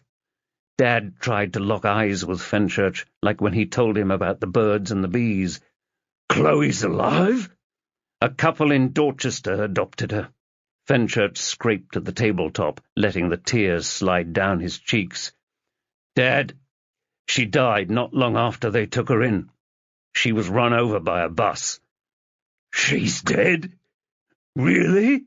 Water filled Dad's eyes, his focus unwavering. Jesus Christ!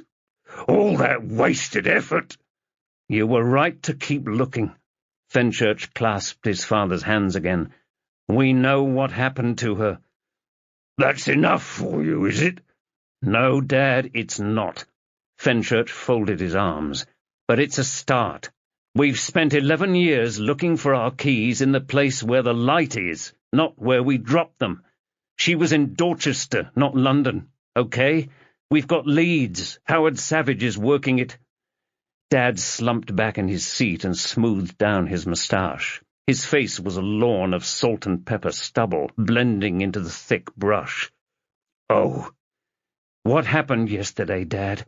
Fenchurch got no reaction from Doherty, no sign of him trying to shut him up. I don't remember, son. Doherty sat down next to Fenchurch. Ian, you need to tell us what happened yesterday. When? When do you bloody think? When you killed Flickknife, you daft sod. Dad's nose wrinkled up. Doc, I didn't kill anyone. So take us through what happened then. Dad looked away. I no commented my statement, Doc. Dad scratched at his moustache like it had fleas. Didn't want to incriminate myself. You're as much of an idiot as your son. Doherty thumbed at Fenchurch. Just take us through what happened. I was at work, right? Dad rasped a hand over his stubble. Got in early, like most Saturdays. Had the place to myself. He scratched the sandpaper on his chin. I got a call from the front desk, so I went upstairs. Liam Sharp was there, the journalist who did that piece. More scratching at the stubble. We'd been working together, but it had been on the QT, so I was a bit puzzled at him coming to the station. Anyway, he said some geezer had come forward. Doherty nodded. Daniel Connolly? He'd seen the telly thing, the story in the Post. He was shitting himself, didn't want to be out in public, so we went to my flat. Dad blinked slow and hard. He told us that Blunden led a child sex ring, kidnapping kids off the street. He snarled at Doherty. And he told me what they were doing with those kids. His gaze just passed over Fenchurch. He said they took Chloe. He thumped the table. I saw red. He left, and I had a drink. That nice Scottish stuff you gave me. The stuff you bloody necked. Dad, you should have come to me. Dad smoothed down his greasy hair. Do you think I don't realize that? He huffed out a groan. But you and me, son, we're cut from the same cloth. Fenchurch settled back in his seat, arms folded. Dad, you... Doherty grabbed Fenchurch's arm and shut him up. Ian, do you remember anything after you started drinking? Dad smoothed down his moustache. When Connolly told me what he'd done, I smashed the place up. Fenchurch grimaced. I saw. Doherty shook his head at Fenchurch. Then what? Next thing I remember is being round there. Dad rubbed at the back of his head. Someone hit me from behind, knocked me clean out. Next thing I know, Simon was tearing into the cab office like a raging bull. You don't remember how you got there? Sorry. Dad's lips twitched slowly. Blunden was behind it all. He was the boss. His crazed eyes blinked furiously. Connolly told me. Did Blunden tell you himself when you stabbed him? I didn't. Dad's eyes flickered shut. If I stabbed him, I don't remember. He grimaced and opened his eyes. I've no idea what happened. He leaned across the table. I wish I could help, son. Is there anything you remember? Anything at all? It's just gone. Doherty grabbed Fenchurch by the arm and led him away. Boss, I need to— Simon! Doherty ran his tongue through his teeth. I need you to back off. You need to keep yourself a good distance away from this, okay? Fenchurch stared around the corridor, looking for anything he could use. Leverage, a baseball bat, anything. You should be getting Dad help, not locking him up. Give me a break, Si. Doherty gripped him by the shoulder. You've had some traumatic news. Go home and spend time with your wife. Try and cope like you didn't 10 years ago. 11. Just go. Fenchurch turned into Barford Street and parked behind a Toyota SUV, the skinhead driver scowling at him. Tosser. Bloody Doherty, using him to get that information out of Dad. Fenchurch put the paper bag on the roof and grabbed the coffee tray from the passenger seat, resting it alongside, the bitter aroma escaping the baking car. Across the street, the patch of pavement where Chloe had been playing. 11 years of misery and questions and confusion and hatred and break-up and resolution and— Fenchurch wiped the tears from his cheeks and grabbed the coffee and pastries. Whatever happened, happened. Time to move on. He entered the building and climbed the stairs. Whistling cannoned around the stairwell, some jaunty classical piece by Mozart or whatever, accompanied by the thunder of feet. His neighbour Quentin was jogging down. He inclined his shaved head at Fenchurch and bounced across the floor tiles. "It's a glorious day, isn't it?"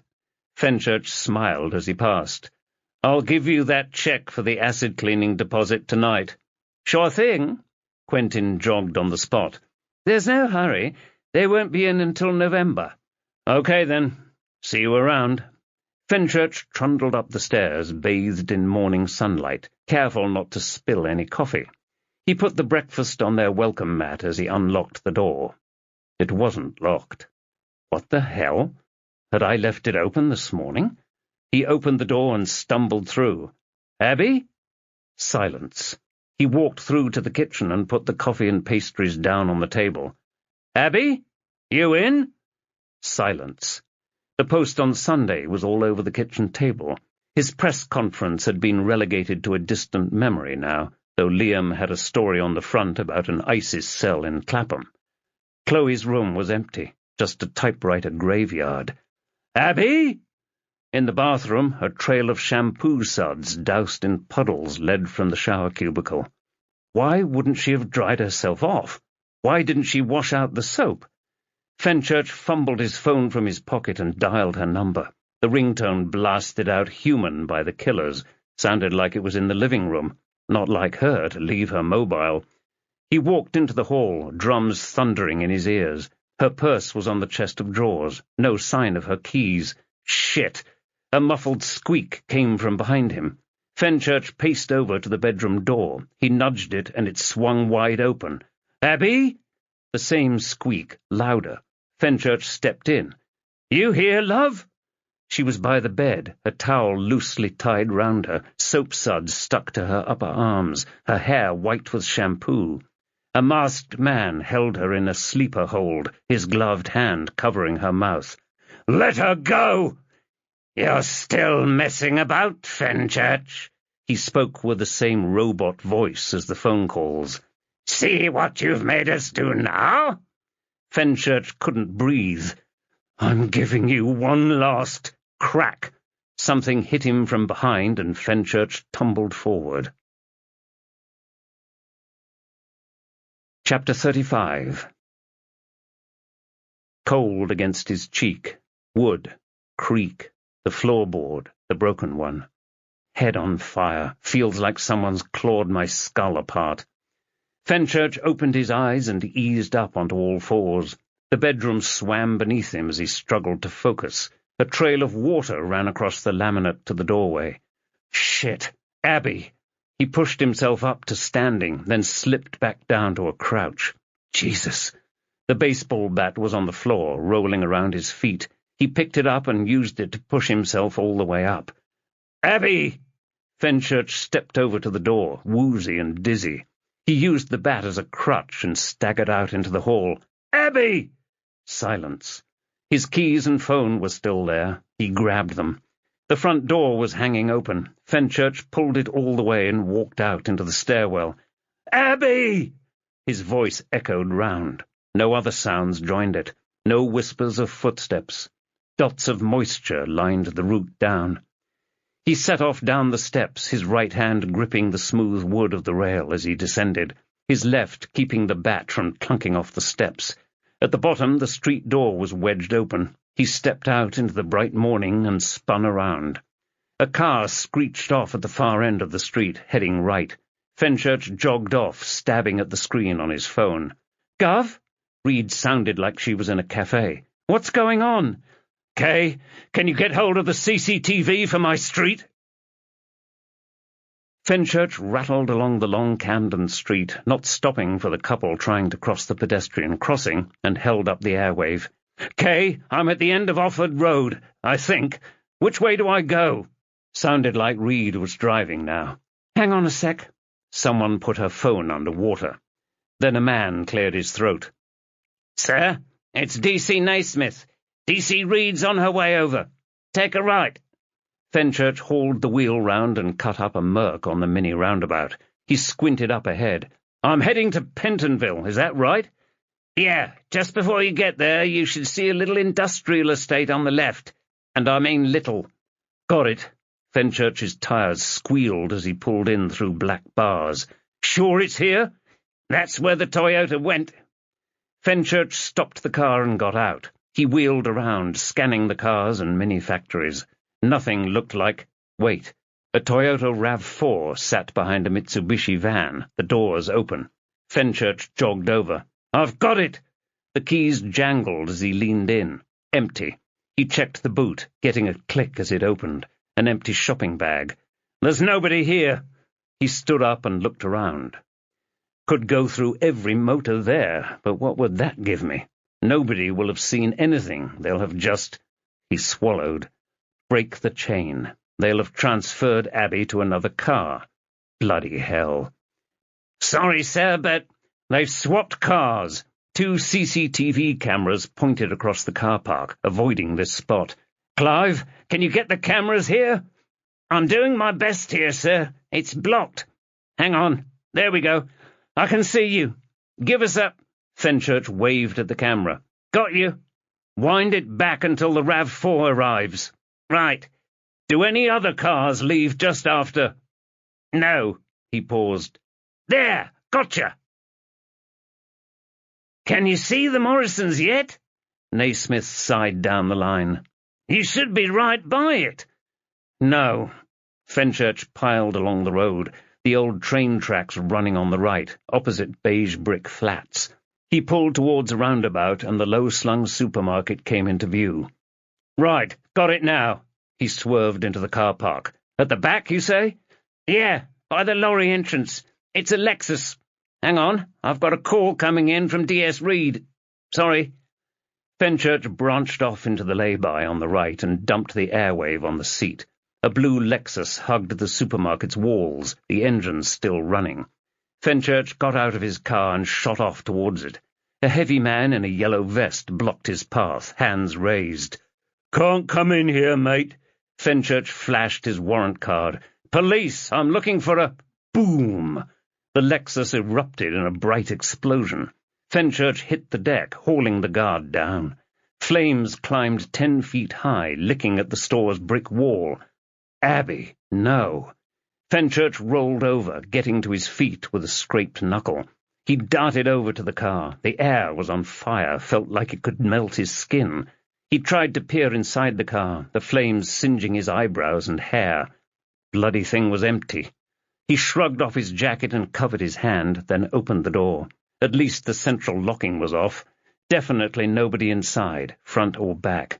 He jogged round to the boot. A good kick and it bounced open. He flicked it up with his covered hand and the mechanism winched it open, fully. Empty. He staggered back away from the nuclear heat and sucked in smoke, coughing hard. Abby wasn't in there. One last look and Fenchurch jogged back to his car. He reached in and grabbed his airwave. "There, sir? The car's gone, Clive." Fenchurch rested against the roof, still tasting soot. "They must have shifted to another car here. Can you get anything?" "This isn't 24, sir. I can't access satellites. I'm trying to get the CCTV, but it's just the live feed."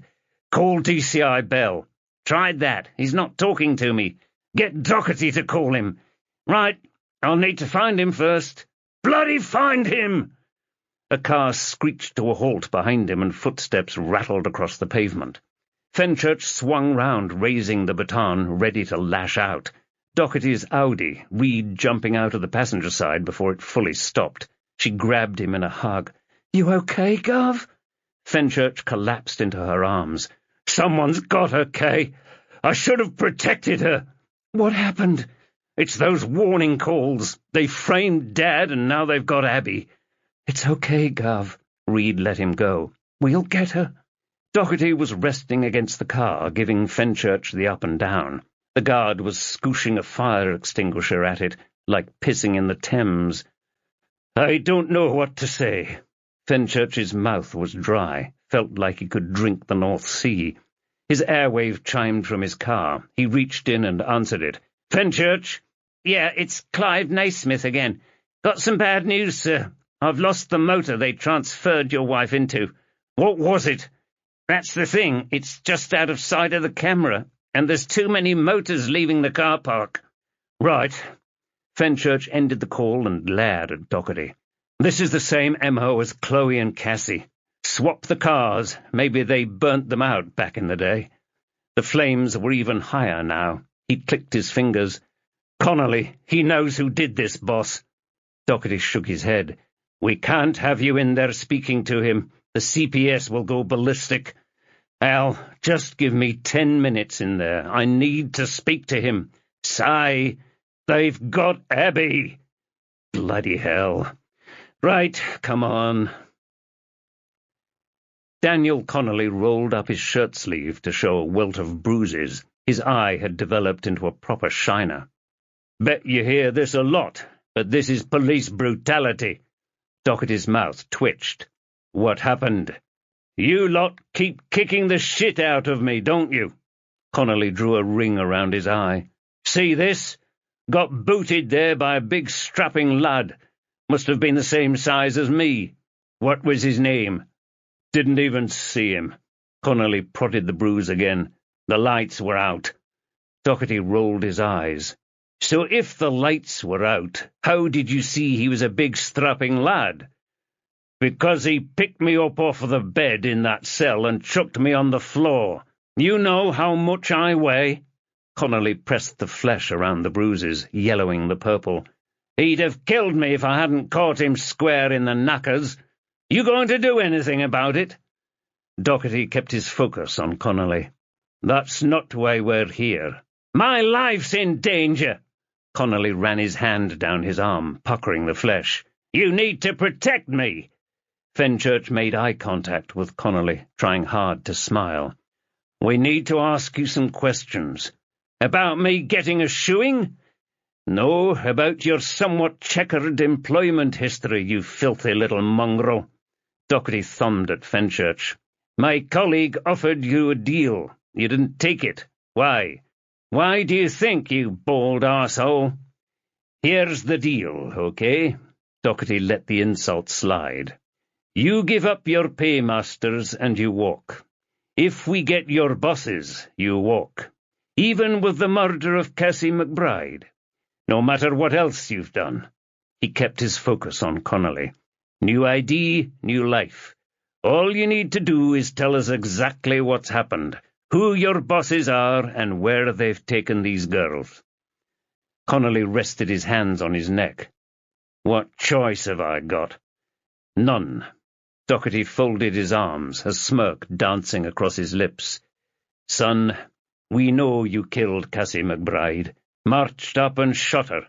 You're going to prison for a very long time." "Look, I can't." Doherty reached across the table and grabbed a fistful of his shirt. He pulled Connolly towards him, yanking his gut into the table edge. "What have they got on you, son?"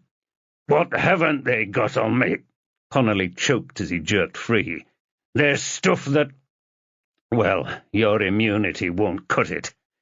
Just tell us. Whatever it is, you walk. If it's good enough, you'll get a new life." Connolly smoothed out his shirt collar. "I only ever dealt with Blunden." "Blunden told you to shoot Cassie McBride?" "He'd got wind of her being back in London. Wanted rid of her. I drove to near the girl's house, called a Travis car on this phone he gave me. She pulls up. I walk over and shoot her." Connolly looked over at Fenchurch. "Happy now?" "I'm very far from happy." Fenchurch narrowed his eyes at Connolly. "Where are they taking people?" Connolly jammed his hands into his armpits and lowered his head. "A few years ago, I tried to run away. There's this service here. You pay them £500,000 and you get a new ID, new passport, and they take you away somewhere hot and cheap to live." He swallowed hard. "But Blunden caught me, took all the cash I'd saved up, then showed me what they had on me." "They?" "The people Blunden was working with. I don't think he was in charge." Fenchurch narrowed his eyes further. "Tell us where they take people, and you can walk away. No strings." Connolly pointed around the walls of the interview room. "I heard about that one that got shot last night, Johnson. That's because I put you on to him, right? You think whoever did that won't do it to me? You think whoever was in my cell last night won't try again?" Doherty nodded at Fenchurch, then at Connolly. "What are you saying?" "I need to know you're serious. They'll kill me for this. So tell us where it is they take people." "I'm not telling you, mate." Connolly untucked his hands from his armpits and rested them on the table. "But I will show you." Chapter 36. Fenchurch kept his gaze on the road as he hit dial on his airwave. "I need an update on the whereabouts of Abigail Fenchurch." "Just checking, sir." The line was filled with background chatter and typing. "Sorry, no update, I'm afraid. There are units out across North London." "Thanks," he sniffed. "Fenchurch to D.S. Nelson. Where now?" "Gov." Nelson drove the squad car behind them. He waved his hand at Connolly in the middle of the back seat, leaning forward. "Left here." Fenchurch turned off the Old Kent Road onto a Peckham Street, still stuck in the Del Trotter era. "Then where?" "He says it's just round the bend, Gov. Only going to tell us when we get near." "Charming." Fenchurch drove on with a deep sigh. "Heard anything?" Reed was in the passenger seat, texting away. "Nobody's heard from her, Gov." Fenchurch slumped back in his chair, tried to ease out his thighs. So much driving. The airwave buzzed again. "Left here, Gov." "Here?" A lane running between a low blue office block and a sprawling Royal Mail depot. "Looks like a rat run, John." "Says it's not far, Gov. Left at the end." Fenchurch took the turning and trundled down the road, eyes peeled for any suspicious activity. He stopped and indicated left, waiting for Nelson's car to join them. "What do you make of this geezer, Kay?" "I'm always suspicious of Greeks bearing gifts." Fenchurch pulled left onto the main road. "Well, he's driving me around the bend." "Says it's a right now, Gov." Fenchurch drove through an ancient part of London, Victorian brick mills and factories on the left, now restored to flats, across from some post-war factory units still in service. How much further? Pull in here. Fenchurch stopped opposite a lock-up, wedging his Mondeo between a Porsche Cayenne SUV and a black cab. He spoke into his airwave. "Serial Bravo, converge on my location on Curtis Street. Do not follow or enter any properties without my express permission. And for God's sake, keep yourselves out of sight." "Loud and clear." Fenchurch stuffed the airwave into his jacket pocket. Just up the road, Nelson hopped out of the squad car and stretched before opening the back door. Connolly squinted into the morning sunlight, hunched over on the back seat. "I ain't getting out until I know it's safe." Fenchurch led Reed over to them. "It's clear." "How do I know that?" "You've been warned about any funny business, Sunshine." Fenchurch hauled him out of the car and spun him around. "See?" "Right." Connolly lowered his shoulders and swallowed. He tugged his hair down his forehead. "You're sure it's safe?" "Give me bloody strength." Fenchurch thumbed behind him. "Why did we snake around back there?" "Because we might have been followed." Connolly was paying particular attention to the bare wall of the mill towering above, just one window overlooking them. "And I don't know who might be here already. Let's just get this over with, shall we?" Connolly slouched across the road, his cuffs dangling in front of him, and paced through the factory car park, cast in shadow and still damp from overnight rain. He stopped outside the fifth door along. The windows were painted black, the door covered with the sort of mechanical security a medium-scale drug dealer would install. He licked his lips as he gave the area another once-over. "Doesn't look like this place has been used for a few months." He swallowed and glanced at Nelson. "Keys?" Nelson held up a keyring jammed with about 20 keys. "Take your pick." Connolly grabbed it from Nelson and started unbolting the doors, his cuffs rattling. "We lost a girl on her way to Fresh Start back in March. You lot picked her up." He undid another bolt. "Blunden closed this place down, told us to keep clear of here." Still quiet, just the usual traffic noise from the main road. Connolly glanced up at the brick tower, still visible from the yard. "Course, I've stayed away, but you never know who's watching us, though." "They haven't changed the locks." "Didn't want to draw any attention to themselves." Connolly undid the large horizontal bolt. "The good news, though, is there's no CCTV, for obvious reasons." He crouched down to undo a padlock, dropping it on the pavement. "That's us." He hauled the door open and reached inside. Lights flickered on, subtle downlighters illuminating antique furnishing, like a West End designer kitchen showroom. 4 large cots lined the far wall, next to a bookshelf full of Harry Potter books and kids' DVDs. Bitter saliva crawled down Fenchurch's throat.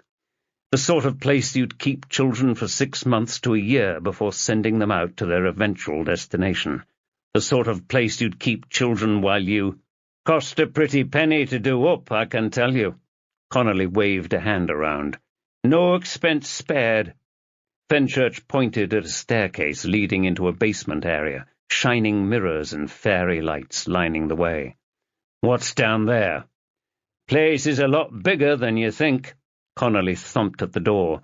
"Must be under all of the units." Bang! Connolly toppled backwards, clutching his shoulder. He hit the door, blood pouring out of an open wound on his neck. A motorbike droned off. Chapter 37. Not this bloody time.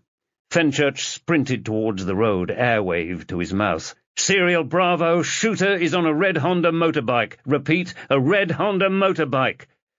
Over to the left, the bike was closing on the junction with the main road, swerving out into the traffic and nearly hitting a white van.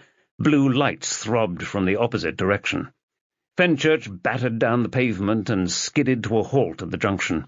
The motorbike swerved to the right, heading the way they'd driven. Another siren blasted out from behind him. There!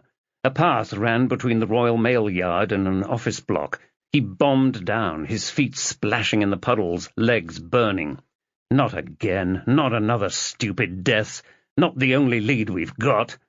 He cut out onto the main road. The bike was at the junction, pulling a tight three-pointer, boots kicking up spray from the road. Looked male under the leathers, big too. The squad car flashed towards it, siren wailing.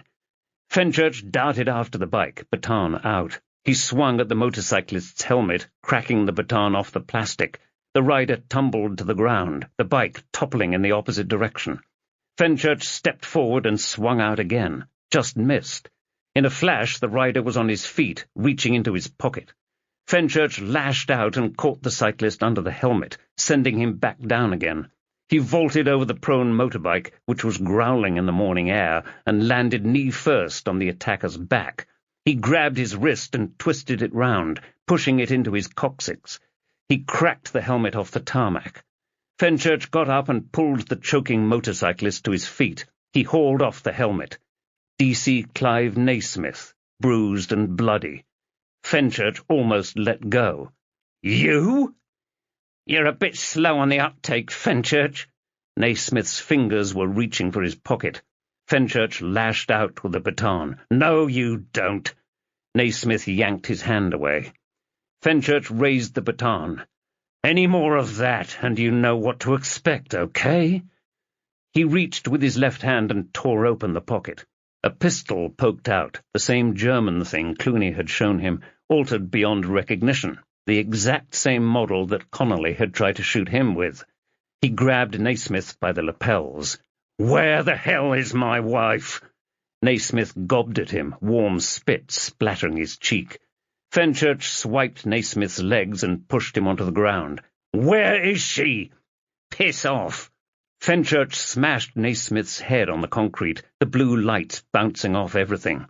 Feet thumped over the pavement and hands hauled Fenchurch back, digging into his armpits. "Easy, easy, we'll take him from here. Get him back to Lehman Street, okay? Now!" Fenchurch sprinted up the street and veered to the right, his knee just about giving way as he passed the front of the warehouses. Reed was on her knees, trying to keep Connolly alive. Blood plastered her cream blouse, soaking into her trousers. "Come on, John, start it!" Fenchurch stopped beside them. "What's going on?" Nelson held Connolly from behind, his giant Samsung mobile in front of the giant's lips. "Trying to get a dying declaration from him." Fenchurch sucked in breath. "Shit! It's that bad?" "It's not good." Reed cradled Connolly's head.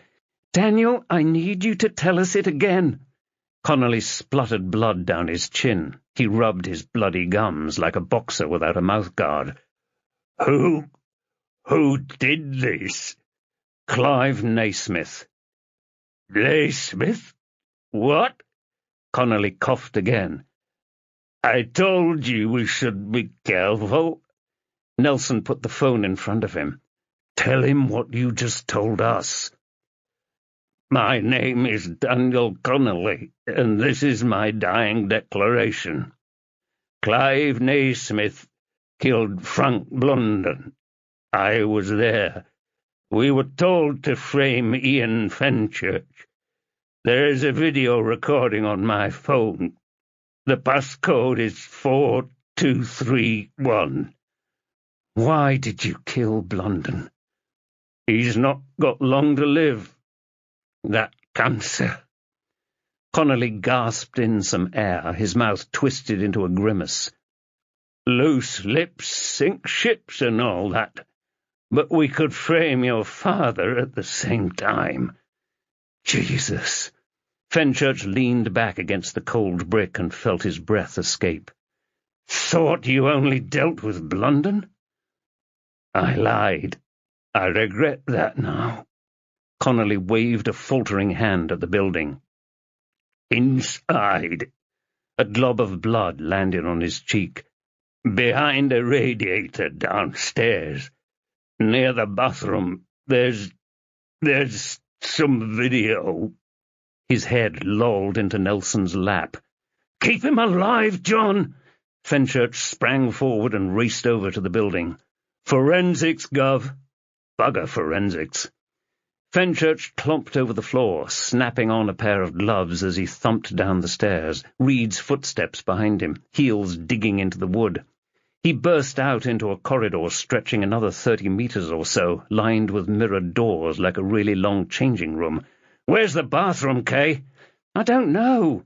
Reed tried a door. A 6-foot bed lay in the middle of a small room, clean black sheets and duvet covered with a thin layer of dust. "Oh, Jesus Christ, what is this place?" Fenchurch tried the next door, black toilet and basin, a shower in the corner, like something in a Wall Street film. "Well, here's the bathroom."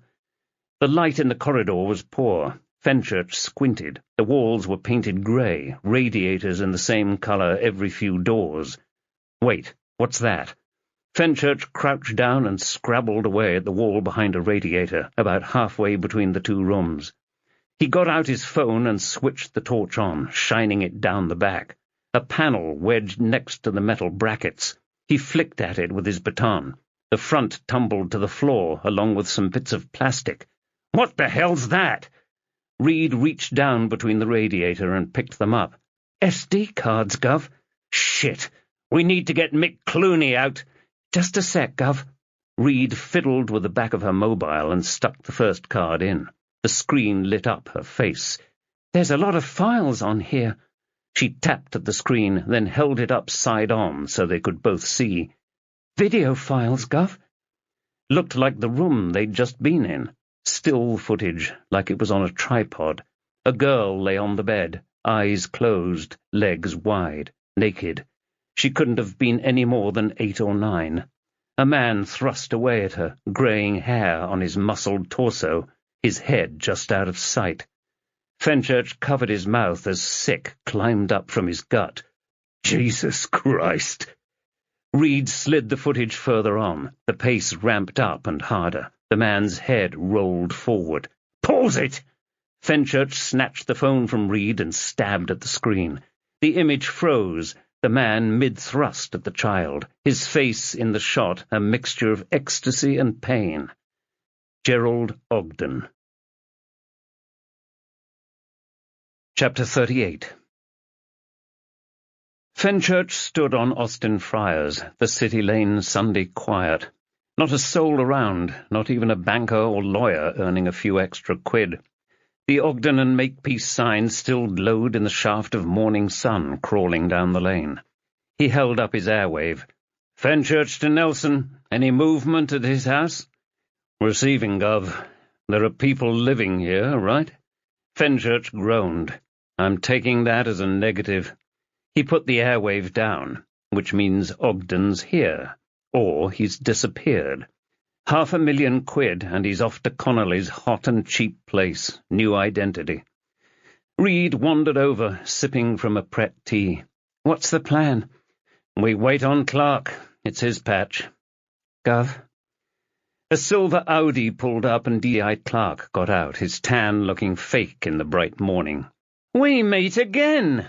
"You want a lead in here?" Fenchurch shook his hand. "It's your patch, after all." "Let's not get into that sort of rubbish." Clark stuck a hand on his shoulder. "I can't imagine what you're going through." Fenchurch brushed his hand away. "Forget it." "I'm here to support, okay?" Clark pulsed his grip, an earnest grin spreading across his face. He put his hands in his pockets. "So what's the plan?" "We've got him surrounded." Fenchurch looked around the area. 4 officers over here, 2 round the back on Old Broad Street, squad cars on Bishopsgate and Moorgate. "Should be enough." Clark flashed a grin. "Failing that, we could instigate the Ring of Steel." "That's overkill." "What are you talking about?" Reed sipped her tea, eyes like piss-holes in the snow. "Ring of what?" "D.I. Clark's lot can lock the city down if they want. Stop anyone getting in or out." Fenchurch spoke into the airwave again. "Serial Bravo, are you in position?" "Sir, Old Broad Street is secured. All units in Austin Friars. We are going in now." Fenchurch let Reed go first. She put her empty cup on a squad car's roof and marched down the ancient street, past the praying monk and round the bend. Over in the courtyard, a group of workers stood on steps, sucking on cigarettes, breaking off eye contact as soon as it was made. Reed thumped on the front door and clenched her jaw. "Those videos! First gig I had as a DC, we raided this pedo's house out in Southend. His computer was full of that sort of shit. Hundreds of thousands of pictures, thousands of videos. Would have taken him 100 years to look through them all, let alone, you know." She gave a wanker gesture. "None of them with him in it, mind. You had to look through them, right? Standard procedure. 20 of us spent 12 weeks, Gov. These people, I swear." "You're after me in the queue, okay?" The door flew open. Gerald Ogden stood there, dressed like he was running a start-up, jeans, brogues, and a shirt under a jumper. A frown twitched across his forehead. "Officers, what are you doing here on Sunday?" "I was going to ask you the same thing." Reed raised her warrant card and stepped inside the building. "My name is Detective Sergeant K. Reed of the Metropolitan Police Service. Gerald Ogden, I request your presence at a police station to answer some questions." "What? This isn't about Victoria's body." Ogden's gaze strayed over to Fenchurch. "What the hell's going on?" Reed grabbed his forearm. "Down the station, sir." "I want my lawyer!" Ogden's shoulders slouched, and he let Reed lead him off. He stopped at the door. "Look, I'm the only one here. I need to lock up." "On you go, sir." Ogden stepped over to the door and reached in, rustling a set of keys. The officers were still in place down the street. Fenchurch beckoned them over. "Shit!" Reed shouted. The door was shut and Ogden was missing. Reed was hauling at the handle. It didn't budge. "He got in and closed the door, Gov." "Bollocks!" Fenchurch spun back round. "That backs onto Old Broad Street?" Clark pointed the way they'd come. "Follow me." Fenchurch set off, keeping pace with Clark as he hopped up onto the pavement and screamed into his airwave, "Serial Bravo, we have lost the suspect. Rendezvous on Old Broad Street. Over." Clark raced ahead of him, his stride at least half as long again. "Left at the end." Fenchurch swung out onto Old Broad Street and turned towards the heart of the city, passing an almost empty Tesco Express and a vacant new-build office block. A revolving door spun slowly to a halt. Clark stood next to it, wheeling around. "He's come this way." Two red-faced uniforms jogged up, holding their hats flat to their skulls. "Sorry, sir, we were up the other end." Fenchurch gripped the airwave. "Control, send a unit into the entrance 2 on from the Tesco Express on Old Broad Street, urgently." "Will do." Fenchurch put the handset away. Clark was jogging down the street, the uniforms following. Ogden can't have gone the way they'd come, so where was he? A tall tower climbed into the sky over the road, reflecting the dark clouds. Didn't even know which bloody one it was, there were so many now. A couple were arguing, the woman jabbing a finger at the man. Just behind, a figure was darting down a lane. "Got him!" Fenchurch burst off, sprinting hard, shouting into his airwave. "He's gone down the lane opposite my last location." He followed the lane's curve round to a crossroads, the path leading onwards.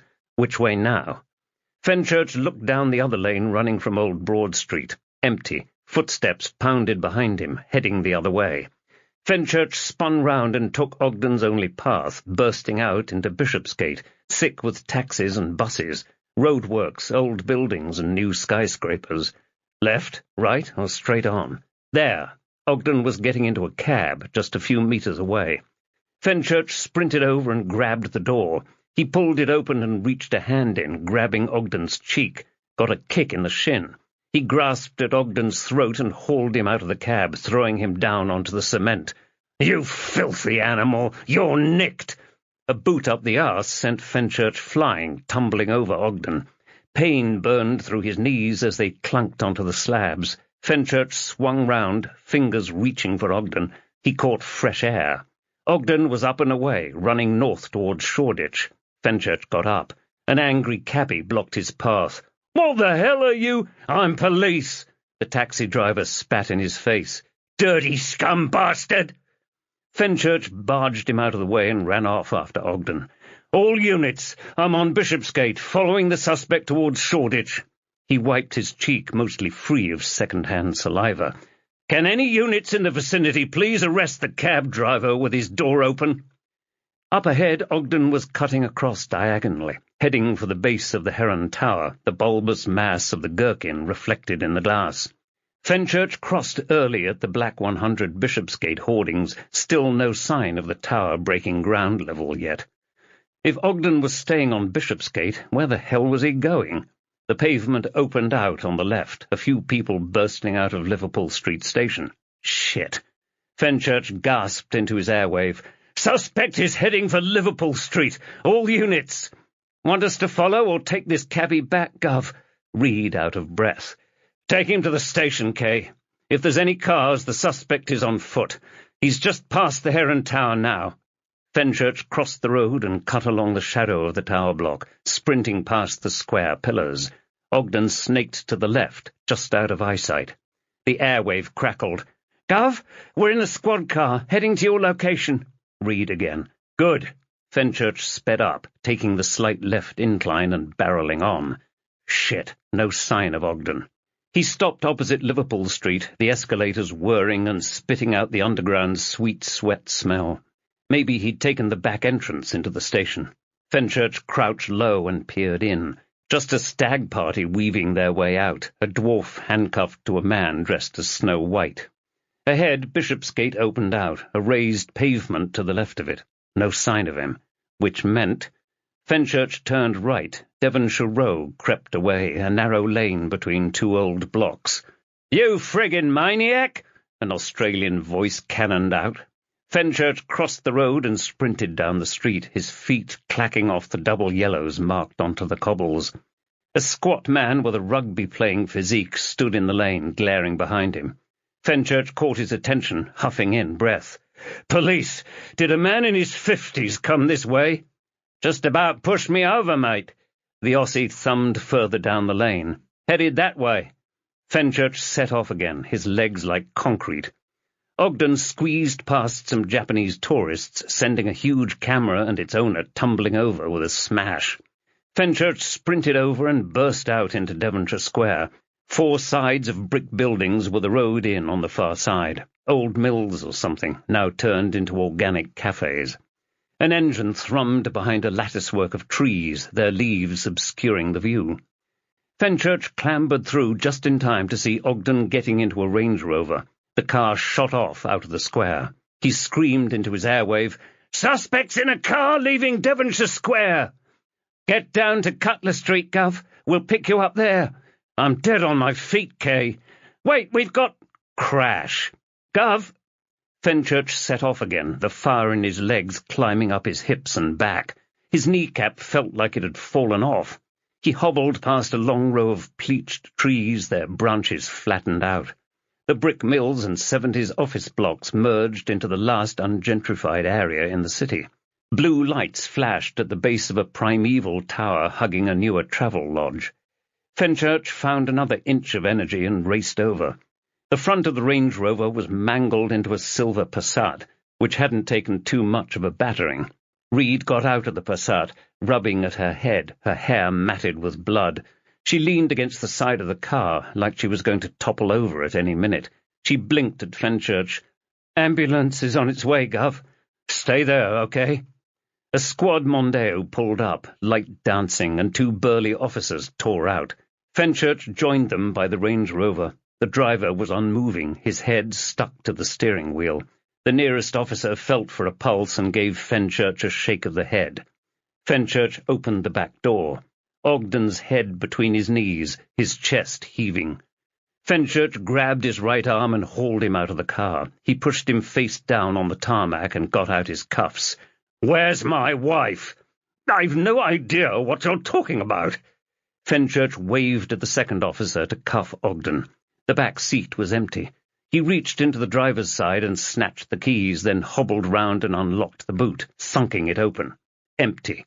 Bloody hell. Fenchurch called Clark. "Have you been through the office yet?" "2 employees here, that's it. They say they're working with Ogden and he just ran off." "Cheers." Fenchurch dialed Nelson's number. "Have you found her?" "We've been through the whole house, Gov. Completely spotless. not even a hidden panic room. That you found. Fenchurch pocketed the device and grabbed Ogden by his shirt, hauling him to his feet. Another squad car pulled up and spilled out 2 officers. Get him back to Lehman Street now. Sir. The first one stuck Ogden in the back, behind the driver's seat. Fenchurch got in next to Ogden. You're going to help me find my wife, okay? I've no idea what you're talking about. You'll be singing by the time I'm finished with you, you dirty pervert. The front doors shut and Fenchurch whizzed on his seatbelt. The car shot forward and bundled along the side street. They pulled up at the end, indicating right. The car turned onto Middlesex Street. Could just about see the station from here. 2 white vans were coming down the opposite street, the front one not looking like it was going to stop. Fenchurch grabbed the door handle. Shit! Crash! The van battered into the side of the car, sending Fenchurch flying, the seatbelt digging into his shoulder. The van's driver got out and opened Ogden's door. He helped him towards the second van. Ogden tripped halfway over. The masked driver pulled him to his feet. Fenchurch tried to move, but the seatbelt mechanism was locked. The door was bent in on itself. The driver tore open the second van's side door. A foot lashed out, cracking into his chest. He grabbed the leg and pulled someone out. Abby, wriggling and kicking. Fenchurch pushed against the mangled door, broken fists cracking off the glass, still not shifting. The driver pulled out a gun and pointed it at Abby. She raised her hands and got back into the van. Ogden and the driver followed her inside, and it screeched off. Chapter 39. Hold still! The paramedic reached across from the far side and cut away the seatbelt with some brutal scissors. These aren't designed for this sort of work. Snip. Fenchurch struggled to stay still. Snip, snip. He hauled at the seatbelt and pulled the top half through the catch, slackening it off and squeezing out.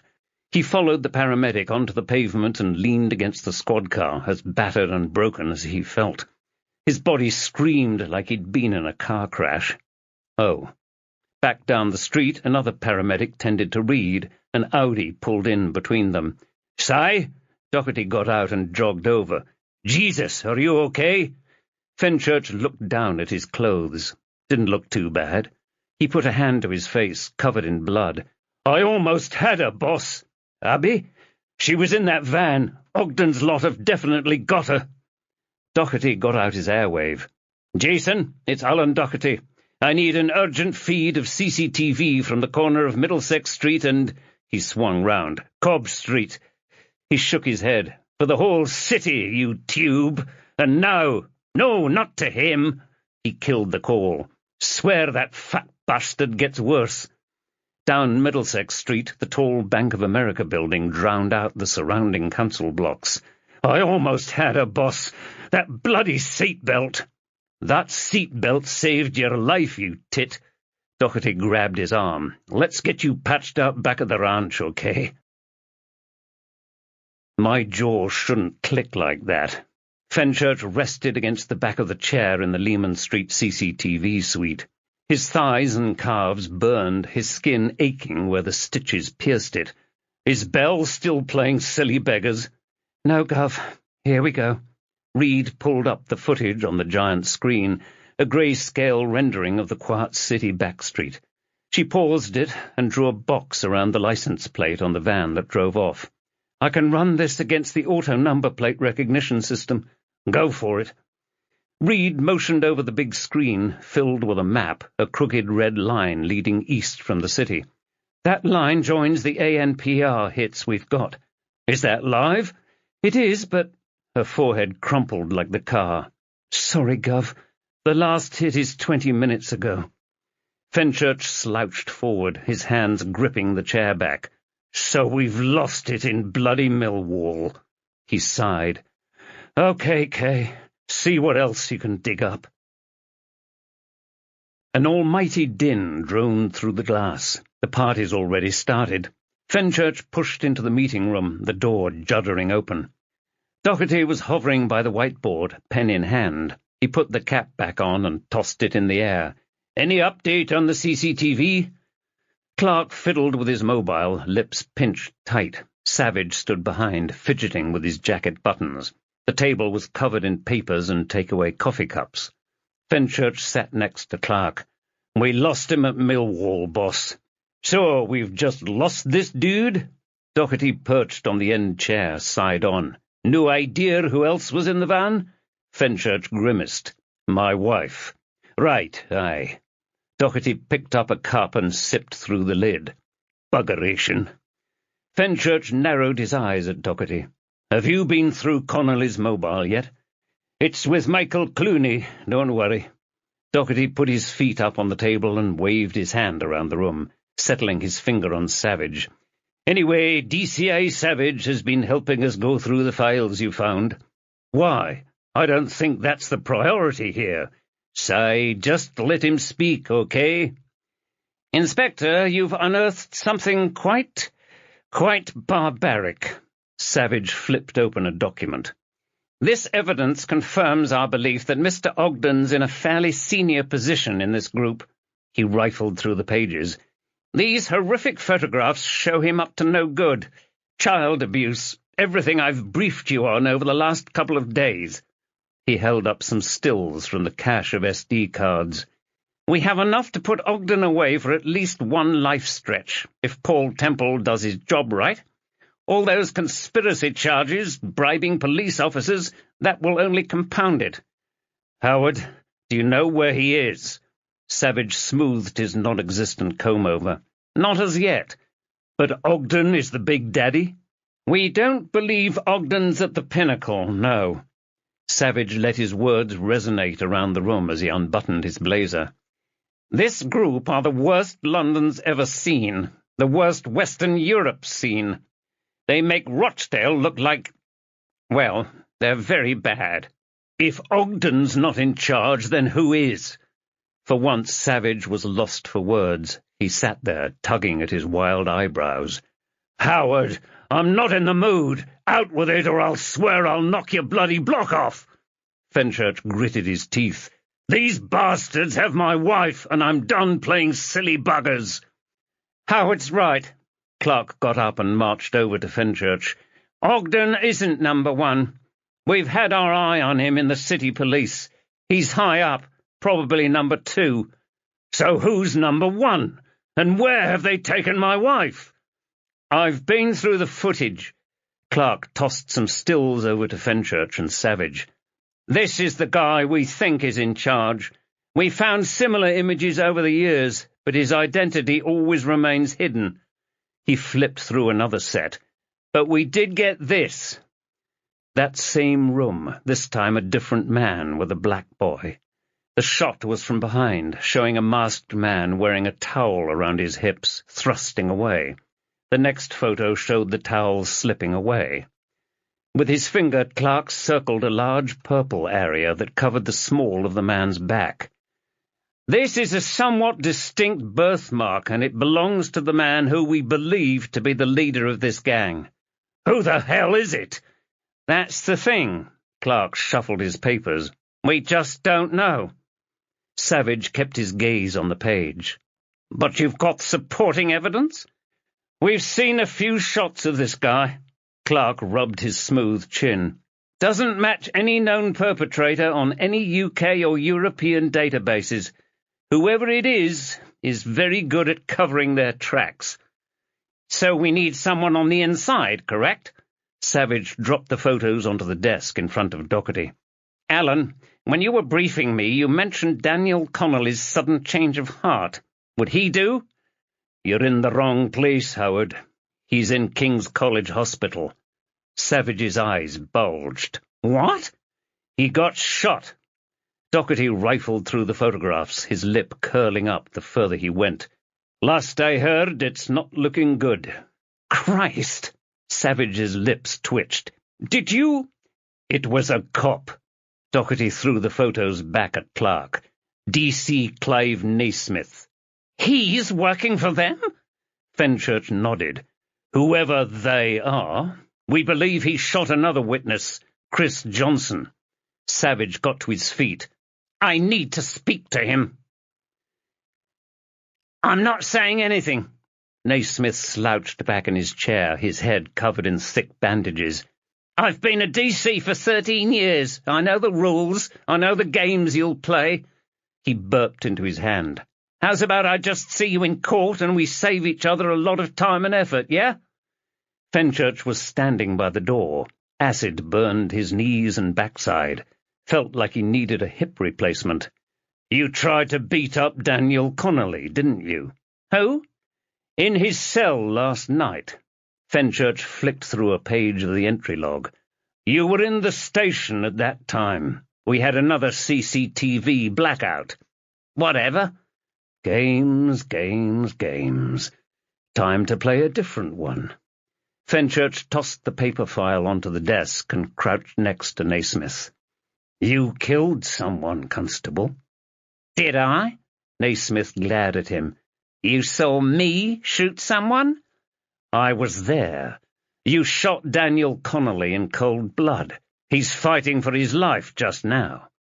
Fenchurch sat opposite Naismith, spinning the paper file round on the desk. "It's only a matter of time before we match your gun, your clothes, your motorbike's plates, anything you own, to the slaying of DC Chris Johnson last night in Hammersmith." "No comment." "That's it?" Fenchurch raised his eyebrows. "You shot 2 people from a moving vehicle and you don't want to boast about it? That's very skillful, that. Must take a lot of practice." "I said no comment." "We know you're small fry in this organization." Fenchurch waited until he had eye contact. "Being a cop in prison won't be much fun. It'll be—" Naismith smirked. "Weren't you listening when I said I knew all about your tricks?" "I know you're bent. You know you're bent." Fenchurch stood and clicked his jaw again. Felt like a bloody tooth was going to pop out. "The best thing for you is to tell us who you were working for." "No comment." "Was it Gerald Ogden?" Naismith looked up. "What? Who?" "So you were working for him." Eyes back down. "No comment." "Got you, you idiot. Ogden's your boss." Fenchurch smiled at him. "We'll dig into your relationship with Mr. Ogden in due course. We'll find the patterns. Now we know there's a link, we'll connect you to him." "No comment." "We've got a SOCO team combing that unit in Peckham." Fenchurch watched Naismith's Adam's apple bob up and down. "How much of your DNA will we find there? Or have you scrubbed the place?" "No comment." Fenchurch left a few seconds, just long enough for Naismith to look up. "Can't have done that good a job cleaning it, because we found a load of video files." Naismith dabbed at a cut on his forehead. "I've seen what they do to the children they take." Fenchurch swallowed the bile down, but it caught in his throat, almost made him gag. "I've seen Gerald Ogden on video." Naismith's eyes bulged. "What?" "If I keep searching, am I going to see you having sex with a child?" "What?" Naismith pushed a fist against his lips and puffed out his cheeks. "Of course not! Christ!" Fenchurch paced around the room, waiting for Naismith's eyes to follow him round.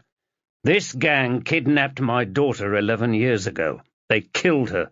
They might as well have been driving the bus." "Did they?" Naismith stayed focused on the table, smirking.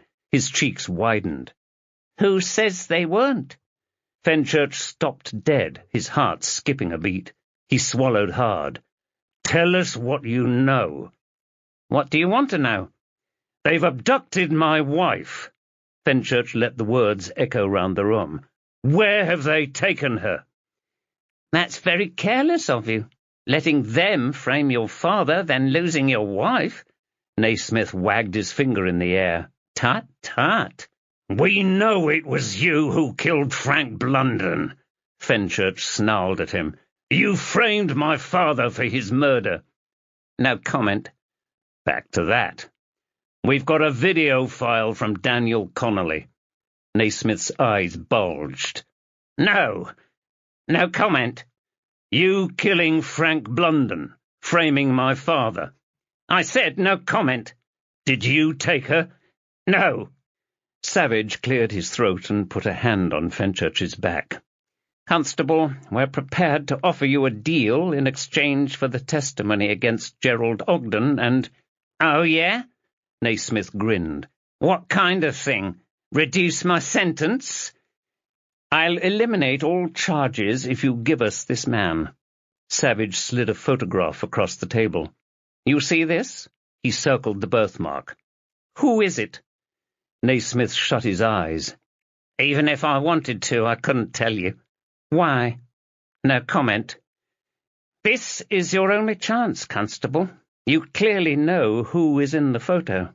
Savage tapped the image again. We can stop them. Can you? Naismith chewed his nail.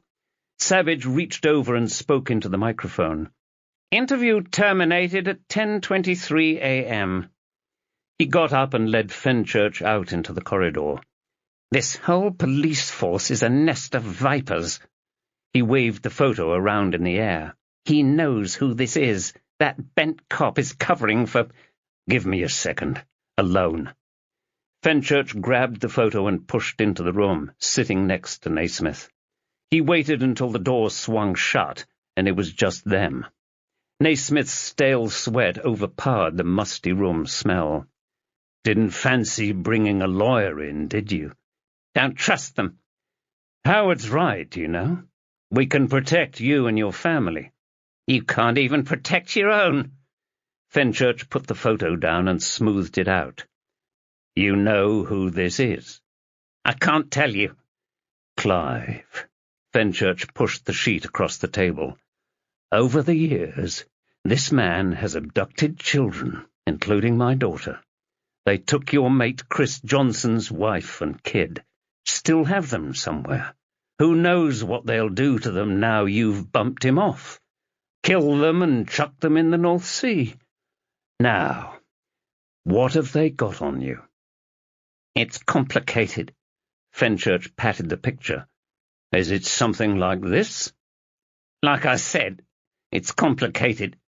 It's just you and me in here, okay? Fenchurch waved around the room. He tapped the recorder. This isn't doing anything. The video feed is off. What are you saying? I'm letting you hedge your bets. You know I'm not bent, right? Because they've got your wife? And I'm not bowing down to them. If you tell me, nobody else will know. If we catch this geezer, you get your deal. And if not? Fenchurch smiled. This chat never happened. Naismith picked at his fingernails. You've no idea what they'll do to me. To my sister and her kids. My poor old mum. I've got a good idea, Clive. Fenchurch held up the page. It's something like this, isn't it?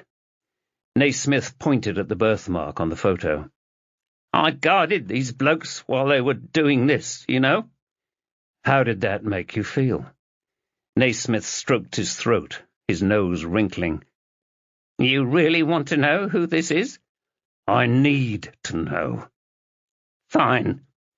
Naismith flipped the paper over and slapped it onto the desk.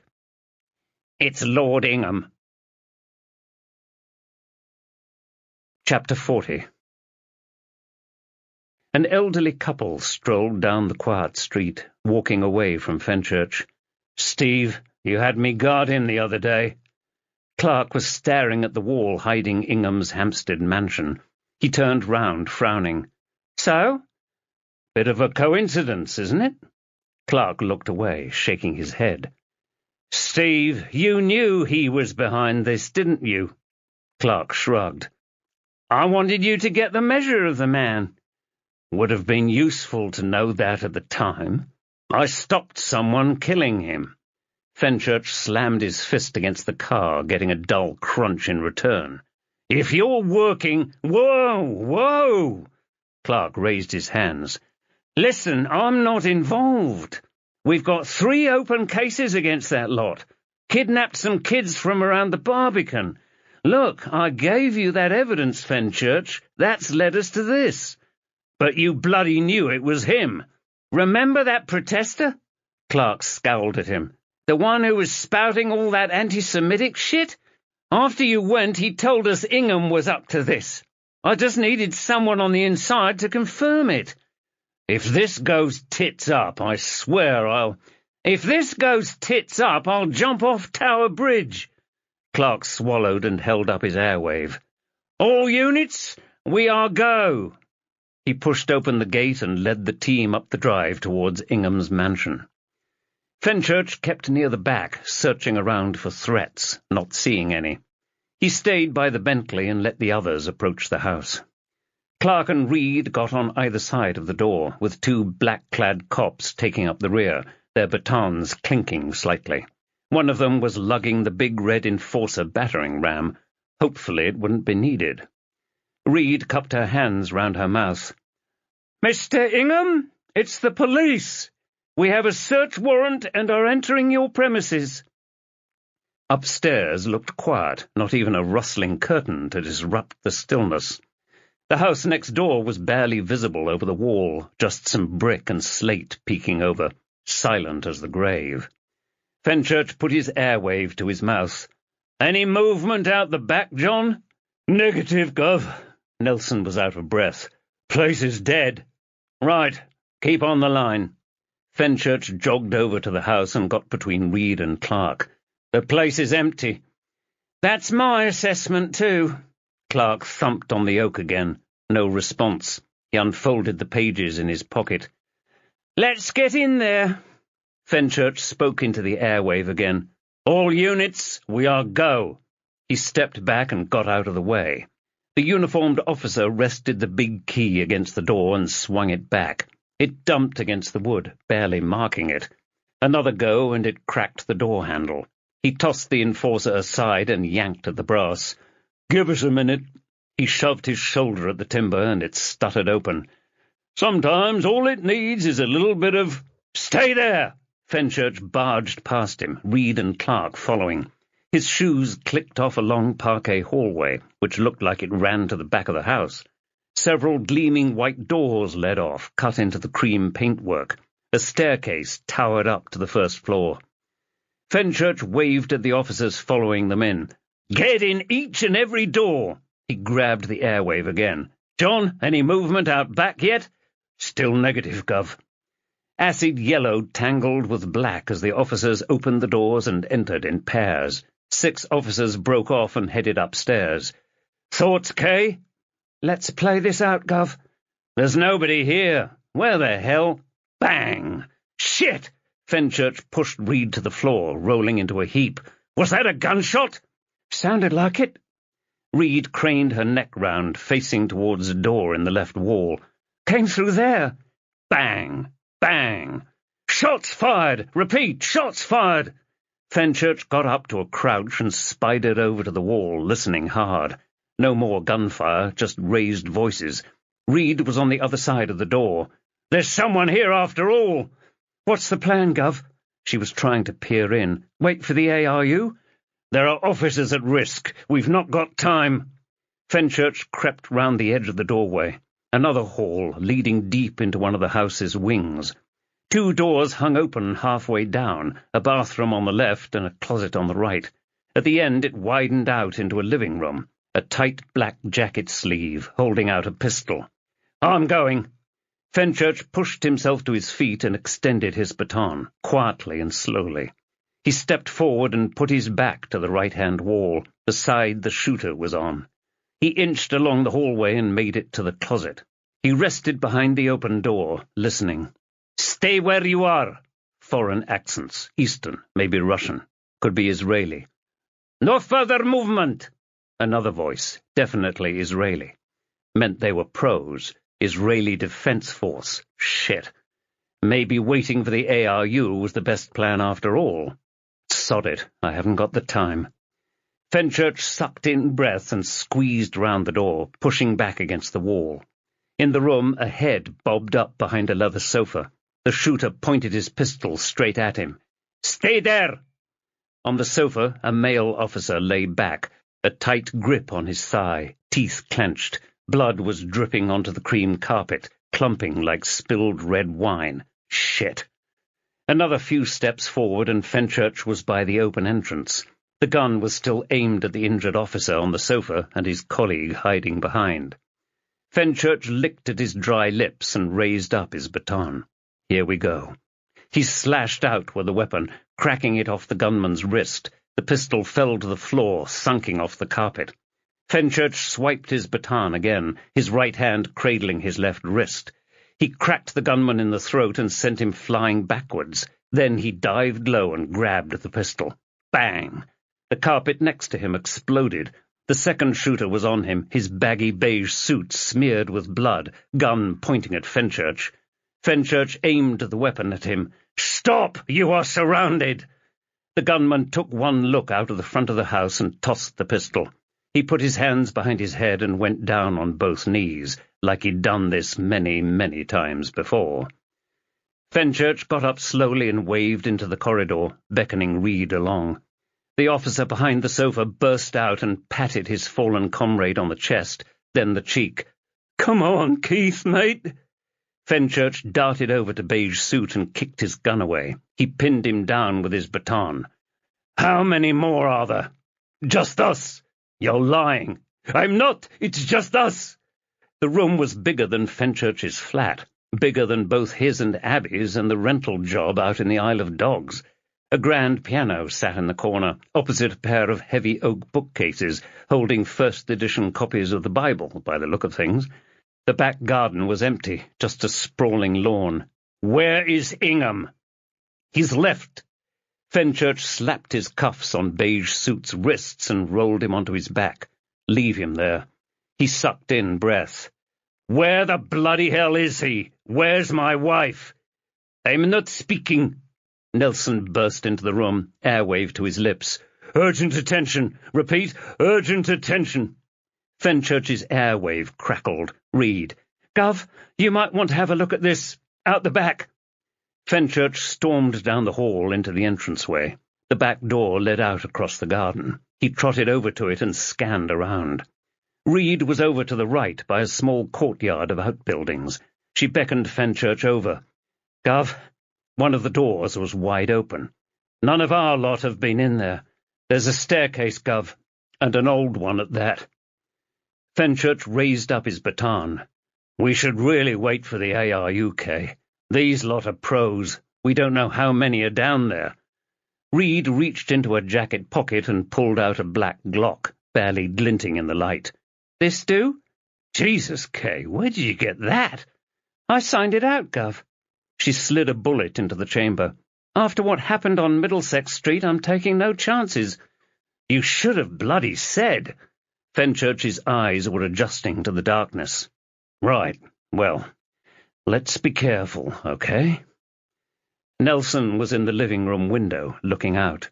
Fenchurch pointed at the building, making it clear they were heading in. Nelson gave a thumbs up and turned away. Reed sucked in a deep breath and entered the staircase, aiming the weapon at the ground.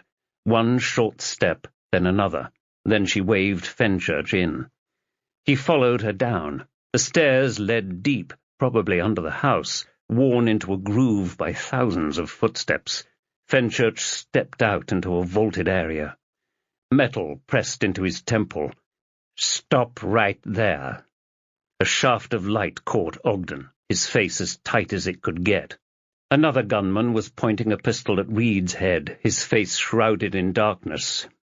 "You too, Princess." Reed palmed her pistol, sticking the barrel up her sleeve. Fenchurch dropped his baton and raised his hands. "You're surrounded." Ogden pushed the barrel into Fenchurch's skin. "Well, we've got 2 hostages who can help us get away." "There are 30 officers up there." Fenchurch ran his foot over the baton and kept it where he wanted it. "An armed response unit, too. You're not getting away." "We are, and you are our insurance policy."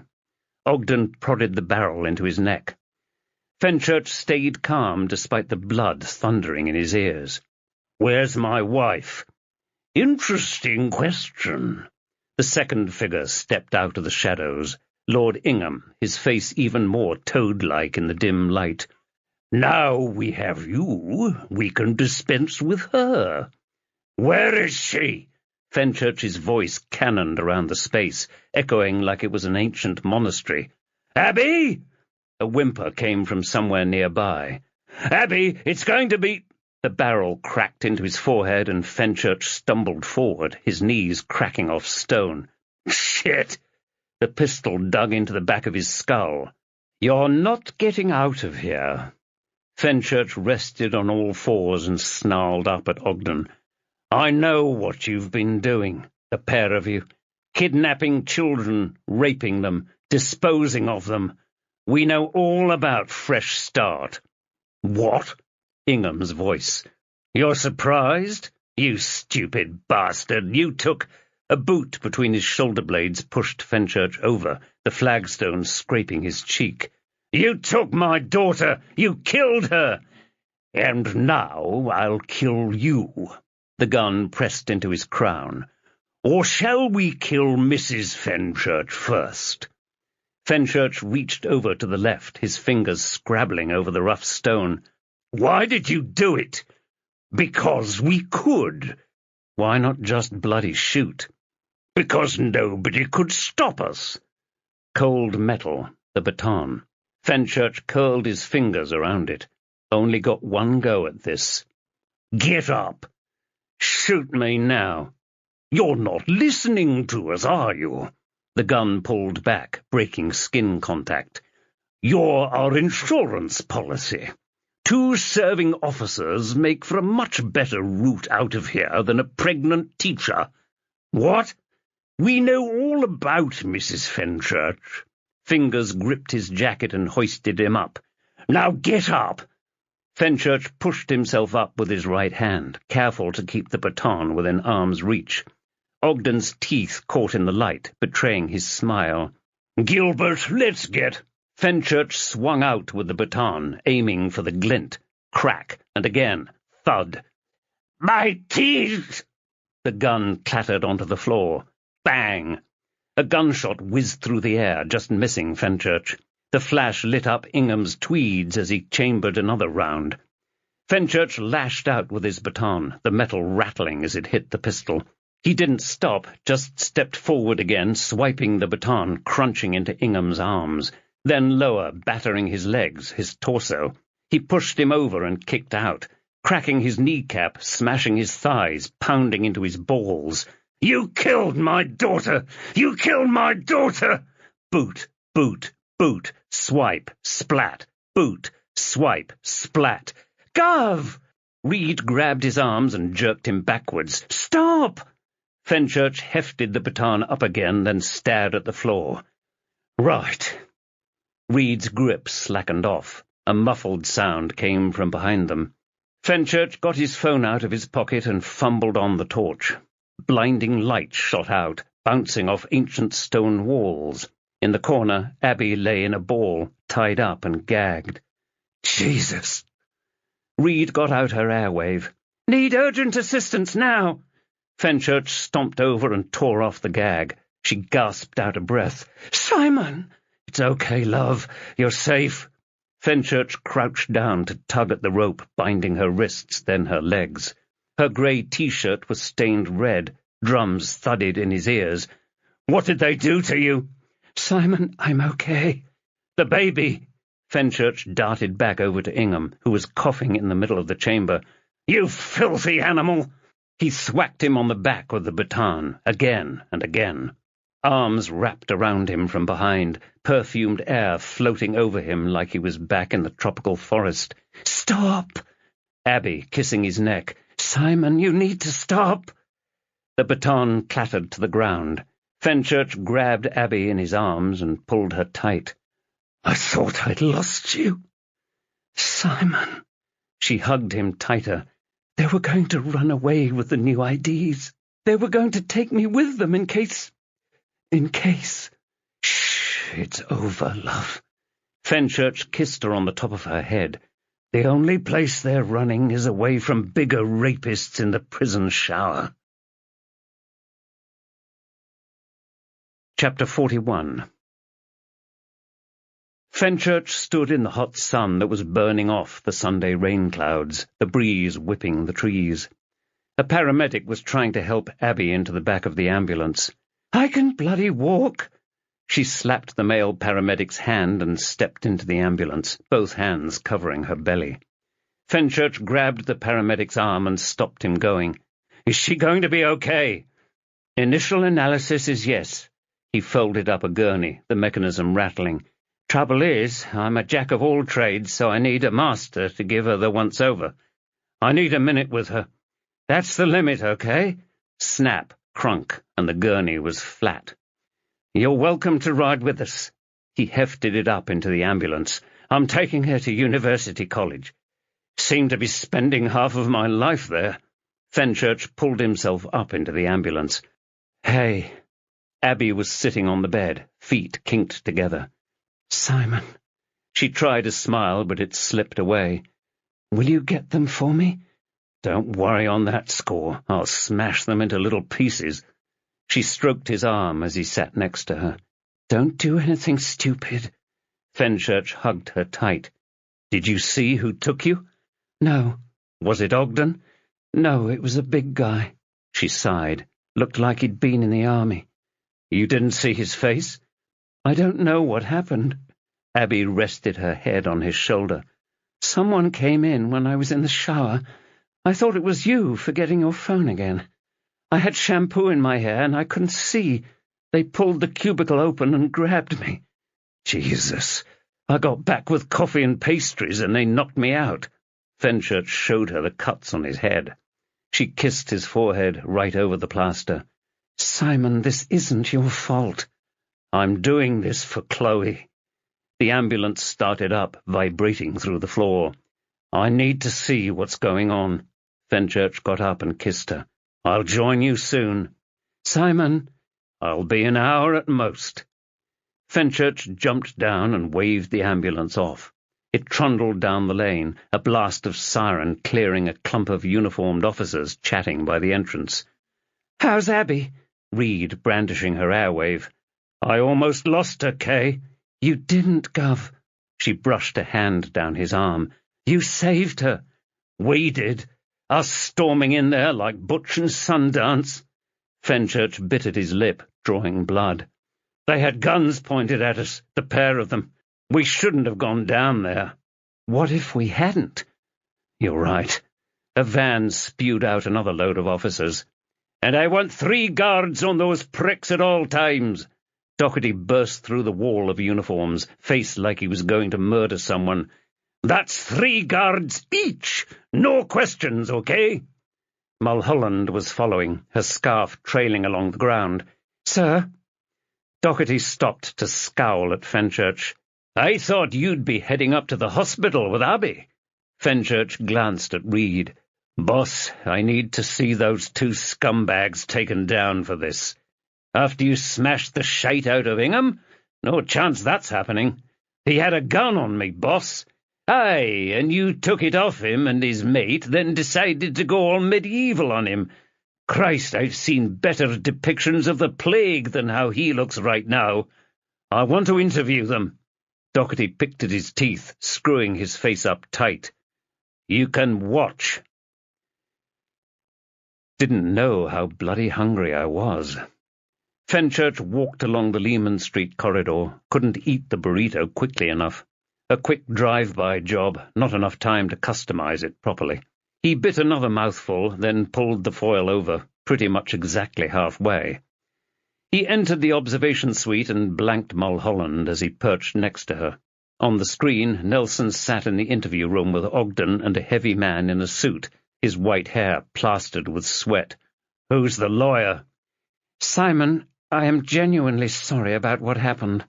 Mulholland's scarf flashed over like a flapping crow as she tied it back. "I know we don't see eye to eye a lot of the time, but this is truly horrible. I can't even—" "Who's the lawyer?" Fenchurch put the half-burrito down and waved a hand at the monitor. Mulholland's lips twitched between pursed and a smile. "Brian Makepeace, the other name partner in Ogden's firm." "They're a city firm." Fenchurch frowned. That's all contract law and the dark arts of international law. Why's he defending him?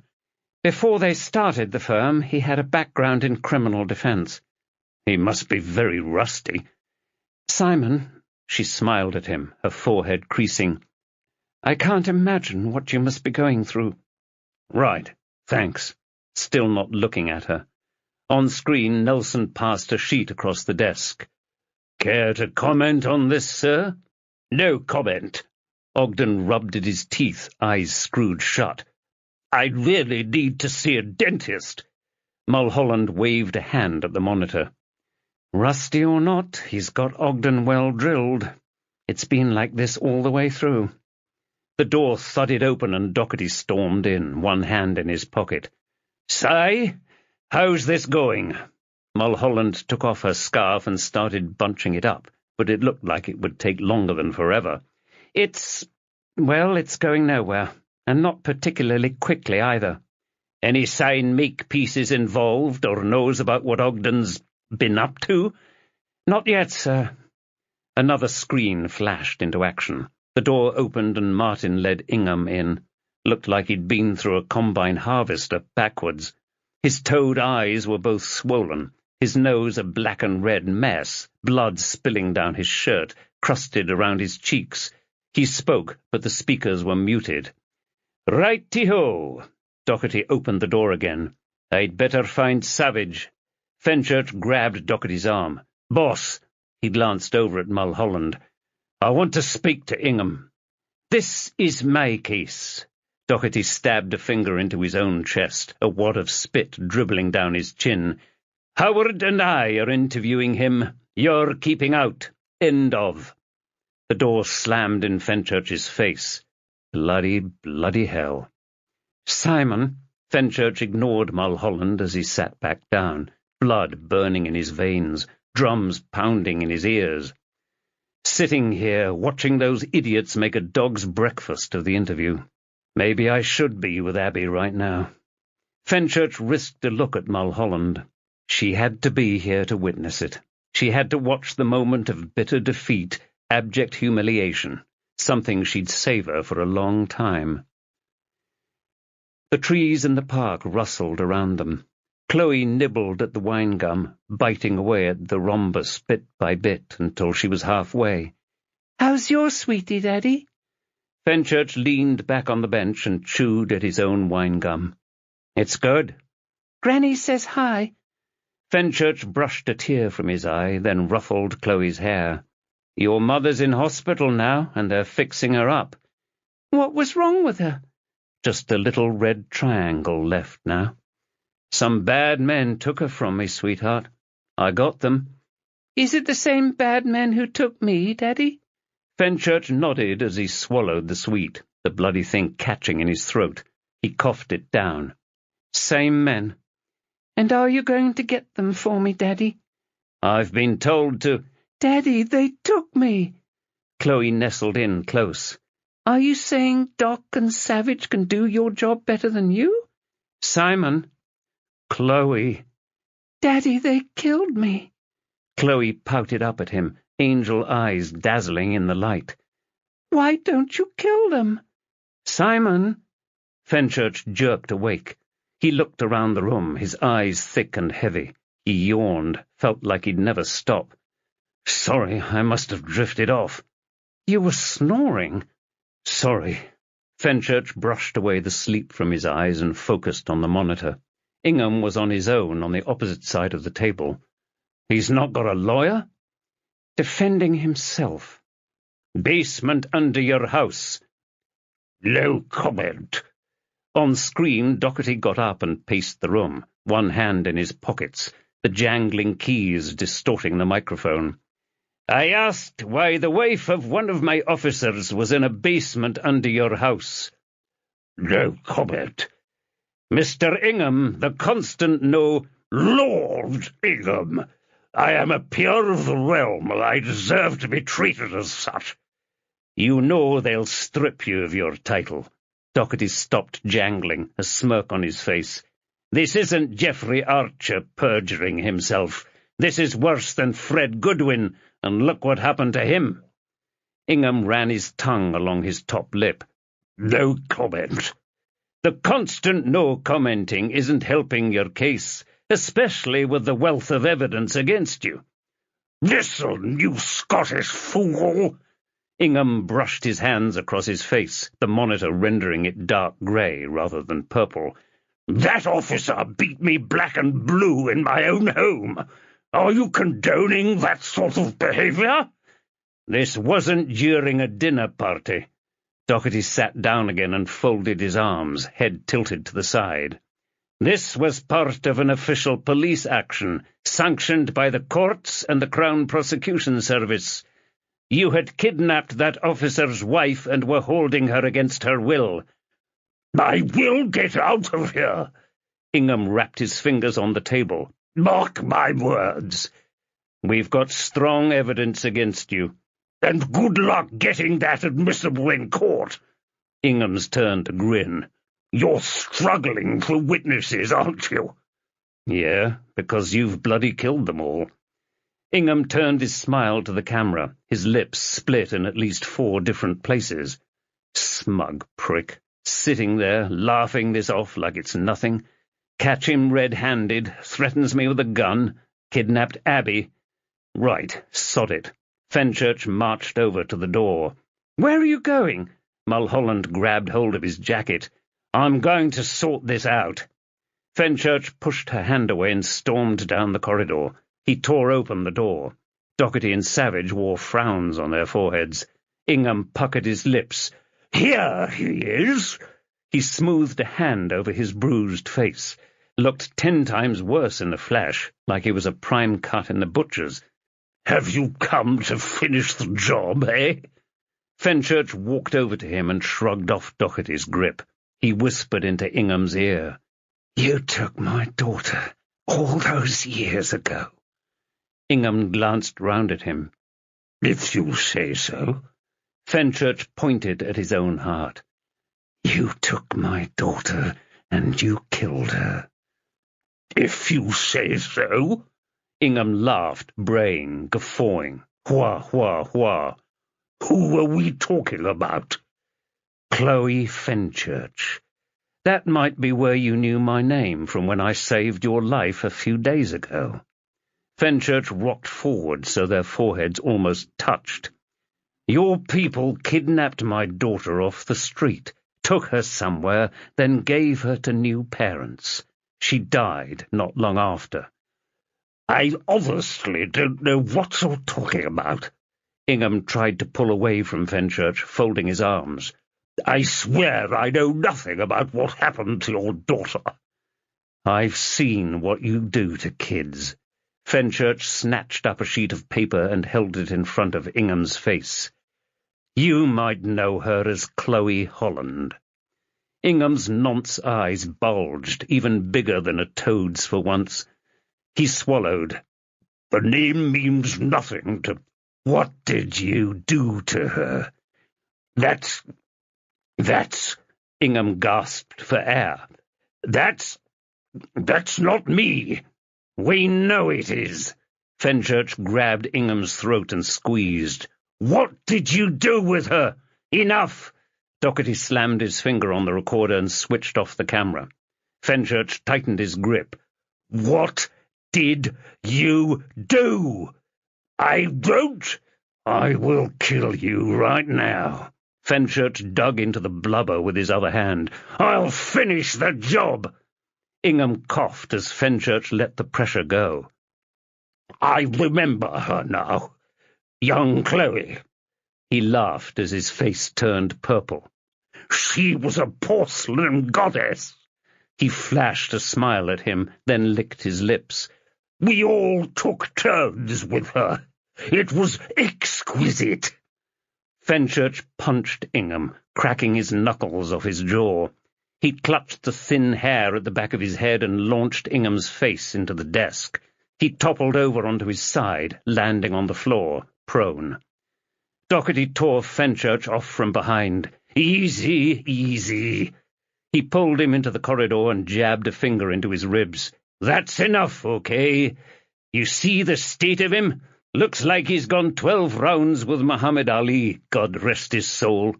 He stepped back. You should be with Abby. A nurse was just emerging from a room, muttering to herself. She looked up at Fenchurch, eyes wide. "Can I help?" Where's Abby, Fenchurch? "Right." The nurse pointed at an open door. "She's in there." How is she? "Your wife's fine." Butterflies fluttered in Fenchurch's gut. And the baby? "Mr. Stevenson has just seen her." The nurse waved into the room. "There's no visible injury to her or baby, and he's happy with the progress." So she's ready to go home? "Mr. Stevenson is awaiting some final blood tests." Can I go in? She stepped out of the way. Thanks. Fenchurch gave her the best smile he could muster and entered the room. Abby was lying back, cradling a paper cup. She looked over at Fenchurch, woozy and struggling to focus. "Simon, have you got them yet?" Almost. Fenchurch perched on the edge of the bed, gripping her hand. You okay, love? She shut her eyes, her breath coming in fits and starts. "I'll live." The nurse said the baby's fine. Abby's eyes were still locked shut. "She told me." Fenchurch let his breath calm down. How are you feeling? "I don't know, Simon." She sipped from the coffee cup. "The way you attacked him—" "I'll pay for that, don't worry." "I didn't like what I saw." "I didn't like what you saw either." Fenchurch scratched at his stubble. "I lost it. All this shit, years of it, face to face with the man who took Chloe. That's all I could do." "You almost killed him." "I wanted to." Fenchurch ran a guilty hand across his forehead, the hand that could have strangled Ingham, that should have. "You stopped me." "You'd have stopped yourself." Fenchurch bunched up the bedsheets in his hands and pinched the bridge of his nose. "Maybe." "Simon." The door opened, a wall of air brushing through Fenchurch's hair. "Abby, they've not got any copies of—" Paul Temple stopped in the doorway. "Sorry, I'll leave you guys to it." "No, it's fine." Abby took another sip and smiled at Fenchurch. "Paul got here as soon as he heard. Got me a coffee." "Least I could do." Tears welled up in Temple's eyes. "Sure you don't want me to leave?" Fenchurch frowned at him. "Are you okay, mate?" "It's this hay fever." Temple blinked away tears and rubbed his eyes again. "Haven't had my spray today." "I've just come from Lehman Street." Fenchurch sat forward, the edge of the bed digging into his thighs. "Thought you'd be leading the prosecution of those scumbags." "Doherty told me." Temple held his hand out for a fist bump, like he could barely put any effort into it. "I want to make sure Abby's okay." "Right." Fenchurch bumped knuckles. "They will go away for it, won't they?" Temple scratched the skin on his hand. "You know, maybe you shouldn't have gone industrial on Ingham. And then some." "You try being in my shoes, Paul." Fenchurch bunched up more of the sheet. "But they won't get off, right?" "Depends." Abby crushed her cup and dumped it beside the bed. "That was good coffee, Paul. Better than the muck they've got in here." "Glad to be of service." Temple hefted up his document holder. "I'll best head back, see if I can be of use there." "You've been a great help here." Abby lay back and yawned as Temple left them. "These tests are taking forever." "You've only been here a couple of hours." "I want to go home and sleep, Simon." Fenchurch's fingers twitched. "I'm going to go and chase this Dr. Stevenson, okay?" "Mister. He's a consultant, and one of the types who don't like to be called doctor." "Right." Fenchurch kissed her on the lips. She stank of garlic. He sniffed her breath. Really strong. "What did you have to—" "Simon!" She squirmed away from him. "What's going—" Fenchurch grabbed her by the shoulders. "Abby, have you had any garlic today?" "Simon, what are you talking about?" "I said, have you eaten any garlic?" "All I've had today is some bloody toast and that coffee." "Shit!" Fenchurch yanked the emergency cord and stormed into the ward. "Doctor! Nurse! Help!" "Simon, what's going—" The nurse's station was empty, just a ringing telephone. Temple was over by the lifts, tapping a message into his phone. He locked eyes with Fenchurch, and they bulged. Fenchurch stopped dead. Shit! No! No, no, no! First Shelby, now Abby? Temple ran off, heading for the stairs. Fenchurch sprinted after him, his legs groaning with the effort, and swung through the door into the stairwell. "Paul, stop!" Temple was halfway down, feet clacking off the steps. Fenchurch vaulted the handrail and leapt over. He landed on Temple, pushing him against the stairs. "Stop!" He yanked Temple's arm behind his back, making him squeal. His document holder rolled down. Fenchurch tipped it up and poured the contents out onto the stairs. Wallet, ID, notebook, documents, more documents, and a bag of white powder. Fenchurch collapsed back on his heels. "Paul! Why?" Temple couldn't even look at him. Fenchurch yanked Temple's arm back until it cracked. "You stupid bastard!" Chapter 42. Fenchurch pushed Temple into a chair and jabbed a finger at the lumbering security guard. "Keep him here!" He darted over to Abby's room and raced up to the bed. "What's happening to her?" Mr. Stevenson was hovering over Abby, confusion twisting his grey face. She's been poisoned!" Fenchurch tossed the bag at him. "If I'm right, it's arsenic." "Arsenic?" Stevens stood, huffing out a breath. "What?" "You need to get Dr. Gold in here right now." Fenchurch gritted his teeth, his eyes stinging.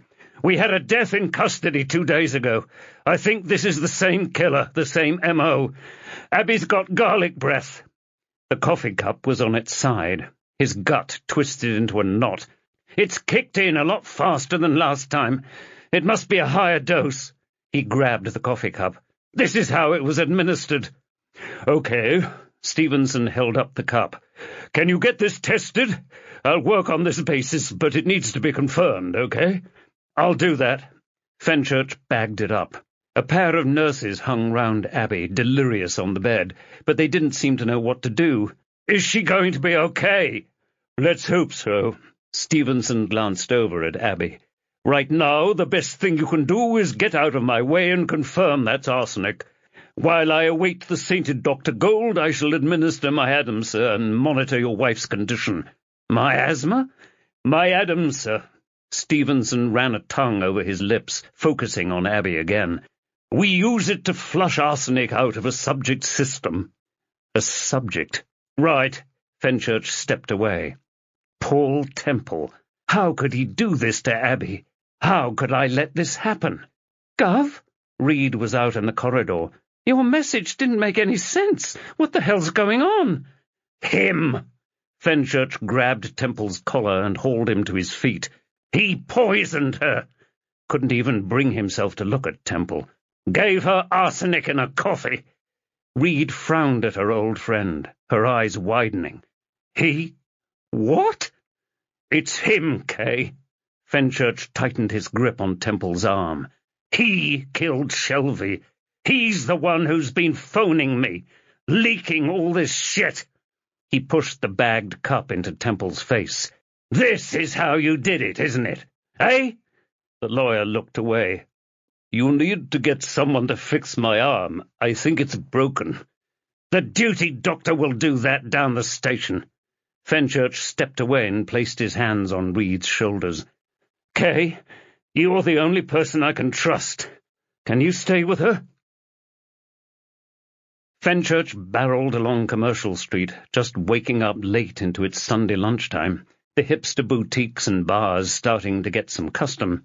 He pulled up at the lights. In the rear view, the squad car was close behind, keeping a good eye on him. Fenchurch listened hard for a motorbike, scanned around for people with guns, ready to jump out, watched for any cars ready to ram into him, and pulled Temple out of the wreckage. He twisted the mirror to focus on Temple. "Why aren't you talking to me?" Temple folded his arms, the handcuffs clinking and rattling. "No comment." You can talk to me, Paul. Fenchurch set off and hammered down the street, weaving out to overtake a trundling bus. I'm your guardian angel. Temple's face screwed up as he clutched his side. Simon, my shoulder is killing me. You're lucky I haven't killed you.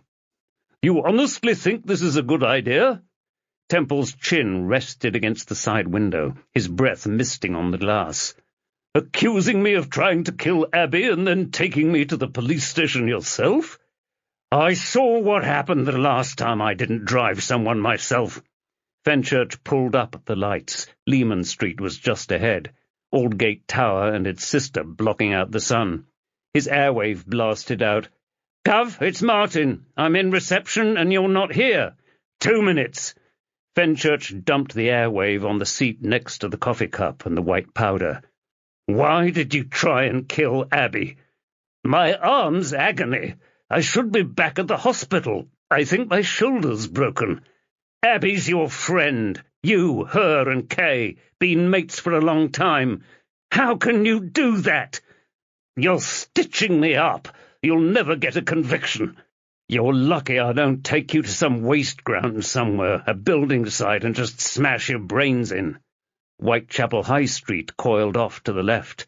Could just drive off, get out to Essex, throw you in the North Sea. See how you like that.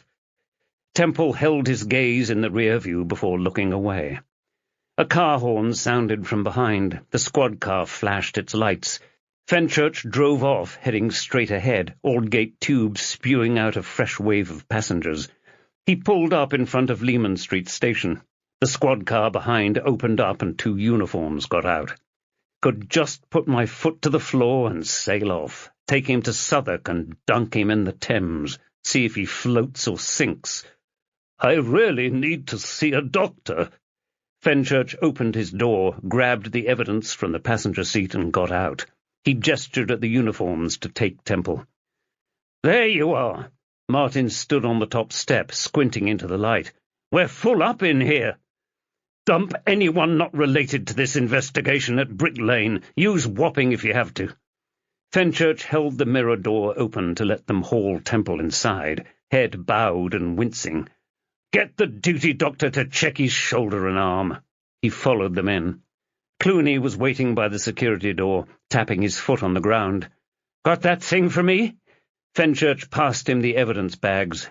Things. Right, I'll give you a call when I'm done. Clooney darted out of the door. Fenchurch followed the uniforms and Temple through to the custody suite. Ingham was hugging the desk. Looked like someone had done a real number on him. Wonder who that someone was. You do say you may be given in evidence. Nelson stood in front of him. Do you understand? Ingham settled his focus on Temple. He gave him a slight nod, then back at Nelson. I understand. Nelson pushed him towards the back of the custody suite. Temple muttered something. Fenchurch grabbed his arm. What was that? You're hurting my arm. Fenchurch bent Temple over the desk. That's your boss, isn't it? Lord Ingham? You're hurting my arm. Fenchurch let him go. Well, you'll be sharing photos in prison soon enough. Martin pushed Fenchurch away. Get yourself upstairs, Si. I'll make sure this didn't happen. Fenchurch met Doherty in the corridor. Take it you've heard? Aye, nasty piece of work. Doherty screwed up his face. All that time and He blew air up his face. How do you begin to... I want to speak to him, boss. After what you did to Ingham? Doherty shook his head. He says he's suing us. If this costs us the conviction, it'll cost nothing, boss. We've got stacks and stacks of evidence against him. Doherty stopped at the corner and put his hands on his hips. Si, I know you've really been through the ringer, but this is where the cowboy shite stops. He stepped aside to let some uniformed officers pass. I've got my work cut out to clear your name, so no more. Gov, you switched off the recorder. Yeah, I know. Doherty winked. But no more of that, okay? You're going on holiday as of tomorrow. No bloody way am I going on holiday. I need to... Fenchurch caught himself. Tears filled his eyes. "I need to spend time with Abby, get over what's happened, work out how the hell to move on with our lives after all of this shit." He smiled at Doherty. "Boss." "Well, wonders will never cease." Doherty clapped him on the back. "I'll see what I can do about making these allegations go away." The door behind them opened, and another hulking custody officer stepped out, followed by Temple, his head bowed, his eyes widened. The CO pointed into the vacant interview room. "We'll be in there." He tugged at Temple's collar like it was a dog's lead. "Come on, sunshine." Fenchurch set off to follow, but Doherty grabbed him back. "You're the last person who's interviewing him. Can I speak to him before his lawyer turns up, at least?" "Jesus, Doherty let his grip go. "Right, but no monkey business, okay? Cross my heart. Go and light the brazier, then. I'll see if I can find the brand." Fenchurch entered the room, leaving the door open. He hovered by Temple, waiting for the custody officer to leave them. The door clicked shut, and he crouched next to Temple. "I'm not going to be interviewing Paul, but I just wanted a quick word." Temple shrugged. "You should leave right now if you want any chance of me seeing the inside of a courtroom. You've killed a cabbie." Fenchurch rested one hand on the floor and leaned forward into Temple's face. "You've betrayed the trust of a lot of people. And for what? You make me sick. You're Abby's friend, and you tried to kill her. You know what Ingham, Ogden, and their cronies are doing, don't you? Enlighten me." "They're pedophiles, kidnapping children off the street, having sex with them, and—" "It's not like that." Temple looked away. "Oh? Try me." Temple brushed at his hair, the cuffs rattling. "We didn't harm anyone. Those children weren't awake when they were—" "When they were what?" Fenchurch grabbed his tie and pulled him close. "They abducted my daughter, you little shit!" "That was nothing to do with me." "Oh, you were only following orders, were you?" Fenchurch let the tie go. "How long have you been involved in this?" "I'm not telling you." "So help me, I will use some of your tactics on you." Fenchurch grabbed the tie again and yanked it tight. "I'll disappear you before you face trial. Just another missing person. A single man goes missing. Nobody will miss you." Temple held his gaze, his eyes narrow. "You don't know anything. I just want to know what you did to my daughter. Now, you tell me everything, and we'll leave it at that." "I did nothing to her. I was on holiday at the time." "Single man in Thailand, was it? Buggering ladyboys?" Temple snorted, tears welling in his eyes. "It's not like that. Try me." Temple laughed, snot bubbling in his nose. "Piss off." "I'm serious. I just want the truth." Fenchurch scraped the chair back, then sat opposite. "I'm guessing you're one of them. Are you?" Temple looked away, his Adam's apple bobbing up and down. "Paul, are you a pedophile?" Fenchurch let the question ring around the interview room. "I never—" Temple rubbed at his face, hands clawing all over it like he could change the past. "Yes." "How long?" Temple propped himself on his elbows, his face twisted up. "Since I was a student." "At Southwark University?" Fenchurch waited for the nod, rubbing his chin. "How did you get involved in that group? One wrong click, and you're in some Facebook group? Then you're down some dark web rabbit hole?" He frowned. "Hang on, that's 20 years ago. Before the internet. How did it work back then? You can't just walk up to someone and say, 'Oh, look at the lack of tits on that little girl,' or 'I'd smash that little boy's back doors in.' It doesn't work like that, does it?" "It was a photography club. Ogden's an alumnus, and he sponsored it, paid for the darkroom there, gave us money for film, donated some cameras." Temple scratched at his hair like he was trying to tug the roots out. "We got to know each other over the first year. Ogden was in the darkroom one day developing some photos of a child. They were arty, you know, black and white, a kid on a beach. I liked them. And that's when I think he knew. That you're a pedophile? Temple let out a stuttering breath, eyes shut. He was very subtle about it. Next time the kid was naked. I spoke to him about it, and he showed me some other stuff, Scandinavian stuff, magazines. Porn? Fenchurch waited for the nod, barely got anything. You could have got help, Paul. Temple pulled a tuft of hair from his fringe. I have this...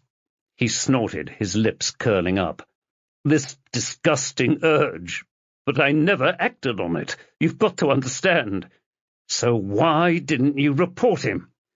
Don't you think I don't ask myself that every single day? Temple wiped a tear from his eye. Ogden invited me to dinner at his house in Vauxhall. There were a few others there. Lord Ingham, amongst others. Temple scratched at his hair, tugging it into knots. They must have spiked my drink, because I blacked out. I woke up in a spare room, completely naked. On the pillow there were photos. He pulled a tuft out. I was abusing a girl. She was young, 13, maybe younger. Did you do it? I don't remember. Temple looked Fenchurch in the eyes. He was telling the truth, no varnish. This is before Photoshop. It wasn't fake. What happened next? Ogden came into the room and told me there was more. He had a video of it. Temple's cheek was slicked with tears.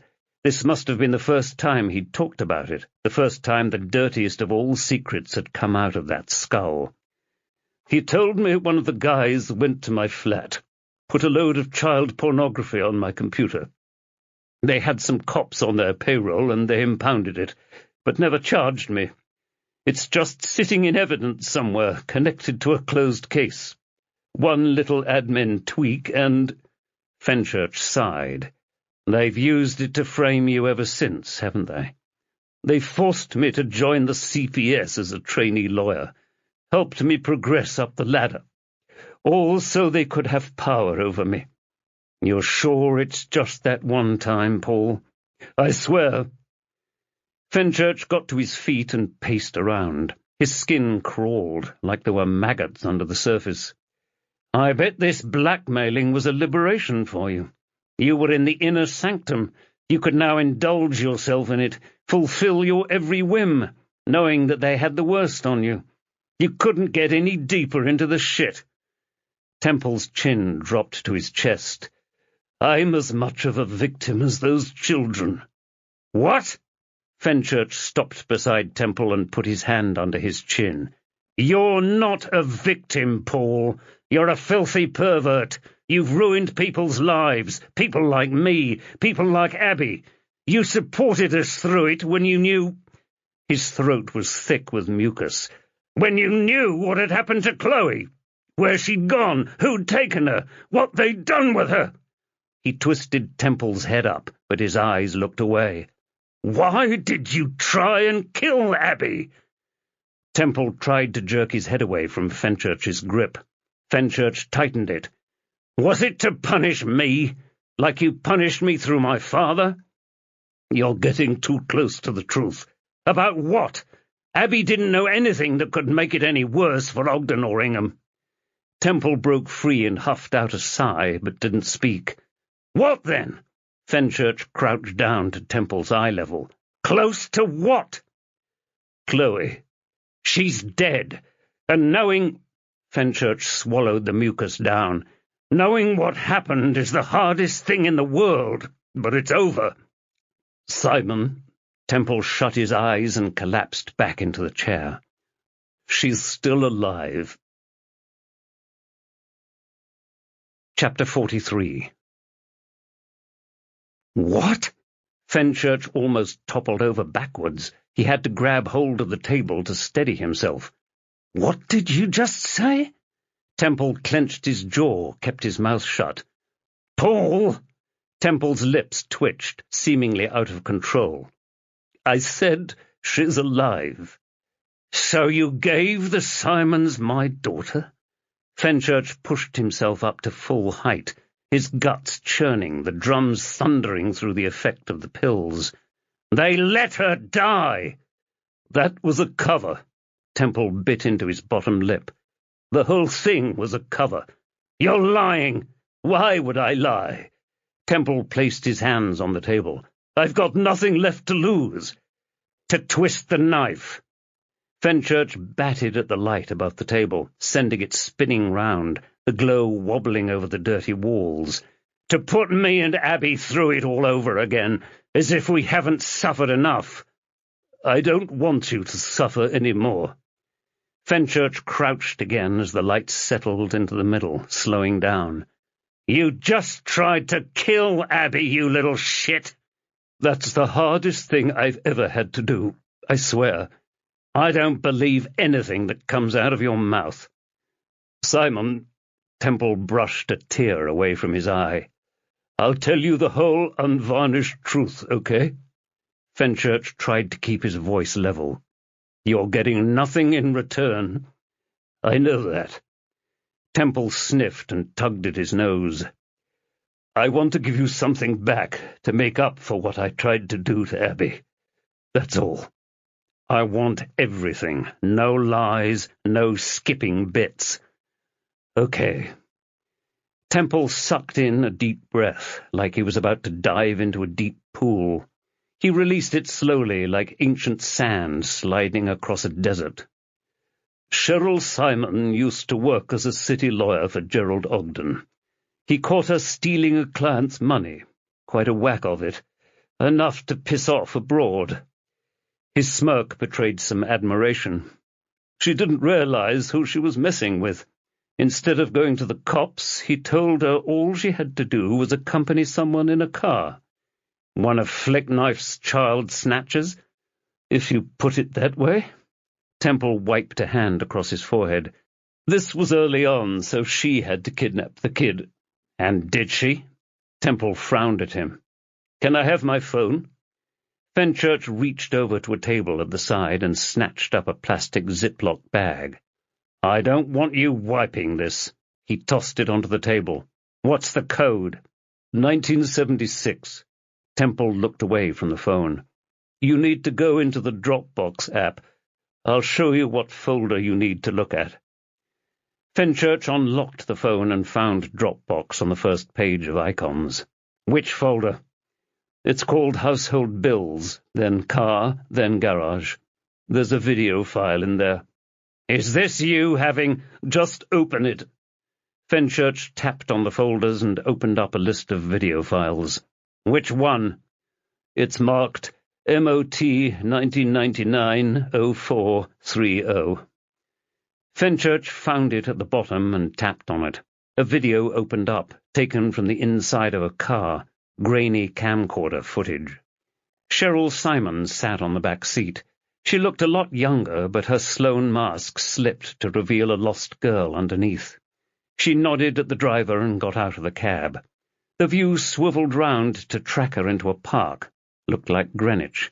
The place was empty apart from a girl on a swing.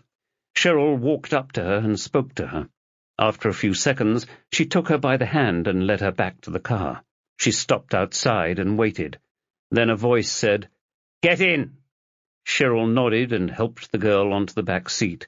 The camera settled on the girl as the car drove off. The video faded to black. Fenchurch looked up at Temple. "Who is this?" "You'll recognize Cheryl Simon. The girl is Tasmin Healy. 6 months after that, she was rehomed with a couple in Lincolnshire." Fenchurch's stomach started bubbling, eating at him. "And in those 6 months—" "You've got it." Temple couldn't keep his eyes off his phone, like he could wipe it just by looking at it. "They changed how they did it after that. The other woman almost got caught, so they had the drivers do the abductions. Cheryl got in the second car and pretended to be their mother." Fenchurch swallowed the bile down, letting it mix with the raging torrent in his guts. He nodded at the phone. "That video was leverage, I get that. That and all the other kids she took. How did she get started? She owed Flickknife a favor. Temple lifted his shoulders. Can't remember what it was. Money or sexual favors. So how did she end up in Dorchester instead of doing this? Because we had to use her as cover once. In 2002. Took a boy in Pinner. Undercover cops working a drug deal spotted it. Took her into the station. She gave them this story about losing her son outside a butcher. We had it all backed up and she got out. Temple's breath hissed out slowly. You can't do it more than once. So you gave her a house in the countryside as a reward? Temple sighed as he shook his head. We hooked her up with Flickknife's accountant. Larry Simon? That's right. He helped set up Fresh Start. We had enough on him to keep him under our thumb. Fenchurch cracked his knuckles. Was he abusing children? Not that. Temple's dead eyes locked onto Fenchurch. All the paperwork was in his name. If he tried to blow the whistle, he'd be implicated. Everything led to him. He held his gaze, blinking slowly. And we helped them adopt a daughter. Amanda. As you know, she died in 2002. Fenchurch stood up, looking over at Doherty and getting a flick of the eyebrows in return. Then he crouched again, squatting in front of Temple. So you gave them Chloe? Not as such. Temple huffed out a sigh. When they kidnapped Chloe, they realized who she was pretty quickly. A call went out on the radio. Naismith heard it and connected the dots. He told Blunden who she was. The plan was to kill her. Blunden didn't know who you were, didn't care. They're more than capable of losing people in the Thames or one of the many building sites around the city. That tallied with Johnson and Naismith's stories. Fenchurch's knees groaned, but he stayed crouching. So why didn't they kill Chloe? Temple swallowed hard. Because I told him to stop. And they just listened to you? Ingham did. Temple wiped another tear from his eye. He prided himself on not killing their victims. Maybe helped him sleep at night. His lips twisted into a grimace. No harm done. No harm. Fenchurch stopped himself. Need to keep him talking. He pushed up tall and started pacing around the room. How did you persuade him? You were in hock to him for abusing a child. I'd gained his trust by then. Temple's tongue flicked over his lips. I said they should keep Chloe safe. Then they could use her as leverage against you or your father when the time came. Your old man was a DS in the murder squad at the time. You were a newly promoted DI. Always useful to have influence over people like that. He stared right at Fenchurch, drilling right down to the marrow. Amazing how much of what seems like incompetence is actually more sinister. Fenchurch frowned. The cop we spoke to mentioned a sister. Holiday? Not him, a local cop. Fenchurch made a note. Is Holiday involved? Maybe. So, this sister? Right. Temple nodded slowly, his lips puckering tight. The Simons were adopting another girl from Fresh Start, Jennifer Hay. We made them adopt Chloe as well. Didn't give them a choice. He wiped snot off his nose with his sleeve. The trouble was, Jennifer remembered what happened in the sessions.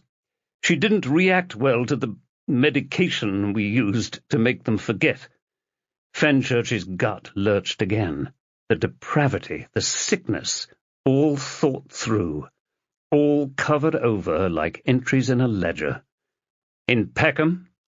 It was Vauxhall in those days, but yes. Temple drew a circle on the table with his finger, then clicked it with his nail. Jennifer and Chloe looked pretty similar, like fraternal twins. So when a bus hit them by accident, it was a chance— What? Fenchurch's gut lurched. The drums cannoned around his head. It hit them both? Temple nodded again. Killed Jennifer there and then. What? Jennifer's in Chloe's grave. Not that there'll be enough left of her to prove it by now. Temple swallowed hard. Chloe suffered a brain injury. She couldn't remember anything. Larry called me up, and I visited her in hospital. She didn't recognize me. He drew the circle again. I'd known Chloe all her life, and she didn't recognize me. Didn't recognize her new parents. So you swapped them? I thought it was for the best. Temple sipped some water from the plastic glass. It solved the problem in Larry and Cheryl's heads. They no longer had a cop's child. But I was still looking. Dad was still looking. If we found out the truth, they'd still be implicated. Lots of ifs there. Temple crumpled his water cup, spilling droplets onto the table. I visited over the years, checking she didn't remember, checking she was okay. How the hell did they get away with it? Surely the pathologist would have noticed. What about at school? It's easier than you think. Temple shrugged. Cheryl homeschooled them. Homeschooled Jennifer. Fenchurch could do anything, strangled the little shit, but his knowledge would die with him. I don't believe you. I'm telling the truth. Temple looked up at him, his eyes watering, and looked away. They're not bad people. Of course they're bad people. They knowingly took my daughter. The words echoed around the room. You warned them, didn't you? On Saturday, when Abby and I drove up there, you called them, told them what was going on. When we pitched up, they'd had hours to rehearse their story. Simon, they gave her a good life. She was happy. Temple broke off, wiping his eyes. I'm telling you this to help you and Abby. Fenchurch couldn't process it. How could this be true? How could they just do that to him, to Abby, to his mum and his dad, to Chloe, taking all those years of life away just because they'd taken the wrong girl? He folded his arms. So where is my daughter? Jennifer's at university. A bitter smile flashed across his face. Southwark, like her mother. Doherty roared across Lambeth Bridge, heading away from Millbank and its ancient political hub towards new-build London, his Audi growling with the effort, the siren and lights blaring. Is Nelson there? Secure the perimeter, Gov. Fenchurch clutched the airwave in one hand, the oh shit handle in the other, as Doherty swung a tight turn, keeping to the river. Not gone in yet. Doherty bombed past Lambeth Palace, weaving into the right-hand bus lane to avoid the thick traffic. A bus powered towards them. He thumped the headlights. Get out of the way, you stupid arse! The bus pulled in, and a thin wedge appeared in the oncoming traffic. Doherty bobbed round it, flooring it when he got to the other side of the bus, following the road as it slalomed around some old brick buildings. Fenchurch braced himself while Doherty switched into the oncoming road as the bus lane disappeared. He hammered towards a bulbous glass and chrome building and pulled right onto a road marked local buses only, cutting off a Duck Tours amphibious bus. They joined a main road, horns squealing out from behind.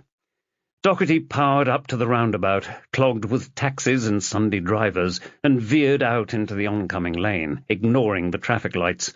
He bounced over the pavement to join the emerging bus lane. Are you sure it's her? Butterflies hammered at Fenchurch's stomach, beating their wings like tiny hurricanes. Of course I'm not sure. Doherty bombed around the BFI IMAX cinema, a squat glass cylinder built onto the roundabout, and screeched to a halt at a police cordon. He stopped the engine and got out. Well, here we are. Come on. Fenchurch flashed his warrant card at the uniform guarding the perimeter and stuck his airwave to his lips. John, we're here. Where are you? Out front, Gov. Nelson was waving by a bus shelter halfway along the street, the grey metal cowering between the opulence of the university buildings. No movement so far. Okay. Fenchurch jogged down the road, pocketing the airwave, and stopped beside him. Lead on, then. Nelson buttoned up his jacket and led through the left-hand revolving door, the modern entrance sculpted into the Victorian facade. The pitter-patter of a heavy-booted squad of uniforms joined them. A security guard burst out from behind a desk, looking like he was enjoying the first taste of action in a long career. He waved through an open gate to a locked door. "Through there, officers!" Nelson stopped by the door and smiled at him. "Can you ensure the perimeter stays secure?" The guard nodded furiously. "Of course, sir." Nelson pushed the door open and headed down a long corridor, reeking of lynx and pot noodle. Bass drums thudded from some doors, acoustic guitars from others. "Just up here." He stopped halfway down and stepped aside. "After you, Gov." Fenchurch sucked in stale air and knocked on the door. "Just a minute." The door slid open, and a tall young woman stood in the doorway, bright red hair like that Spice Girl. She looked Fenchurch up and down. "Yes?" Fenchurch smiled. "Jennifer Simon?" She frowned at him, a dimple puckering her cheek. "Do I know you?" Fenchurch's heart just about stopped. "I think you do." "And?" Fenchurch fumbled out his warrant card and dropped it on the carpet. He bent down to pick it up, sweat pouring down his back. "My name is Detective Inspector Simon Fenchurch. I need you to accompany me to the station so you can answer a few questions." "What's this about?" "Does the name Chloe Holland mean anything to you?" "Should it?" She stared at the ground. "Wait, my sister. I had a sister called Chloe. She died when I was little, I think." "Is it her? Could it be her?" "You think?" "Sorry, who the hell are you?" Doherty stepped between them. "Madam, if you'd like to accompany me." Chapter 44. Fenchurch stood in the doorway. He couldn't speak, felt like his ears had covered over, just flaps of flesh blocking out the sound. Jennifer winced as Clooney plunged the needle into her arm. He pulled the syringe back and squirted the contents into a vial. "There, that's us." She rolled down her sleeves. "So I can see my parents now?" "That's not my department." Clooney bagged up the DNA kit and put it under his arm, the swab rattling in its container. "It'll be a couple of hours, okay? And that's after I get out to Lewisham." He flashed his eyebrows at Fenchurch. "All yours." He walked off and shut the door. Fenchurch sat next to Jennifer in the meeting room, trying to get his breathing under control. She twisted her mouth. "You said I should know you, but I don't." Her accent was tinged with the West Country burr, all the vowels rounding out consonants, but still had traces of London, maybe recently acquired. "Who are you?" The red hair. "Is your hair dyed?" "What?" Her scowl twisted further. "Are you a pervert or something?" "Chloe, what—" "My name is Jennifer." She shook her head, smiling like a superstar footballer who wasn't getting the rub of the green, their teammates just not up to it. Her dimple appeared on her cheek. "Jesus! I told you Chloe was my sister. She died. I don't remember her." Fenchurch bit his teeth together, feeling like he was pushing his fillings deeper in. "You were adopted, right?" Jennifer's cool teenager mask slipped off, showing the scared girl underneath. She nodded. "What happened to your parents?" "They're in this police station, I guess." She looked over at the door. "You guys will be shouting at them or something, trying to get them to admit to something they didn't do." "I meant your birth parents." She shut her eyes. "They died when I was 8, I think." Her eyes burned into him. "It was only a few months ago that my parents told me I was adopted, okay?" "Do you remember your birth parents?" "Not much. They died in a car accident. I survived, but I got this injury." She sniffed and slid her hair up above her ear, revealing an indentation in her skull, like a dent in a car covered in skin. Everything clenched in Fenchurch. He couldn't breathe. His lungs felt like they were full of water. He blinked away tears. "Who did that to you?" "Are you not listening to me? I was in an accident." She nibbled at her lip. "Why do you care, anyway? You're acting all weird about this shit." "I need to—" The door jutted open and Doherty peered round it. "There you—" "Oh," he coughed. "I need a word, Si. Boss, Now." Mulholland entered the room. "I'll look after you, Jennifer." Fenchurch joined him in the corridor, but left the door open. Didn't want to leave her. Never again. "What's up?" "One of your lasses dug this up for me." Doherty handed him a file. "Check it." Fenchurch held it up. Jennifer Hay. He flicked through the pages so fast they kept slipping. "This is the girl in the grave?" "It all tallies, aye. Disappeared from a park in Pinner. Timeline works." "So it's her?" Doherty snatched the file back. "Come walk with me." Fenchurch stared into the room, Mulholland smiling at Jennifer. Chloe. If it was really her and not just Temple twisting the knife again. "Boss, Say, come on. We need to get to the bottom of this, okay?" Doherty patted Fenchurch's arm with the file and paced off. One last look at Chloe, and Fenchurch joined him. Doherty stopped outside the interview room and stuck his hands on his hips. "All I'm saying is wait for Clooney, okay? If that's not her, then we're in for a whole heap of shit, okay? Did you see the—" Fenchurch sucked in stale air. "She's got a scar, so they had to operate after the crash to save her life or whatever. Or they— Say, quit it, okay?" Doherty checked his watch. "Howard's letting us speak to them just now while he did air quotes, gets a coffee. So let's not waste this, okay?" Fenchurch pressed his finger into the door. "You're letting me interview him?" "Come on." Doherty entered the room and tapped Nelson on the shoulder. "Give us a minute, Sergeant." "Sir?" Nelson got up and smiled at Fenchurch on his way out. Doherty sat across from Larry Simon. "So let me get this straight. You deny any involvement in the abduction of Chloe Geraldine Fenchurch?" "Of course we do." Larry's brow, pinched together, made it look like devil horns. "My wife and I are completely innocent of all these matters." Fenchurch sat next to Doherty. "We spoke to you in a police interview room with you last night, and you fed us a pack of lies about your lack of involvement in this case." Larry looked away, couldn't even deny it. "Then I sit down with someone who admits involvement in the case, who insists that my daughter, Chloe, is still alive." Larry's nostrils twitched. "Listen to me very clearly. We told you the truth. You said you and your wife had been rejected by the system. We had. I know how you met, Mr. Simon." Larry looked away, clasping his hands like a newsreader. "We lost our daughter and sought an adopted child. That was Chloe. We lost her as well. So why is she sitting in a room downstairs?" The strip lighting caught in Larry's glasses. "What?" "We just collected her from Southwark University." The lights flashed across the glasses as he swiveled his head, switching his focus between them. "That's Jennifer, my daughter. You're going to pay—" "Her name is Chloe Geraldine Fenchurch. It's—" Larry licked his lips, frowning.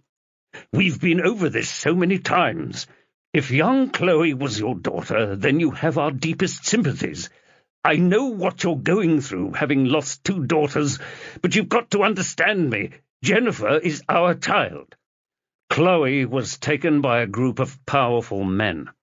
Fenchurch splayed his hands on the table, focusing on the triangle between his thumbs and forefingers. "They kidnapped small children, drugged them, had sex with them, then got rid of them. This isn't like Operation U-Tree, where the kids went back to their orphanages or got let out of Jimmy Savile's caravan, confused and traumatized." He squeezed the triangle tight.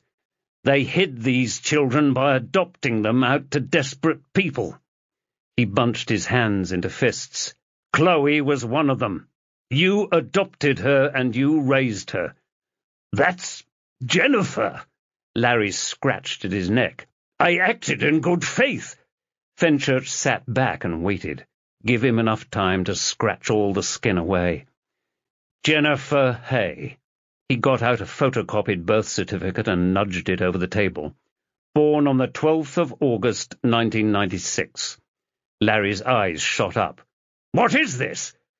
She was abducted from a park in West London in February 2005. Fenchurch leaned low, his hands splayed on the table. "She was taken by the same animals who took my daughter. You adopted her, along with my Chloe." "That's preposterous!" "Only they had an accident. Jennifer died, but you didn't like having a copper's daughter in your house, so you pretended she was my Chloe, didn't you?" Larry gritted his teeth. "I've nothing more to say on this matter. You set up Fresh Start for them, didn't you?" What?" Fenchurch tapped at the sheet of paper.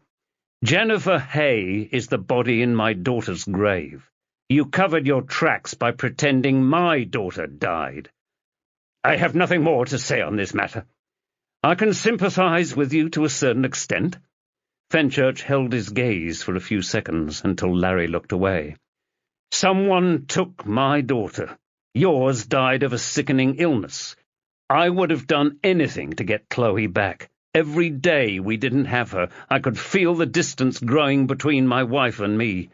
Acid bubbled away in his gut. "But that doesn't give you the right to take someone else's child, to help these animals ruin someone else's family. You were complicit in this. I don't care how hurt you were. You destroyed my family." Larry's lips quivered, his eyes blinking furiously. "I have nothing more to say on this matter. We know what your wife did.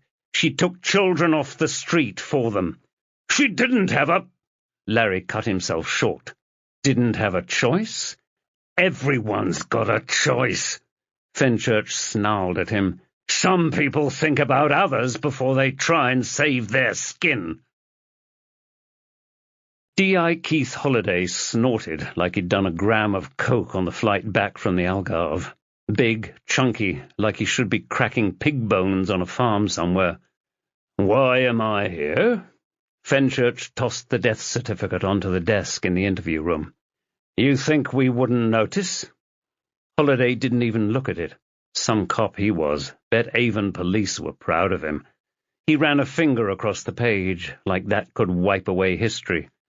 "What am I supposed to have done here?" "According to your case file, Chloe Simon died in a bus crash." Fenchurch tossed a photo of Jennifer onto the desk. "But here she is. Funny, that. You were sniffing around my old patch last night, weren't you? Trying to fit me up. What, about the fact 2 girls were in the accident?" Holliday shut his mouth and eyes. "What?" "The girl in the grave is one Jennifer Hay. We'll exhume that body and see if we can identify any DNA evidence. But Chloe Fenchurch was hit by that bus as well." Holliday tugged at his collar. "You switched her identity." Fenchurch produced a hospital report. "This report states that Jennifer Simon was injured. The dates have been changed." Nothing from Holliday. "If you know anything about this, it'll look a lot better for you if you tell us now." Holliday shifted to the other side of his collar. "I get what was in it for you. Lowly PC in the arse end of Middle England suddenly becomes a DI in Bristol. They helped that along, didn't they? Pushed you up the ladder."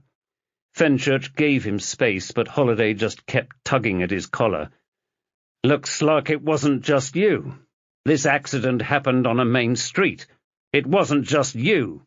You needed help to cover this up." Holliday grunted out a cough. "Whoever you're working for, they stole my daughter from me." Fenchurch stabbed a finger in the air at him.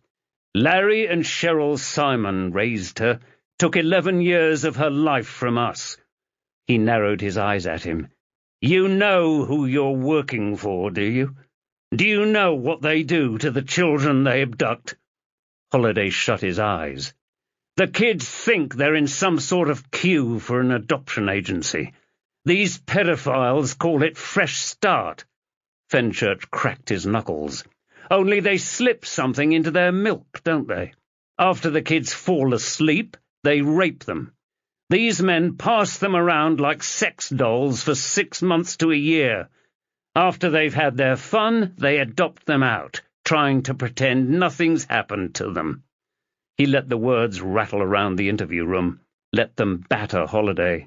To get away with something like this, you need help from the judiciary, from police officers like you. It's nothing to do with me. Holiday tugged at his farmer's ears, far too big for his head. I've done nothing. Did they pay you? I did nothing. Fenchurch threw the case file up in the air, waiting for it to land with a thunk. This is your work, a fiction. Who was paying you? I'm saying nothing. Fenchurch leaned forward, trying to get him to look up. Was it Ingham? Who? Ogden? Holiday looked away. I've no idea what you're talking about. Might want to lose that key, Martin. Doherty winked at Martin as he led Holiday into the cells. Fenchurch stood in the custody suite, heart pounding. I don't know who's the worst, him or the scumbags who— Aye, you do. Doherty rested his arms on the partition. He's just a cog in the wheel. We've got the whole car now. I'm just waiting for the other shoe to drop, boss. Fenchurch snarled, his nostrils feeling like they'd tear. Waiting for Ingham to pretend he's too senile to face a trial.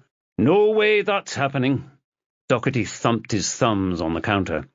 We can get quite creative about which brutal rapists we house with which child rapists. He's sharing a cell with Big Barry. Don't you worry. Fenchurch stared at the door Holiday was behind, down the long corridor, 2 down from where Stephen Shelby died. All that paperwork, covering over their tracks. No wonder I never found her. Martin clanked along the corridor with his keys, leading Dad out into the custody suite and patting him on the shoulder. Right, Ian, you're free to go. Dad frowned at him. What? I'll get your positions as soon as we've signed all the paperwork. What? Dad squinted at him. What's happened? Fenchurch wrapped his arm round Dad's shoulder. There's been a bit of a development. His airwave blasted out. Clooney. Sorry, Dad. Fenchurch took a deep breath as he answered it. Mick? Sigh? Clooney exhaled down the line. Okay, 2 things. First, Mulholland got someone to do a quick examination. That scar is consistent with the injuries she'd received in the bus crash. Fenchurch sighed, all memories of him and Abby gone, deleted like a computer disk. What's the other news? The old DNA tests come back. We're trialing one of those new American machines. Quick as Mick! Hope burning a hole in Fenchurch's gut. What's the result? Here we go. Clooney tapped at a keyboard. Oh, that poor girl. Mick!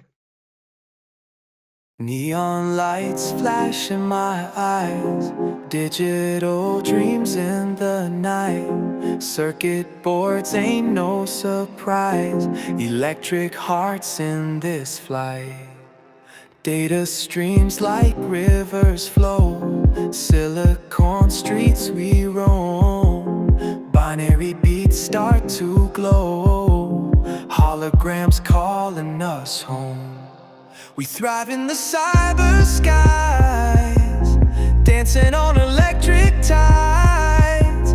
No limits, no goodbyes, just endless cyber vibes. Pixelated stars up high, quantum love won't deny. Clouds of code passing by, hoverboards make us fly. We thrive in the cyber skies, dancing on electric tides. No limits, no goodbyes, just endless cyber vibes.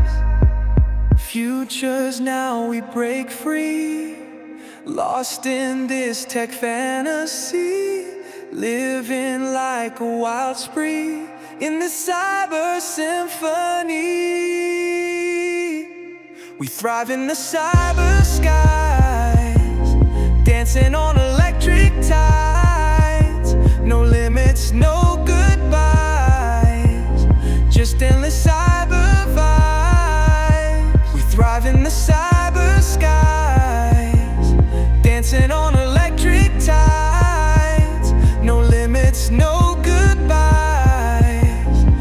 just endless cyber vibes.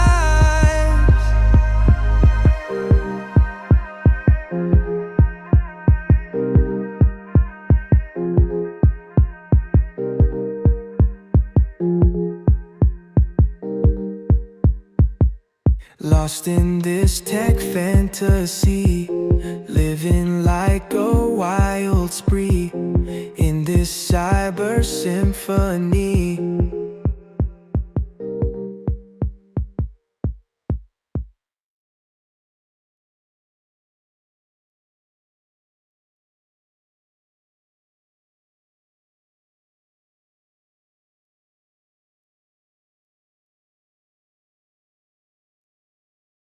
Chapter 45. Fenchurch stood on Lehman Street, looking up and down the thoroughfare. Where the bloody hell were they? The rain was finally heading their way. He got out his phone and checked for messages. Still nothing. A red Fiat 500 bundled down the street, rattling over the tarmac, and pulled in across from the bus stop. Reed got out of the driver's seat. "Gov, you okay?" "Am I? I've no idea." Fenchurch put his phone away and jogged across the road. He reached in to help Abby out. "Are you all right?" "I wish people would stop treating me like I'm a bloody invalid." Fenchurch let her take his hand and winch herself to her feet. "Has the doctor cleared you?" "Not yet. Says I'm out of the woods." She rested against the car, wincing. "But my system's going to be a mess for a few days. The arsenic didn't get much of a chance to get into it. They've flushed it out. The pain I've got is the medicine. All the side effects." Fenchurch tried to speak, but nothing came out. "Kay, why have you dragged me here?" Abby winced as she breathed out. "This is supposed to be important, right?" Reed scuttled round the front of the car. "Gov, do you want to tell her?" "Is this about Paul?" Abby crossed her arms. "Because I know he poisoned me." "It's not that, love." Fenchurch nodded at Reed. "Can you give us a minute?" "Sure." Reed walked off, crossing the road. Abby put her hands on her hips. "What's happened?" "Paul's involved in this whole sex ring, the ones who took Chloe." She stared into space. "Did he know?" "I think so. But we got a lead on what happened to Chloe." She frowned. "You found who took her?" "Better." Fenchurch gave her a smile, not even sure he could believe it. "We've found her." "What?" "I had a DNA test done. The Simon's daughter, Jennifer. She's my daughter. She's your daughter. It's Chloe." "Can I see her?" "Not yet, love." Fenchurch stuffed his hands in his pockets. "They haven't told her yet." Abby fiddled with her wedding ring, the other hand patting her stomach. Reed stared at Fenchurch, her eyes almost hidden in their sockets. "Is Paul Temple here?" On the screen, Reed sat opposite Temple, neither of them managing to speak. John Nelson sat next to Reed, keeping quiet. Fenchurch sat next to Abby in the obs suite, silent, letting her come to terms with what Temple had done. Not that you could. She glanced round at Fenchurch, arms hugged tight. "I want to speak to him." "That can't happen, love. We just have to watch." Abby shook her head. "This place." "We'll get him, don't worry. He'll go away for a long time." "I do worry." On the screen, Temple reached his hands across the table. "Kay, you've got to believe me. I had nothing to do with it." "He caught you red-handed." Reed held up the evidence, the bag with the empty coffee cup, the clear plastic smeared brown, the sachet of white powder. "That's arsenic." Nothing from Temple. Reed rattled the evidence bag. "That's what you gave Shelby, isn't it?" Temple just shook his head.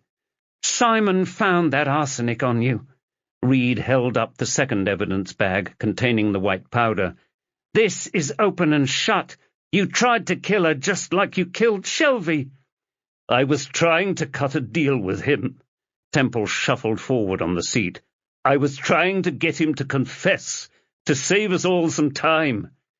You weren't on the visitor's log, but I bet you were in there, feeding him poison. Reed twisted her head to the side. Why did you delete the CCTV? Why do you think? Temple sat back and folded his arms. Reed broke the silence. You know what the worst part is? Aside from the betrayal and what you let happen to Abby, what really hurts is we're your friends. Why didn't you speak to us about this? Temple chanced a glance at her, and then laughed. What could you have done? We could have helped. It's what we're here for, Paul. Kay broke off, her teeth bared. I can't even use your bloody name. She shut her eyes. It's what we were here for. When did it start? Uni? Temple gasped out a breath. You wouldn't have understood. You could have tried. We were your friends, Paul. We'd have made sure you got the help you needed. There's something wrong with you, and it's not criminal until you make it. You wouldn't. Reed smashed her fist into the desk. We would, Paul. You were the one who helped me through all the shit I went through. Getting a third, not getting into that law firm. You were there for me. I could have helped you. Kay, I'm so sorry. Temple tugged at his hair again. You don't know what's happened to me. What? What happened to you? Reed spat the words at him. You're a pedophile, Paul. You make me sick. I couldn't. You could. Of course you could. Every day you didn't own up, more evil happened because of you. It's not like... Of course it is. Reed cleared her throat. Every time you saw Abby, or you worked with Simon or me on a case, you knew what you'd done. Her voice wasn't hanging together, just a fragmented whisper. You're scum. She thumped the table, sending ripples across the cup of water. Worse than any drug dealer or wife-beater I've picked up. You're the cause of that shit. Your type, thinking you're better than all of us. Temple collapsed into his seat, digging his palms into his eye sockets. When Ingham told me to kill Abby, it was the hardest thing I've ever done. You still tried to do it? Temple jabbed a finger at the door. But I told Simon what happened to Chloe. Like that could make up for any of it. Reed leaned across the table. Did you kill Shelby? You know I did. Temple shrugged. What's the point in even asking? Who gave the order? Ogden. Temple ran a finger across the palm of his other hand.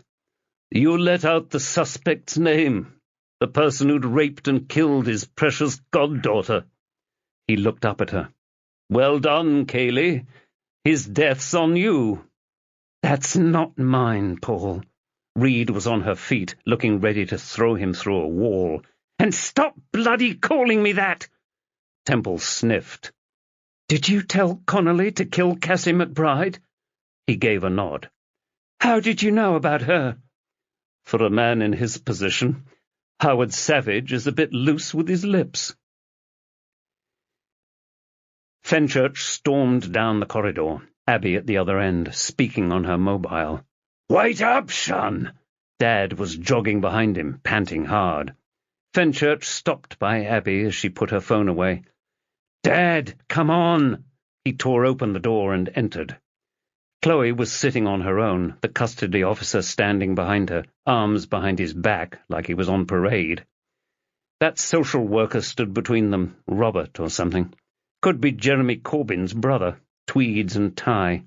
He smiled at Fenchurch, the usual one full of bitterness at 30-odd years of dealing with the worst London had to offer. Chloe got up and charged over to the door. When are you letting me out of here? I'm afraid we've got some news for you. Fenchurch blocked her exit and swallowed hard. You should take a seat. She folded her arms. Out with it! Robert walked over and smiled at Chloe.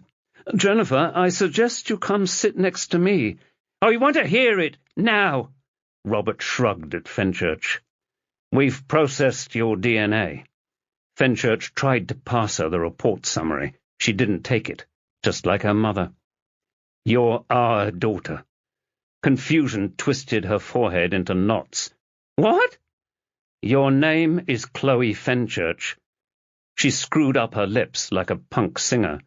"My name is Jennifer Simon." Fenchurch swallowed down stomach bile. "Abby is your mother, and I'm your father." She waved him away. "Quit it with the Star Wars shit."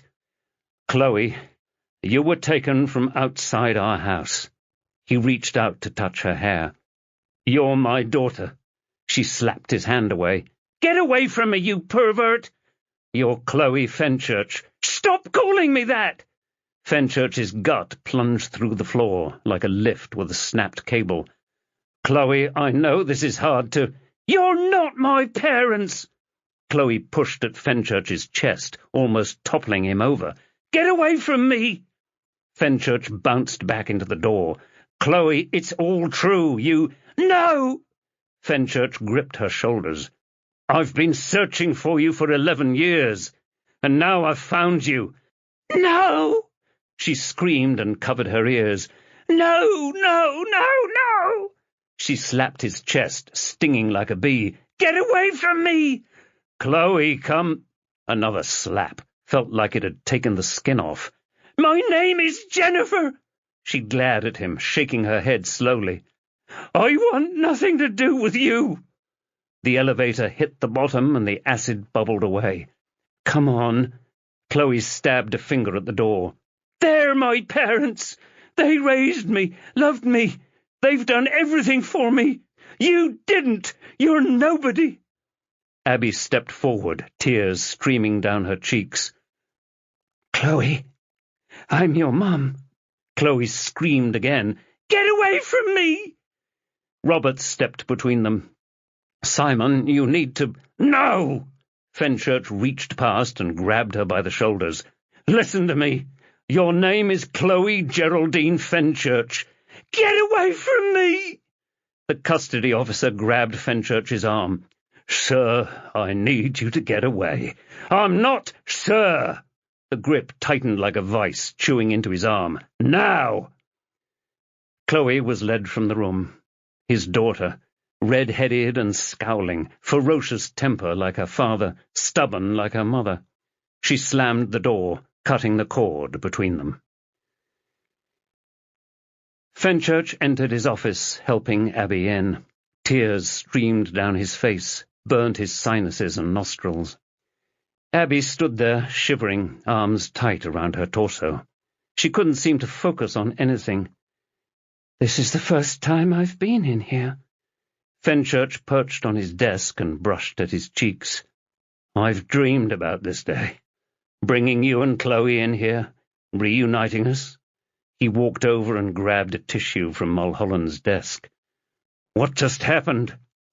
"She's—" Abby slumped into a seat, tearing up, rubbing her knuckles into her eyes. "What have they done to her?" She blew her nose into a tissue. "I don't know what to do, Simon.